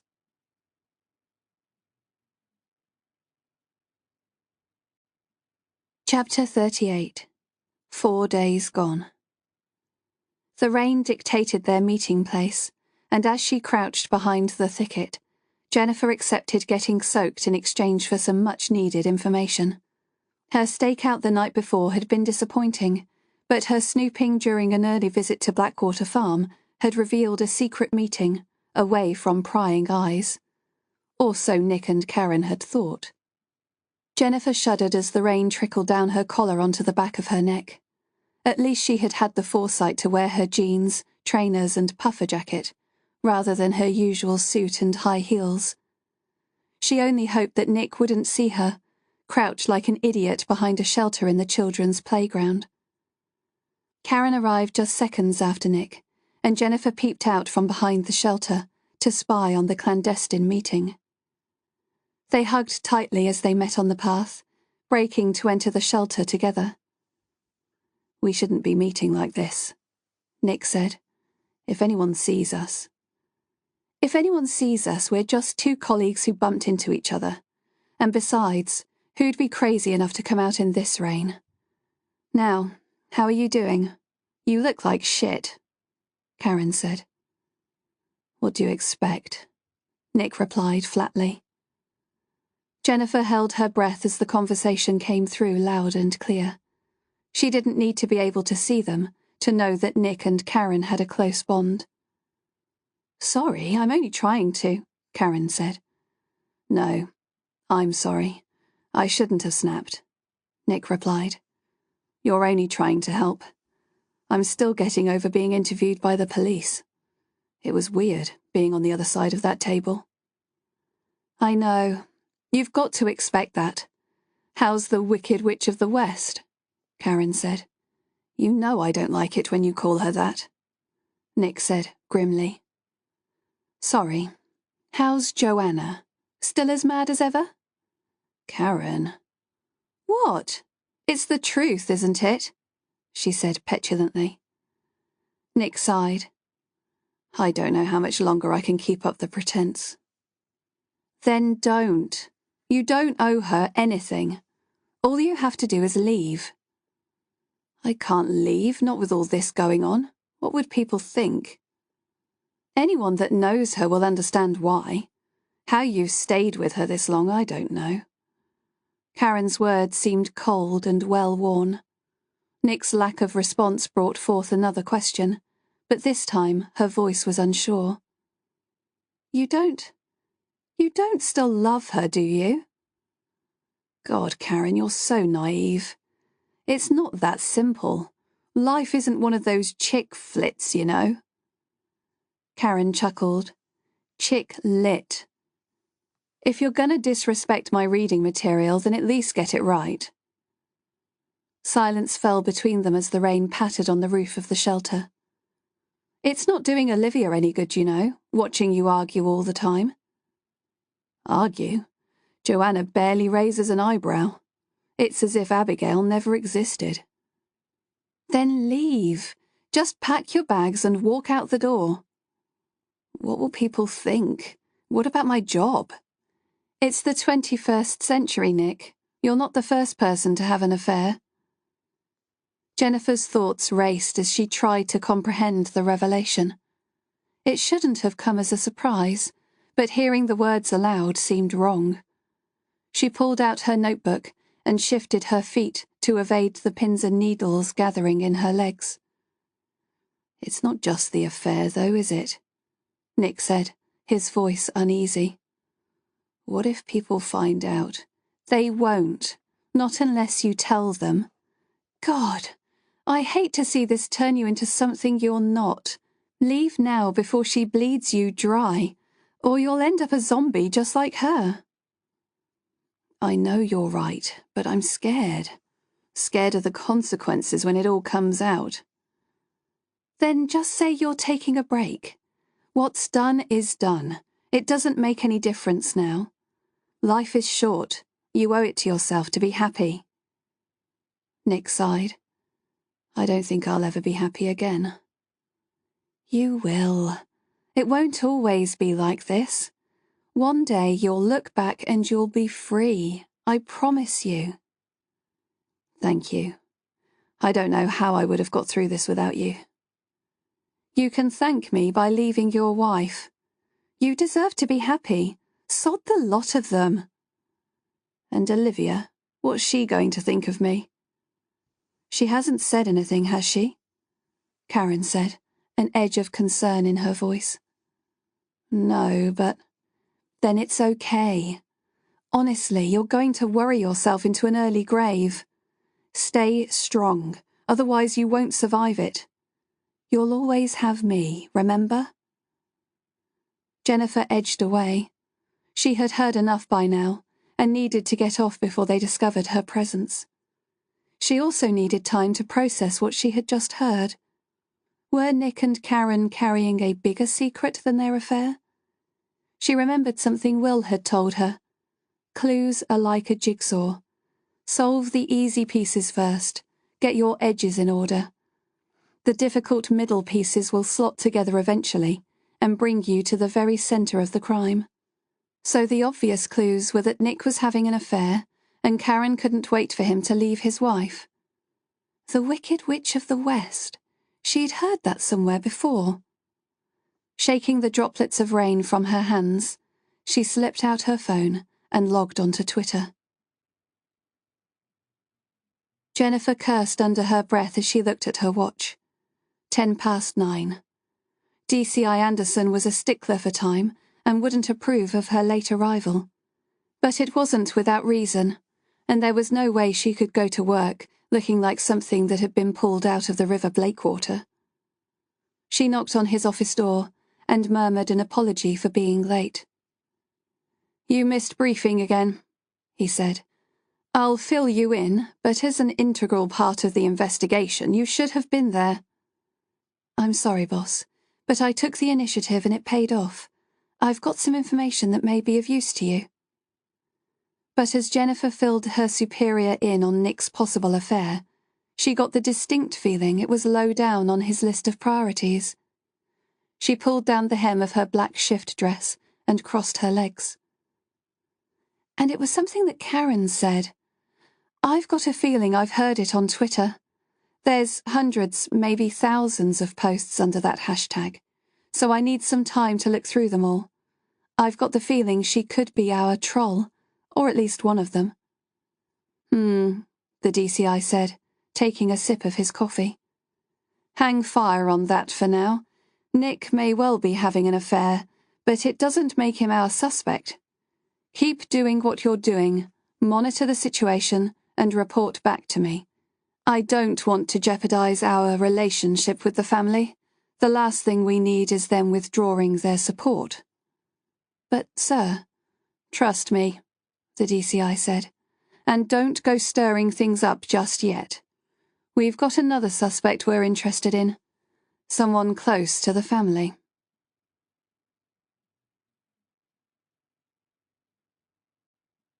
Chapter 39.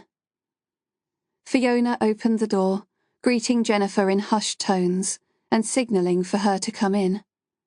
The hall flickered with light from candles of every shape and size. And chanting. No, Jennifer listened intently. Praying filtered through from the living room. "It's Bob and Wendy," Fiona whispered. "They're having mass." Jennifer followed her through to the kitchen, dropping her coat and bag onto the table for her second visit of the day, as Fiona poured her a tea. The portable radio played soft music next to the stove, and Jennifer took a seat.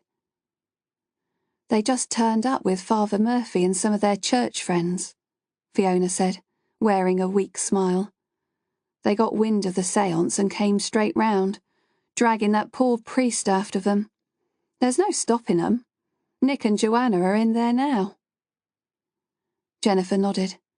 The term, "a force to be reckoned with," had been invented for Nick's parents. "And Olivia?" "She's gone to school. The teachers recommended she try to get back into some routine. Perhaps they'll be able to help her come out of herself, to speak a bit more. I only hope it's not too upsetting for her." "I'm surprised Bob and Wendy didn't insist you attend Mass as well." Fiona gave a sideways grin. "I told them I had to answer the door, take calls, attend to visitors, and if the school rang, well, I've been on tenterhooks, hoping she's getting on okay." Jennifer welcomed the cup of tea and took it in both hands. "You really care for this family, don't you?" "I've come to, yes. Goes with the territory, I suppose," Fiona said, taking a butter knife from the drawer. "Can I make you anything? I've been so busy looking after everyone else this morning, I've not had a chance to eat." "No thanks, I'm fine. You work away." "One thing about Joanna," Fiona said, pulling out wafer-sliced ham and a tray of butter from the fridge. "She always insists on having plenty of food in the house. Eats like a bird herself, mind." Jennifer watched as Fiona skimmed a layer of butter across a thick wedge of bread. "How did you meet?" "I was in between jobs when I saw the ad online. I have a diploma in complementary therapy, but there's not much call for that around Avon. I worked as a nanny in Canada for a few years, so I thought I'd fall back on that until something turned up. It's worked out well so far." The smile fell from Fiona's face. "Until now?" Jennifer took a sip of tea. "A nanny, eh? Would you say Joanna's maternal?" "She's not everyone's idea of maternal, but she loves her girls. I don't think she's capable of hurting anyone," Fiona said, bringing her tea and sandwich to the table. Jennifer nodded her understanding. "I never said she was. I'm just trying to understand her. That way I can answer any awkward questions in briefing, like why she appeared on TV with a smile on her face after Abigail went missing." Fiona plopped heavily into her chair, as if her legs had decided they couldn't take her weight anymore. "How can I explain without sounding disloyal? Joanna, she doesn't handle stress well. When things get tough, she closes herself off to it." Fiona rubbed her mouth, as if the words were distasteful. "She handles things her own way. She likes working for herself, because she can focus on her business 24 hours a day if she wants. And we've effectively taken away her business, so she's had to come to terms with what's happening, with no safety net to fall back on when things get tough. She's a good person, they both are, but this has hit them very hard." "But don't you mind feeding everyone and caring for the children while she's sitting at the kitchen table? Doesn't it bother you?" "Not at all. Joanna pays me well, and I enjoy it. Being at the heart of the family is lovely. To feel needed. I wouldn't want to be anywhere else." "Has she always been so troubled?" Fiona glanced around the empty room. "This isn't an official line of questioning, is it?" "God, no, I'm just interested," Jennifer replied. "Joanna told me once that she had a troubled childhood. It wasn't until she met Nick that things began to improve. He was a knight in shining armour. Marrying Nick turned her life around. You said earlier that Joanna wouldn't hurt anyone. Fiona chewed her sandwich and muffled an, uh-huh. A mellow tune played on in the background, and Jennifer was grateful for the meditative effect. It softened the question she had been waiting to ask, and she waited for Fiona to finish her food. How did Joanna get the scars on her arms? Self-harm? Fiona nodded slowly, as if an unspoken secret had been exposed. So you've seen them. It's something a lot of teenagers go through, isn't it? Teenage angst? I can't say I could go through with it myself. Her voice trailed away. Jennifer wasn't surprised to have her thoughts confirmed. She had only glimpsed one faint scar on Joanna's wrist, but had a feeling there would be many more. Another piece of the puzzle locked into place, and suddenly everything made a little more sense. It's part of the reason you're here, though, isn't it? She said to Fiona. It's not just the children you're babysitting, it's Joanna. Fiona's lips turned upwards in a smile. There's not much that gets past you, is there, DC Knight? Please, call me Jennifer. And to be honest, it didn't take a lot of figuring out. I suppose not, Fiona said. She sometimes has mood swings and she's prone to paranoia. Nick imposed the house rules for her own good. She uses her ensuite toilet and the cabinets are clean. There's no lock on the door, so she can't be tempted to hurt herself. And what about the main bathroom? Jennifer asked, although she had already figured out the answer. It's out of bounds. Nick keeps his razors there, and there's always a concern she could lock herself in and get tempted to use them. It's not a prison here. If she really wanted to harm herself, she could. But she wants help. And it's all worked well, up until now. She has little tics, signals, when she's getting stressed. Jennifer took a sip of her tea, which had now gone cold. Have you ever tried to draw the truth out of her? She doesn't like talking about her feelings, and I don't like to stir things up. I'd say things are already stirred up, Jennifer said. Could you try to find out what's bothering her? It may give us the answers we're looking for. I don't know. I'm her employee. It seems disloyal to spy. I'm not asking you to incriminate her, Fiona. I just want to make sure we've explored every avenue. In that case, there might be a way, Fiona said, looking thoughtfully at Jennifer. Sometimes we meditate together. It helps her de-stress and stops me becoming de-skilled. Perhaps if I could get her to relax enough, she might open up. See what's blocking her psyche. It's worth a try. Footsteps echoed in the hall, and Fiona rose, empty plate in hand. Heaven help me, I'll do it. I don't want to cause trouble, but if it helps you find Abigail, then it's worth a shot.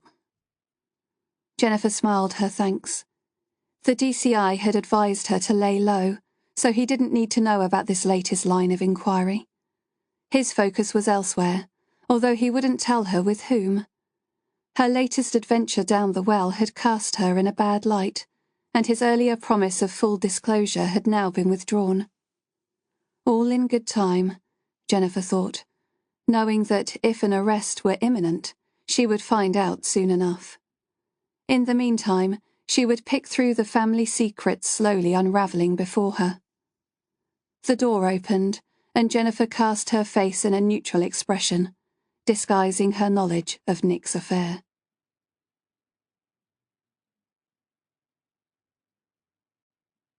Chapter 40. Diary Entry. Abigail sleeps soundly in her sleeping bag as I watch. Nobody seemed to miss the clothes I took from her wardrobe. Her dungarees smelled so bad I burned them. I stood over the flames as they singed the damp clothes, and I nurtured the idea coming to life. Abigail's reprieve had eased my troubled conscience. My alter ego had been particularly vocal, and my uncharacteristic act of compassion had, at last, silenced the fracas in my brain. But as I absorbed the heat of the flames, the fire also seduced me, appealing to my darker side.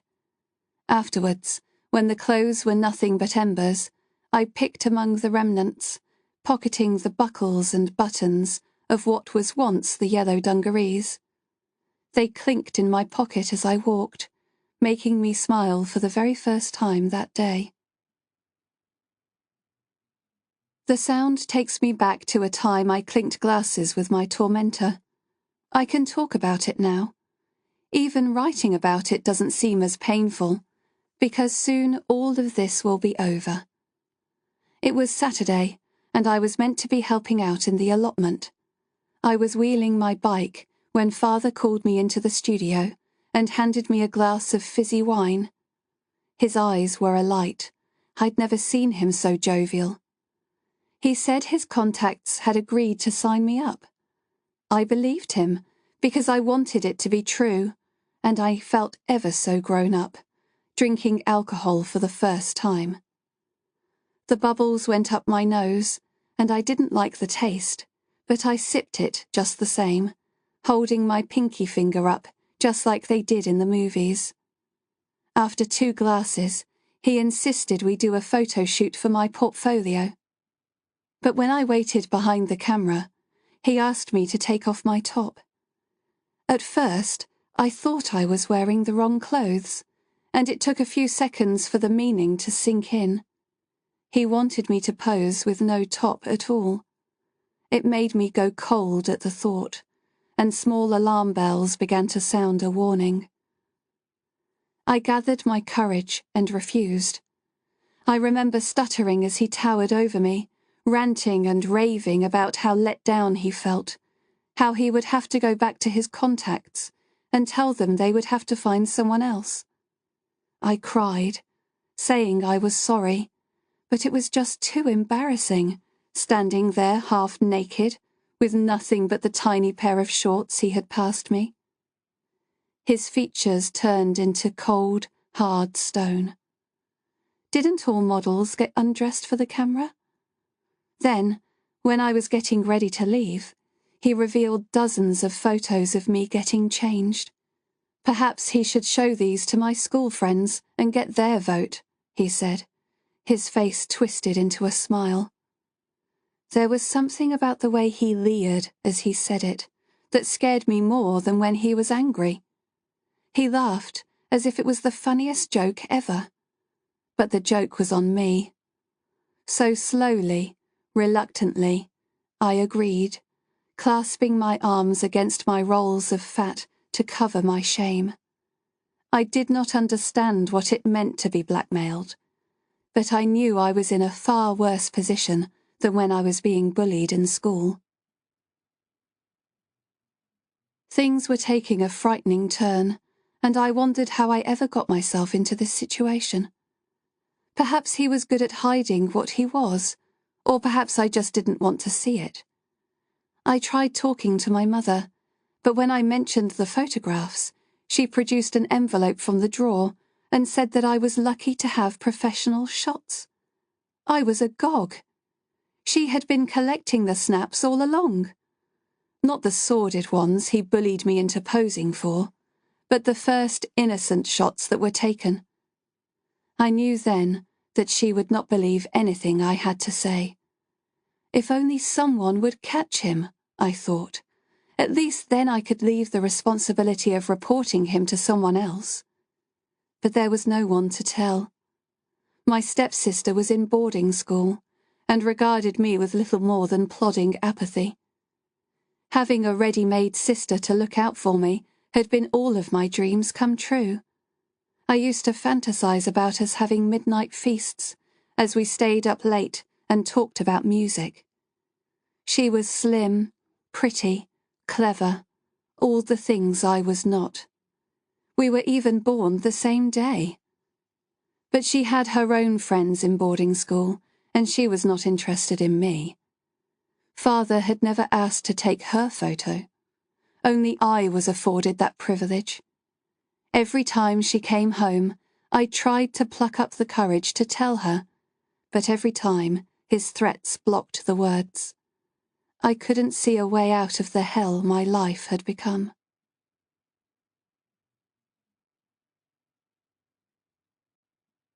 Chapter 41. Jennifer steeled herself as the young, slim priest entered the room, flanked by Nick and his parents. Father Murphy was not at all what she expected. New to Haven, he seemed too green to take on the role of spiritual counselor. He seemed pleasant, polite, and in a hurry. Pulling on a pair of black leather driving gloves, he'd no sooner arrived than he made his farewells. "Can I make you a cup of tea?" Fiona said, as she worked her way through a pile of ironing.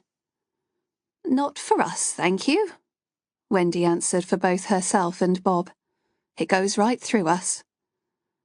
Wendy was about a foot smaller than her husband.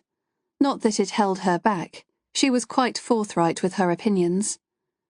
Jennifer was yet to see any affection pass between her and her son. Bob, on the other hand, was more like Nick. Tall and well-built, he had a kindly, age-worn face.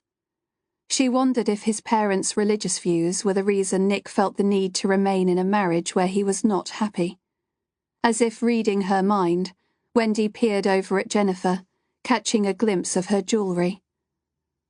"I see you wear a crucifix. Are you a Catholic?" Jennifer's hand rose to her collarbone, where the silver cross lay. She did not wish to lose favour with Wendy and Bob, and thought how best to answer the question. "I have a strong belief," she answered, not saying what that belief was, or that it was none of her business anyway. Wendy gave a satisfied nod of the head. "You should have come to Mass. We'll include you on the next one."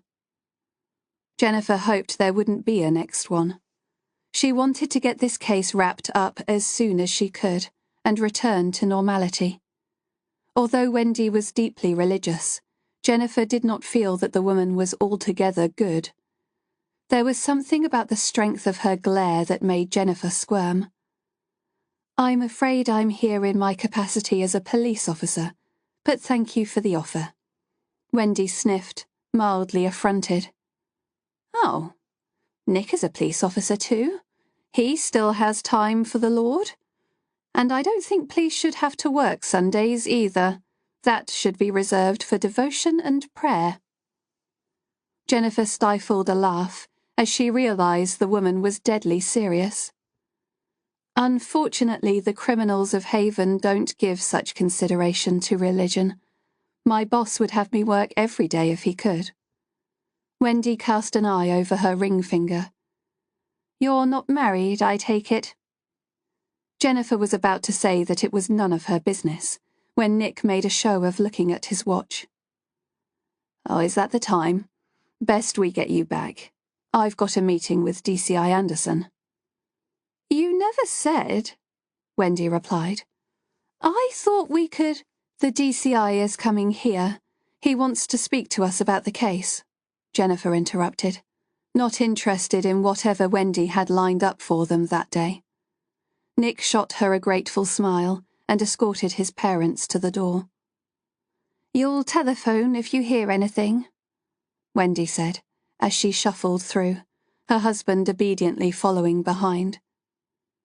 Jennifer and Fiona exchanged glances as the door closed, and Fiona bit back a smile. "Blimey, she's a bit full on, isn't she?" Jennifer said, wondering if Wendy had been waiting for the right opportunity to pounce on her all along. "That's nothing," Fiona said, as she smoothed out the shirt sleeve she was ironing. "She was going easy on you. I've had the full interrogation. She wanted to check I wasn't a fallen woman before allowing me to care for her grandchildren." "And what do you have to do to qualify for that category then?" Jennifer said with a grin. "Sex outside of marriage for a start." "That's the best kind, isn't it?" Jennifer said, thinking of Will. Fiona laughed, quickly covering her mouth to stifle the sound. Oh, don't. You'll get me into trouble. You're not gay, are you? Because she has a massive problem with that, too. And don't get me started on children outside of marriage. I think I'm going to hell. Jennifer shook her head in mock despair. Oh, I know. Fiona grinned. I'd like to say she's a nice woman deep down, but she's not. Looks like I'll be joining you in hell. The living room door creaked open, and Joanna popped her head through the gap. Is she gone? She said, ready to flit back upstairs any second. I can go and call her if you like. Fiona winked across at Jennifer. Don't you dare, Joanna said. I'm all prayed out. If I ever see that woman again, it'll be too soon. She can't have been pleased about the medium, then, Jennifer said, hoping to gauge her reaction. Joanna's eyes glazed over, and she seemed to withdraw into herself. They don't know anything about the medium, apart from the fact she turned up and I sent her away, and you mustn't tell them otherwise. I'm not going to say anything, Jennifer said, the smile falling from her face. For a few short moments, it had been good to lighten the mood, but the inevitable guilt set in, and the fact Abigail was now gone a whole 4 days hit home. She checked her phone, and seeing it was free of calls or texts, shoved it back in her pocket. So what about your father? She said, seeing Fiona shaking her head just too late. Is he a religious man? Joanna frowned. Her words were steely cold, as if imparting something Jennifer should have known. Don't ever mention my father in this house. He's nothing to do with me. I'm sorry, Jennifer said. I didn't mean to. Closing her eyes, Joanna took a deep breath, and when she opened them again, she was smiling. That's no problem, Jennifer. You'll know the next time. Now, excuse me. I feel like some fresh air. Fiona lowered the iron. All joviality evaporated from her face. I'm sorry, she said to Jennifer. I tried to warn you.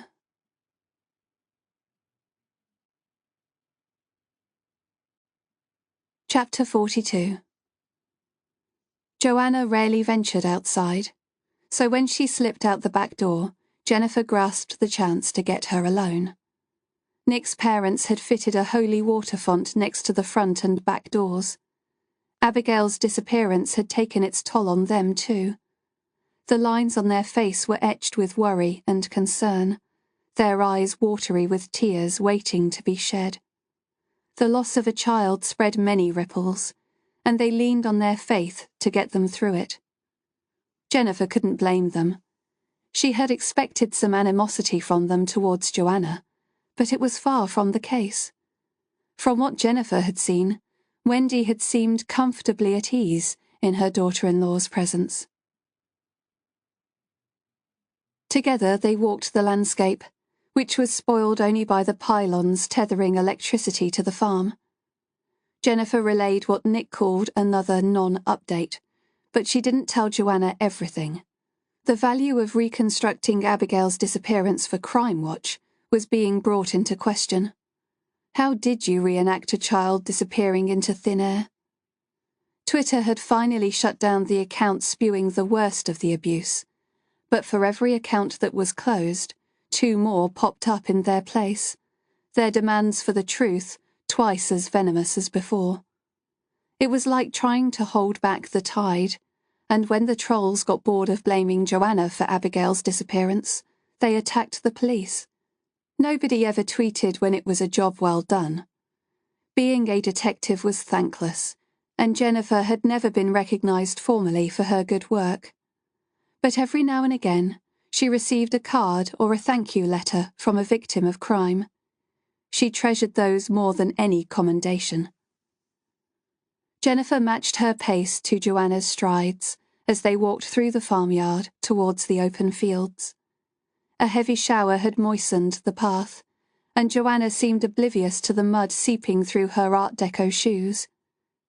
In her back-seamed stockings and couture dress, she looked more like a 1950s pin-up girl than the parent of an abducted child. Jennifer thrust her hands deep into her coat pockets, biding her time. Her eyes danced over the rusted farm machinery lying scattered on the land like old dinosaur bones. The yard was dotted with a number of sheds, all of which had been checked. Some of them were demolished, while others stood elderly and creaking against the bitter winds. A haunting tune echoed through the tubular steel gates as the breeze pushed forth, whistling underneath the galvanized roof, trifling with Jennifer's senses. "Can you hear it?" Joanna said.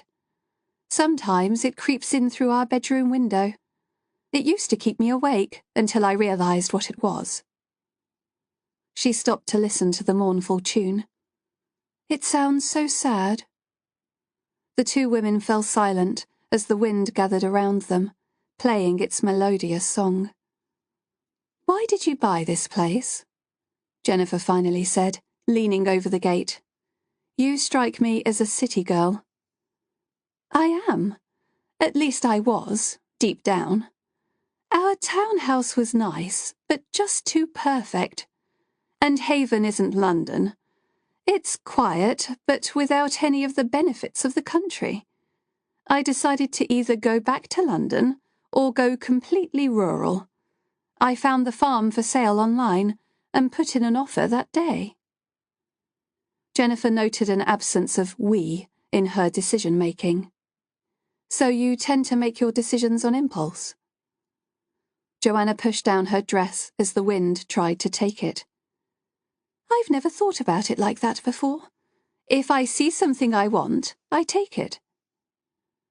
Jennifer trudged stoically on, head down, picking her way through the path. "But don't you find that you don't really appreciate anything when things come easy? Don't you tire of it quicker?" "I don't know what you're getting at," Joanna said, her smile fading. "I'm not getting at anything. I'm just interested in why you took on such a massive undertaking." "Because I could. There's your answer." Joanna lifted up her foot. "Oh, look at my shoes. They're ruined. I'd best get back and clean them off. I might be able to save them." But Jennifer was not ready to change the subject just yet. "So when did the activity start?" Joanna swiped her shoe in the grass in short, jerky movements, her eyes darting to her house. The expression, "cat on a hot tin roof," came to Jennifer's mind. "What activity?" Joanna eventually asked, increasing her pace as she turned back for home. "You're not escaping me now," Jennifer thought, ready to lay hands on her if necessary. She had waited long enough for answers, and was not about to allow Joanna to slip through her fingers. "You know, stuff being thrown, banging noises, things like that. Has it been going on long?" "The psychic said it was an uneasy spirit," Joanna said, now walking so fast she was almost breaking out in a trot. Jennifer caught her by her arm as she brought her to a standstill. But despite the force, her words were calm and reassuring. "And what about Olivia's abilities? How long has she been telepathic?" For a split second, Joanna's mask dropped, and a tumult of emotions glazed her face. Jennifer held her gaze. "It's okay. I'm not going to tell anyone. I know what it's like, growing up with abilities that don't fit in the modern world. You've been trying to protect Olivia all this time because she's different, haven't you?" Jennifer held her breath, hoping her theory was right. Joanna seized Jennifer's arms, her face set in a thunderous glare. "You mustn't tell anyone. Do you hear?" A maddened panic surfaced behind her eyes as she dug her fingers into Jennifer's biceps. "I can't have my daughter being treated like a freak. This has got to stay between us." "It's okay, I won't make it public," Jennifer said. It was as close to a promise of confidentiality as she could get.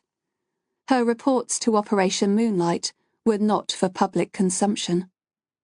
Joanna dropped her hands and attempted to recover her light-hearted demeanour. "I'm sorry. I don't know what came over me." But Jennifer didn't mind. She wanted to see the true Joanna, the protective mother she knew had been lurking under the surface all along. And she could not waste a single second. What age was she when it began? Joanna sighed, the sort of sigh someone gives when they've had enough of being strong. "I first noticed it when they began primary school. Abigail was at home sick one day, and Olivia was able to tell the teacher what program she was watching on TV. It became like a game to them, and they'd do it any time they were separated. How did you know?" "The first time I met Olivia, I knew that she was a very special girl." Jennifer paused, slowing her footsteps so they didn't reach the house too soon. "Is that why you didn't want a child psychiatrist? Because you were afraid they'd find out?" Joanna averted her eyes, but she could not hide the emotion in her voice. "Yes. I was scared they'd label her as mentally ill. I've tried to broach it with Nick, but he's refused to discuss it." Jennifer was not surprised. Nick did not seem the type to consider anything beyond the norm. Like Will, he was stoic and down to earth. "It's more common than you think. There's a lot more understood about it now." "That's why I don't talk about Abigail.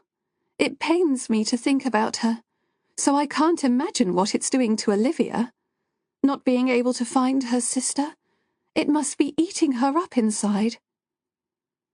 "So you think that not talking about Abigail is keeping a lid on things? In my experience, this rarely works." "It works for me," Joanna said in a small voice. "In everyday life, I mean." The grey clouds parted overhead, allowing streams of light to dapple their path. Jennifer took in a soothing breath as she composed her words. The smell of the rain-dampened soil brought peace as the winds began to calm at last. "I really want to help, Joanna, but I feel you're holding out on me." Joanna crossed her arms. "My personal life is none of your business." Jennifer sighed. It was one step forward and 2 steps back. Jennifer gave her a firm stare, having no qualms about getting her point across. "I'm sorry if my questioning makes you uncomfortable, but let me get one thing straight. My #1 priority is finding Abigail, not getting a conviction or setting anyone up. She's just a little girl. I'll ask as many uncomfortable questions as it takes if they lead me to her." Jennifer glanced at Joanna, whose neutral expression gave nothing away. They had just one more gate to pass through before they reached home, and she would dart up to her room as usual. Jennifer took a deep breath and continued. "Have you considered that you may know that you're aware?" Joanna stopped dead in her tracks. "What do you mean?" "What if you hurt Abigail unintentionally, or witnessed something take place? I think you cope by repressing your feelings, but you still feel the need to punish yourself."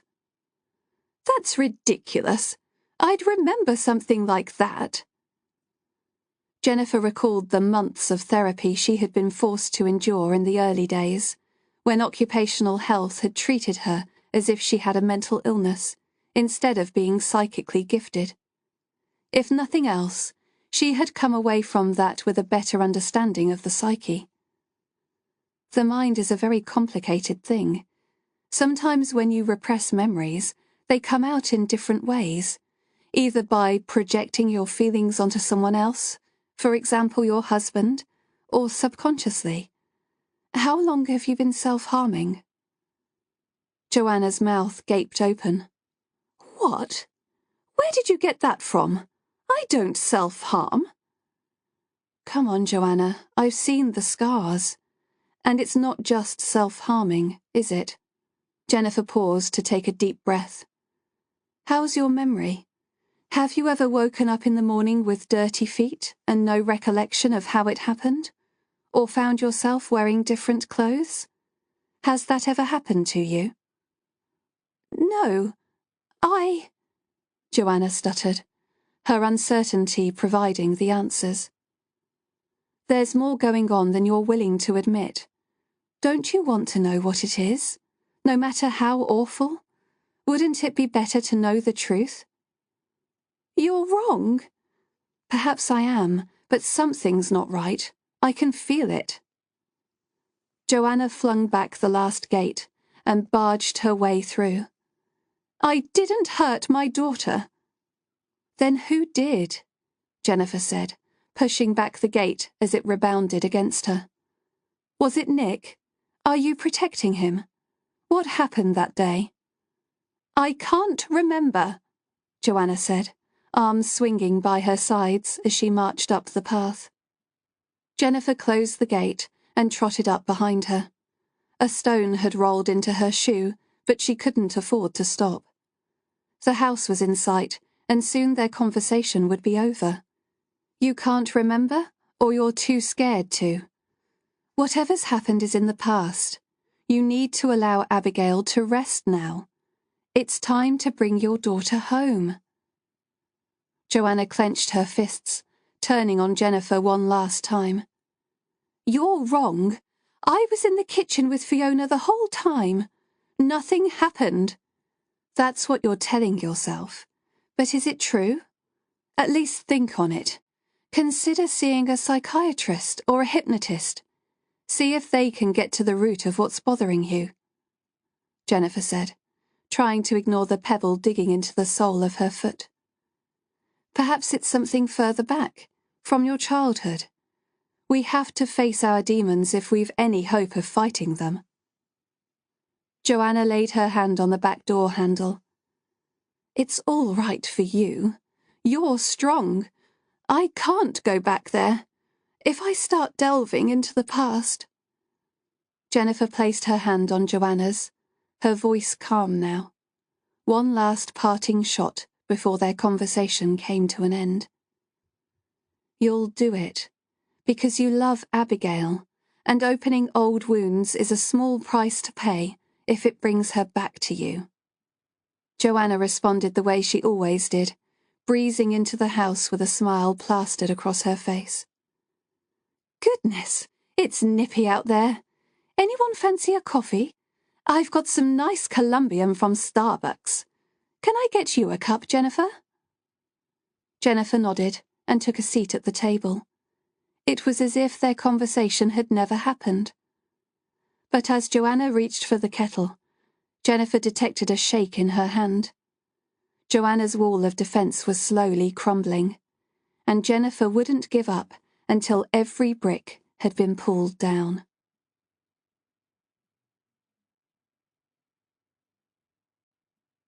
Chapter 43. Joanna. Joanna slumped onto the vanity chair, the last of her strength evaporating. Her head felt weak, still carrying the melody of the Jack-in-the-Box. Round and round it played, threatening her sanity as her world unravelled around her. In the sanctuary of her bedroom, the mask of indifference fell. She picked a ladder in the knee of her tights, forcing the thoughts back down. But she was trying to retreat back into a shell that couldn't accommodate her anymore.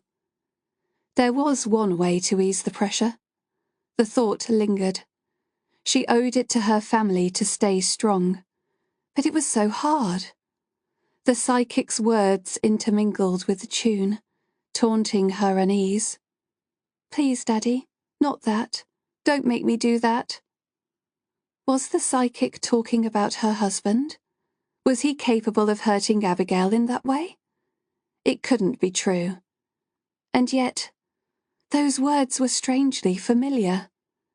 Somewhere in the back of her mind a cog whirred, then clicked into place as the response came forth.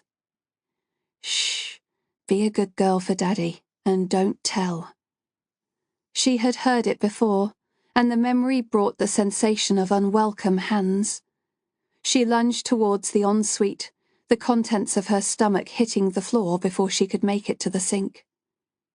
But then, with each pump of cleaning fluid, she gathered her senses. It would take something bigger to help her carry on now. A slap on the face or pull of hair was not going to do it this time. She wiped her forehead with the back of her forearm and threw the tissues in the toilet. A sickly tang of lemon hung in the room, and she opened the small box window, closing her eyes as she breathed in the purity of the fresh air. The air really was different in the country. Another horrific image flashed before her, Abigail buried in the ground, her soul trapped, crying for peace. No, it wasn't real. It was just her mind playing tricks on her. She blinked, inhaling sharply as a voice outside snapped her back to reality. Peering through the crack in the window, she caught sight of DC Knight. Head bowed, she was speaking intently on her phone as she walked to her car. It was where she went to have private conversations, because in Blackwater Farm, walls had ears. Joanna swallowed back the burning sensation lining her throat and turned to the sink. A waxy face stared back from the mirrored cabinet door. God, she looked old. Joanna swung it open and reached for the toothpaste. She could fix her face, but inside she was festering, and the sense of guilt hung on her shoulders like a leaden cloak, getting heavier by the day. She splashed cold water onto her skin, the act strengthening her resolve.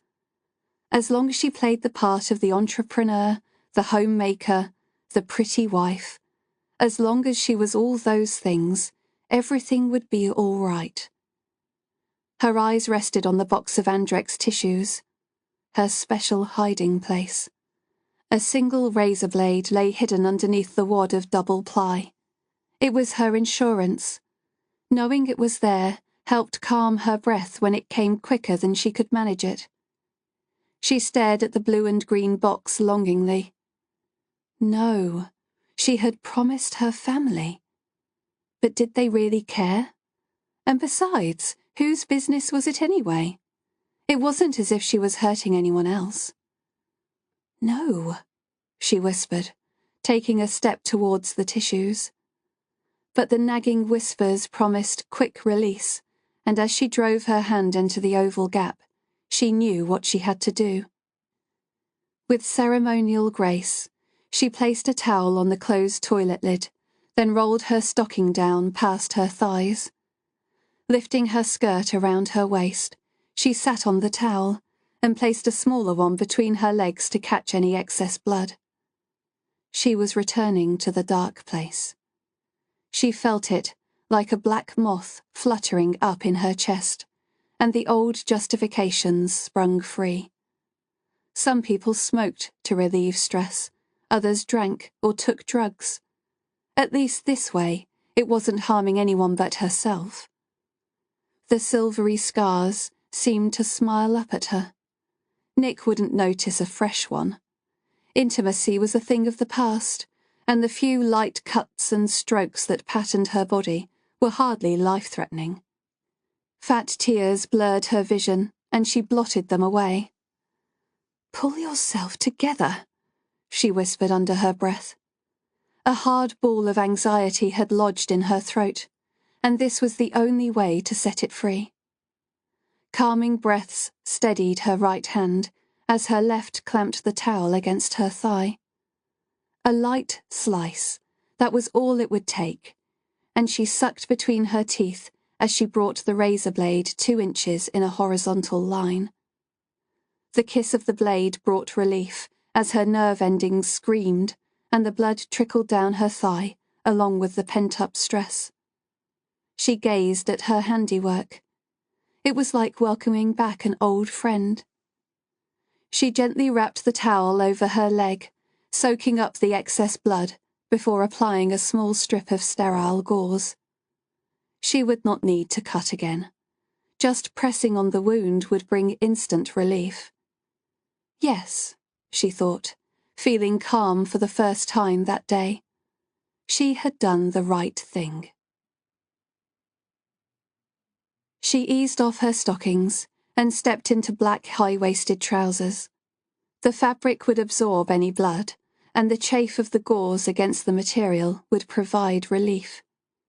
She watched from her window as DC Knight exited her car and paced the yard, still on her phone. She admired her ability to wear heels in such conditions, and she was one of the few people who still wiped their feet at the door. She doubted the group of people downstairs would bother. They had gathered in the kitchen this afternoon, planning on redirecting their search. There were so many people traipsing in and out of their house, she had given up asking them to use the doormat. What was the point? It wasn't as if they had expensive woolen carpet like in their townhouse in Haven. That house, situated beyond the bridge, near the designer shops and the delightful chic cafes.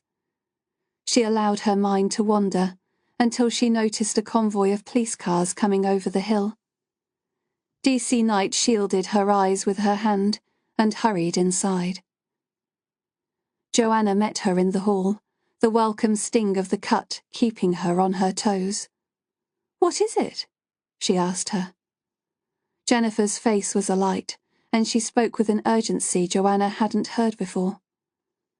"I need you to watch out for Olivia. When she comes back with her dad, you need to take her out of here. I've tried to ring him, but I think he's out of range." She glanced back at the police cars filling the yard. "I've tried to put them off, but they said it can't wait." "What? What can't wait?" "There's been a development. I need you to stay calm." Calm? Joanna thought. She was the queen of calm. She shoved her hands into the pockets of her trousers and pinched where she had sliced her skin.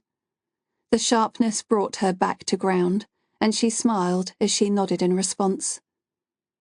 3 officers bundled into the house while Sue, the original FLO, and a uniformed officer waited outside.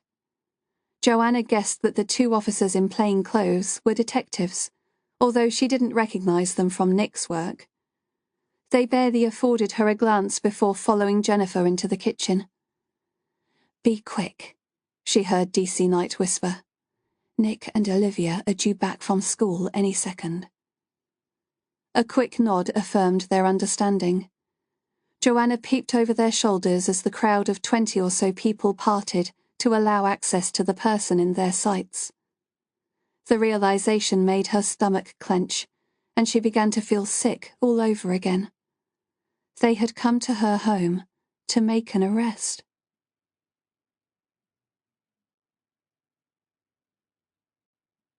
Chapter 44. "What's going on?" Nick asked, his body rigid and unyielding as Jennifer tried to escort him inside.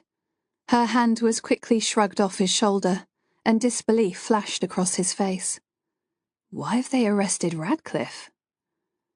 "Zoe's fresh from briefing," Jennifer said firmly, her emotions locked behind her eyes. "Why don't we go inside for an update?" Nick's gaze trailed over the police cars snaking up the twisted road. He rubbed his chin, rough with 2 days' stubble. He reached into his jacket pocket, the jangle of his car keys announcing his intentions. "You can go after them if you want, but they won't tell you a damn thing," Jennifer said, giving him a hard stare. "And when you come back from wherever they're bringing him, we'll both be off duty." "Look," Nick said, "I'll go inside as long as you're completely upfront with me." Jennifer's nod relayed her agreement. The divide between family and police was evident, as Zoe and Jennifer sat on one side of the kitchen table, and Nick and Joanna on the other.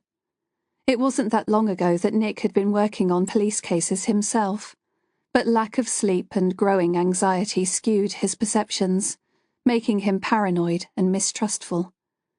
The dynamics of the house had changed since the incident with the well, and for once there were no cups of tea or slices of homemade cake on offer. The kettle was cold, and the Aga lukewarm. Fiona placated Olivia in her bedroom, and Joanna took a seat beside her husband as they spoke of arrests and forensic evidence downstairs.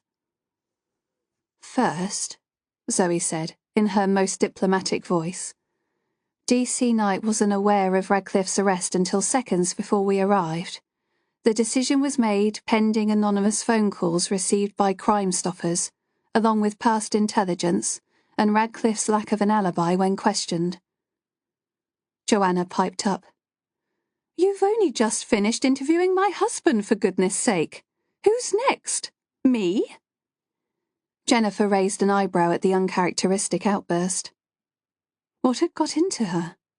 And why was she so quick to defend Radcliffe? Nick reached across the table for his wife's clasped hands, unknotting her fingers and giving them a squeeze. "Shh, it's okay. Let the officer tell us what's going on." Joanna nodded, withdrawing her hands and shoving them deep in her trouser pockets.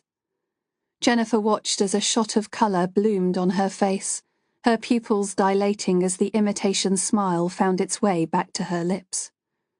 She recognised the inner struggle as the woman became calm again. Whatever had fueled Joanna's outburst had returned to its box.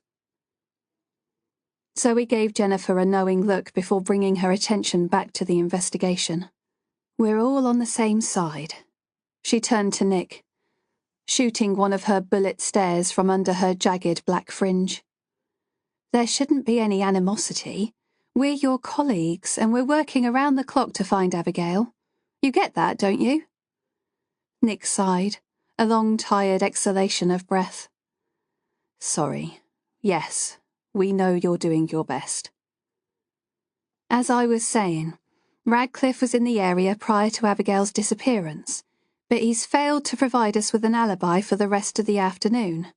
Today we received an anonymous call stating that he was seen driving around the edge of the woodlands, acting in a suspicious manner." "Does this mean they'll continue with the search?" Nick said, making Jennifer wince as he cracked each of his knuckles. Every inch of him was tensed, and she wondered how much longer he could carry on without sleep. Jennifer decided not to push Nick any further, and made an excuse to get Zoe outside. Sitting in the comfort of her car, they parked outside the gate, making the most of the opportunity to talk freely about the case. "I don't envy you there," Zoe said, nodding back at the house. "I'd make a useless FLO. I'm just grateful to be allowed in. They've knocked back all other offers of help. I understand their frustration, but Nick's reaching breaking point. It feels like he's going to snap any minute." "He wasn't too bad once we got him inside the house." "That's what I don't get. Maybe it's just tiredness, but—" "What?" Zoe said. "Well, he's just been told that his friend, a man he trusted, may be involved in his daughter's disappearance. The Nick I know would have kicked off, knocked some furniture over or got in my face. Even Joanna piped up. But he just sat there and took it. That strikes me as odd." "Huh," Zoe said. "Everything about that family is odd. A daughter who doesn't speak, an insomniac father, and a ghoul for a mum. You've got your work cut out for you there." "Don't I know it?" Jennifer sighed. "But these are horrible circumstances. Who knows how any of us would react? Anyway, how's work going? I'm itching to get back to the team." "Oh, you know, the usual," Zoe said, pulling out 2 sticks of chewing gum. "Want one?" Jennifer waved a hand to decline. "No thanks." "Fill me in then. Anything interesting?" Zoe offered up a teasing grin, speaking between chews. I'm not sure. I reckon you'll owe me a drink if I tell you." "Do I have to give you a Chinese burn?" Jennifer said, only half joking. The case must have been juicy, or Zoe would have told her by now. Every case that Operation Moonlight investigated was on a strict need-to-know basis, but that wouldn't stop Jennifer questioning her colleagues if she thought she was missing out. And lately, She felt she was. "Shouldn't you be getting back?" Zoe said, glancing at the farm in her rear-view mirror. She was right. Jennifer had just dropped a bombshell and then left the family to it. But she was too caught up in Zoe's investigation now to let go. "They'll be all right for a minute. What have you got?" Jennifer said, with a glare that suggested she wasn't leaving until she got answers. Zoe chewed a couple more times before clearing her throat. "There's been whispers about the Reborners case. I heard you're going to be reassigned to it." The very mention of the cult sent a chill down Jennifer's spine. The case involving Bert Bishop, otherwise known as the Raven, still gave her nightmares. But it was her case, and a spark ignited inside her at the prospect of reopening it.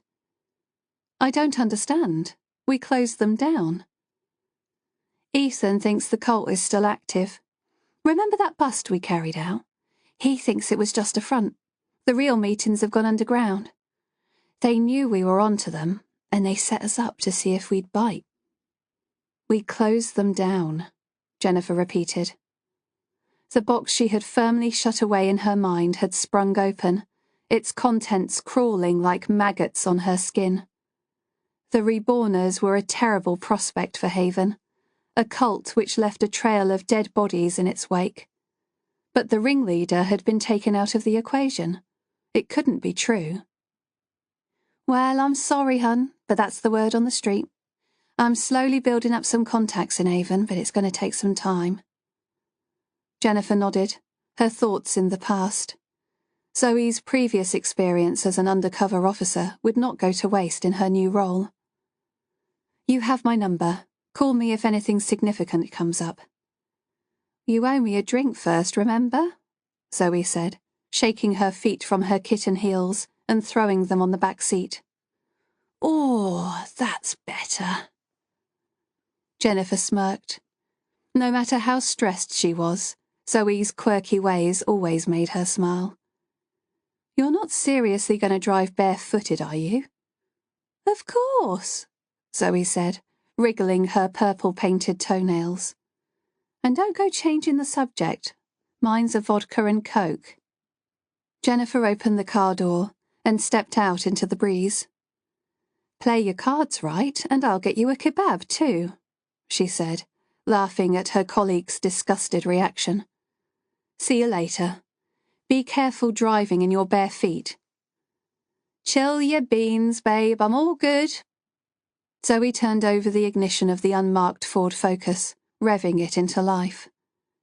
Jennifer watched as the car headed up the winding lane. This would be her first and last FLO job. She couldn't stand to be away from the beating heart of the investigation anymore. She was yet to admit it was because she also missed working with Will. She cared for him far more than she could afford. Life had changed beyond recognition in the last year, and it was time to put her foot on the brake. Her childhood had taught her some valuable lessons. It didn't pay to invest too much in one person, and life had a way of letting you down. She stared into the distance until the silver car was a dot on the landscape. It was typical that Radcliffe turned up to the house on the day he was to be arrested. She had been just about to speak to him when she received a call telling her to hang fire. But an arrest was good news, wasn't it? Radcliffe fitted the profile as Abigail's abductor. So why did she feel so uneasy? Unanswered questions niggled the back of her brain, and she couldn't help but wonder if they had arrested the right man. There was one person she had yet to speak to, and her visit would not be welcomed.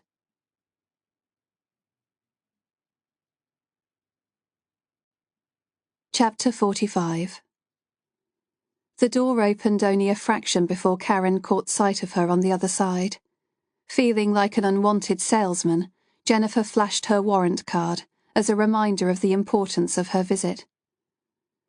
"I'm DC Knight," she began, her voice low so as not to disturb the other residents.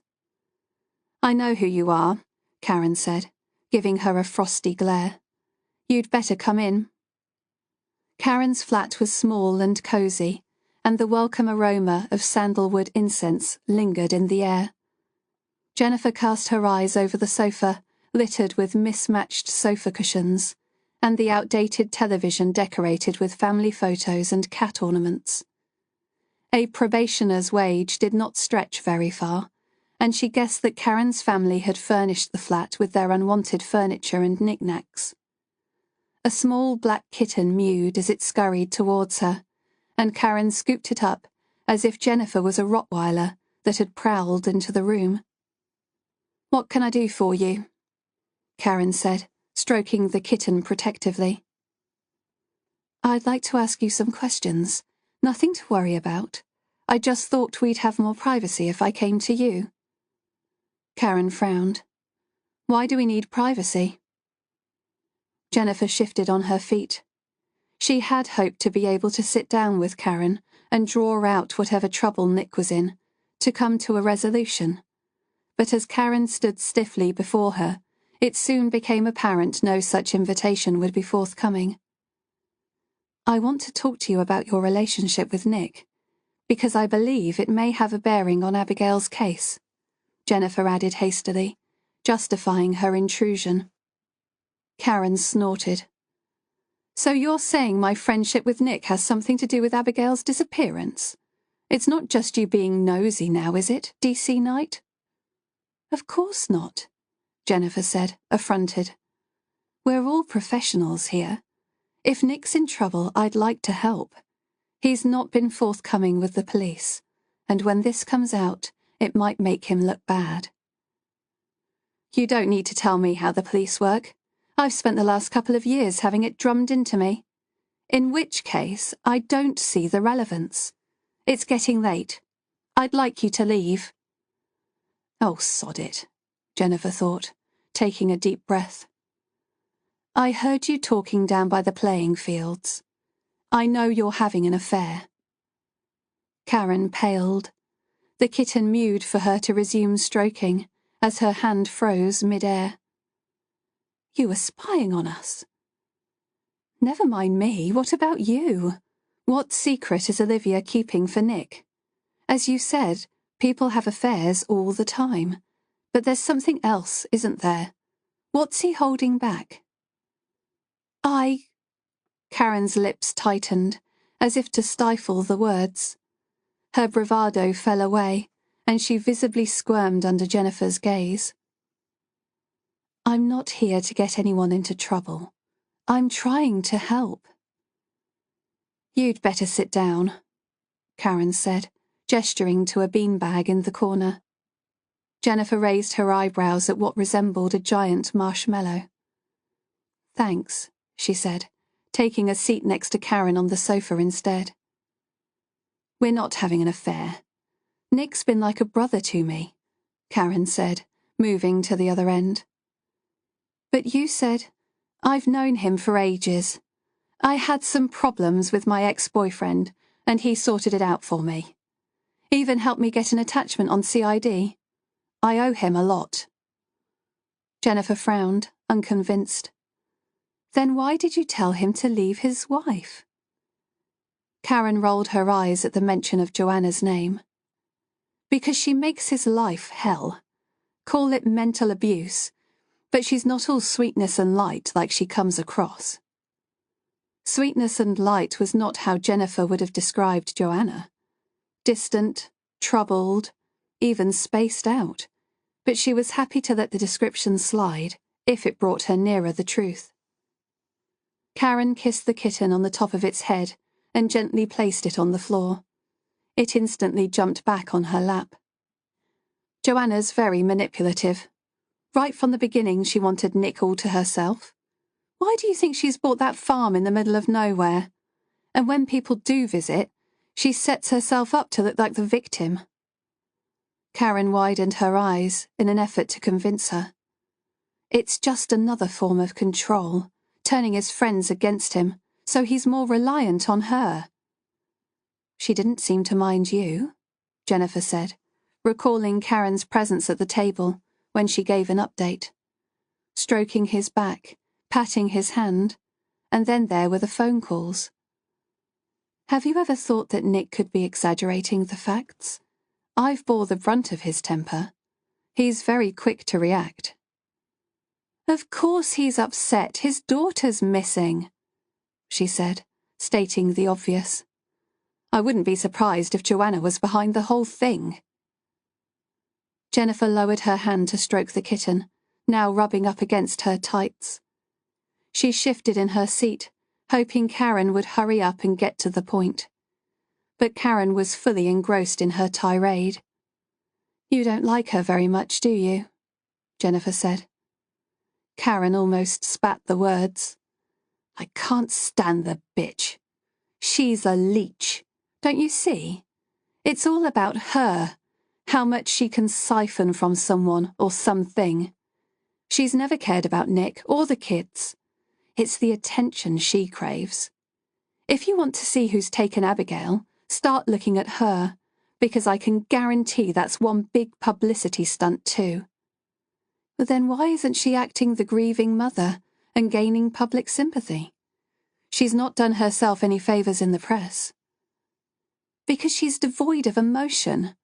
Why do you think she has a housekeeper raising her kids when she's at home all day herself? If there's a hate campaign against her, then it's all she deserves. She's hurt Abigail, and she'll hurt Nick too. For someone that's not in a relationship, you seem very passionate about it all. As I said, Nick's my friend. But I heard you say he's having an affair. Karen's glance flickered across the room and back to Jennifer. If you want to know any more, you'll have to ask Nick. I suppose you'll put that in your little report and get him into more trouble, Karen said petulantly. Jennifer brushed off her trouser legs before rising to leave. She was tired, feeling like a dog chasing his tail and getting nowhere. No, I don't think I will. But if you know anything about Abigail's disappearance, you have to tell me. Even if she's dead, we've got to bring home her body. She won't be at rest until we do. I would never withhold information, especially not involving the disappearance of a child. I can see what it's doing to Nick. The only good thing that's come out of this is that now he can see what his wife is really like and leave her. Jennifer cast her eyes over the photos on the mantelpiece as she slid her card from her jacket pocket. She rested her card on a coffee table. Here's my mobile. Call me if you hear anything. I won't need to, Karen said. Oh, and Karen, I recommend you stay off Twitter for a while. Karen opened her mouth to speak, then shut it again. Her cheeks flushed as she showed Jennifer to the door. I never really liked Twitter anyway, she mumbled. Jennifer sat in her car, trying to piece together the puzzle. So many different pieces, she thought, working with the analytical side of her brain. If Nick wasn't having an affair with Karen, then who was he with? The two places Nick spent his time were at home and at work. Home. She thought of Fiona, their shared glances, hushed whispers as she entered the room. It wasn't the first time the thought had entered her mind. Was Fiona a cuckoo, trying to shove Joanna out of the nest? But there was no spark between them, nothing to suggest feelings of a romantic nature. Karen's words replayed in her mind. She had let down her guard as she spoke of Nick. The only good thing that's come out of this is that now he can see what his wife is really like and leave her. She could imagine her on the phone now, ringing Nick to warn him. Why did she have such an interest in his marriage if she wasn't dating him? And what about Abigail? Could Karen be capable of snatching her in an attempt to expose Nick's wife as the heartless woman she believed her to be? She wished she had taken notes of their conversation in the park, but the rain had blotted her notebook the second she had flipped back the cover, sending ink trails running down the page. They had said something about a secret. She was sure of it. But Karen was a young woman with a career ahead of her. Surely she couldn't orchestrate something so heartless. Jennifer groaned in exasperation. Too many what-ifs and not enough evidence. But she was not ready to lay this at Radcliffe's door. She rolled it all around in her head as she drove back to the farm. She could have reported Karen for her part in the online hate campaign against Joanna, but what good would that do? The young woman had her career ahead of her, even if she was blinded by loyalty to Nick. Loyalty. Karen said Nick had been like a brother to her, not a lover. She recalled Karen's reaction as she had challenged her for the second time about the affair. Her gaze had flitted away, over the mantelpiece, and Jennifer recalled the ornaments and the framed photo where Karen's attention lay. The photo? Surely not. She drew an involuntary gasp as another piece of the puzzle slotted into place.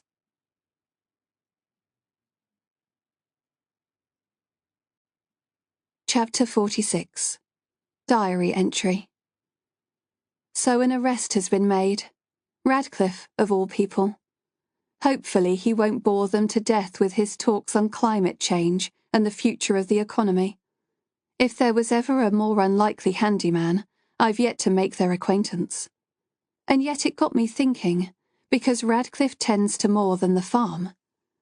Plans continue to hatch in my brain. The voice of reason has been pleading for mercy, telling me that once Abigail dies, there's no coming back. But, you see, there is, and I know just the person to take the blame for her demise.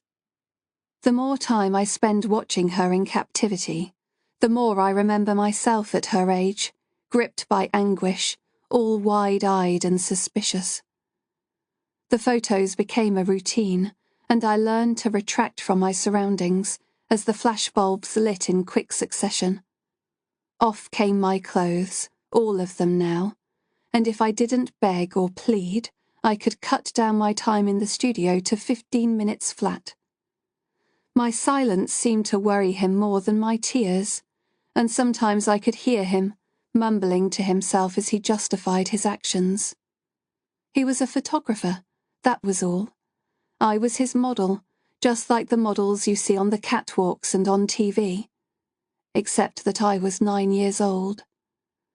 White-hot anger built up inside me as I ran the gamut of emotions.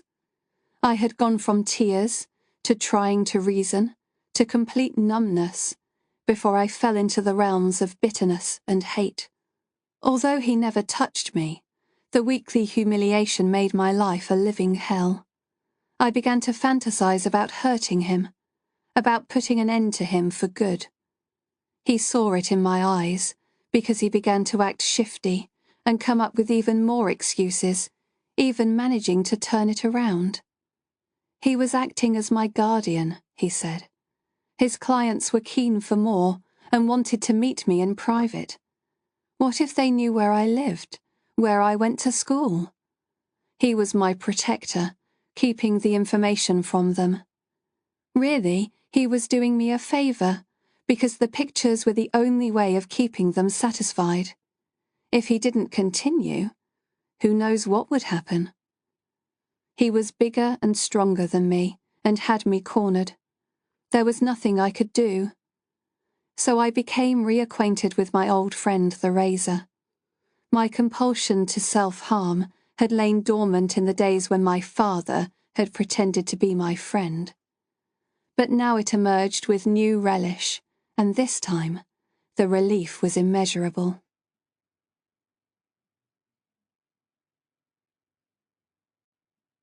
Chapter 47. The thought of getting involved in a colleague's love life made Jennifer uneasy in her skin. She reasoned that it was only relevant to the investigation because Nick had made it that way. If he had told the truth from the beginning, then she would not have had any reason to suspect him in the first place. Secrets were damaging, particularly if the person keeping them was a serving police officer. Jennifer wrung her hands as she prepared to confront him. Stress had been the root of his chronic insomnia. His nocturnal outings produced nothing of interest, apart from him pottering around the farm, unmasking the emotions he denied an audience during the day. She guessed that night was when the tears came, and she could not help but feel sympathy for the man whose life was falling apart. She hoped that by getting his secret out in the open, things could move forward. She wasn't thrilled about luring him away with the promise of an update, but it was the only way of getting him alone. Meeting at the police station was a bad idea. Instead, she chose her favourite coffee shop, where the atmosphere was warm and homely. Nick entered, showered and wearing a change of clothes. The dark rings under his eyes had aged him, and he looked gaunt and withered as his weight slipped away. "You said you had news," he said, taking a seat across from her. Jennifer pushed a cappuccino across to him. "Here, you look like you could do with it." Nervousness bubbled up inside her, taking her by surprise. She was never shy when it came to dealing with victims of crime, but Nick was different. He was a superior officer, and the last thing she wanted was to offend him. "I know about your affair," she blurted, wondering what had happened to taking things slowly. Nick spluttered, almost spitting out his coffee. "There's nothing going on between me and Karen. She's already told you that." "I agree, but I'm not talking about Karen, am I, Nick?" Nick dropped his gaze to his coffee, his Adam's apple bobbing as he swallowed hard. "I don't know what you mean." "It was something that Karen said, about you being like a brother to her, someone she'd known for years. It was only when I saw the photos of you with Matt that I realized she meant brother-in-law. How long have you been seeing each other?" Jennifer took no pleasure from the revelation. She had seen evidence of Nick's strict religious upbringing, and his parents' disapproval of anything that deviated from the norm. His mother's comments about her son's wicked mistakes, and her adoration of the less-than-perfect daughter-in-law Joanna, all made sense now. Only now, with the benefit of hindsight, did Jennifer recall Matt and Nick's secret glances across the room. "Nick," Jennifer said, resting her hand on his wrist. "It makes no difference to me, but it's relevant to the case when you're asking your daughter to keep secrets. Just let it go. The worst has already happened." Nick's calloused finger toyed with the wedding ring on his left hand. It was white gold, a sign of their commitment. A deep sigh passed his lips, carrying all the pain and hurt of the last few days. "I'm not..." He leaned forward to whisper the tainted word. "Gay. I'm a married man. I've got children, for God's sake." Jennifer stirred her coffee, watching the frothy swirls absorb the sugar she had deposited on top. "Nick, it might be a big deal to your mum, but it's not to me. I wouldn't even be asking you if it wasn't for the investigation." "Wendy's my stepmother," Nick said, the corners of his mouth turned down in a scowl. "My real mother's dead, for all the good she was." Nick stared at his coffee, his face growing dark. "So you've got this all wrong. I love my wife." "I'm sorry, but I can't let this go." Pushing her coffee aside, Jennifer rose to leave. "I suppose the whole station knows," Nick said, stilling her departure. Jennifer sat back down. "What do you take me for? But I think you're doing your colleagues a disservice. It's not like the olden days. There are plenty of gay people in the police force." "I can't go public. I've got my marriage to think of," Nick said.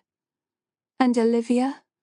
Jennifer said, relieved to be unwinding the truth from the tightly bound spool of lies. Nick glanced around before responding. "I was wrong to ask Olivia to lie for me, I know that now. But I panicked." Jennifer nodded in understanding, but in truth she was bluffing. She had no idea what he was going to say. All she could think about was the photo on the mantelpiece in Karen's home.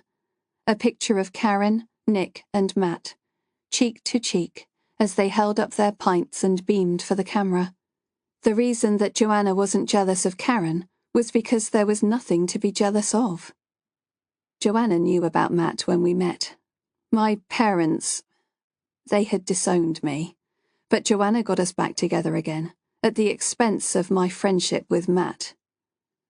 Meeting Joanna seemed right. I wanted to start a family, and for a few years everything was good. But, Jennifer said, wrapping her fingers around her mug, I bumped into Matt on a night out. We started seeing each other, and I knew I'd been living a lie to please my family. I'd decided to get a divorce when Joanna announced she was pregnant. Jennifer nodded, relieved that Nick was opening up to her at last. She thought about Joanna and her previous comment that if she wanted something, she just took it. Had the pregnancy been planned? Nick nursed his coffee cup. When we first got married, it was all I ever wanted. Joanna said she'd stopped taking the pill, but months later I found a pack under the mattress. I decided to say nothing, as I was questioning my own motivations by then. Then she fell pregnant. She must have found out about the affair and stopped taking them. And neither of you mentioned him? I thought if we had any future as parents, I had to come out in the open. I told her about my feelings for Matt. I presumed she'd want a divorce, and I made it clear I wanted to be a father to our children. But instead, she started self-harming. She said she'd cut herself and end the pregnancy if I left her. It was superficial cuts, but I couldn't take the risk. So I decided to make a fresh start. And Matt? We broke all ties. But then Karen, his sister, came back into my life through work. Matt came to see me on the farm. Nick swallowed, his discomfort evident. And that was the day Abigail disappeared? Jennifer said. Yes, Nick said, his eyes glistening. He said he was going to confront Joanna, get everything out in the open. I persuaded him to give me some time. Things got... well, we got carried away. Nick reddened at the memory. Well, anyway, we were half undressed when Olivia ran into the hayshed. I told Matt to leave. I was furious at myself for allowing it to happen, and I shouted at Olivia, telling her she mustn't say a word. She nodded that she wouldn't and went looking for Abigail. I presumed they were playing hide and seek. Only later did I discover Abigail was actually missing. After searching the yard, we went inside to check with Joanna. The police were called, and the whole thing snowballed from there. And Matt kept ringing you, Jennifer said sheepishly. I heard you on the phone. Remind me to offer you a place on my department, Nick said, relaxing enough to offer her a slight grin. Matt phoned every day. He was upset, angry. In truth, I was scared. I didn't want anyone to know, least of all my colleagues. What I don't get is why you've been so angry with Joanna when you're the one cheating on her. You risked being implicated in your daughter's disappearance rather than tell the truth. Nick looked around the coffee shop. The barista was out of earshot, collecting cups from empty tables.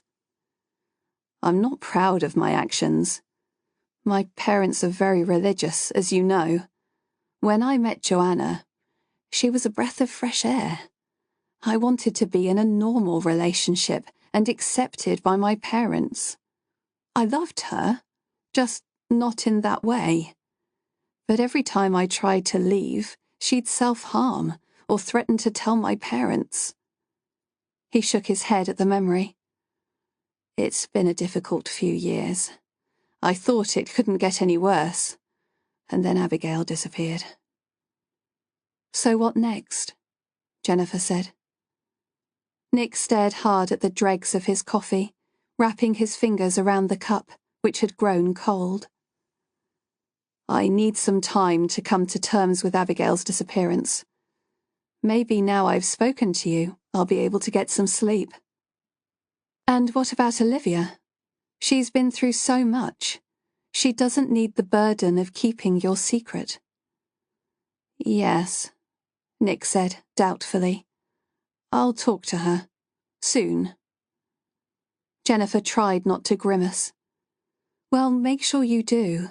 All this self-flagellation isn't getting you anywhere. Nick's eyebrows shot up at the comment, but Jennifer spoke again before he could come up with a response.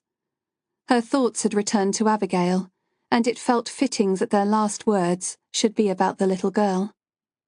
Have you told me absolutely everything, Nick?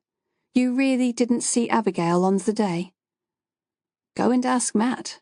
He'll confirm our story. Jennifer nodded.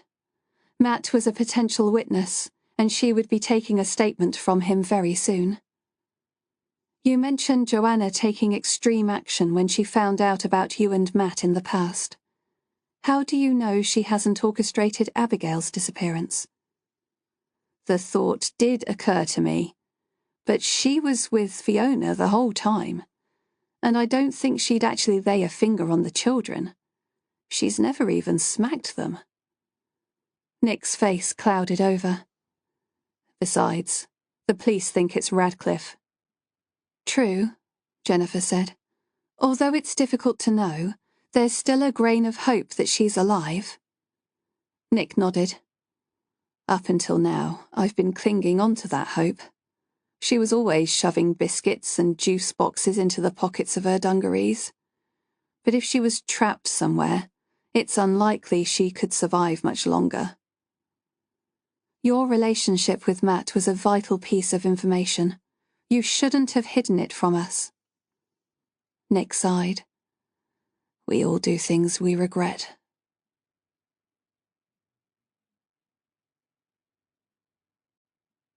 Chapter 48.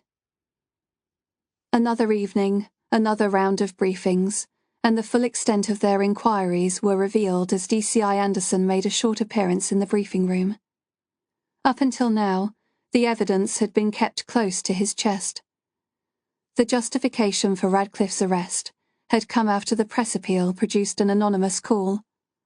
The witness had stated that Radcliffe was seen carrying something to the woods, something wrapped in a blanket. According to DCI Anderson, the house search had unearthed vital evidence, such as a browsing history on his computer displaying an interest in children. Nothing illegal, but numerous images from Facebook, downloaded for darker intents. All they needed was a body, or a confession, but neither were forthcoming. The Crown Prosecution Service had authorised bail, as Radcliffe's van was seized for forensic testing. We'll be able to curtail your time at the house when we get a charge, at least until the court case, the DCI said, with the hint of a smile on his lips. Hopefully this will help the family get on with their lives. The search has been resumed in the woods, and I'll leave it to you to update the family. He paused, noticing Jennifer's glum expression. You don't seem very happy, DC Knight. What's the matter with you? That's rich, Jennifer thought, coming from someone whose face was set in a permanent scowl. Sorry, sir.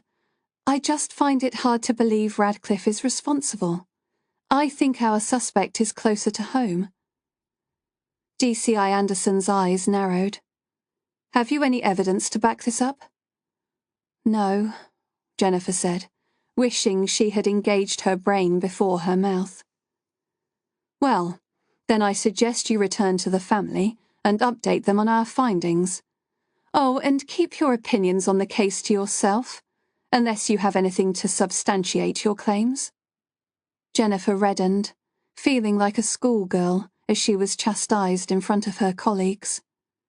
Yes, sir, she muttered, keeping her eyes to the floor. But as she drove into the yard of Blackwater Farm, the nagging voice returned. Her eyes alighted on Nick, and he quickly glanced away, shoving his hands deep in the pockets of his wax jacket as he made his way down the dirt track to the woodlands. "Nick!" Jennifer shouted, flinging open her car door. "We need to talk." The 4 words stopped him dead in his tracks, but he didn't turn around. "Let's walk," Jennifer said, taking her place beside him on the rugged track. "It was you, wasn't it? You made the anonymous call." Her words were met with silence, conceding the truth of her assertion. "You said the woodlands was the one place that couldn't be searched properly."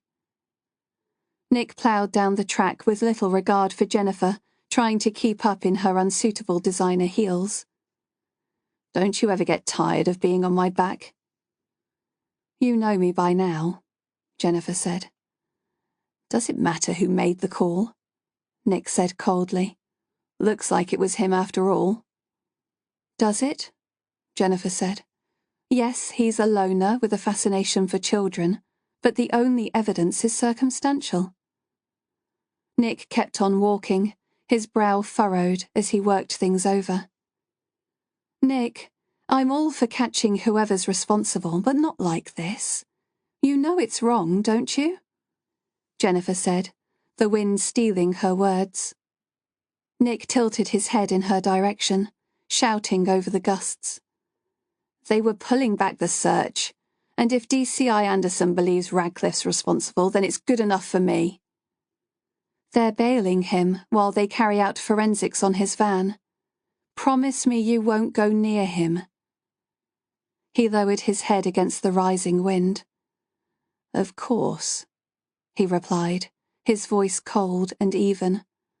"Justice will prevail in the end." Jennifer slowed, allowing him to carry on without her until he disappeared from view. She tilted her head to the sky, inhaling the scent of the countryside. "Come back to us, Abigail," she whispered to the wind. "Come back to us soon."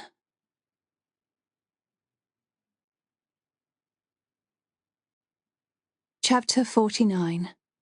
Diary Entry. The most mundane things often trigger memories. Strawberries evoked my latest recollection.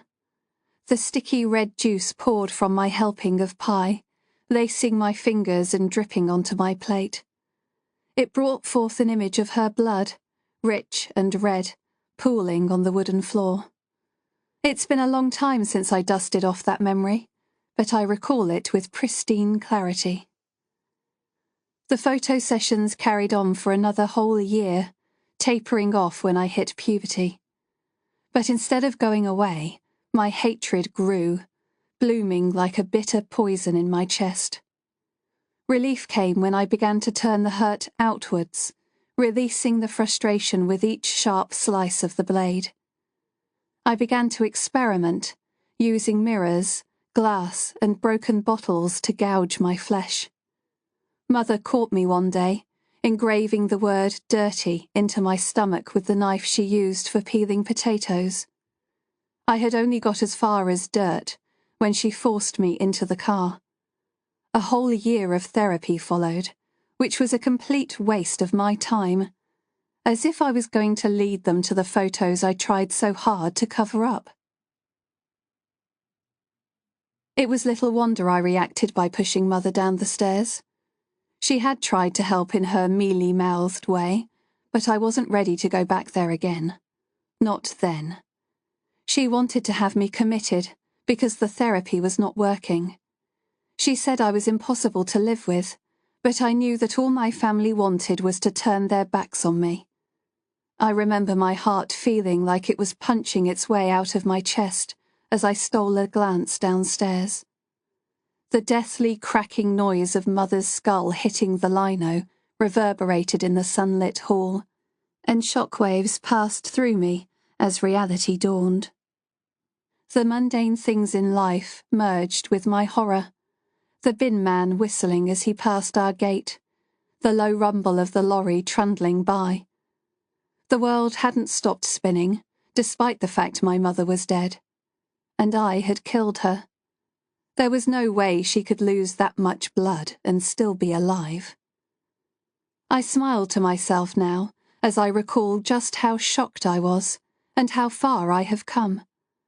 Her skirt had risen ungraciously to her thighs, exposing her pasty white flesh, and her arms and legs splayed in right angles, like a human swastika. A wave of nausea passed over me, and I grasped for the banister. I took a few deep breaths to calm down, but I couldn't stop shaking. Then came the primal urge to run. Acting on impulse had always been my downfall, but not anymore. Somewhere in the chaos and panic in my brain was a slow, sensible voice telling me to wait. In a way, my entry into killing was gentle, easy, but I had to be quick. Delays would raise suspicion. I paced the landing as I worked out what to do next. Purdy, the tortoiseshell cat, narrowed her green eyes at me, while Maggie mewed downstairs, making footprints in the blood. I smiled as Panther lapped at the bright red liquid. He was the only one of all her damned cats that I liked. My babies, she called them. They even had their own birth certificates, in a special silver frame. Mine was kept in a brown leather bag, with a grocery list hastily scribbled on the back. Beans, eggs, bread, milk. Ah, treasured moments. Mother found solace in her cats, and I found solace in a razor blade. I tiptoed back to the landing, staring in wonderment. I was 14 years old and had changed the course of our lives with a simple push. She was badly broken, her leg coming back upon itself, as if she was trying to kick herself in the mouth. A wild giggle erupted in my throat, startling me as it escaped my lips in a puff of air. It was only then that I realized Purdy was in my grasp. My mind had been busy plotting my survival, but my fingers had reached out to touch her treasured cat. As if sensing my intentions, Purdy flattened her ears and released a mean growl. I wrapped my fingers around her collar and, with some satisfaction, flung her down the stairs. Legs flaying, eyes wide, she bounced against the steps until she landed on Mother's backside and ran skidding out to the kitchen. I kicked the mat into a ruck on the upstairs landing. It was a stupid place to have it anyway. She had tripped, that was all. It wasn't difficult to let myself out the back door, then make a big show of having found her. Having to play the mourning offspring was exhausting, but as it turned out, I had little time for grief. It wasn't long before I could move on to something new.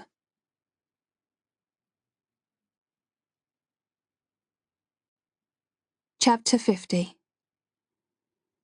He should have stayed away, Nick thought, as he circled Radcliffe's home. The cottage was nestled on the outskirts of Haven, down a dog walker's country lane. It had taken every ounce of Nick's strength to reach it. He showed no mercy to his body as it cried out for sleep, forcing it to walk the 3 miles through the back roads so he would not be seen. He would not have put it past the police to have him under surveillance, although he had seen the yearly budget, and he knew they couldn't afford it. He thought of DC Knight, her eyes full of conviction when she talked about following correct procedures and doing things the right way. But contrary to his comment earlier, he knew more than anyone that justice didn't always prevail.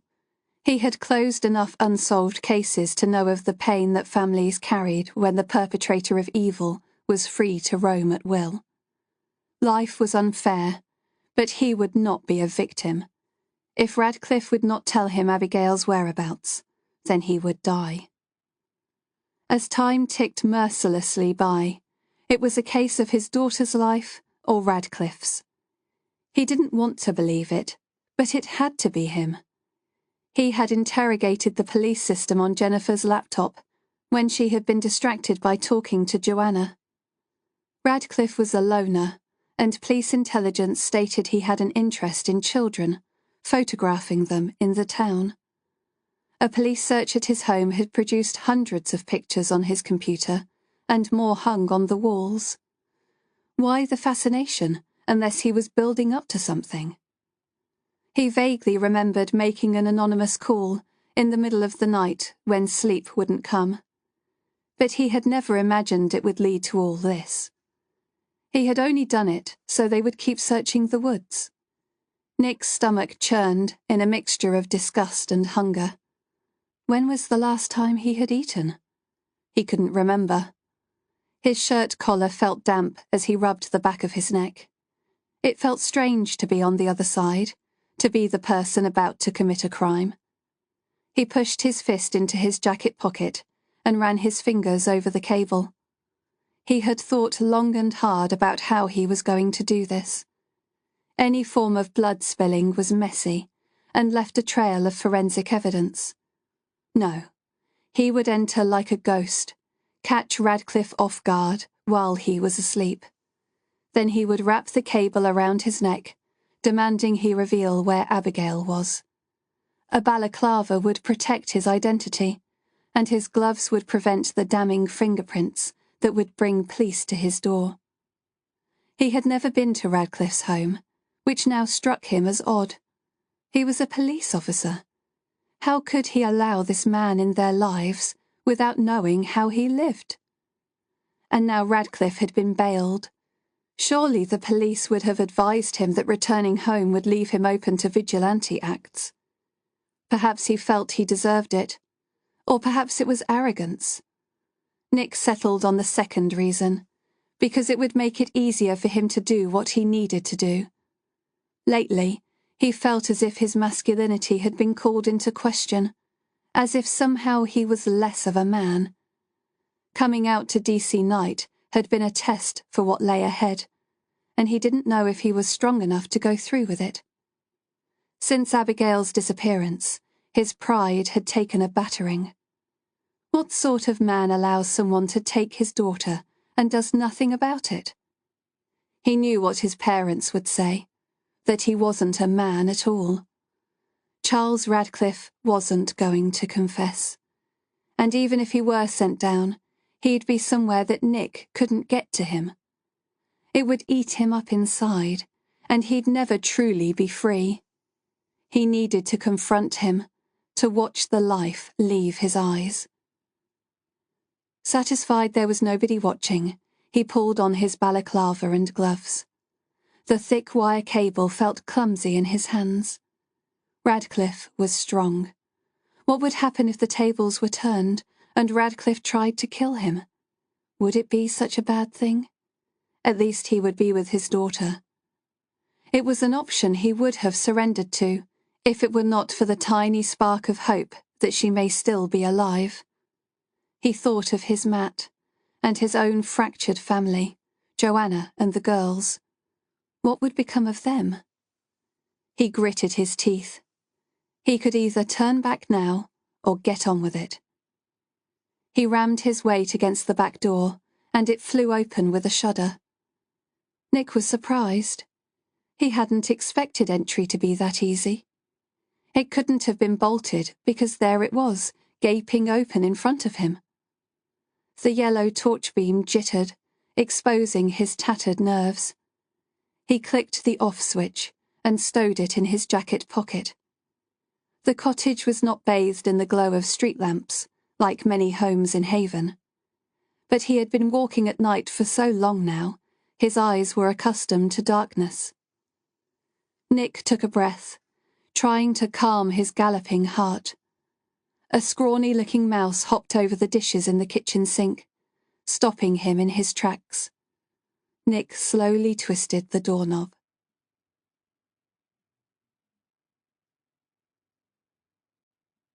Chapter 51. Nick froze at the sight of Radcliffe's sleeping silhouette. He had expected him to be in bed, not asleep in an armchair, a crocheted blanket over his lap.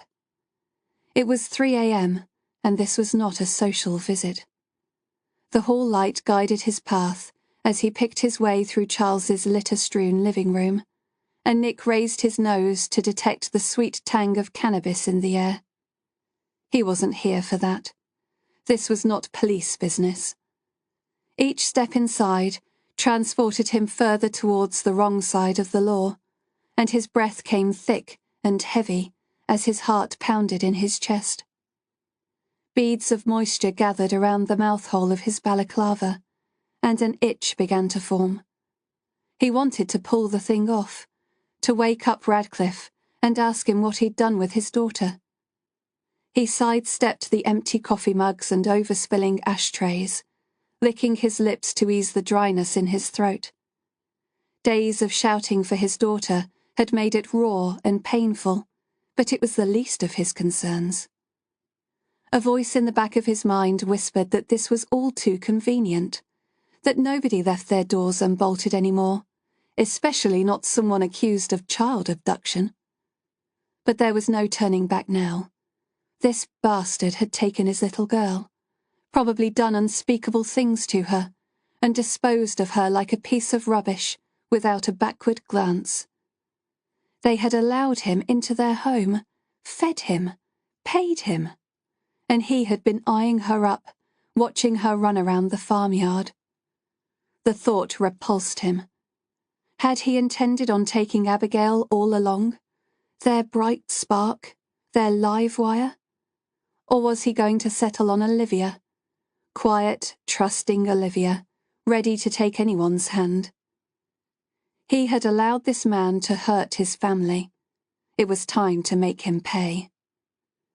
Blind hate rose up inside him as he approached the slumbering figure. Radcliffe slept with his legs crossed, wearing the same blue pullover which had become snagged from the briars paving the entrance to the woods.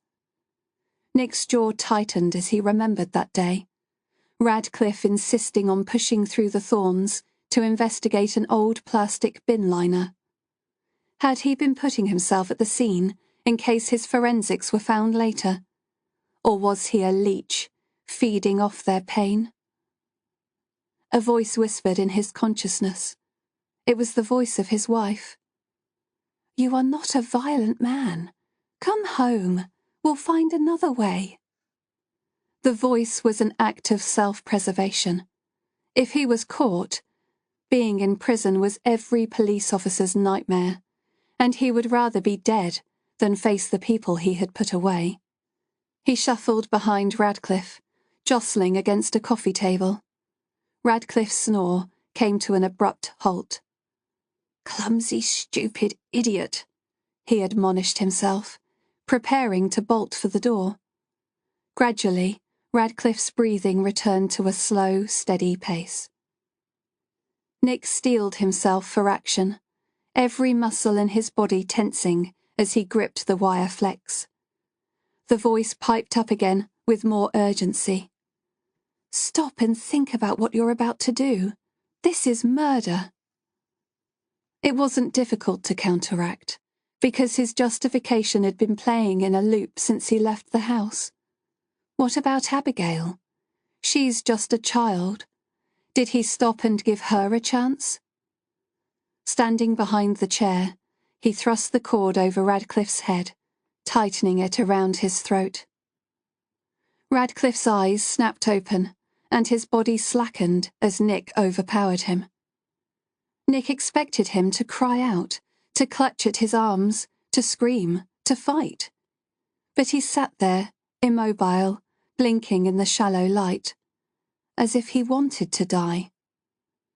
Nick pulled his bulk from the chair as he tightened the grip around his neck. Radcliffe was muscled from physical work. He could take Nick if he wanted to, but he made no effort to defend himself. "Where's Abigail?" Nick rasped. In the darkness, the two figures were bonded by the loss of a little girl. Eyes bulging, Radcliffe gurgled a whisper, but Nick couldn't make out the man's words. He eased his grip slightly, aware it could be a trap. Radcliffe's hands fell to his side, making no attempt to grasp the cord, threatening to end his life. A trickle of sweat fell into Nick's eye as he fought to support the dead weight. He blinked back the stinging salt liquid and growled in Radcliffe's ear. "I said, where is Abigail? Tell me now, or I'll kill you. I mean it." "Make it quick," Radcliffe whispered hoarsely. Nick loosened his grip. He had not planned for this. Was that why Radcliffe had left his door unlocked? Why he was sitting in his chair? Had he been waiting for Nick to come along and administer his punishment? He released his grip and threw the man across the room. He would not grant him his wish. Radcliffe choked and spluttered as he was released, his words tinged with disappointment. "Why didn't you finish it, Nick?" Nick ripped the balaclava from his head, anger and bitterness coursing through him. "Because it's what you wanted. What have you done with my daughter, you bastard? Is she here?" Radcliffe rose to his feet, one hand around his neck. "I've not touched Abigail, I swear." "Why did you come back?" Nick said, slightly dizzy as a wave of sickness took his breath. He had almost committed murder. Radcliffe approached him warily, an eerie calmness in his voice. "I've been waiting for you. I can tell you the truth if you want it." "So you're ready to confess?" Nick said, flexing the cable in his hands. But it was all for show. Deep down, his resolve was fading. Radcliffe sighed, shaking his head.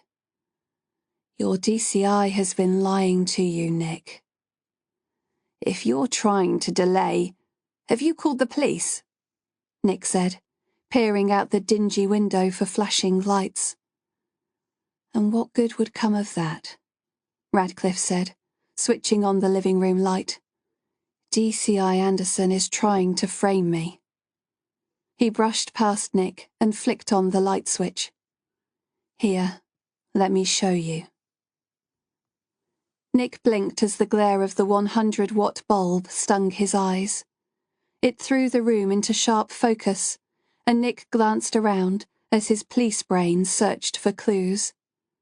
A picture of dogs playing cards around a table hung over a coal-darkened fireplace, and next to the padded chair lay several stacks of books. Radcliffe caught his stare. "It's Sunduku," he said, with perfect pronunciation. A smile caressed his lips, as if the word invoked a memory of long ago. "It's Japanese for out-of-control book piles." He pushed his hand into his jeans pocket, pulling out a piece of red string. On the end was a key. Gesturing at Nick, he took it to a door at the back of the room and undid the bolt. Nick's mind was working overtime. He slid his hand into his jacket pocket and wrapped his fingers around his torch. It was solid, unyielding, and a useful weapon if things went awry. Radcliffe could turn on him at any minute, and for all he knew, Abigail could be behind the locked door. He patted his jacket pocket with his left hand and felt the outline of his phone. He could call the police if he needed to, say that Radcliffe invited him there, and as for the cable, that was easily disposed of. But by God, if Abigail was behind that door, he would kill the bastard and fuck the consequences. The bolt sprang open with an audible clunk, and Nick's eyes widened as the door opened before him.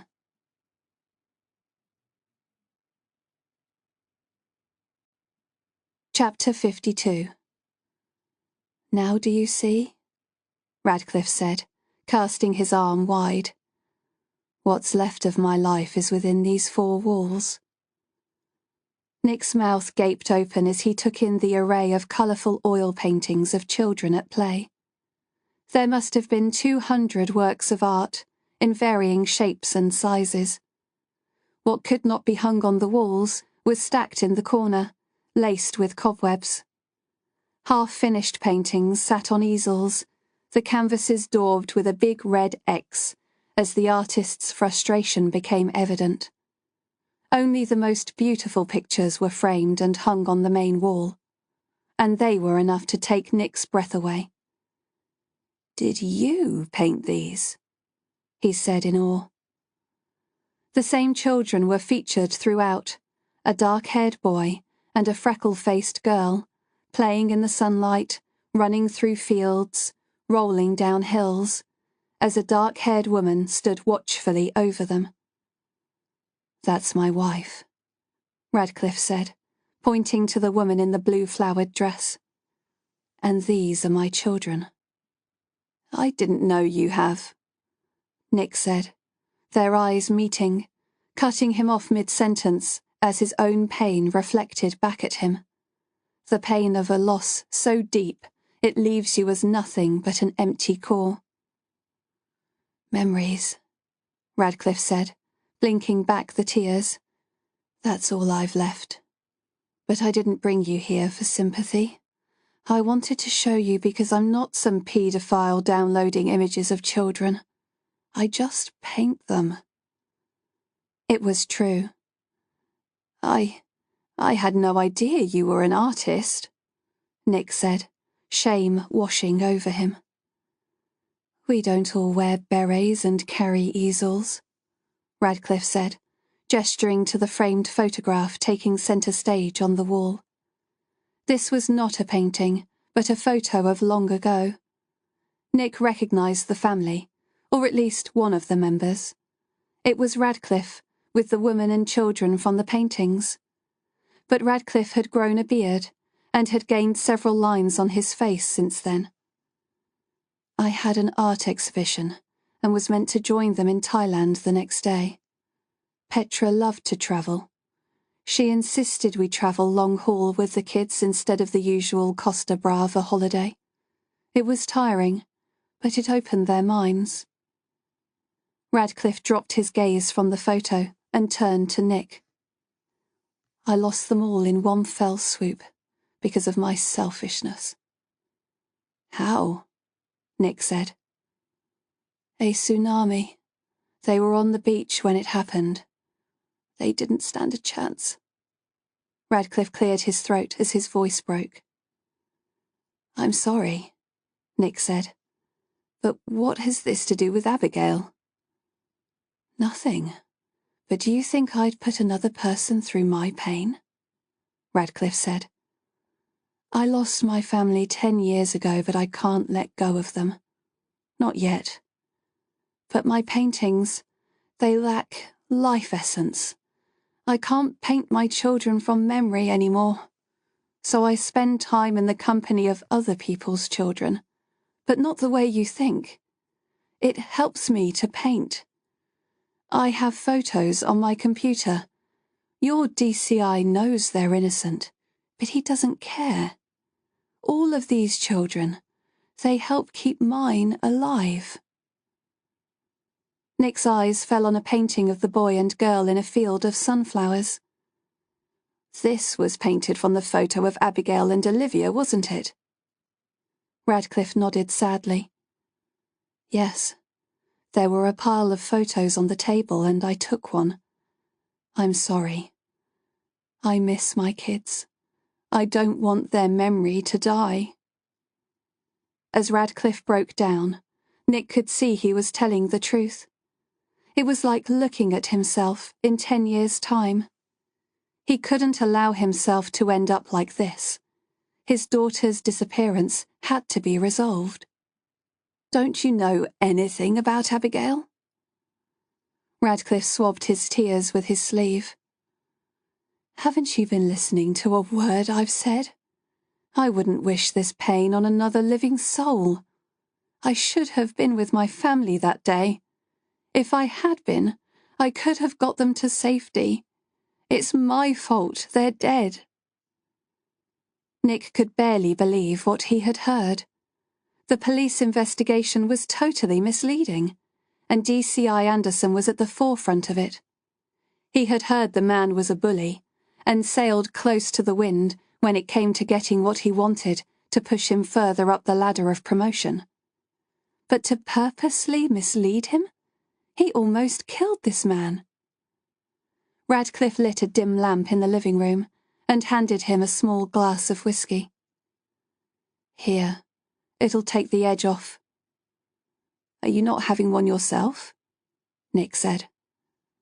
No, he said, switching off the harsh bulb overhead. If I start, I may never stop. The men talked until dawn broke and the sun began to filter through the curtains. Nick didn't have to believe him. The fact that the man had suffered a loss may have driven him to take his daughter.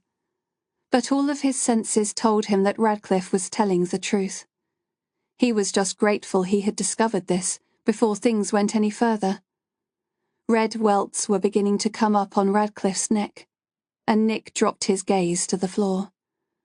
Don't do anything stupid, Nick said, remembering Radcliffe's whispers as he wrapped the cable around his neck. There's been enough loss. You've got to find a way of carrying on, because that's what your family would have wanted. Radcliffe stared through deadened eyes. I'm moving away when all this is dealt with. There's no point in staying anymore. The newspapers have taken care of that. Nick drained the last of his whiskey and laid the glass on the fireplace. But you can talk to the papers. We can sort this out. I don't want to live here anymore. Haven will be tainted by this forever. It's why I moved from my last address. It may have happened thousands of miles away, but their deaths might as well have been on my doorstep. Radcliffe sighed. I don't know. Maybe it's time I went back to my family and friends. At least they understand me there. Nick stared blindly at the floor, at a complete loss for what to say. He had a missing child. How do you comfort a man who has lost his entire family? As if reading his mind, Radcliffe spoke.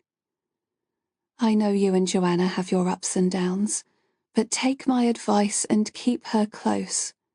Be there for Olivia as a family. I used to row with Petra all the time. We argued the last time we spoke. What I'd give for one more day with her, just to say I'm sorry. I should have seen what was important, instead of staying behind for work. You probably wouldn't be alive today if you had. Exactly, Radcliffe said. Nick left the house with a heavy heart. How could he have gone so wrong? And who could he trust? So far, the only person that had been honest with him was DC Knight. He needed to get his life back on track. Then, he needed to speak to Jennifer Knight.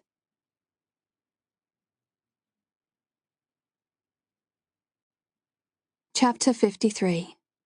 5 days gone. Nick's disclosure about visiting Radcliffe's home was enough to make Jennifer squirt a double dose of hand sanitizer on the palms of her hands.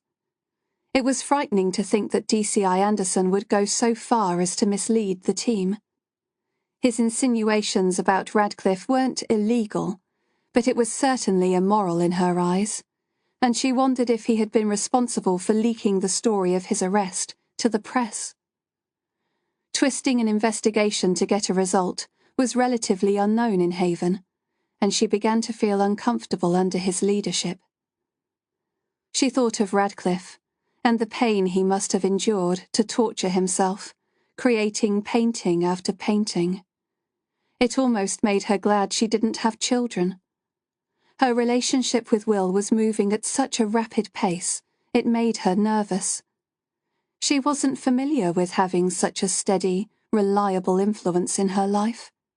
She was used to making her own way, looking out for herself.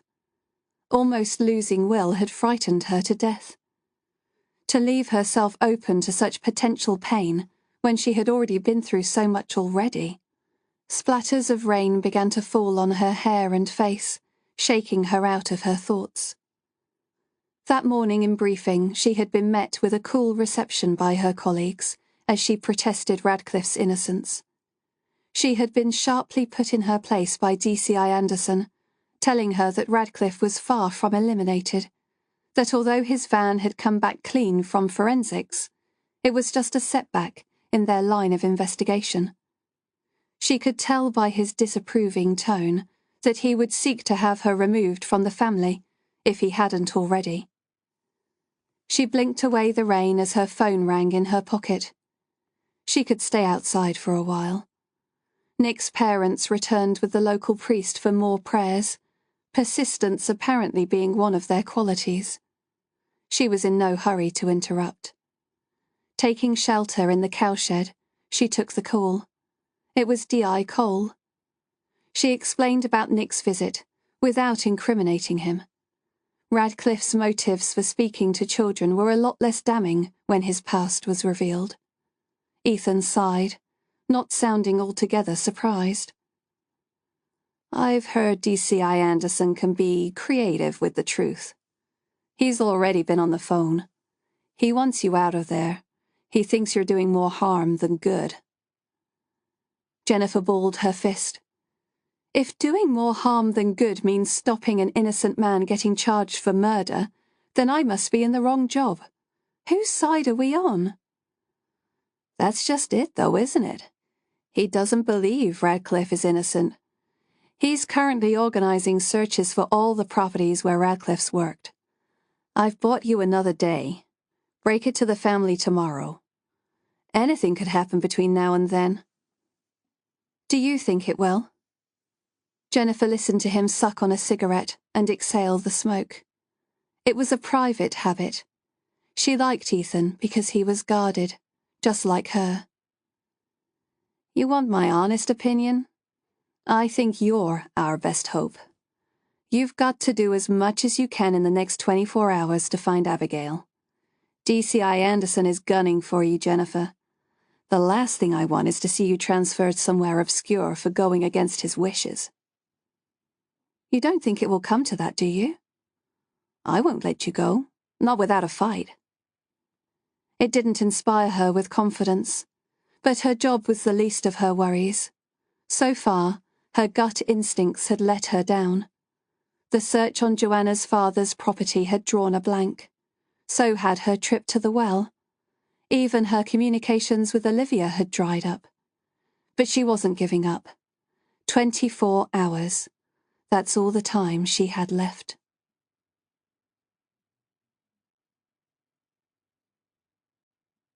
Chapter 54. Joanna.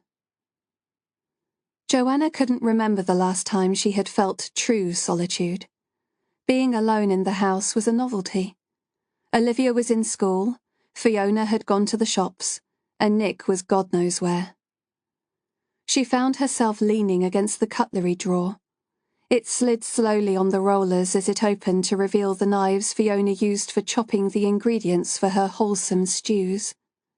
Beside them lay the boning knife, long, sharp, and sleek, glinting in the soft afternoon sun. She imagined the cold steel smooth against her skin, cutting her flesh, the pain taking everything away. Olivia's face appeared in her mind's eye, and she slammed the door shut. Not today. She would not harm herself today. She needed to get outside. Her thoughts were too big for the confines of the house. Trees flanked her path as she walked the dried mud path that led to the river. The pure country air invaded her senses, and she raised her hand to swipe away a fly. A light breeze ruffled the leaves, producing a shushing sound, as if to ease the thoughts circling in her brain.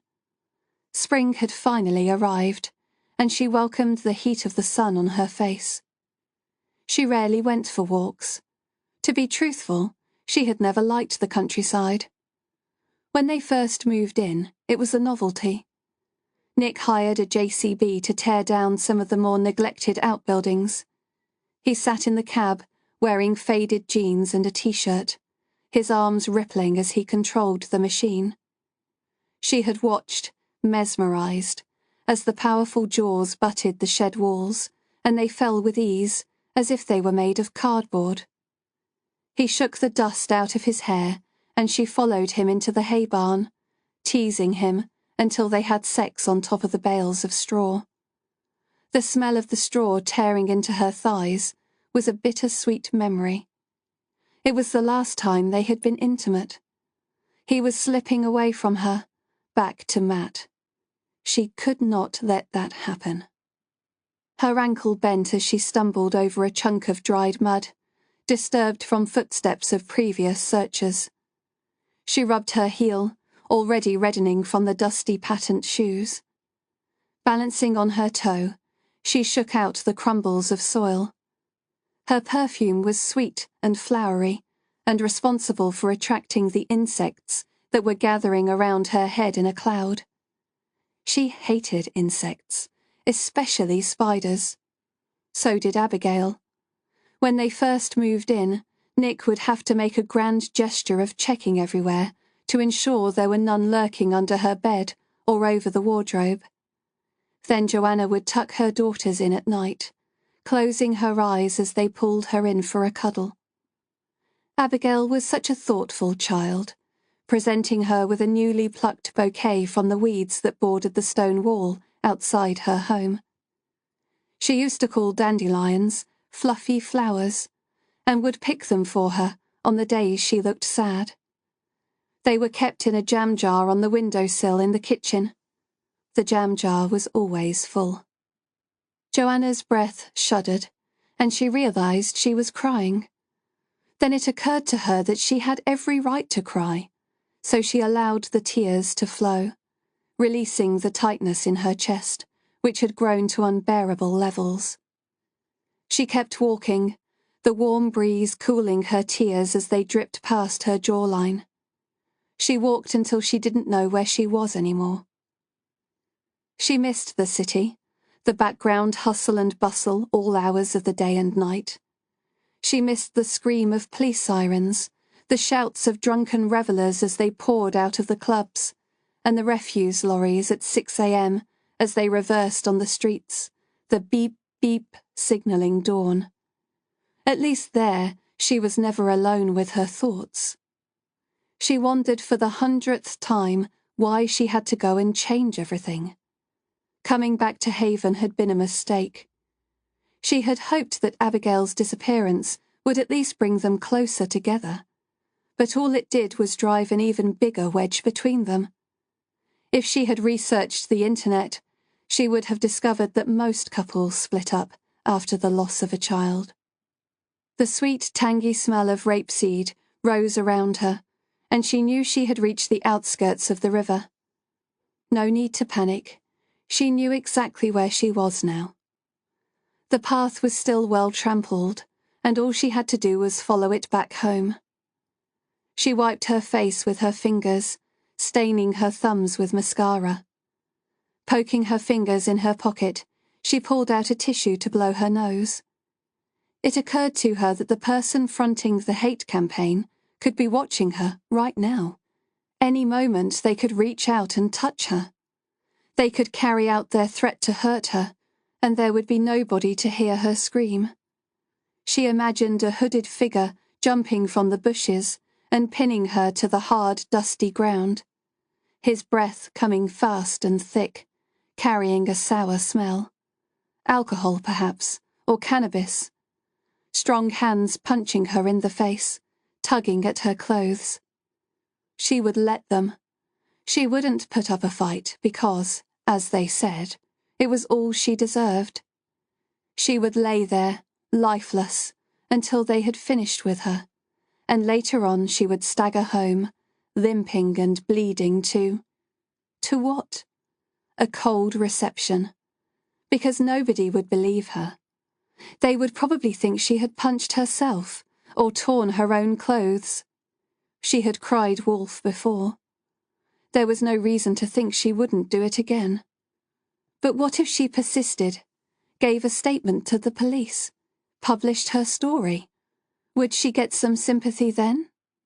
Her mind raced through the possibilities. Evidence. They would need evidence of an attack. Bruising. Bleeding. No, that would not do at all. The shriek of a woodland creature made her jump in her skin, and she spun on her feet, picking her way through the path, half trotting, half running home. Just what was wrong with her? Cold fear stabbed her heart. Her mind was unravelling, and there was nothing she could do about it.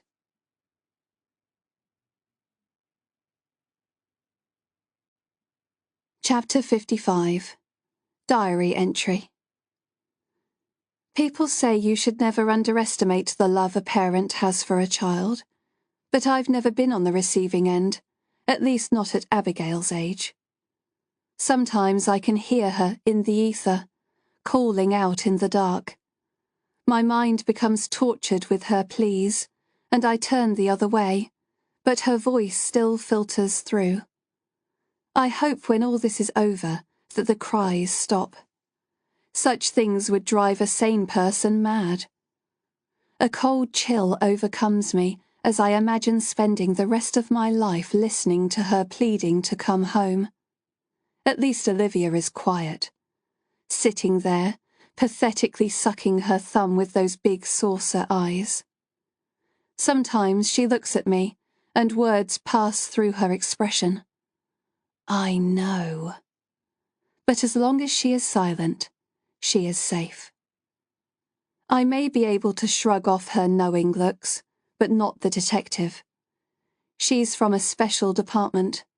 She can see into your soul. She's acting like she wants to help, but she's not to be trusted. I recognize her kind, because I'm an expert in the art of manipulation myself. She's beginning to make me nervous, and I wish she would go away. Given my plans, that's not likely to happen any time soon. Sometimes I look back on this diary, and I can barely remember writing the words. It's like there are two sides to me, and that's a frightening prospect. I know that Abigail's cries aren't real, because they're too far away to carry on the wind. Yet, sometimes I look around to see if anyone else can hear them too. I've been making plans, but I don't know if I'm strong enough to go through with them. If her screams haunt me while she's alive, what will become of me after her death? But it's far too late to back out now. I've stowed away the accelerant and prepared for the fire. This time tomorrow, it will all be over.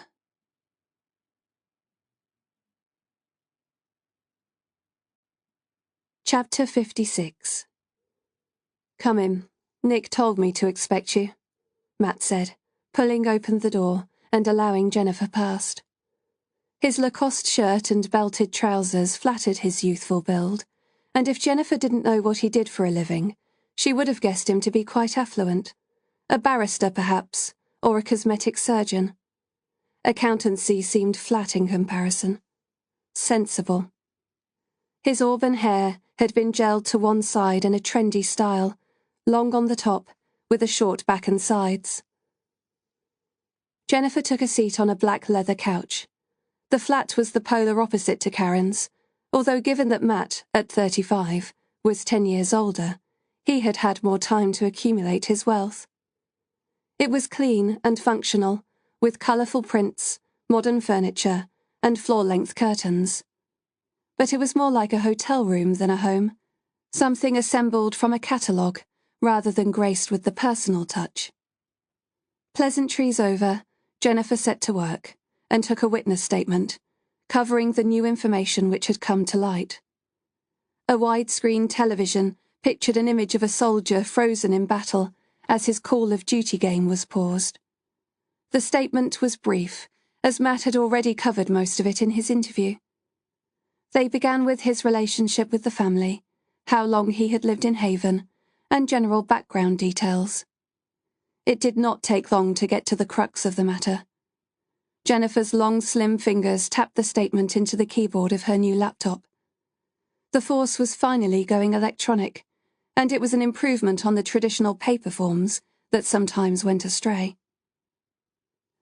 So you're telling me that you've been in an intimate relationship with Nick for 5 years before he met Joanna, and reignited your relationship recently, your most recent encounter being the day Abigail went missing? Matt raised an eyebrow. We've met since then, but that was our most recent sexual encounter, yes. Jennifer gave 2 nods of the head. And on the day in question, you were giving him oral sex when Olivia crept in on you and screamed? Yes, Matt said, a rosy bloom creeping up his cheeks. Although it was more of a gasp than a scream. Jennifer did not raise her eyes from the statement. Matt and Nick's affair was mild compared to some of the things she'd heard in her career. How did Nick react? She asked. Matt clasped his fingers over his knee, dividing his attention between Jennifer and the frozen Xbox game. He was horrified. He told me to go, said he'd sort things out with Olivia. How did you feel? Jennifer said. Embarrassed. He emitted a nervous laugh. I mean, what kid wants to walk in on that? What happened next? Nick didn't handle it very well. He lost the plot. I told him Olivia looked scared, but he got annoyed, told me it was all my fault, that I shouldn't have come. So I left. When you say he was frightening Olivia, in what way did you mean? Was he shouting at her, touching her? Matt swiveled the ring on his index finger, a silver wedding ring, just like the one on Nick's left hand. When he didn't answer, Jennifer fixed him with a stare. His voice eventually came, with the cautious tone of someone tackling a very thorny subject. He was bending down to her level, and his hands were on her forearms. He wasn't hurting her or anything. She was upset, and he was trying to get through to her. A question rose in Jennifer's mind, something that hadn't occurred to her until now. How did you know it was Olivia? Matt frowned, his eyebrows drawing together as he considered the prospect. Abigail's missing, so it had to be her. But how did you know it was Olivia and not Abigail that found you? Matt shrugged. Nick said it was. I can't tell them apart. Why, you don't think... No, I'm just asking, nothing more. Jennifer chased the thought away as she left Matt's flat. It was an uncomfortable thought, but every avenue had to be explored. The child that had found them in the shed could just as easily have been Abigail. Or they both could have been present. Jennifer had witnessed Nick's temper over the smallest of things. What if he had silenced his daughter for good, with Olivia as a witness? Her heart plummeted as she considered the possibility. She reread Matt's account as she sat in her car. He was more comfortable with his sexuality than Nick, and Jennifer got the feeling that Matt was Nick's first male tryst. Matt had been full-on, pressurizing Nick to leave his wife, but the more Matt pushed, the further away he seemed to drive Nick, who was haunted by his parents' strict upbringing and narrow-minded views. It was hardly surprising that Nick had begun suffering with insomnia around the time of his affair.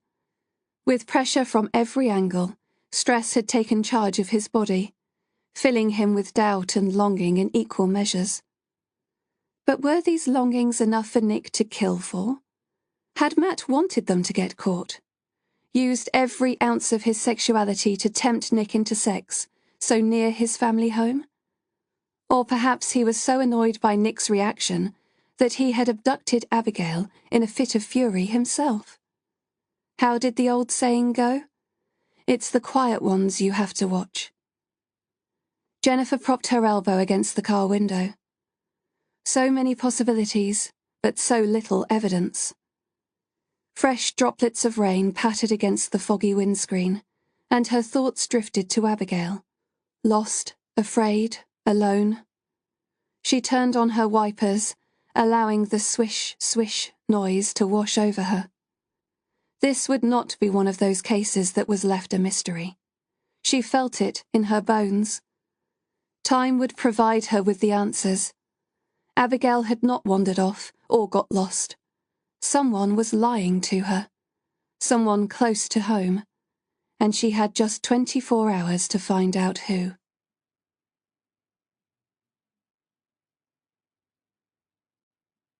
Chapter 57. Jennifer gritted her teeth as she listened in to Joanna's phone call. More interference from DCI Anderson. He was her superior officer, and therefore deserved respect, but right now she couldn't help but be irritated by his call. She steeled herself as she listened in. It was the first time she had heard Joanna raise her voice. "I've said no, and that's it. Olivia's been through enough upset. She hasn't spoken a word since Abigail's disappearance." "What developments?" No, I did not know that." She shifted the phone to her other ear and threw Jennifer a narrow-eyed stare. "No, she didn't tell me." "Well, this has come as a surprise to me.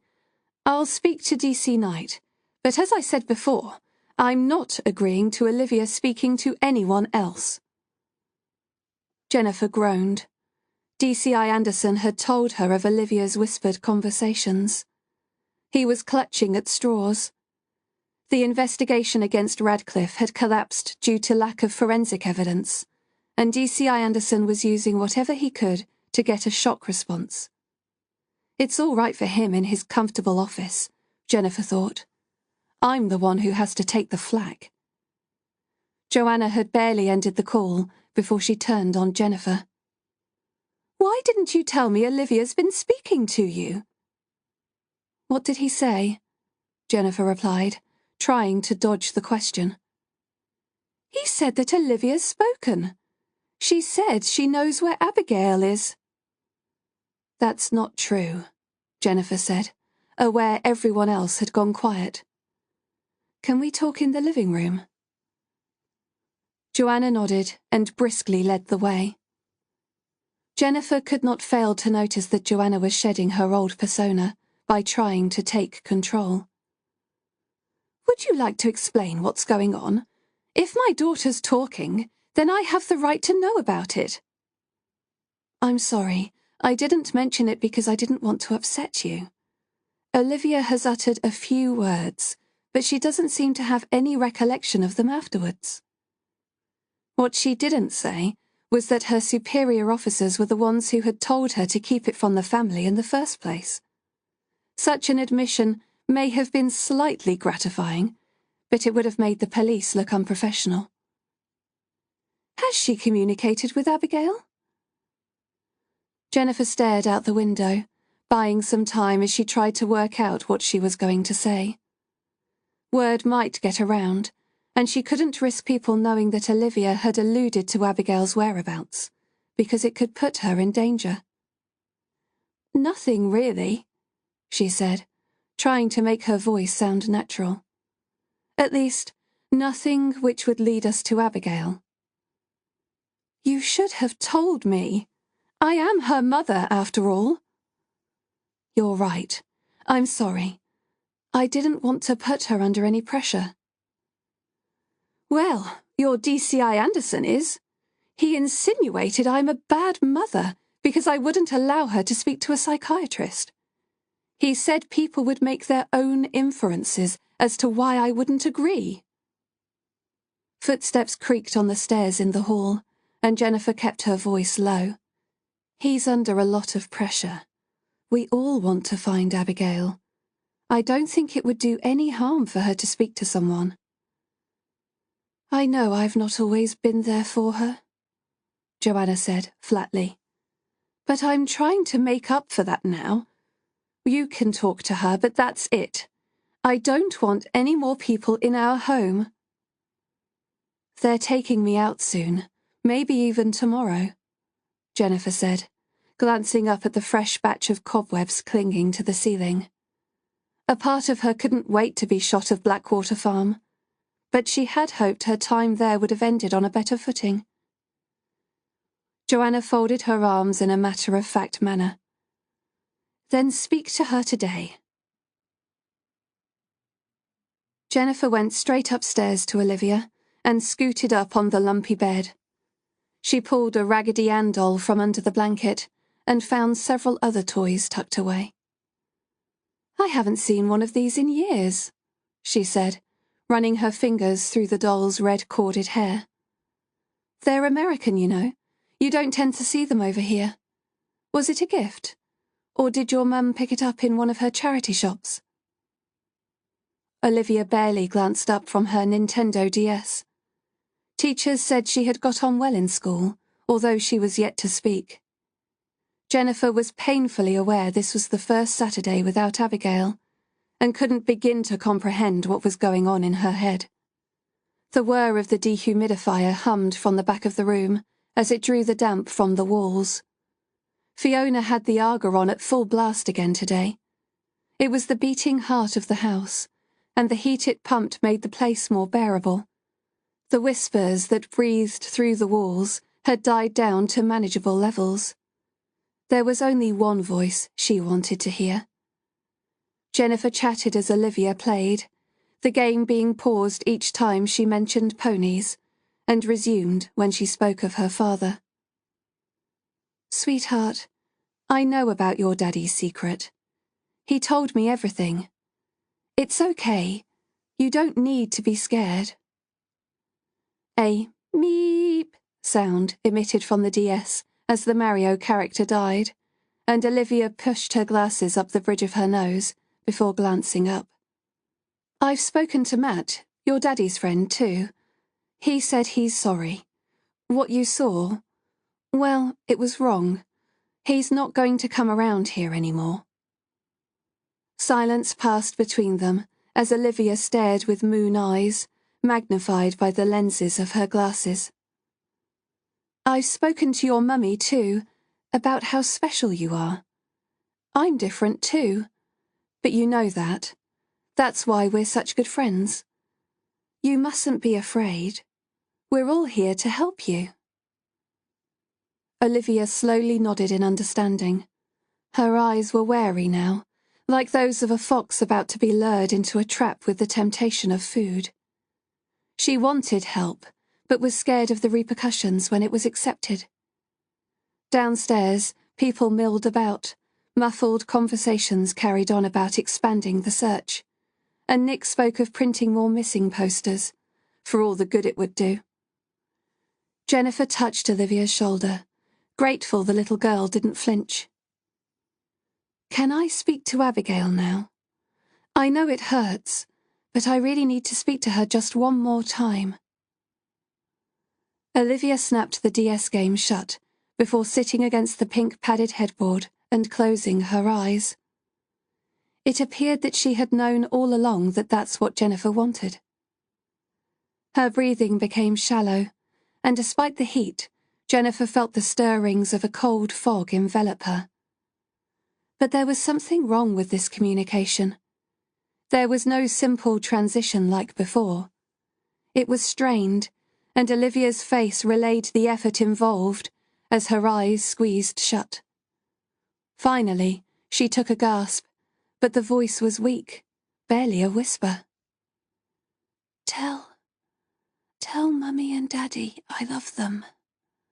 And Ollie, tell her." Silence ensued, and it seemed as if the communication was lost. Jennifer held her breath as Abigail struggled to form the words. "Tell her not to be sad." The last words were spoken with huge effort, as if granted with a last breath. A trickle of blood lined Jennifer's gum as she realized she had been biting down hard. She swallowed, willing the little girl to come back to her. "Abigail, we're still looking. We've not given up. Please, tell me anything. Can you hear any sounds? Is it far from the house?" Olivia's face turned waxen, and her shallow breath made Jennifer's heart quicken. This was not good. It was as if Olivia had swapped places with her sister, and her weakness was taking its toll on Olivia's body. Jennifer's heart lurched as realization dawned. "No," Jennifer whispered, clenching her lifeless hand. "Come back, Olivia. You come back here right now. Your mummy and daddy, they need you.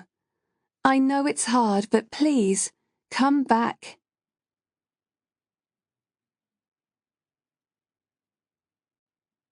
Chapter 58.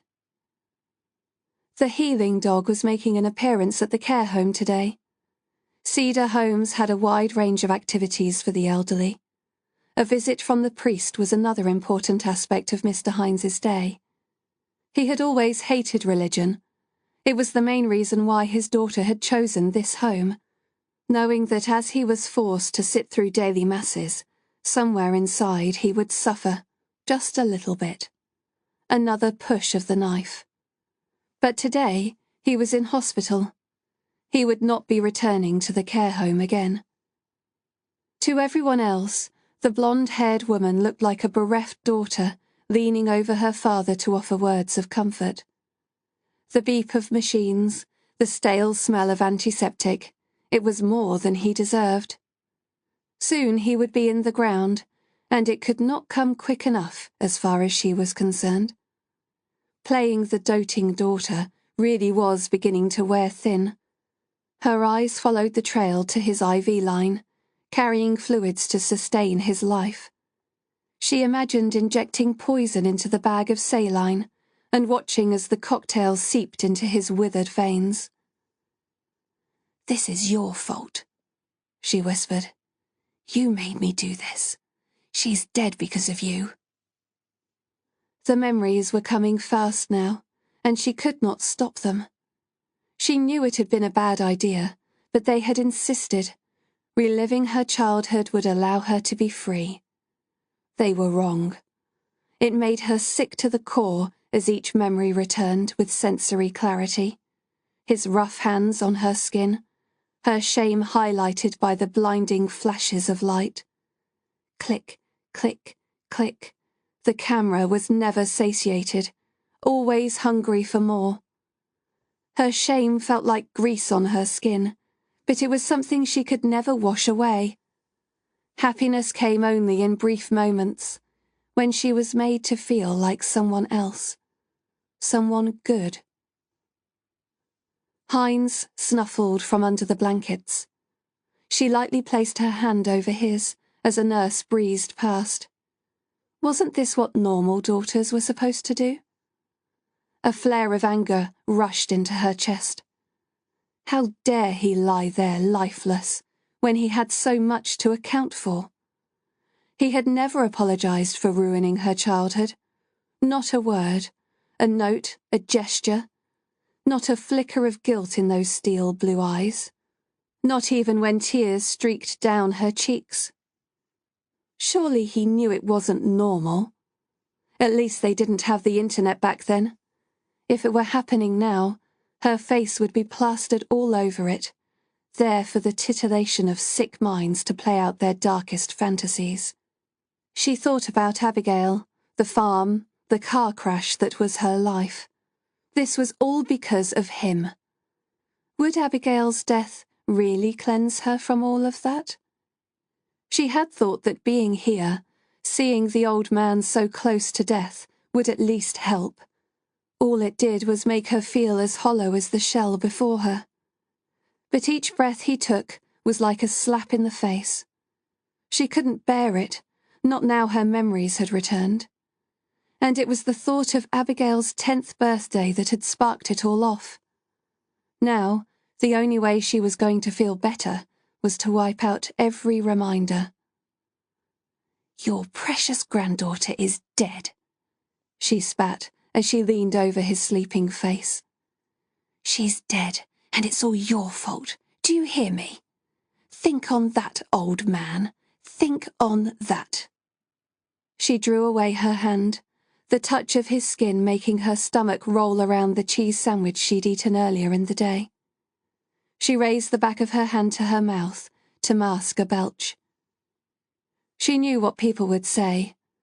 Photos weren't the same as actually being abused, were they? They were just pictures. Nobody had ever laid a finger on her, not really. It wasn't as if she came to any harm. That's what she told herself. But she was soiled, dirty. She had to turn her back on the past and put on a brave front. And she could. Once he was gone, she could move on with her life. It was a necessary evil, a purging. She briefly thought of Abigail.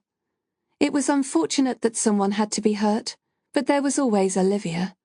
It wasn't as if they would be childless. People had told her that her lack of empathy was abnormal, her inability to care for others. She looked at the man lying in the bed, so helpless now, not the giant he had once been. Had he ever been that big? Or had she carried that since her childhood? He had ignored her tears, laughed at her pleas to stop. The threat of meeting the monsters behind the photos was enough to make her submit. But now she wondered if they had ever really existed, if the monster was just the man behind the lens. Tears pricked her eyes, and she wiped them away. She jumped as the nurse hovered past her, giving her a watery smile as she disguised her distress for daughterly love. The nurse's voice was soft and sympathetic. "Your father is comfortable. He's not in any pain. It's his loved ones that suffer, not him." Her words were meant as comfort, but inside she wanted to laugh. Loved ones? He didn't have any loved ones. His death would be a blessed relief, and it couldn't come quick enough. She waited for the nurse to leave before leaning over for one last farewell. "Why don't you just do us all a favor and die, you old bastard?"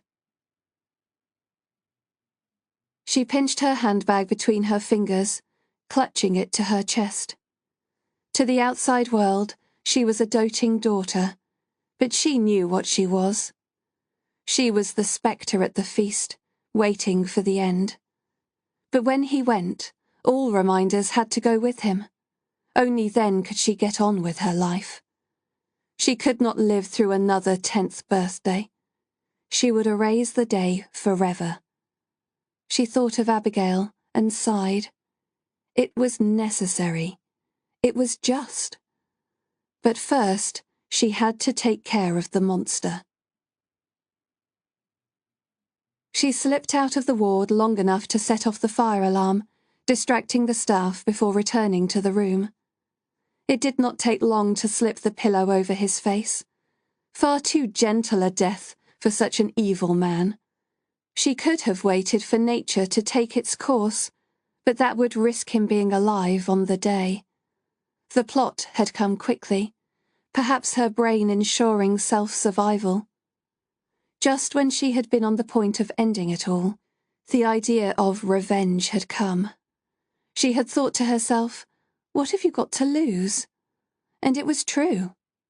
Cold and calm, she had worked it out. All the reminders of the past could be deleted, just like when she rebooted her computer. Delete, reset, and begin all over again.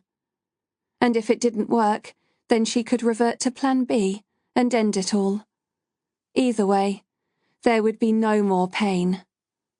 Wasn't that all she really wanted?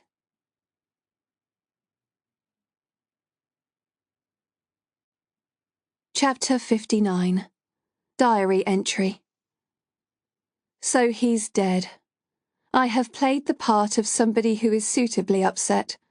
The last thing I need is to be implicated, not with everything else going on. Should I have waited? He was so close to the end. But that's precisely why I had to kill him. It's a shame he wasn't awake. I would have loved to see the fear in his eyes as they met mine.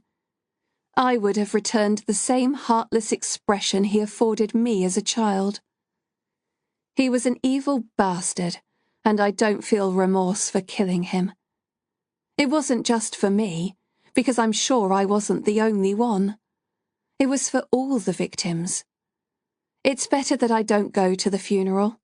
I'm so close to the edge, I can't trust myself. Sometimes I look at Olivia and wish it had been her. She turns her face on me, and all I can see is accusation staring back. There's no love there. I was foolish to think there would be. I thought perhaps I could replace her sister. She didn't need to love me when she had Abigail, but all she does now is wander around like a spirit, as if a gust of wind could just take her away. It would be better if she was dead, then they could be together. But how? A tragic accident? Drowning looking for her sister? Or falling through the bedroom window that she's always staring out of? But when I try to work things out, my head gets all fuzzy and starts to pound. I cannot act on impulse like before. But nobody has caught me yet. And I'm so very close to the end.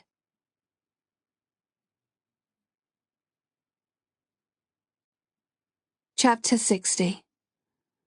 Why didn't you tell me about your dad? Nick said, cupping his wife's cheeks in the palms of his hands. If I'd have known he was that ill. I thought he was getting better, Joanna said, her eyes glazed as she looked away. I'm so sorry, Jennifer said, wondering how much tragedy one family could endure. But then, there weren't many people living in Haven who hadn't suffered loss of some kind or another, something she was all too familiar with. She had not heard the call come through, as she had been distracted with Olivia, shaking her gently in an effort to bring her back to herself. The child had drawn in a sharp breath, allowing Jennifer's heart to return to normal as the blueness left her lips. It prompted Jennifer to embrace her in a hug, apologizing for asking her in the first place. Olivia had shrugged and returned to her game. The experience put Jennifer firmly in her place. She wouldn't go risking communications of any kind with Olivia again. For all she knew, she could have been adding to her trauma. She was so desperate to find Abigail that she had ridden roughshod over her sister's feelings, and she felt thoroughly ashamed. But there was no time to dwell on it, as news of Joanna's father had filtered through. Heart problems had plagued his later years, but his death had come as a surprise. He had fallen into the realms of dementia, which had left any line of questioning a fruitless task.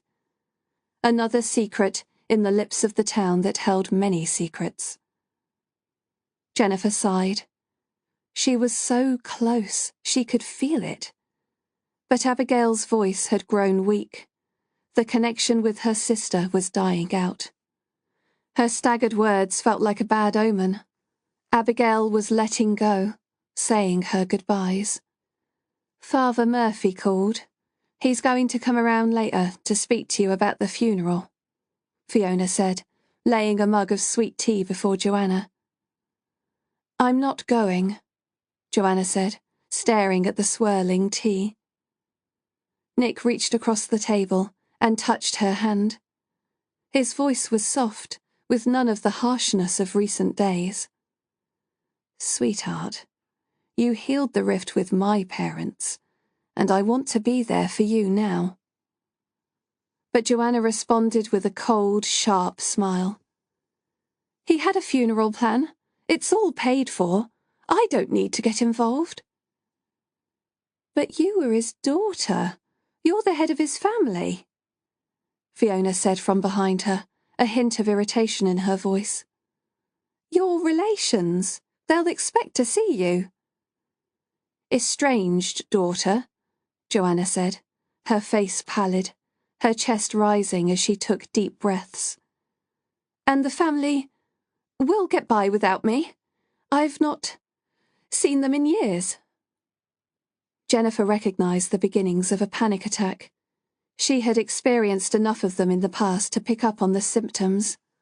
The feeling of dread enveloping you, a tightness to the chest, the air leaving your lungs faster than you could breathe it in, the sense of being dragged into an underwater tide of doom. Fiona nudged the mug of tea closer, passing a knowing glance to Nick. You've had a shock, and you're under a lot of stress. why don't you take some time to think about... I don't need to think about it. Joanna's breathing regulated, but the usually cool exterior evaporated as she banged her fist on the table, making the tea splash over the rim of the mug. I'm not going, and that's it. Call the priest. Tell him to arrange it. Fiona nodded quietly. Fine, I'll do that. By the way, my wages weren't paid in this week. Perhaps you'd like to see to it when you get a moment. Joanna rose, regarding her coolly. I'll do it today. If anyone calls, I'm going up for a... Lie down. Yes, I know, Fiona said, before throwing the tea down the sink. Nick followed his wife as she ascended the stairs, his voice trailing behind him as he tried to coax her round. Jennifer joined Fiona at the kitchen counter. Steam rose from the tap as she washed and rinsed the mug. That was a bit sharp. Are you okay? Fiona gave her a wry grin. Sorry. Did I come across really pissed off? I struggle to understand her sometimes. Jennifer nodded. You don't need to apologise to me. It's only natural that tempers are running high. It's just that... Fiona gave an exasperated sigh and folded her arms. Oh, never mind. No, go on, Jennifer said. Fiona regarded her cautiously. Oh, it's nothing. I didn't mean to snap. Jennifer lingered, hoping Fiona would open up about whatever was troubling her. But the moment was lost. Fiona's loyalty lay with Joanna. I'll be leaving soon, Jennifer said. They've also scaled back the search on the woodlands. Fiona gently dried the mug in a red-checked tea towel. I know. What do we do after you go? Just carry on as if Abigail never existed? He'll never stop looking, you know. He'll keep searching, even if it kills him. I don't know, Jennifer said. I think he's strong enough to start again. You'll be given an exit strategy. We won't completely withdraw. But the family can't go on like this either. Fiona draped the tea towel on the rail in front of the Aga before turning around. Ever since I met Joanna, she's been living in a different era. I thought about what you said about trying to get her to open up, and I've scheduled a meditation session.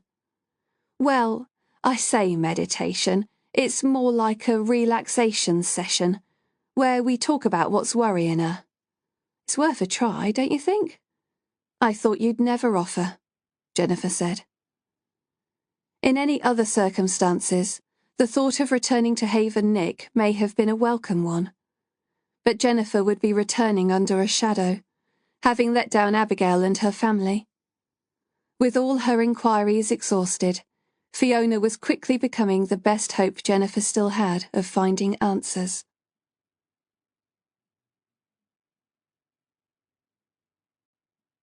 Chapter 61. 6 days gone. Joanna awoke with a start as she realised she was not alone. For the first time since she could remember, her husband was in bed beside her. Unaccustomed to the warmth of his body, she lay still so as not to waken him, and then realised he wasn't pretending to be asleep like before. He was actually snoring. Sleep had been gifted to her husband at last. So he had made his decision. They had both come to the edge of the precipice and decided to face what lay ahead together. But for how long? Would he stay with her if the truth was not to his liking? She had given herself to him on their wedding day. She had meant the vows when she said them out loud, even if she had reinvented herself a dozen times over since then. Today was the eve of her daughters' birthdays. Tomorrow would mark their 10th birthday, and she hadn't done a thing to prepare for it. Gratefully, she had taken up Bob and Wendy's offer of having a small party at their house. It was easy to fall back on the excuse of being too wrapped up in worrying about Abigail to contemplate a celebration. Nick had arranged for the lone pony to come tomorrow evening, and Olivia's presence had consisted of everything horsey. Buying 2 of everything seemed like a waste of money to Joanna, but such was Nick's blind faith that his Abigail would come home that he had insisted. Joanna had kept the receipts. The thought of the birthday milestone terrified her. Deep in her psyche, it was the day she had been dreading for a very long time. It carried with it a certain finality. Something was waiting on the horizon. Something bad. She shifted in the bed, getting near enough to feel her husband's warmth, but not so close as to wake him. Each second of his sleep was precious. She turned her head to look at him properly. He smelled of lemon shower gel, and his hair had been washed, his skin recently shaved. A sudden swell of love rose up inside her, an alien feeling amidst all the anguish and pain. But before she could fix their relationship, she had to fix herself. It made her heart thud in her chest to think about unleashing years of repressed thoughts. The flashbacks were slippery, like soap in her hands, but there was enough insight to make her skin crawl. What would it be like when the full truth was revealed? Could she live with herself then? Could he? There was only one way to find out. Her stomach growled. Nick was sleeping. She was hungry. Was this their way of getting back to normality? It was an uncomfortable thought. She couldn't see herself ever moving on from this, no matter how much she tried. But she had to, because she couldn't keep reinventing herself anymore. She had run out of cardboard cutouts. She had no choice but to explore what she had been hiding all these years, to go into the darkness and embrace it. Even if she found out something dreadful, and it had to be dreadful to have hidden it for so long, she could build upon it and make a new life for her and Olivia. Hopefully Nick would factor in there, but she could not depend on him, not when he had let her down so far. Slowly, she crept out of the bed they shared. Pushing her feet into her pumps, she made up her mind. Today, she would face her demons and release the secrets she had suppressed for so long.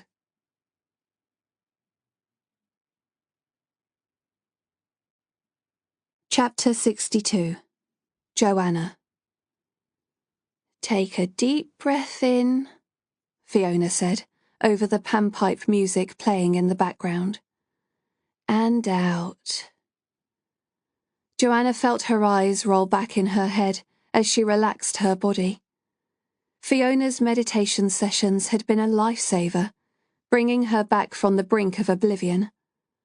Cutting the tops of her thighs had not been enough to hold back the tide, and Fiona had known her long enough to pick up on her silent anxiety, planning regular sessions to ease the pain. Fiona had counted backwards, bringing her to a happy place, albeit short-lived, as memories of the past filtered through. But in a strange sort of way, it helped. Instead of being bombarded with images she did not understand, it was as if Fiona was taking her by the hand, guiding her through the sequence of events behind closed doors. Fiona meditated with her eyes open, and her gentle voice spoke in a soft lull. Relax your shoulders. You're safe here. She was safe. She trusted Fiona. Her shoulders rose, and Fiona spoke again. Relax. You're in the garden, Joanna. It's a beautiful summer's day. You can smell the honeysuckle growing on the fence. Yes, Joanna said. Tell me, what are you doing? I'm going to Daddy's workshop, Joanna said, her tone childish and excitable. "What age are you?" Joanna giggled. "I'm almost 10 years old. It's my birthday today." "That's right," Fiona said. They had reached this part many times before, but never any further. "Why don't you open the door? See what's inside?" Joanna frowned, clasping her fingers on her lap. "I can't. It's locked." "It's open today. Push down the handle and walk inside." Joanna paused, a small gasp leaving her lips. "It smells funny, and it's dark. I don't like it here. I want to go back." Fiona spoke in calm, soothing tones. "Keep going. You're being really brave. I'm with you. You're safe." Joanna frowned, her words stuttering, unsure. I can hear noises." "That's okay. Walk towards the noises," Fiona said, verbally scooting her along. "There's a red light in one room, with photos hanging up. I don't like them. They're rude." "What else do you see?" "There's another room. The door is closed, but there's noises. I think someone's crying." "Just keep walking towards the noise. I'm holding your hand. It's all right. Nothing can hurt you now." Joanna's frown drew down, her eyes shut tight as her voice weakened. "I don't want to go through this door. I feel sick. Please don't make me." "Joanna, it's you crying behind the door. It's always been you. Only by opening it can you let the bad things out and be free. You want that, don't you?"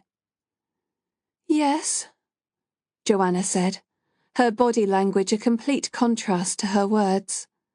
Her fingers were wedged tightly together, her elbows glued to her sides. Fiona sighed. "We've been here before, haven't we? Today, I want you to open that door. Do it now before the moment passes. Be a brave girl and push it open." "Oh, okay," Joanna said, tears trickling down her cheeks. Fiona dared not speak and waited as Joanna relived the memory. Oh no! No, Joanna said, her head in her hands, tears cascading down her cheeks as her body shook. "Tell me, what do you see?" "I can't. Oh, I'm going to throw up," Joanna said, gagging as her voice slowly returned to normal. Fiona's voice grew firm. "You've come this far. Now tell me, or I'll make you go through the door again and again until you do." "No, Oh!" Joanna clasped her hand to her mouth, rising from the floor. "Shh, it's okay. I'm taking you away, Joanna. We're outside now. Take a breath." The gagging subsided as Joanna took some deep breaths. The frown lines eased from her face as she relaxed back into her position, cross-legged on the floor. "I don't feel very well," she whispered. "Can't we come back tomorrow?" But Fiona pushed on, giving her little time to recover. "You're on the farm. It's the day Abigail went missing. Can you tell me where you are?" "I'm outside," she said, wrapping her hands around herself as if cold. "Good. Do you see Abigail?" "Yes. It's her birthday soon." "How do you feel about that?" Joanna frowned. "I feel bad. I want to make it all go away." "How do you make it all go away? Take yourself there. You're with me, in the house. Then you have to go outside because your internet signal is playing up, and you need to check your emails on your phone. You walk outside. I see Abigail. She's playing hide and seek. Good. What happens next? I can't remember. Everything's fuzzy. Unlock the memory. You're keeping it hidden because it's causing you too much pain. What happens next? Joanna's hands clenched as she struggled to express the words. Go on, Fiona said firmly. Tell me. You saw Abigail. What did you do? But Joanna clamped a hand to her mouth and scrambled to her feet. She leapt from the room, retching, her legs fizzing with pins and needles as the blood flow returned. Skidding into the bathroom, she made it to the toilet as her stomach heaved, spilling her last meal into the porcelain bowl. Images of her 10th birthday flashed before her as she swallowed back the burning sensation in her throat. Slowly, she came to ground, feeling as if she had been walking through a nightmare. The images revisited her mind, hazy and disjointed. Was it really true? Was that why she had been hurting herself all this time? And Abigail, was it possible that she had hurt her little girl?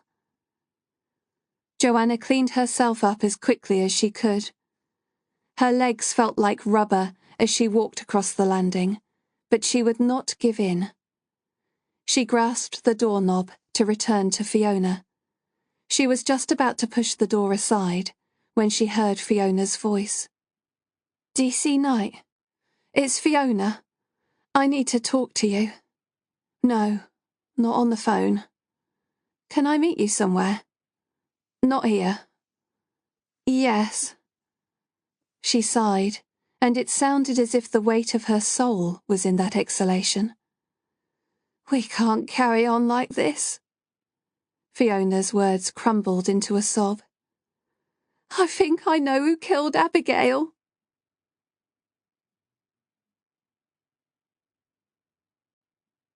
Chapter 63. Armed with her exit strategy, Jennifer sat in the car park of the supermarket. A call from Fiona had been the last thing she expected, much less an arranged meeting here. Just as she had suspected, she had been pulled away from the investigation and was to report to Haven Police Station later that day. She would still see the family, but only to provide brief updates. She no longer had the luxury of chatting to them or picking up snatched conversations. But Fiona's troubled expression told her it was not over yet. I've left Joanna and Olivia back at the house, so I won't delay, Fiona said, sweeping the hair from her eyes. Taking a deep breath, she geared herself up for what she was about to say. First, I want you to know that I have come to care for the Duncans. Nick, Joanna, the girls. I love them all. But this family is being ripped apart in the worst possible way, and I can't stand by any longer and allow it to happen. Jennifer nodded, her heart gearing up a notch. I understand. From the first day I came to Blackwater, I could see how much they meant to you. But you're right, they can't keep going on like this. If you've got information, you must disclose it. Fiona bowed her head in a reluctant nod. I've had my suspicions, but I didn't want to believe it. I lied in my statement. On the day Abigail disappeared, Joanna left me. It wasn't for long, about 20 minutes. I didn't tell you because I didn't want her to get into trouble.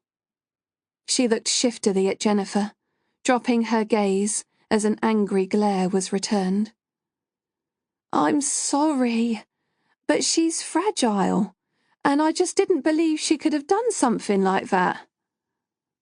And now, Jennifer said, reining in her annoyance, her mind racing with the possibilities. Now I'm convinced she has. But I don't think it was intentional, Fiona quickly added. Joanna's mentally ill. She has been for some time. I've been trying to encourage her to explore her memories, but I've bitten off more than I can chew. Fiona shifted her weight in the seat of the car. Something happened just before her 10th birthday. Something bad. I think her father was sexually abusing her. It escalated on her birthday and it's affected her ever since. Jennifer nodded. Nothing shocked her anymore, and given Joanna's attitude towards her father, she already had her suspicions. When Jennifer didn't respond, Fiona continued. It's an horrible thought, I know. I thought if we explored her past, it would help us find out what happened. But now... Go on, Jennifer said, an air of unease creeping in. Now I'm worried she'll do something stupid. Whatever upset Joanna in the past, well, it happened on her 10th birthday. And it's the twins' 10th birthday tomorrow. Jennifer finished her train of thought. Yes, Fiona said. She's always said she sees herself in Abigail. What if she's hidden Abigail away somewhere to rid herself of the memory? That Jack-in-the-Box she talks about. All the stuff from the 80s, they're all part of that bad memory. Can you back up any of this? Fiona eased the iPhone from her pocket and laid it on the dashboard of the car. They exchanged a glance before she pressed the play button on the voice recorder app. Jennifer listened, straining to hear past the music in the background. There was no mistaking the connotations as she listened to Joanna's voice. Why didn't you tell me this when Radcliffe was arrested? At first I thought I'd be able to regress her, maybe find out where Abigail was and have her returned without Joanna getting arrested. I didn't think she killed her daughter. But now, she's getting worse, and I'm worried about Olivia. So your sessions were a way of unlocking the past? You do know you were playing with fire, don't you? Jennifer said, feeling partially responsible. But encouraging Fiona to get Joanna to open up wasn't the same as advocating full-on regression. She should have known this would happen. A hypnotherapy certificate was one of the things Jennifer had discovered when she completed Fiona's background checks. The reason that people block bad memories is because it causes them trauma to recount them. Leading her through her past, especially in such an insistent way, could have caused her serious psychological damage. Fiona's voice raised an octave. She wouldn't open up to you. What choice did I have? Where's Joanna now? Jennifer asked, checking her watch. At home, with Olivia and Nick. Did you explain to Nick what was going on? No. Oh, do you think I should have? You've put her through all that and just left her with Olivia? What if Nick goes out and leaves them alone? Jennifer grabbed her phone from her pocket and called Nick's number. Damn it, no answer. Turning her key in the ignition, she revved up the car. We'd better get back there.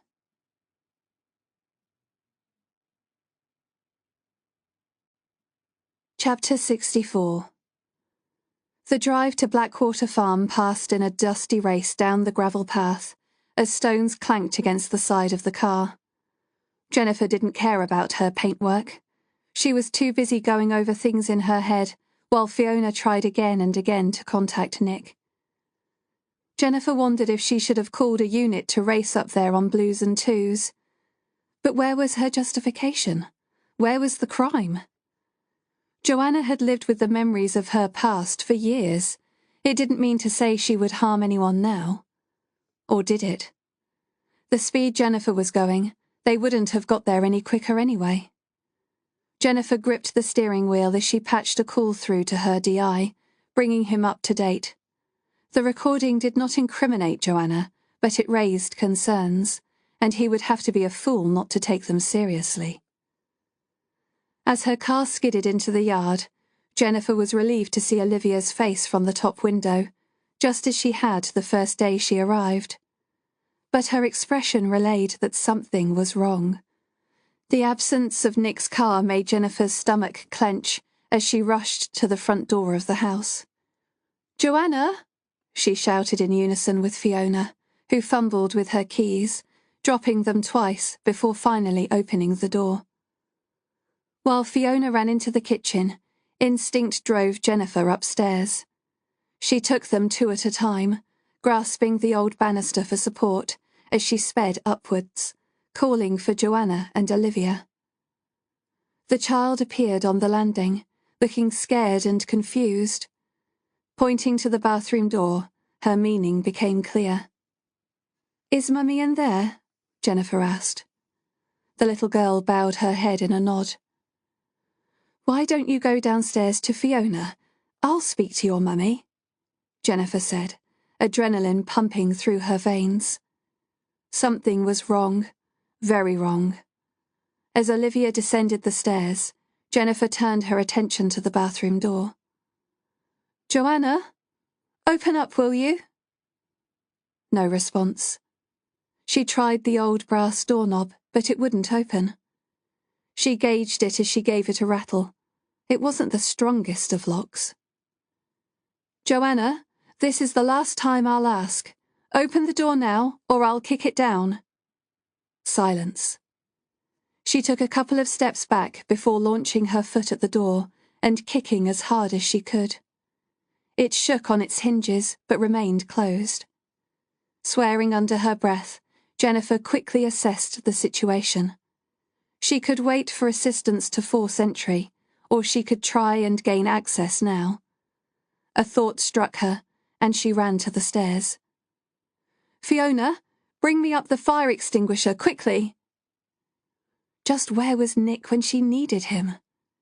She grabbed the extinguisher and ran towards the door, gaining as much momentum as she could. Battering it against the lock, it smashed open, the wood splintering under the force. "Shit!" Jennifer exclaimed, as she saw Joanna lying naked in a blood-tinged bath. The ends of her hair floated in the water, and a shade of blue had spread across her lips. But her eyes flickered as Fiona screamed from the landing, and Jennifer barked orders, grateful at least that Olivia was downstairs. "Call an ambulance. Tell them she's slashed her wrists and she's barely conscious." Jennifer pushed her fingers onto Joanna's neck until she found the slow throb of her pulse. She turned back to Fiona, unmoving in the hall. "Fiona, did you hear me? Call the ambulance. Call Nick. And keep Olivia away." Fiona remained frozen, her face struck in dumb horror. "Fiona!" Jennifer shouted behind her. "Do it! Now!" Jennifer made herself busy, grabbing the towels from the handrail and wrapping them tightly around Joanna's wounds. "Stay with me, Joanna. Everything's going to be all right," Jennifer soothed, fighting to keep the panic out of her voice.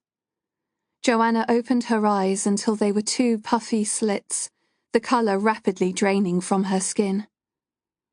"Let me die," she moaned, her head lolling to one side. Pulling the plug from the bath, Jennifer gasped at the shock of red blotting through the towels. There was so much blood. But at least the water was warm. It couldn't have happened very long ago. Thick spirals of blood ran down the plug hole as Jennifer worked quickly, cloaking Joanna with towels before reapplying pressure on the wounds. "It was me," Joanna moaned. "I killed Abigail. I remember now." Fiona's shadow filled the doorway. "The ambulance is on its way. So is Nick. Is she going to be all right?" Jennifer turned, her voice clipped. "Can you keep an eye on Olivia? I need you downstairs to direct the ambulance. Jennifer turned her attention back on to Joanna, painfully aware that it could be the last chance she'd get to find out where Abigail was. Where is she? Tell me where she is. My father. He used to take pictures. I was his little princess. Where is Abigail? She was just like me. I couldn't let it happen again. So I hid her away. I hid it all away. To keep her safe. But then I forgot. Where is she, Joanna? Jennifer said, leaning across the roll-top bath, her face inches from Joanna's. Sounds of a siren warned that time was running out. Jennifer clamped her hands on the towels as another shock of red bled through. I don't remember, she murmured, between laboured breaths. Jennifer gritted her teeth. She was so close to answers it was painful. Where? Where is she? On the farm? In the woods? But Joanna just lolled her head from side to side, strings of damp hair clinging to her skin. It's too late now. What happened? Jennifer shouted. Please, Joanna. She wanted to slap her, to shock her back to reality. Joanna could be dying, and she couldn't let her take the secret to the grave. No more pictures. He can't hurt me now, Joanna said, almost incoherent, as heavy boots pounded up the stairs.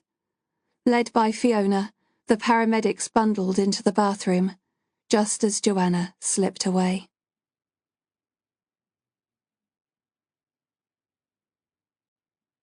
Chapter 65. All hell seemed to break loose in the minutes that followed. An inconsolable Nick telephoned Jennifer, agreeing to meet her at the hospital as Fiona and Olivia waited in the family room. Jennifer surveyed the dried blood on her hands. The need to wash them was overwhelming, and she pumped 3 dollops of sanitizer foam into her open palms, watching it swirl into a foamy pink. Fiona popped her head out of the family room. Has she said anything? Has she said where Abigail is? Not exactly, Jennifer said, keeping her voice low. Is Olivia okay? Oh, yes, Fiona said distractedly. Do you think I should go back to the house with her? No, stay here until Nick comes, and you can travel back together. She needs her dad at a time like this. Jennifer set her mobile phone on silent. Her earlier update to D.I. Cole was rushed, and she wondered what he would make of it all. She was not there to babysit, but she could not help but feel this wouldn't have occurred if they had left her there one more day.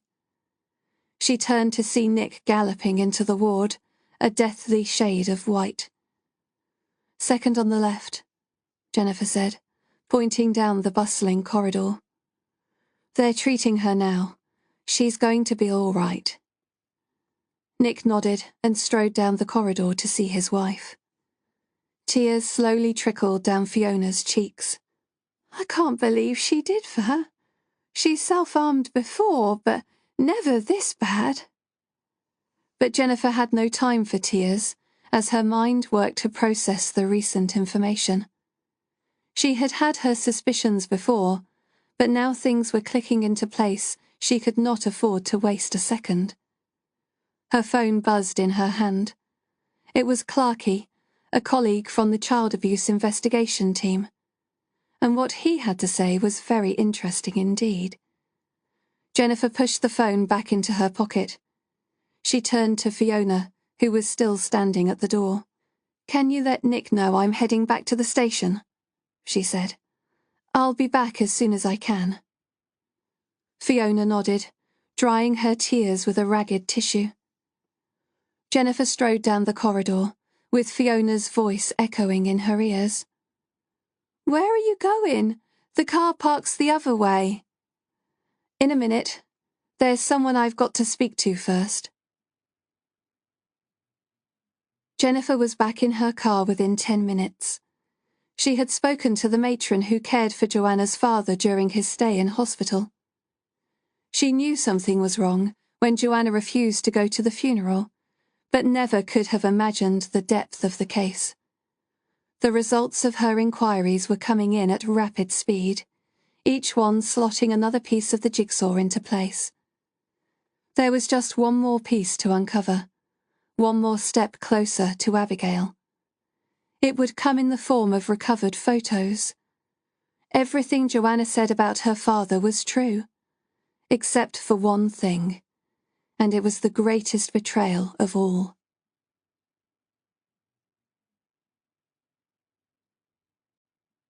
Chapter 66. They said you discharged yourself, Jennifer said, taking a seat across the table from Joanna. Arms in bandages, she looked a hell of a lot better than when she'd seen her last. I couldn't stay there any longer, she said, with a naked expression that took Jennifer aback. This was the real Joanna, frightened, overwhelmed, a little lost girl. I was stupid. I'm sorry. I just wanted everything to go away. Have you accepted any help? Jennifer said, knowing she couldn't be monitored 24 hours a day. Yes, they've made a referral to the crisis team, and I've already been in touch. But I told them there's something we need to do first. We need to talk about Abigail. Where's Nick and Olivia? Jennifer glanced around the room, hoping to spare the child any more upset. Fiona answered from the doorway as she took off her coat. They're upstairs. He bought her a new Nintendo game. You know, trying to take her mind off things. Jennifer shuddered as a sudden chill danced down her spine. Left untended, the fire in the Aga had petered out, and it hadn't taken long for the cold to descend. Jennifer rubbed her forehead, as if to assemble her thoughts. You said you took your daughter to save her the trauma you experienced as a child. What did you mean? I've tried to get the memory back, but I can't. Oh my God, Joanna said, her head in her hands. Did I do this? Please tell me I didn't do this. I'm so sorry, Fiona said, placing a hand on her forearm. I had no idea it would come out like this. You should have come to me, Jennifer said, rising from her chair. We could have fixed it. But you give me no choice but to take you down the police station for questioning. Joanna nodded. I've carried a sense of guilt around for years, but every time it surfaced, I pushed it down even further. You've got to understand. What happened was so horrific. I couldn't speak about it, let alone return to it. I wasn't speaking to you. I was speaking to Fiona, Jennifer said. What are you talking about? Fiona said, suddenly indignant. Jennifer's lips twisted in disgust. Why don't you tell Joanna what really happened on the day of her 10th birthday? She knows. It's not fair to make her relive it again, she said, glancing furtively at the back door. To make you relive it, you mean? Joanna wasn't abused by her father. You were. No, you're wrong, Joanna said. It happened to me. Fiona didn't know my father. Jennifer shook her head. That's what she'd have you imagine. Think about it. Can you really picture what happened to you? Or are parts of it fuzzy? Your birthday party, the photo session, it was there, yes? But when you try to remember the fine detail, it doesn't come. Because it happened to someone else. It happened to her. Fiona? But how? Joanna said, swiveling her head from one woman to the other. Jennifer felt her pulse quicken as the prospect of arrest drew near. But she couldn't wait hours for the interview to find her answers. She had to draw them out now. What you have is a false memory. You repressed the wicked things your father did. When it started coming out, you didn't know how to handle it. Fiona was there to step in and change history. Think about it. The 80s music, the spinning top, and the jack-in-the-box. All reminders of a childhood you wanted to forget. Joanna stared at Fiona, agog. It can't be true. Fiona, why would you torture us like this? Because she's not Fiona. She's your stepsister. Isn't that right, Doreen? She's lying, Fiona, or rather Doreen, said, her voice jittery as she bit hard into the skin around her thumbnail. That's the police for you, trying to set everyone else up. A trickle of blood blotted her bottom lip, but she seemed oblivious to the pain. I knew something was wrong when I found Joanna in the bath. The scars you described from her years of self-harm just weren't there. Apart from her wrists and a few mild cuts on her thigh, there was nothing. It niggled at me. I wondered why you would have lied about something like that. Then I remembered when the psychic came to visit. You said you didn't believe in the paranormal, yet your previous qualifications say differently. Runestones, tarot cards, you've studied them all. Then I got to thinking about you, and what else you had lied about. Fiona's eyes narrowed in contempt, but her lips stayed tightly pressed together. No, Joanna said, her mouth gaping open. My stepsister is dead. That's what she'd have you believe. Doreen had a flatmate by the name of Fiona Roberts. Everything she said was true. A mother living in Canada and a diploma in complementary therapies, all belonging to Fiona Roberts. Except that one day she decided she'd had enough and stepped in front of a train. She was identified by the ID in the pocket of the coat she was wearing. Doreen's coat. It can't be, Joanna said, squinting as she approached the woman before her. Doreen was overweight, with crooked teeth and blonde hair. She's changed, that's all. Lost weight, fixed her teeth, and dyed her hair a muddy brown. When the police came around to confirm that the woman who died was Doreen, she happily stole Fiona's identity. I traced the ID on the system. It bore an old photo of a chubby-faced woman with blonde hair, much the same as the school photo I found of you both at the age of 9. A gasp escaped Joanna's lips as their eyes locked. Oh my God! It's you!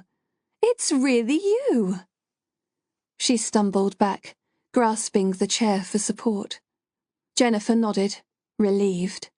Police had conducted the usual background checks, but her intense digging had uncovered more than she could ever have imagined. It's not true. Oh, for fuck's sake, don't listen to her. She's full of shit, Fiona said, shedding her kindly persona. Jennifer slid an envelope from her pocket. Your stepfather was a keen photographer, wasn't he?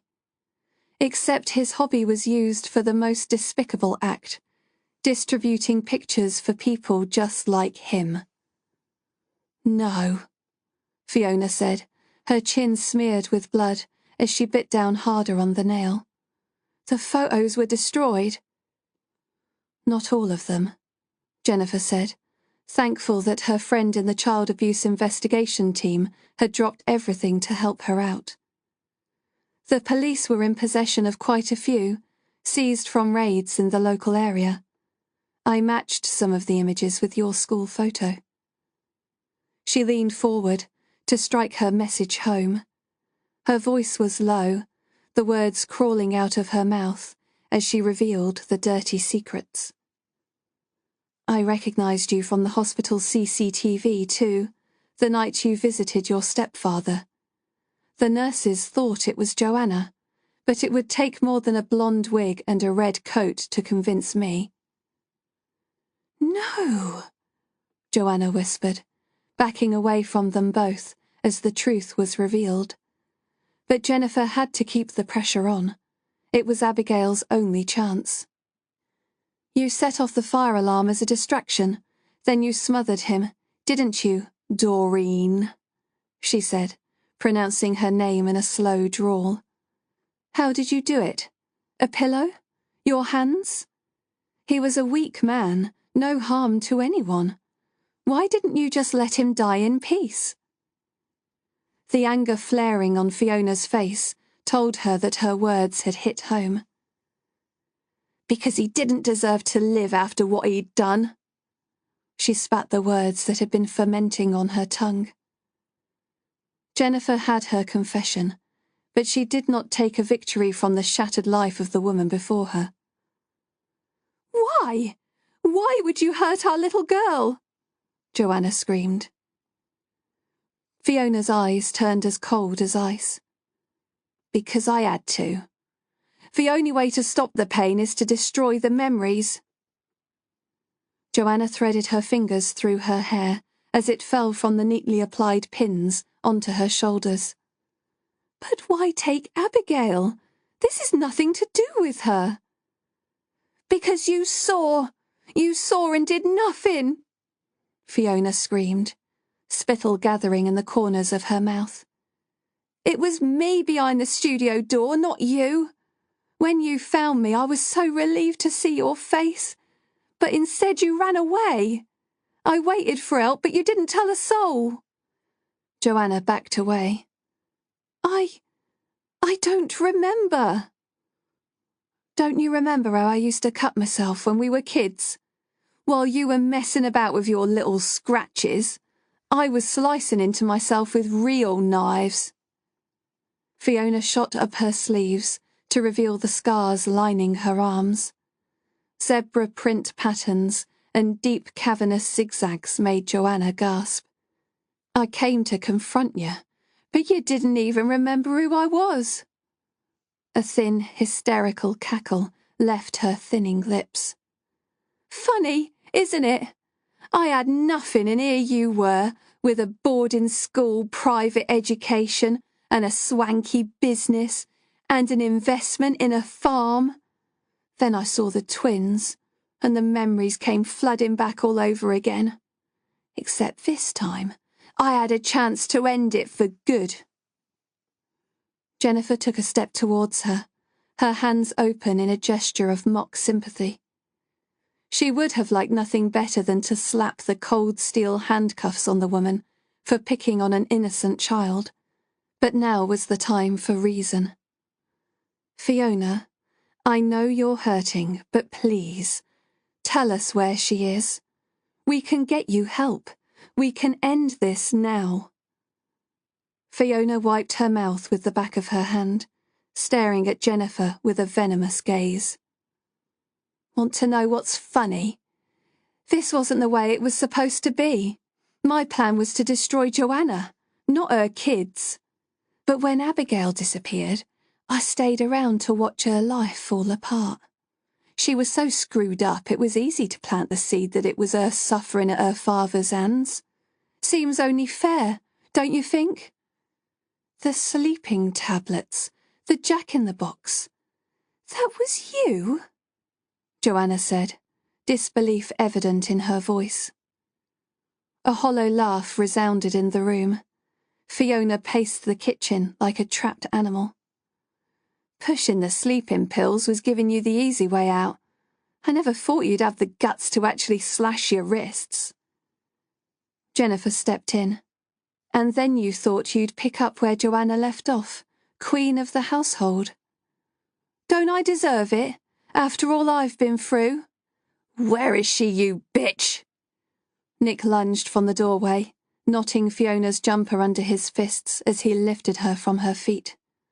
What have you done with my little girl? Fiona's eyes narrowed as they rested on Nick. Go back to your boyfriend, faggot.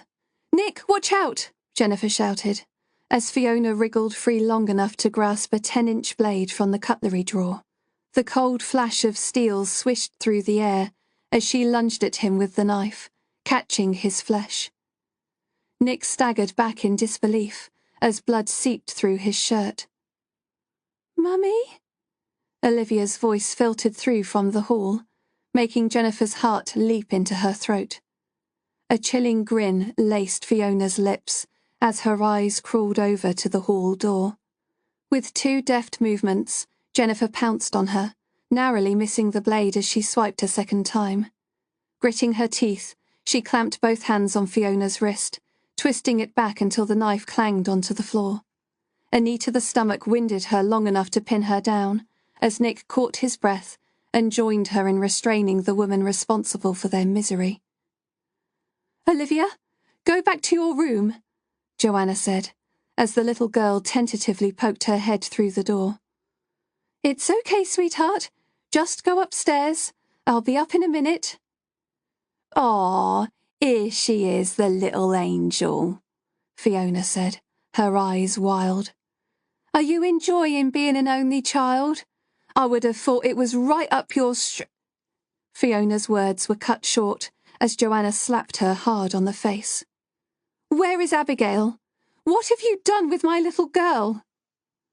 I've cauterized the wound, Fiona said, as Jennifer and Nick gripped her tightly in an arm lock. It's over. Without ceremony, Jennifer recited the caution for the murder of Joanna's father.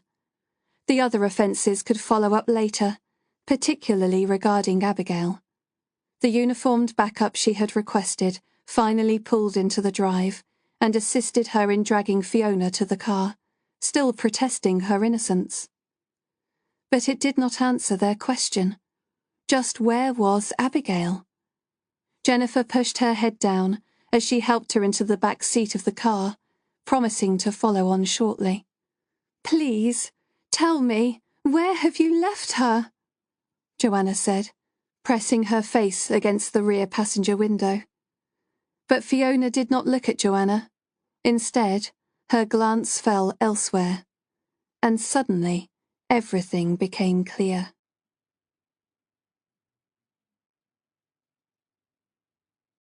Chapter 67. You've got to make her tell, Joanna sobbed as Fiona was driven away. Why won't she tell? Jennifer inhaled a deep sigh as she rushed back into the house. The cool air refreshed her mind and sharpened her judgment. Fiona was never going to tell them where Abigail was, but she knew someone who could. Jennifer exchanged glances with Nick as the truth was laid bare. Fiona wasn't responsible for Abigail's disappearance. I don't understand, Joanna said, her eyes swimming with emotion. She looked to her husband. Nick, what's she talking about? No, Nick whispered, his voice catching in his throat. But Jennifer's words were strong, determined. Nick would recover from being sliced with the knife, but the truth Jennifer was about to reveal would leave a much deeper scar. There's only one person who knows what happened to Abigail that day, and they're much closer to home.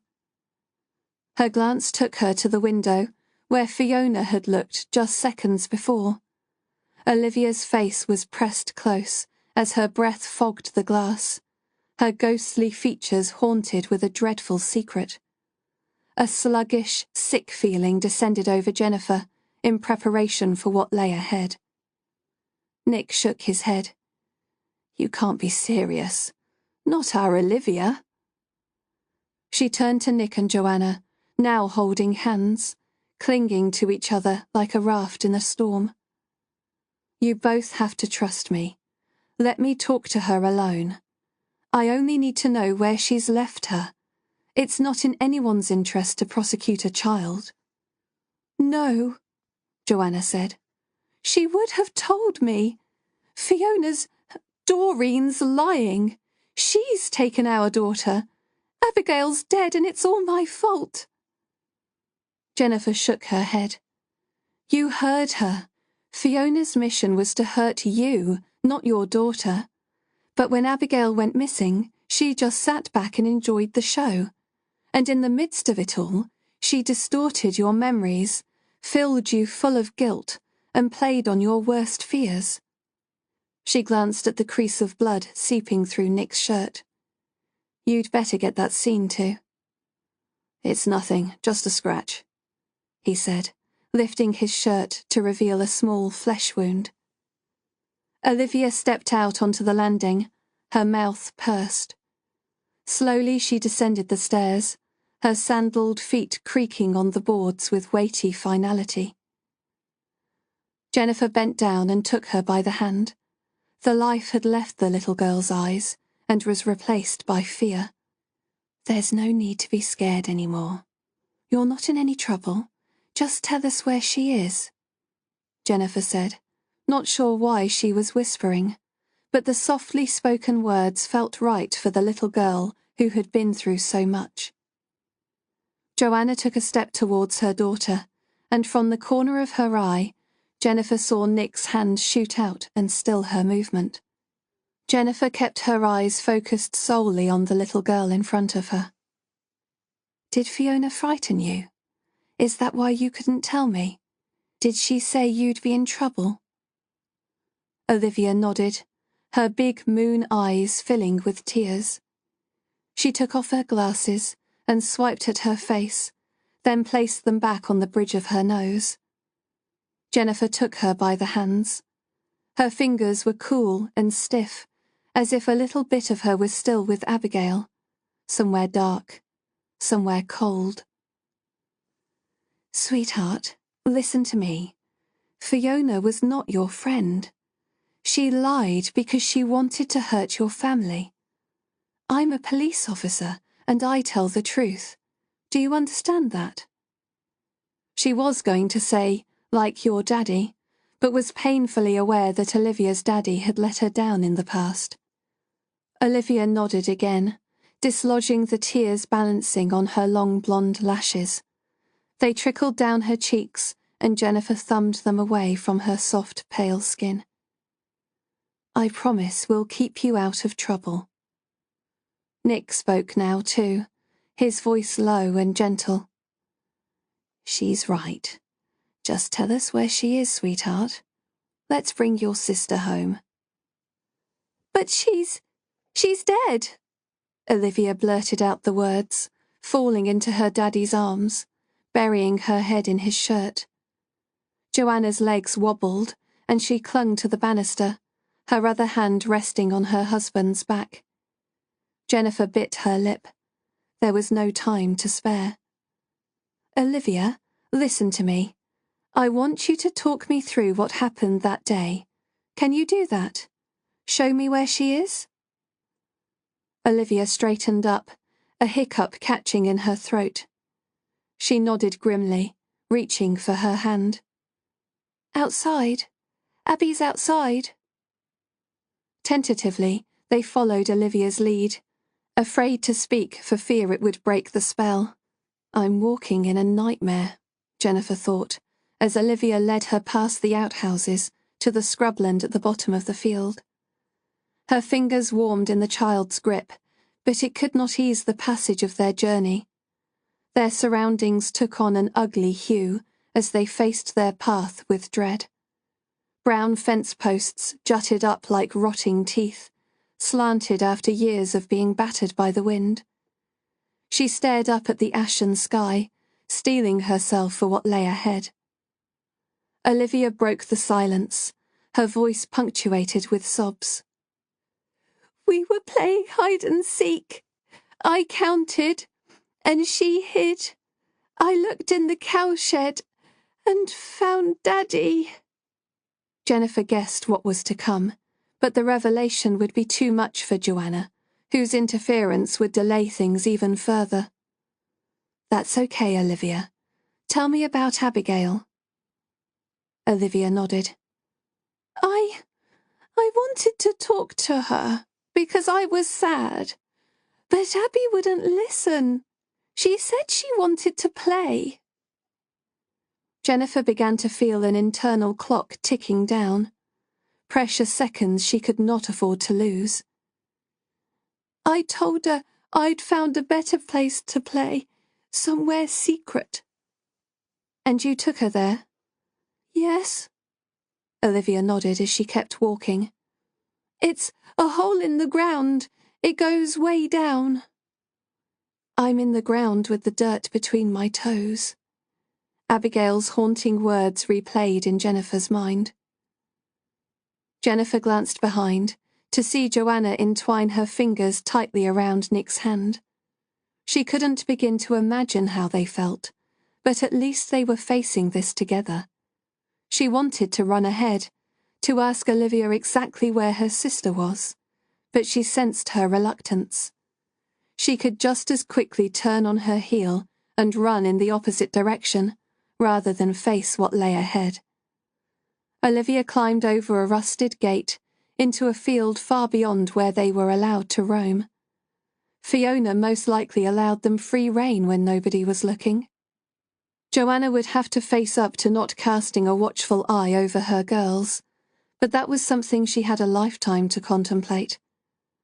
Jennifer joined Olivia on the other side and quietly asked Nick to open the gate for the emergency services in case they needed to drive through. She walked ahead with Olivia, while Joanna helped her husband lift the old rusted metal out of the way. Were you still upset when you got to your secret place? Jennifer said, taking advantage of their time alone. Olivia nodded. I tried to tell Abby about Daddy again, but she wouldn't believe me. I was mad because she wouldn't listen. She started shouting and calling me names, so I,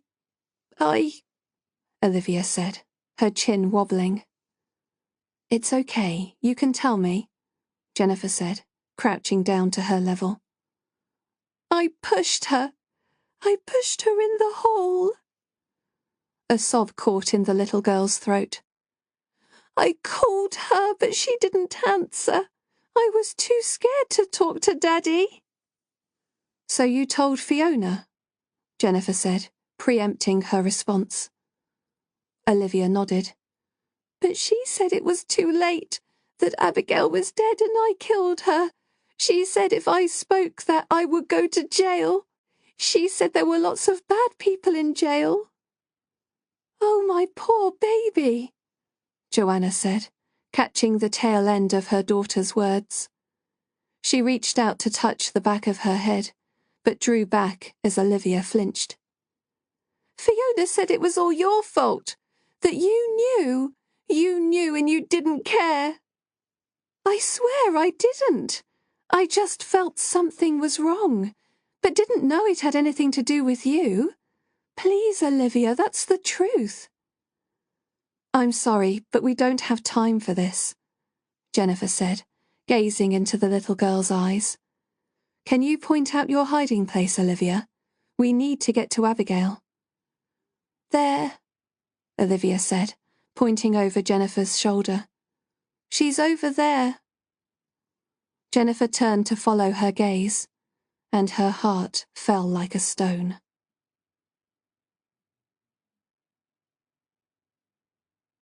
Chapter 68. Diary Entry. My sister must have sensed something, because she made an effort to be nice to me. She was home from boarding school, something about a bounced cheque and payments due. So I thought about my rescue. The only way to stop the monster was for him to be caught in the act. And she was the only person I could allow to find me in that way. But it wasn't as easy as I thought. I left clues, dropped hints. They all went unnoticed. Mother threw herself into planning our joint 10th birthday party. And the night before, she allowed us to open one present each. I tried to forget all the bad stuff, just for one evening, and excitedly tore back the paper. I wanted a Simon game. I got a box of Lego. I hated the stuff, and swallowed back my disappointment. I watched eagerly as Joanna opened hers, hoping she might swap. Her present was gaudy, childish, and she loved it. Round and around she wound the handle of the jack-in-the-box, the plink-plonk tune getting on my nerves. All I remember about that day is her playing that infernal tune for hours on end. Half a pound of tuppenny rice, half a pound of treacle, that's the way the money goes, pop goes the weasel. That night, it replayed in my head as I tried to sleep, intermingling with dreams about a wolf stripping me of my flesh. But the wolf was sleeping in the room next door, and what he had taken was every ounce of my dignity. I climbed out of my bed and stared into the moonlight, and there, in the darkness, I began to hatch a plan.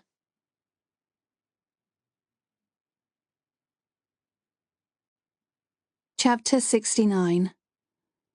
No, please, not there, Jennifer whispered under her breath. Filled with trepidation, she stood on the barren scrubland, pushing back strands of her windswept hair. She faced the little girl, a cold sweat running down her back.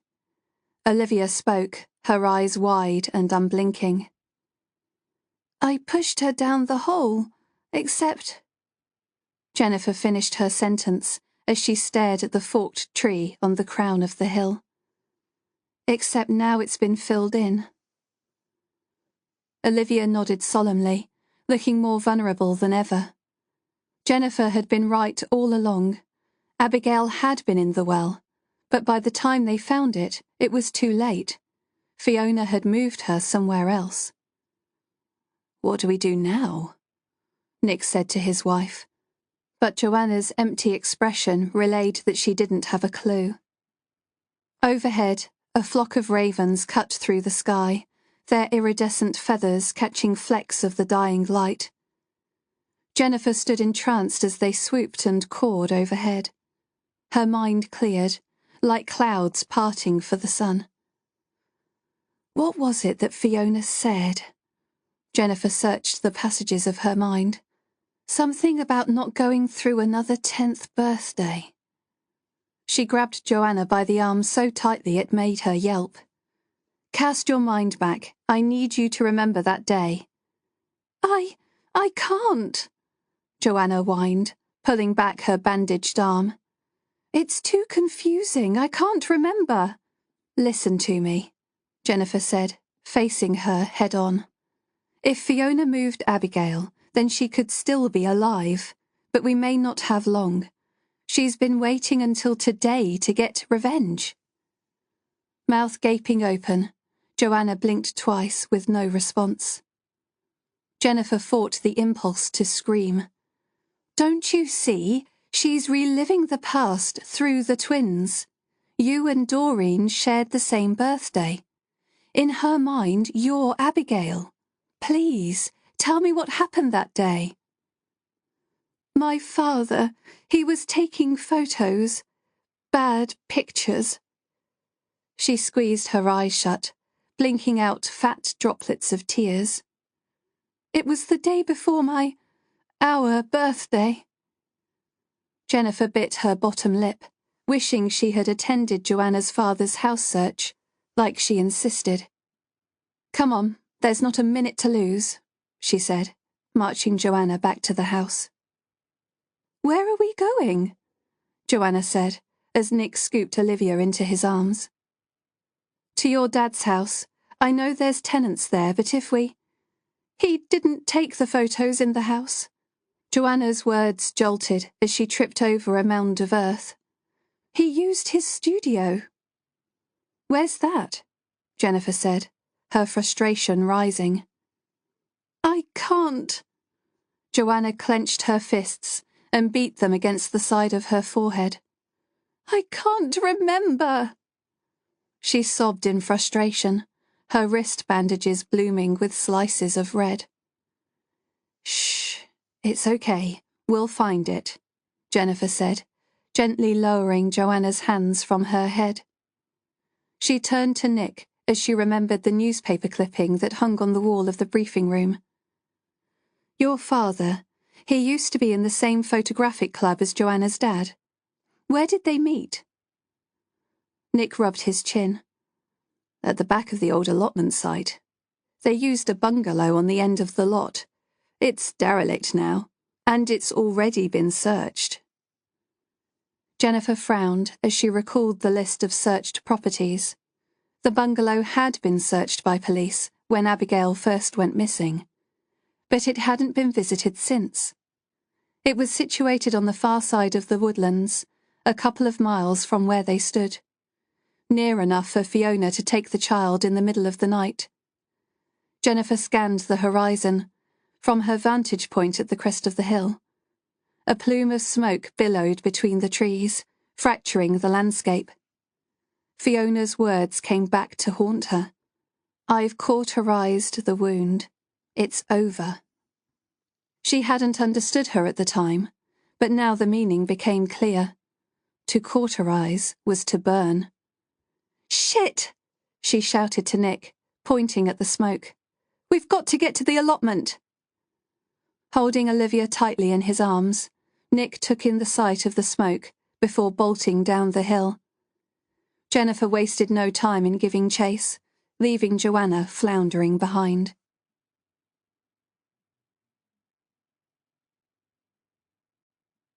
Chapter 70. Diary Entry. I could not concentrate on my 10th party because I knew what was coming. But I had faith. With my sister to look out for me, everything would be fine.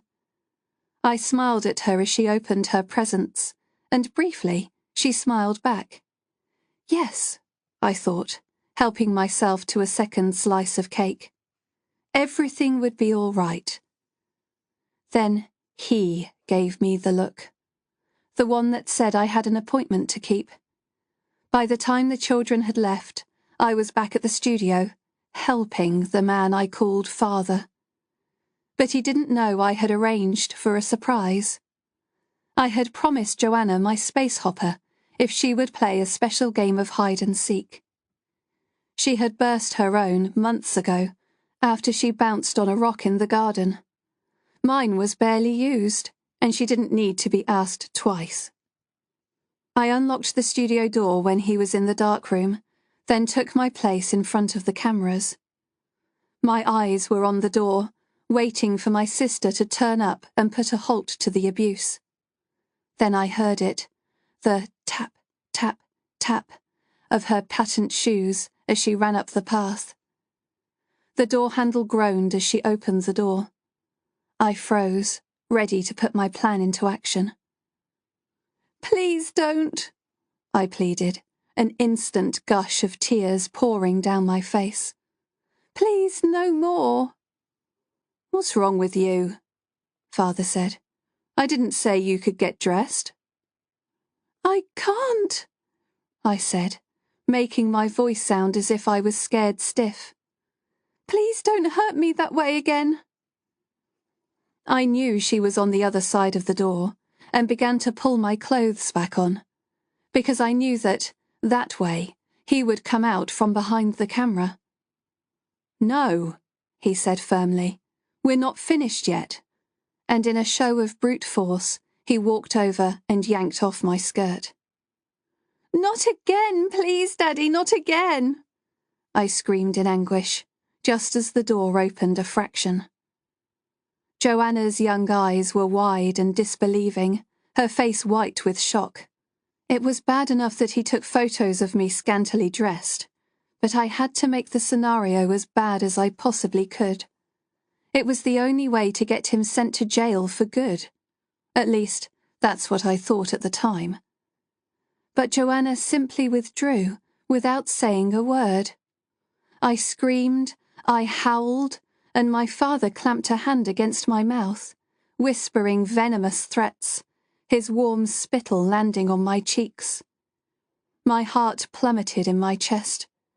I waited for the police, for Mother, for someone to come. But the camera still flashed as he took his position behind the lens, mumbling about my outburst. The sense of betrayal was crippling. Sometimes I would give her a look, imagining it boring right through her. She must have believed he did far worse than take pictures, and yet she did nothing. After minutes of absorbing my stare, she would whine to Mother that I was acting weird again, and I would be gifted my mother's disapproval. My special friendship ended. I couldn't live with her treachery. Self-harming became an obsession, easing the pain and providing an outlet. But even when I showed her my scars, she didn't ask why. She tried to join in, scratching herself in an act of camaraderie. It was pathetic. I hoped the cuts would make me less attractive or, best of all, make the monster stop. But he carried on, covering up the scars with scarves and sheets. Then one day, after my mother discovered me cutting, she packed our bags and we simply upped and left. She never said why. Perhaps she knew all along. So we started again, just the two of us and her ever-growing army of cats. I was finally able to shut the door on that chapter of my life. But I knew even then that one day it would come back to haunt me.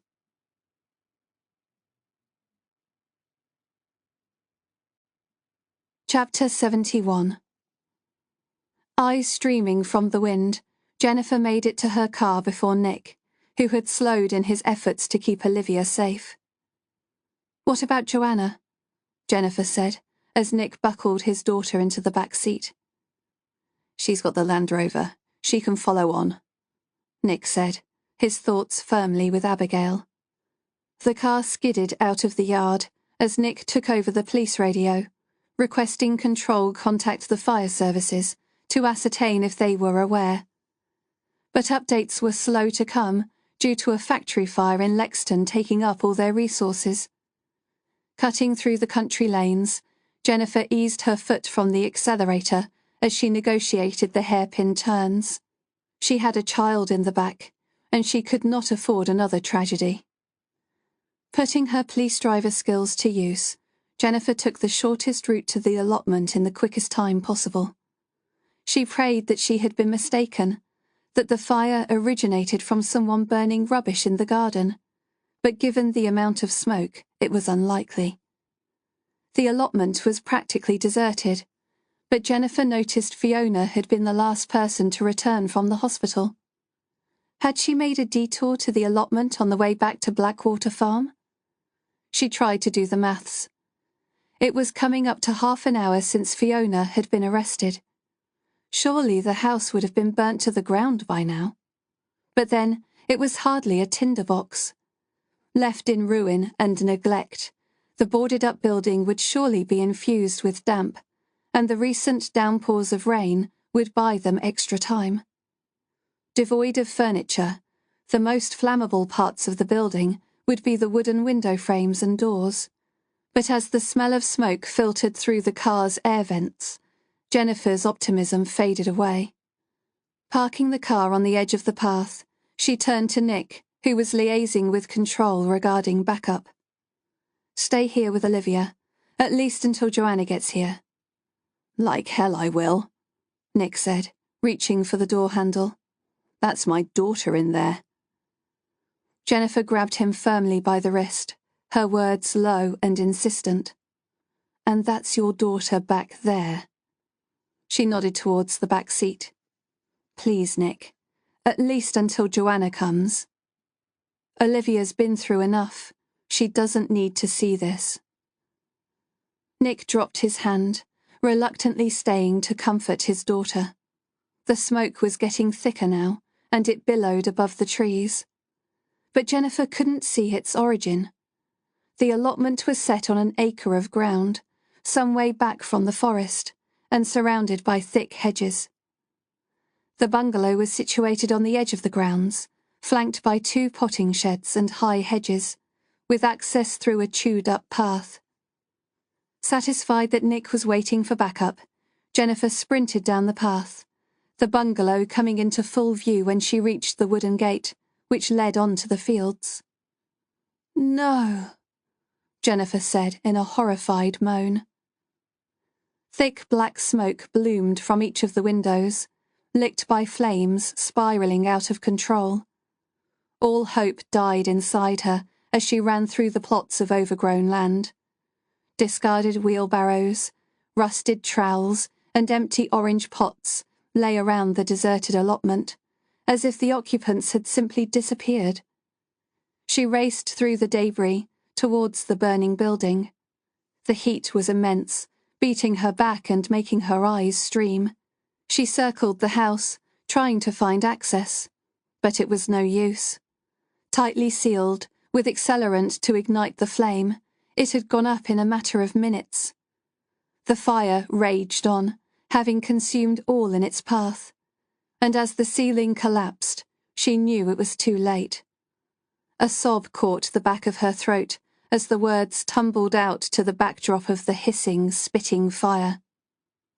"We're too late." But then she heard it. Through the spit of burning timbers and the rage of the sirens drawing near, Jennifer crept towards the potting shed as she approached the soft whine, praying beyond hope it was not a kitten or a puppy abandoned by its owner. The door creaked as she pushed it aside, her heart pounding in hope and fear. A bedraggled, soot-stained little girl lay weakly curled in a ball, singed but alive. Dropping to her knees, Jennifer got down beside her. She was weak, pale and thin, but she was alive. "Abigail?"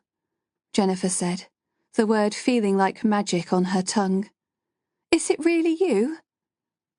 For a dreadful moment, she thought of the young man who had accompanied the psychic, how she had thought he was alive too, when he had already passed to the other side. She held her breath, waiting for an answer.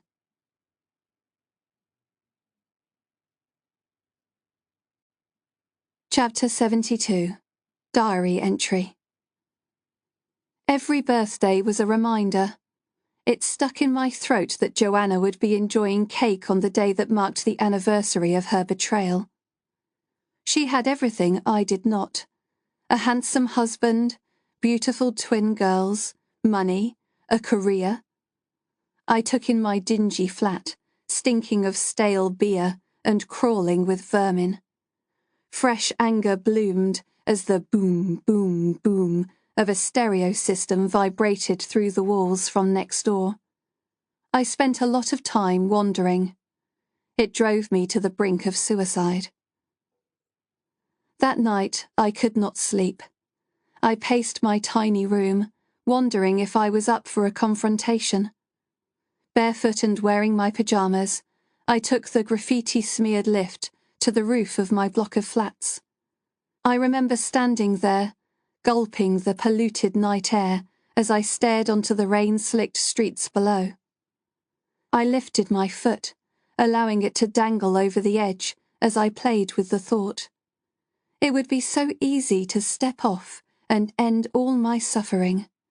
What was the point in meeting Joanna? It would only remind me just how unfair my life was. But surely someone must pay. I must have stood on that ledge for half an hour, arguing the toss. It was then, with the wind chilling my bones, that I made a pact. I would visit Joanna and repay her betrayal. If it didn't work out, I could come back onto the roof and simply step off. I had nothing to lose. Fiona killing herself seemed like fate. The silly cow was always mistaking my coat for hers. I knew she wasn't right from the minute I moved in, and I never resisted an opportunity to twist the knife. She was everything I used to be, a fat, ugly loser. I hated every fibre of her being, and enjoyed telling her just how worthless she was. When the police came knocking on our door, I knew what she'd done. She'd been talking about it for days, and I had made no effort to stop her. Taking her identity was an unexpected bonus. I was seeing this guy named Chaz, a heavy drug user. He was always on the scrounge. I put him to work, using his computer skills to infiltrate Joanna's email account. She was looking for a housekeeper, someone to help manage the twins while she spent more time on the business. She had bought a farm and wanted to convert it into one of those petting zoos where inner-city kids could come and visit. Ever the saint, my sister, when it came to helping others, as long as she was helping herself. Fiona's CV and references made her sound like Mary Poppins, and I added a few personal details that I knew my sister would like. Shared taste in music, similar political views. I only intended on turning up at her house to challenge her, and I didn't think she would give me her address if she knew who I really was. So there I was, on her own doorstep, my heart pounding as I prepared to face a sister I hadn't seen in over 20 years. The fact that she didn't remember me took me by complete surprise. There was not a flicker of recognition on her face. Sure, I had lost weight and dyed my hair to a mousy brown, but I never thought for a second she wouldn't know who I was. Then I saw Nick. He was even more handsome in the flesh than in the pictures on Facebook. Strong, kind, protective. Yet I sensed an unease between them. So when she offered me the job, I said yes, and I hatched a new plan. Killing was too easy. Where was the satisfaction in that? It would be far more satisfying to push Joanna out, be the cuckoo in the nest. Little by little, I chipped away at her self-confidence. The so-called meditation sessions were, in reality, hypnosis, and I gently implanted memories of the past, making them her memories, not mine. I enjoyed studying the art of regression in my spare time. Things would go missing, confusing her, making her feel stupid. And I was always on hand with tablets to calm her. Sometimes they ended up in her tea. Messages from her friends were deleted on her phone, bank cards lost. I scratched away at her sanity, gaining strength from her deterioration, and in doing so, I began to feel clean. I was Fiona, not Doreen. I spoke to Nick about Joanna's self-harming, describing the scratches on her arms. Of course, they were nothing compared to the chunks of flesh I had torn from my thighs, stomach and arms. All out of view as I played the perfect keeper of home and family. I drove a wedge between Joanna and Nick. I even pretended to love their children. Mother's cats were better company than those whining brats. Then came the day that changed everything.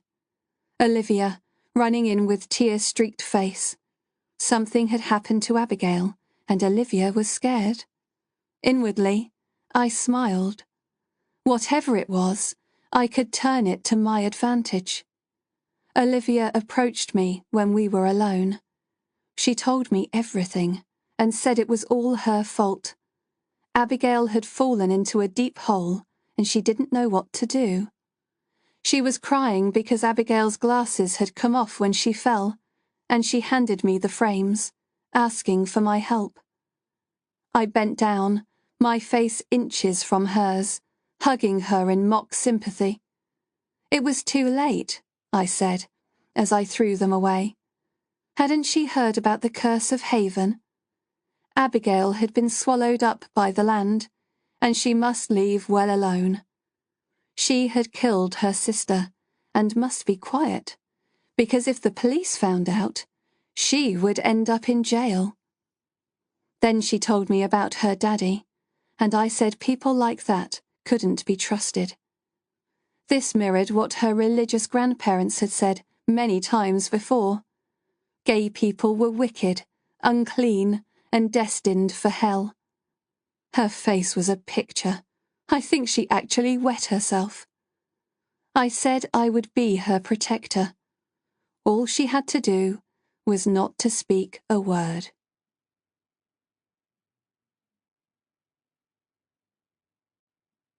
Chapter 73. The first thing Jennifer noticed when she visited Blackwater Farm was the sold sign staked in the jagged earth. Today's visit was to see how the family was coping in the aftermath of recent events. The week of Abigail's disappearance had been exhausting, and Jennifer had broken all her own rules, experiencing the gamut of emotions as if the little girl were one of her own. Just like the day she first attended, the wind invaded the yard, raising dust that would settle in her hair. A sliver of a breeze swept through the tubular farm gates, whistling a mournful song. Memories filtered through as it played, and she recalled walking through the churned-up yard on her first day, nervous about what lay ahead. For all her reservations about becoming emotionally involved, it had happened anyway. The house had not changed much since her visit the month before, and she glanced up at the dirty window pane, half expecting Olivia's ashen face to be staring down at her, caught up in the memory of her nightmare. But it was empty, and the whole house had taken on a vacant feel. She rapped on the door, the heavy metal knocker echoing through the building. There was no Fiona to welcome her in. Despite her evil deeds, the thought saddened her. Reading the woman's diary had given Jennifer a greater understanding of what had driven her to commit her crimes, and the lack of compassion that the woman exhibited towards Abigail and Olivia. Fiona, or Doreen, according to her birth certificate, would not be going anywhere for a very long time. The family had occupied Jennifer's thoughts since that fateful day, and it was with a heavy heart that she stepped back from the door. Nick's car was on the drive, so they couldn't be too far away.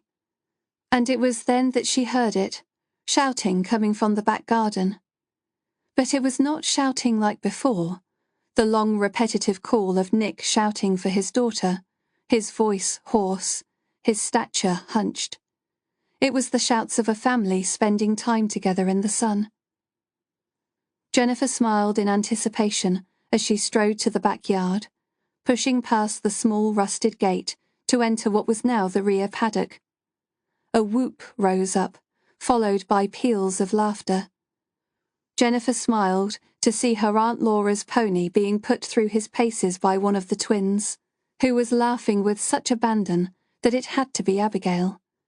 Nick and Joanna were standing with their backs turned to Jennifer as they encouraged their daughter to take the jump set up before her, consisting of a pole laid across two barrels on their side.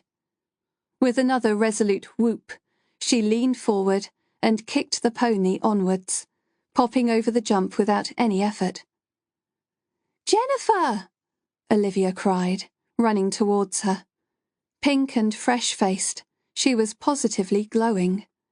Her cheeks had plumped out, and she ran towards Jennifer with open arms. Jennifer bent down to return her hug, and was almost knocked off her heels. "We can do jumps now," Olivia said. "Come see." Nick and Joanna turned to greet her, their smiles soft and genuine.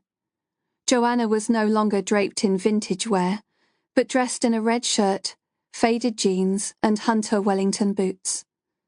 Abigail jumped off the panting pony, passing the reins to Olivia, before running towards them, flushed with excitement. "Darling, this is Jennifer, the police lady. You probably don't remember her," Joanna said, beaming with real emotion. Abigail's expression suggested she did. "Of course I remember her, Mummy. I spoke to her, remember?" Jennifer nodded, remembering how Abigail had come within inches of being burned alive. She placed her hand on Abigail's shoulder, a feeling of contentment warming her from the inside out. "How are you feeling now?" "Great," she squeaked. "Thank you for the pony. We're getting our own one soon. He's black with a white stripe. His name is Benji." "Ooh, that's exciting. You're very good at it." Abigail beamed at the compliment, taking her father's hand. We thought it was only fair to buy one of our own, Nick said, looking better than he had in months. I don't think your Toby is able to keep up with their enthusiasm. Jennifer looked at the snorting pony and nodded her head in agreement. You may have a point, although I'm sure it's not done him any harm. Right, Nick said, squeezing Abigail's hand. You stink of horse. Time for a bath. Olivia, it's your turn to turn the pony out. Make sure he cools down before you let him go. He touched Jennifer on the arm. Pop in for a cuppa before you go. I'm sure the girls would like to talk to you some more. Jennifer nodded, grateful for the chance to speak to Joanna alone. 2 more laps, then walk him off, she shouted to Olivia, who was smiling widely as she trotted around the paddock. I was surprised to see the sold sign outside the house. Are you moving? Joanna nodded. Not far. We've bought a small holding, something a bit nearer the town, with an acre of land for the pony. There are too many memories here. It's time to move on. Jennifer dug her hands into her jacket pockets, nodding her approval. This family had had enough fresh starts to last a lifetime, and she hoped this would be their final move, for the children's sake, if nothing else. How are you all? We're so grateful to have Abigail back in our lives. The words faltered on Joanna's breath, and she turned to Jennifer, her eyes wet with tears. And to you, for being there when we needed you the most. Jennifer recalled Abigail's tale of how she had loosened a nail from the boarded-up window and squeezed through after Fiona had lit the fire. Weak and exhausted, she made it to the shed, where Jennifer had found her and draped her jacket over the little girl's shoulders, flooded with relief to find her alive. It's wonderful to see them looking so well. No long-term damage. Abigail doesn't remember much of the incident. It was very clever of her, loosening the boarded window. You've got 2 very special girls, Jennifer said. She finally understood why Abigail had been so reluctant during their communications to name the person who had pushed her down the well. She had not wanted to get her sister into trouble. And Fiona? Joanna's face clouded over. Fiona's betrayal has not been easy to explain. The girls are both seeing therapists, although I think the pony has provided more therapy than any counselling session. Olivia blames herself, but, as I've told her, Fiona was a very manipulative woman. If she hadn't told Olivia to keep quiet, then we would have found Abigail straight away. It's very sad, Jennifer said, finding it difficult to feel animosity. I read the diary. Very sad indeed. I know. We found it in her bag. She gave me a diary exactly the same, about a month after she arrived. She told me to fill it in to help with the stress. I tried a couple of times, but just ended up with a blank page. She shook her head as the memory returned. I feel sick at the thought of what my father did to her. I knew something was wrong, but I wasn't strong enough to face it. Jennifer mumbled. She had given it plenty of thought since reading the jagged words, strewn across the paper, ingrained into the pages underneath. Fiona, now revealed as Doreen, had viewed Joanna's denial as the ultimate betrayal. To Jennifer, Joanna's response had just been a 10-year-old girl using repression as a method of coping because she was unable to comprehend her father's acts. Just how was Joanna coping with the fact her husband was gay? It was a question Jennifer lacked the courage to ask. And with the investigation complete, it really wasn't her business. "Look at me! Look at me!" Olivia cried to Jennifer, waving as she encouraged the pony to trot in a circle. "Well done," Jennifer cheered, before lowering her voice and turning to Joanna. What about their telepathic skills? Has there been any further communication between them? Joanna looked at her thoughtfully. No. Well, not really. We're trying to keep everything low-key. I don't expect the next year or two to be easy, but we'll get through it. I'm sure you will, Jennifer said, a chill creeping over her as the sun lowered in the sky. She said her goodbyes to the family after staying for one last cuppa, and pushed the front door of the house firmly shut on her way out. Her eyes crept back to the cold stone building, and she felt grateful that she did not have to spend any more time within its walls. Adjusting her eyes to the twilight, she walked the lonely path to her car. Evening fell quickly in Haven, and she turned her eyes back to the lands as a mist descended. Jennifer.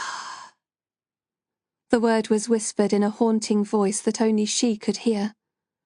Haven was a living, breathing entity of its own. She had felt its presence deep in the soil when she had hung in the damp, dark well, surrounded by rotting bricks and burrowing insects. It had allowed her to escape with her life that day, but she knew that many more incidents lay ahead, and the next time, she might not be so lucky.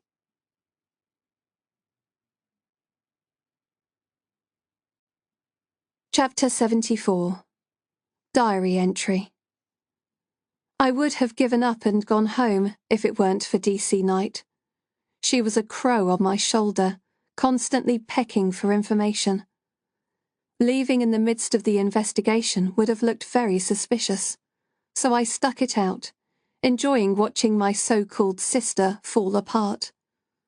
Not that it was easy to keep up the pretense. It took every ounce of my self-control to act natural, and sometimes it felt as if she saw right through me. When the medium came, it was my voice she picked up, pleading with my father to stop his cruel acts. A ghost of a memory that never left me, it made my skin crawl to hear the words out loud. Slowly my love for the house, the land, Nick, it all turned to hate. Joanna and her family needed to die and take our secrets with them. Now, as I look back, I can see how close I came to getting what I wanted. But it was a house made of cards. Nick and Joanna weren't the perfect couple, and the twins were strange and wild. The house was crumbling and filled with something so dark. There were times I could barely breathe within its walls. I am not sorry the monster is dead. I'm only sorry they caught me. But without solid proof of murder, I'm confident I'll get off. I'll serve a few years for perverting the course of justice, if that. My prison bed is mildly more comfortable than the one in my grotty flat, and I know how to handle my inmates. I'll get regular meals, cockroach-free. Best of all,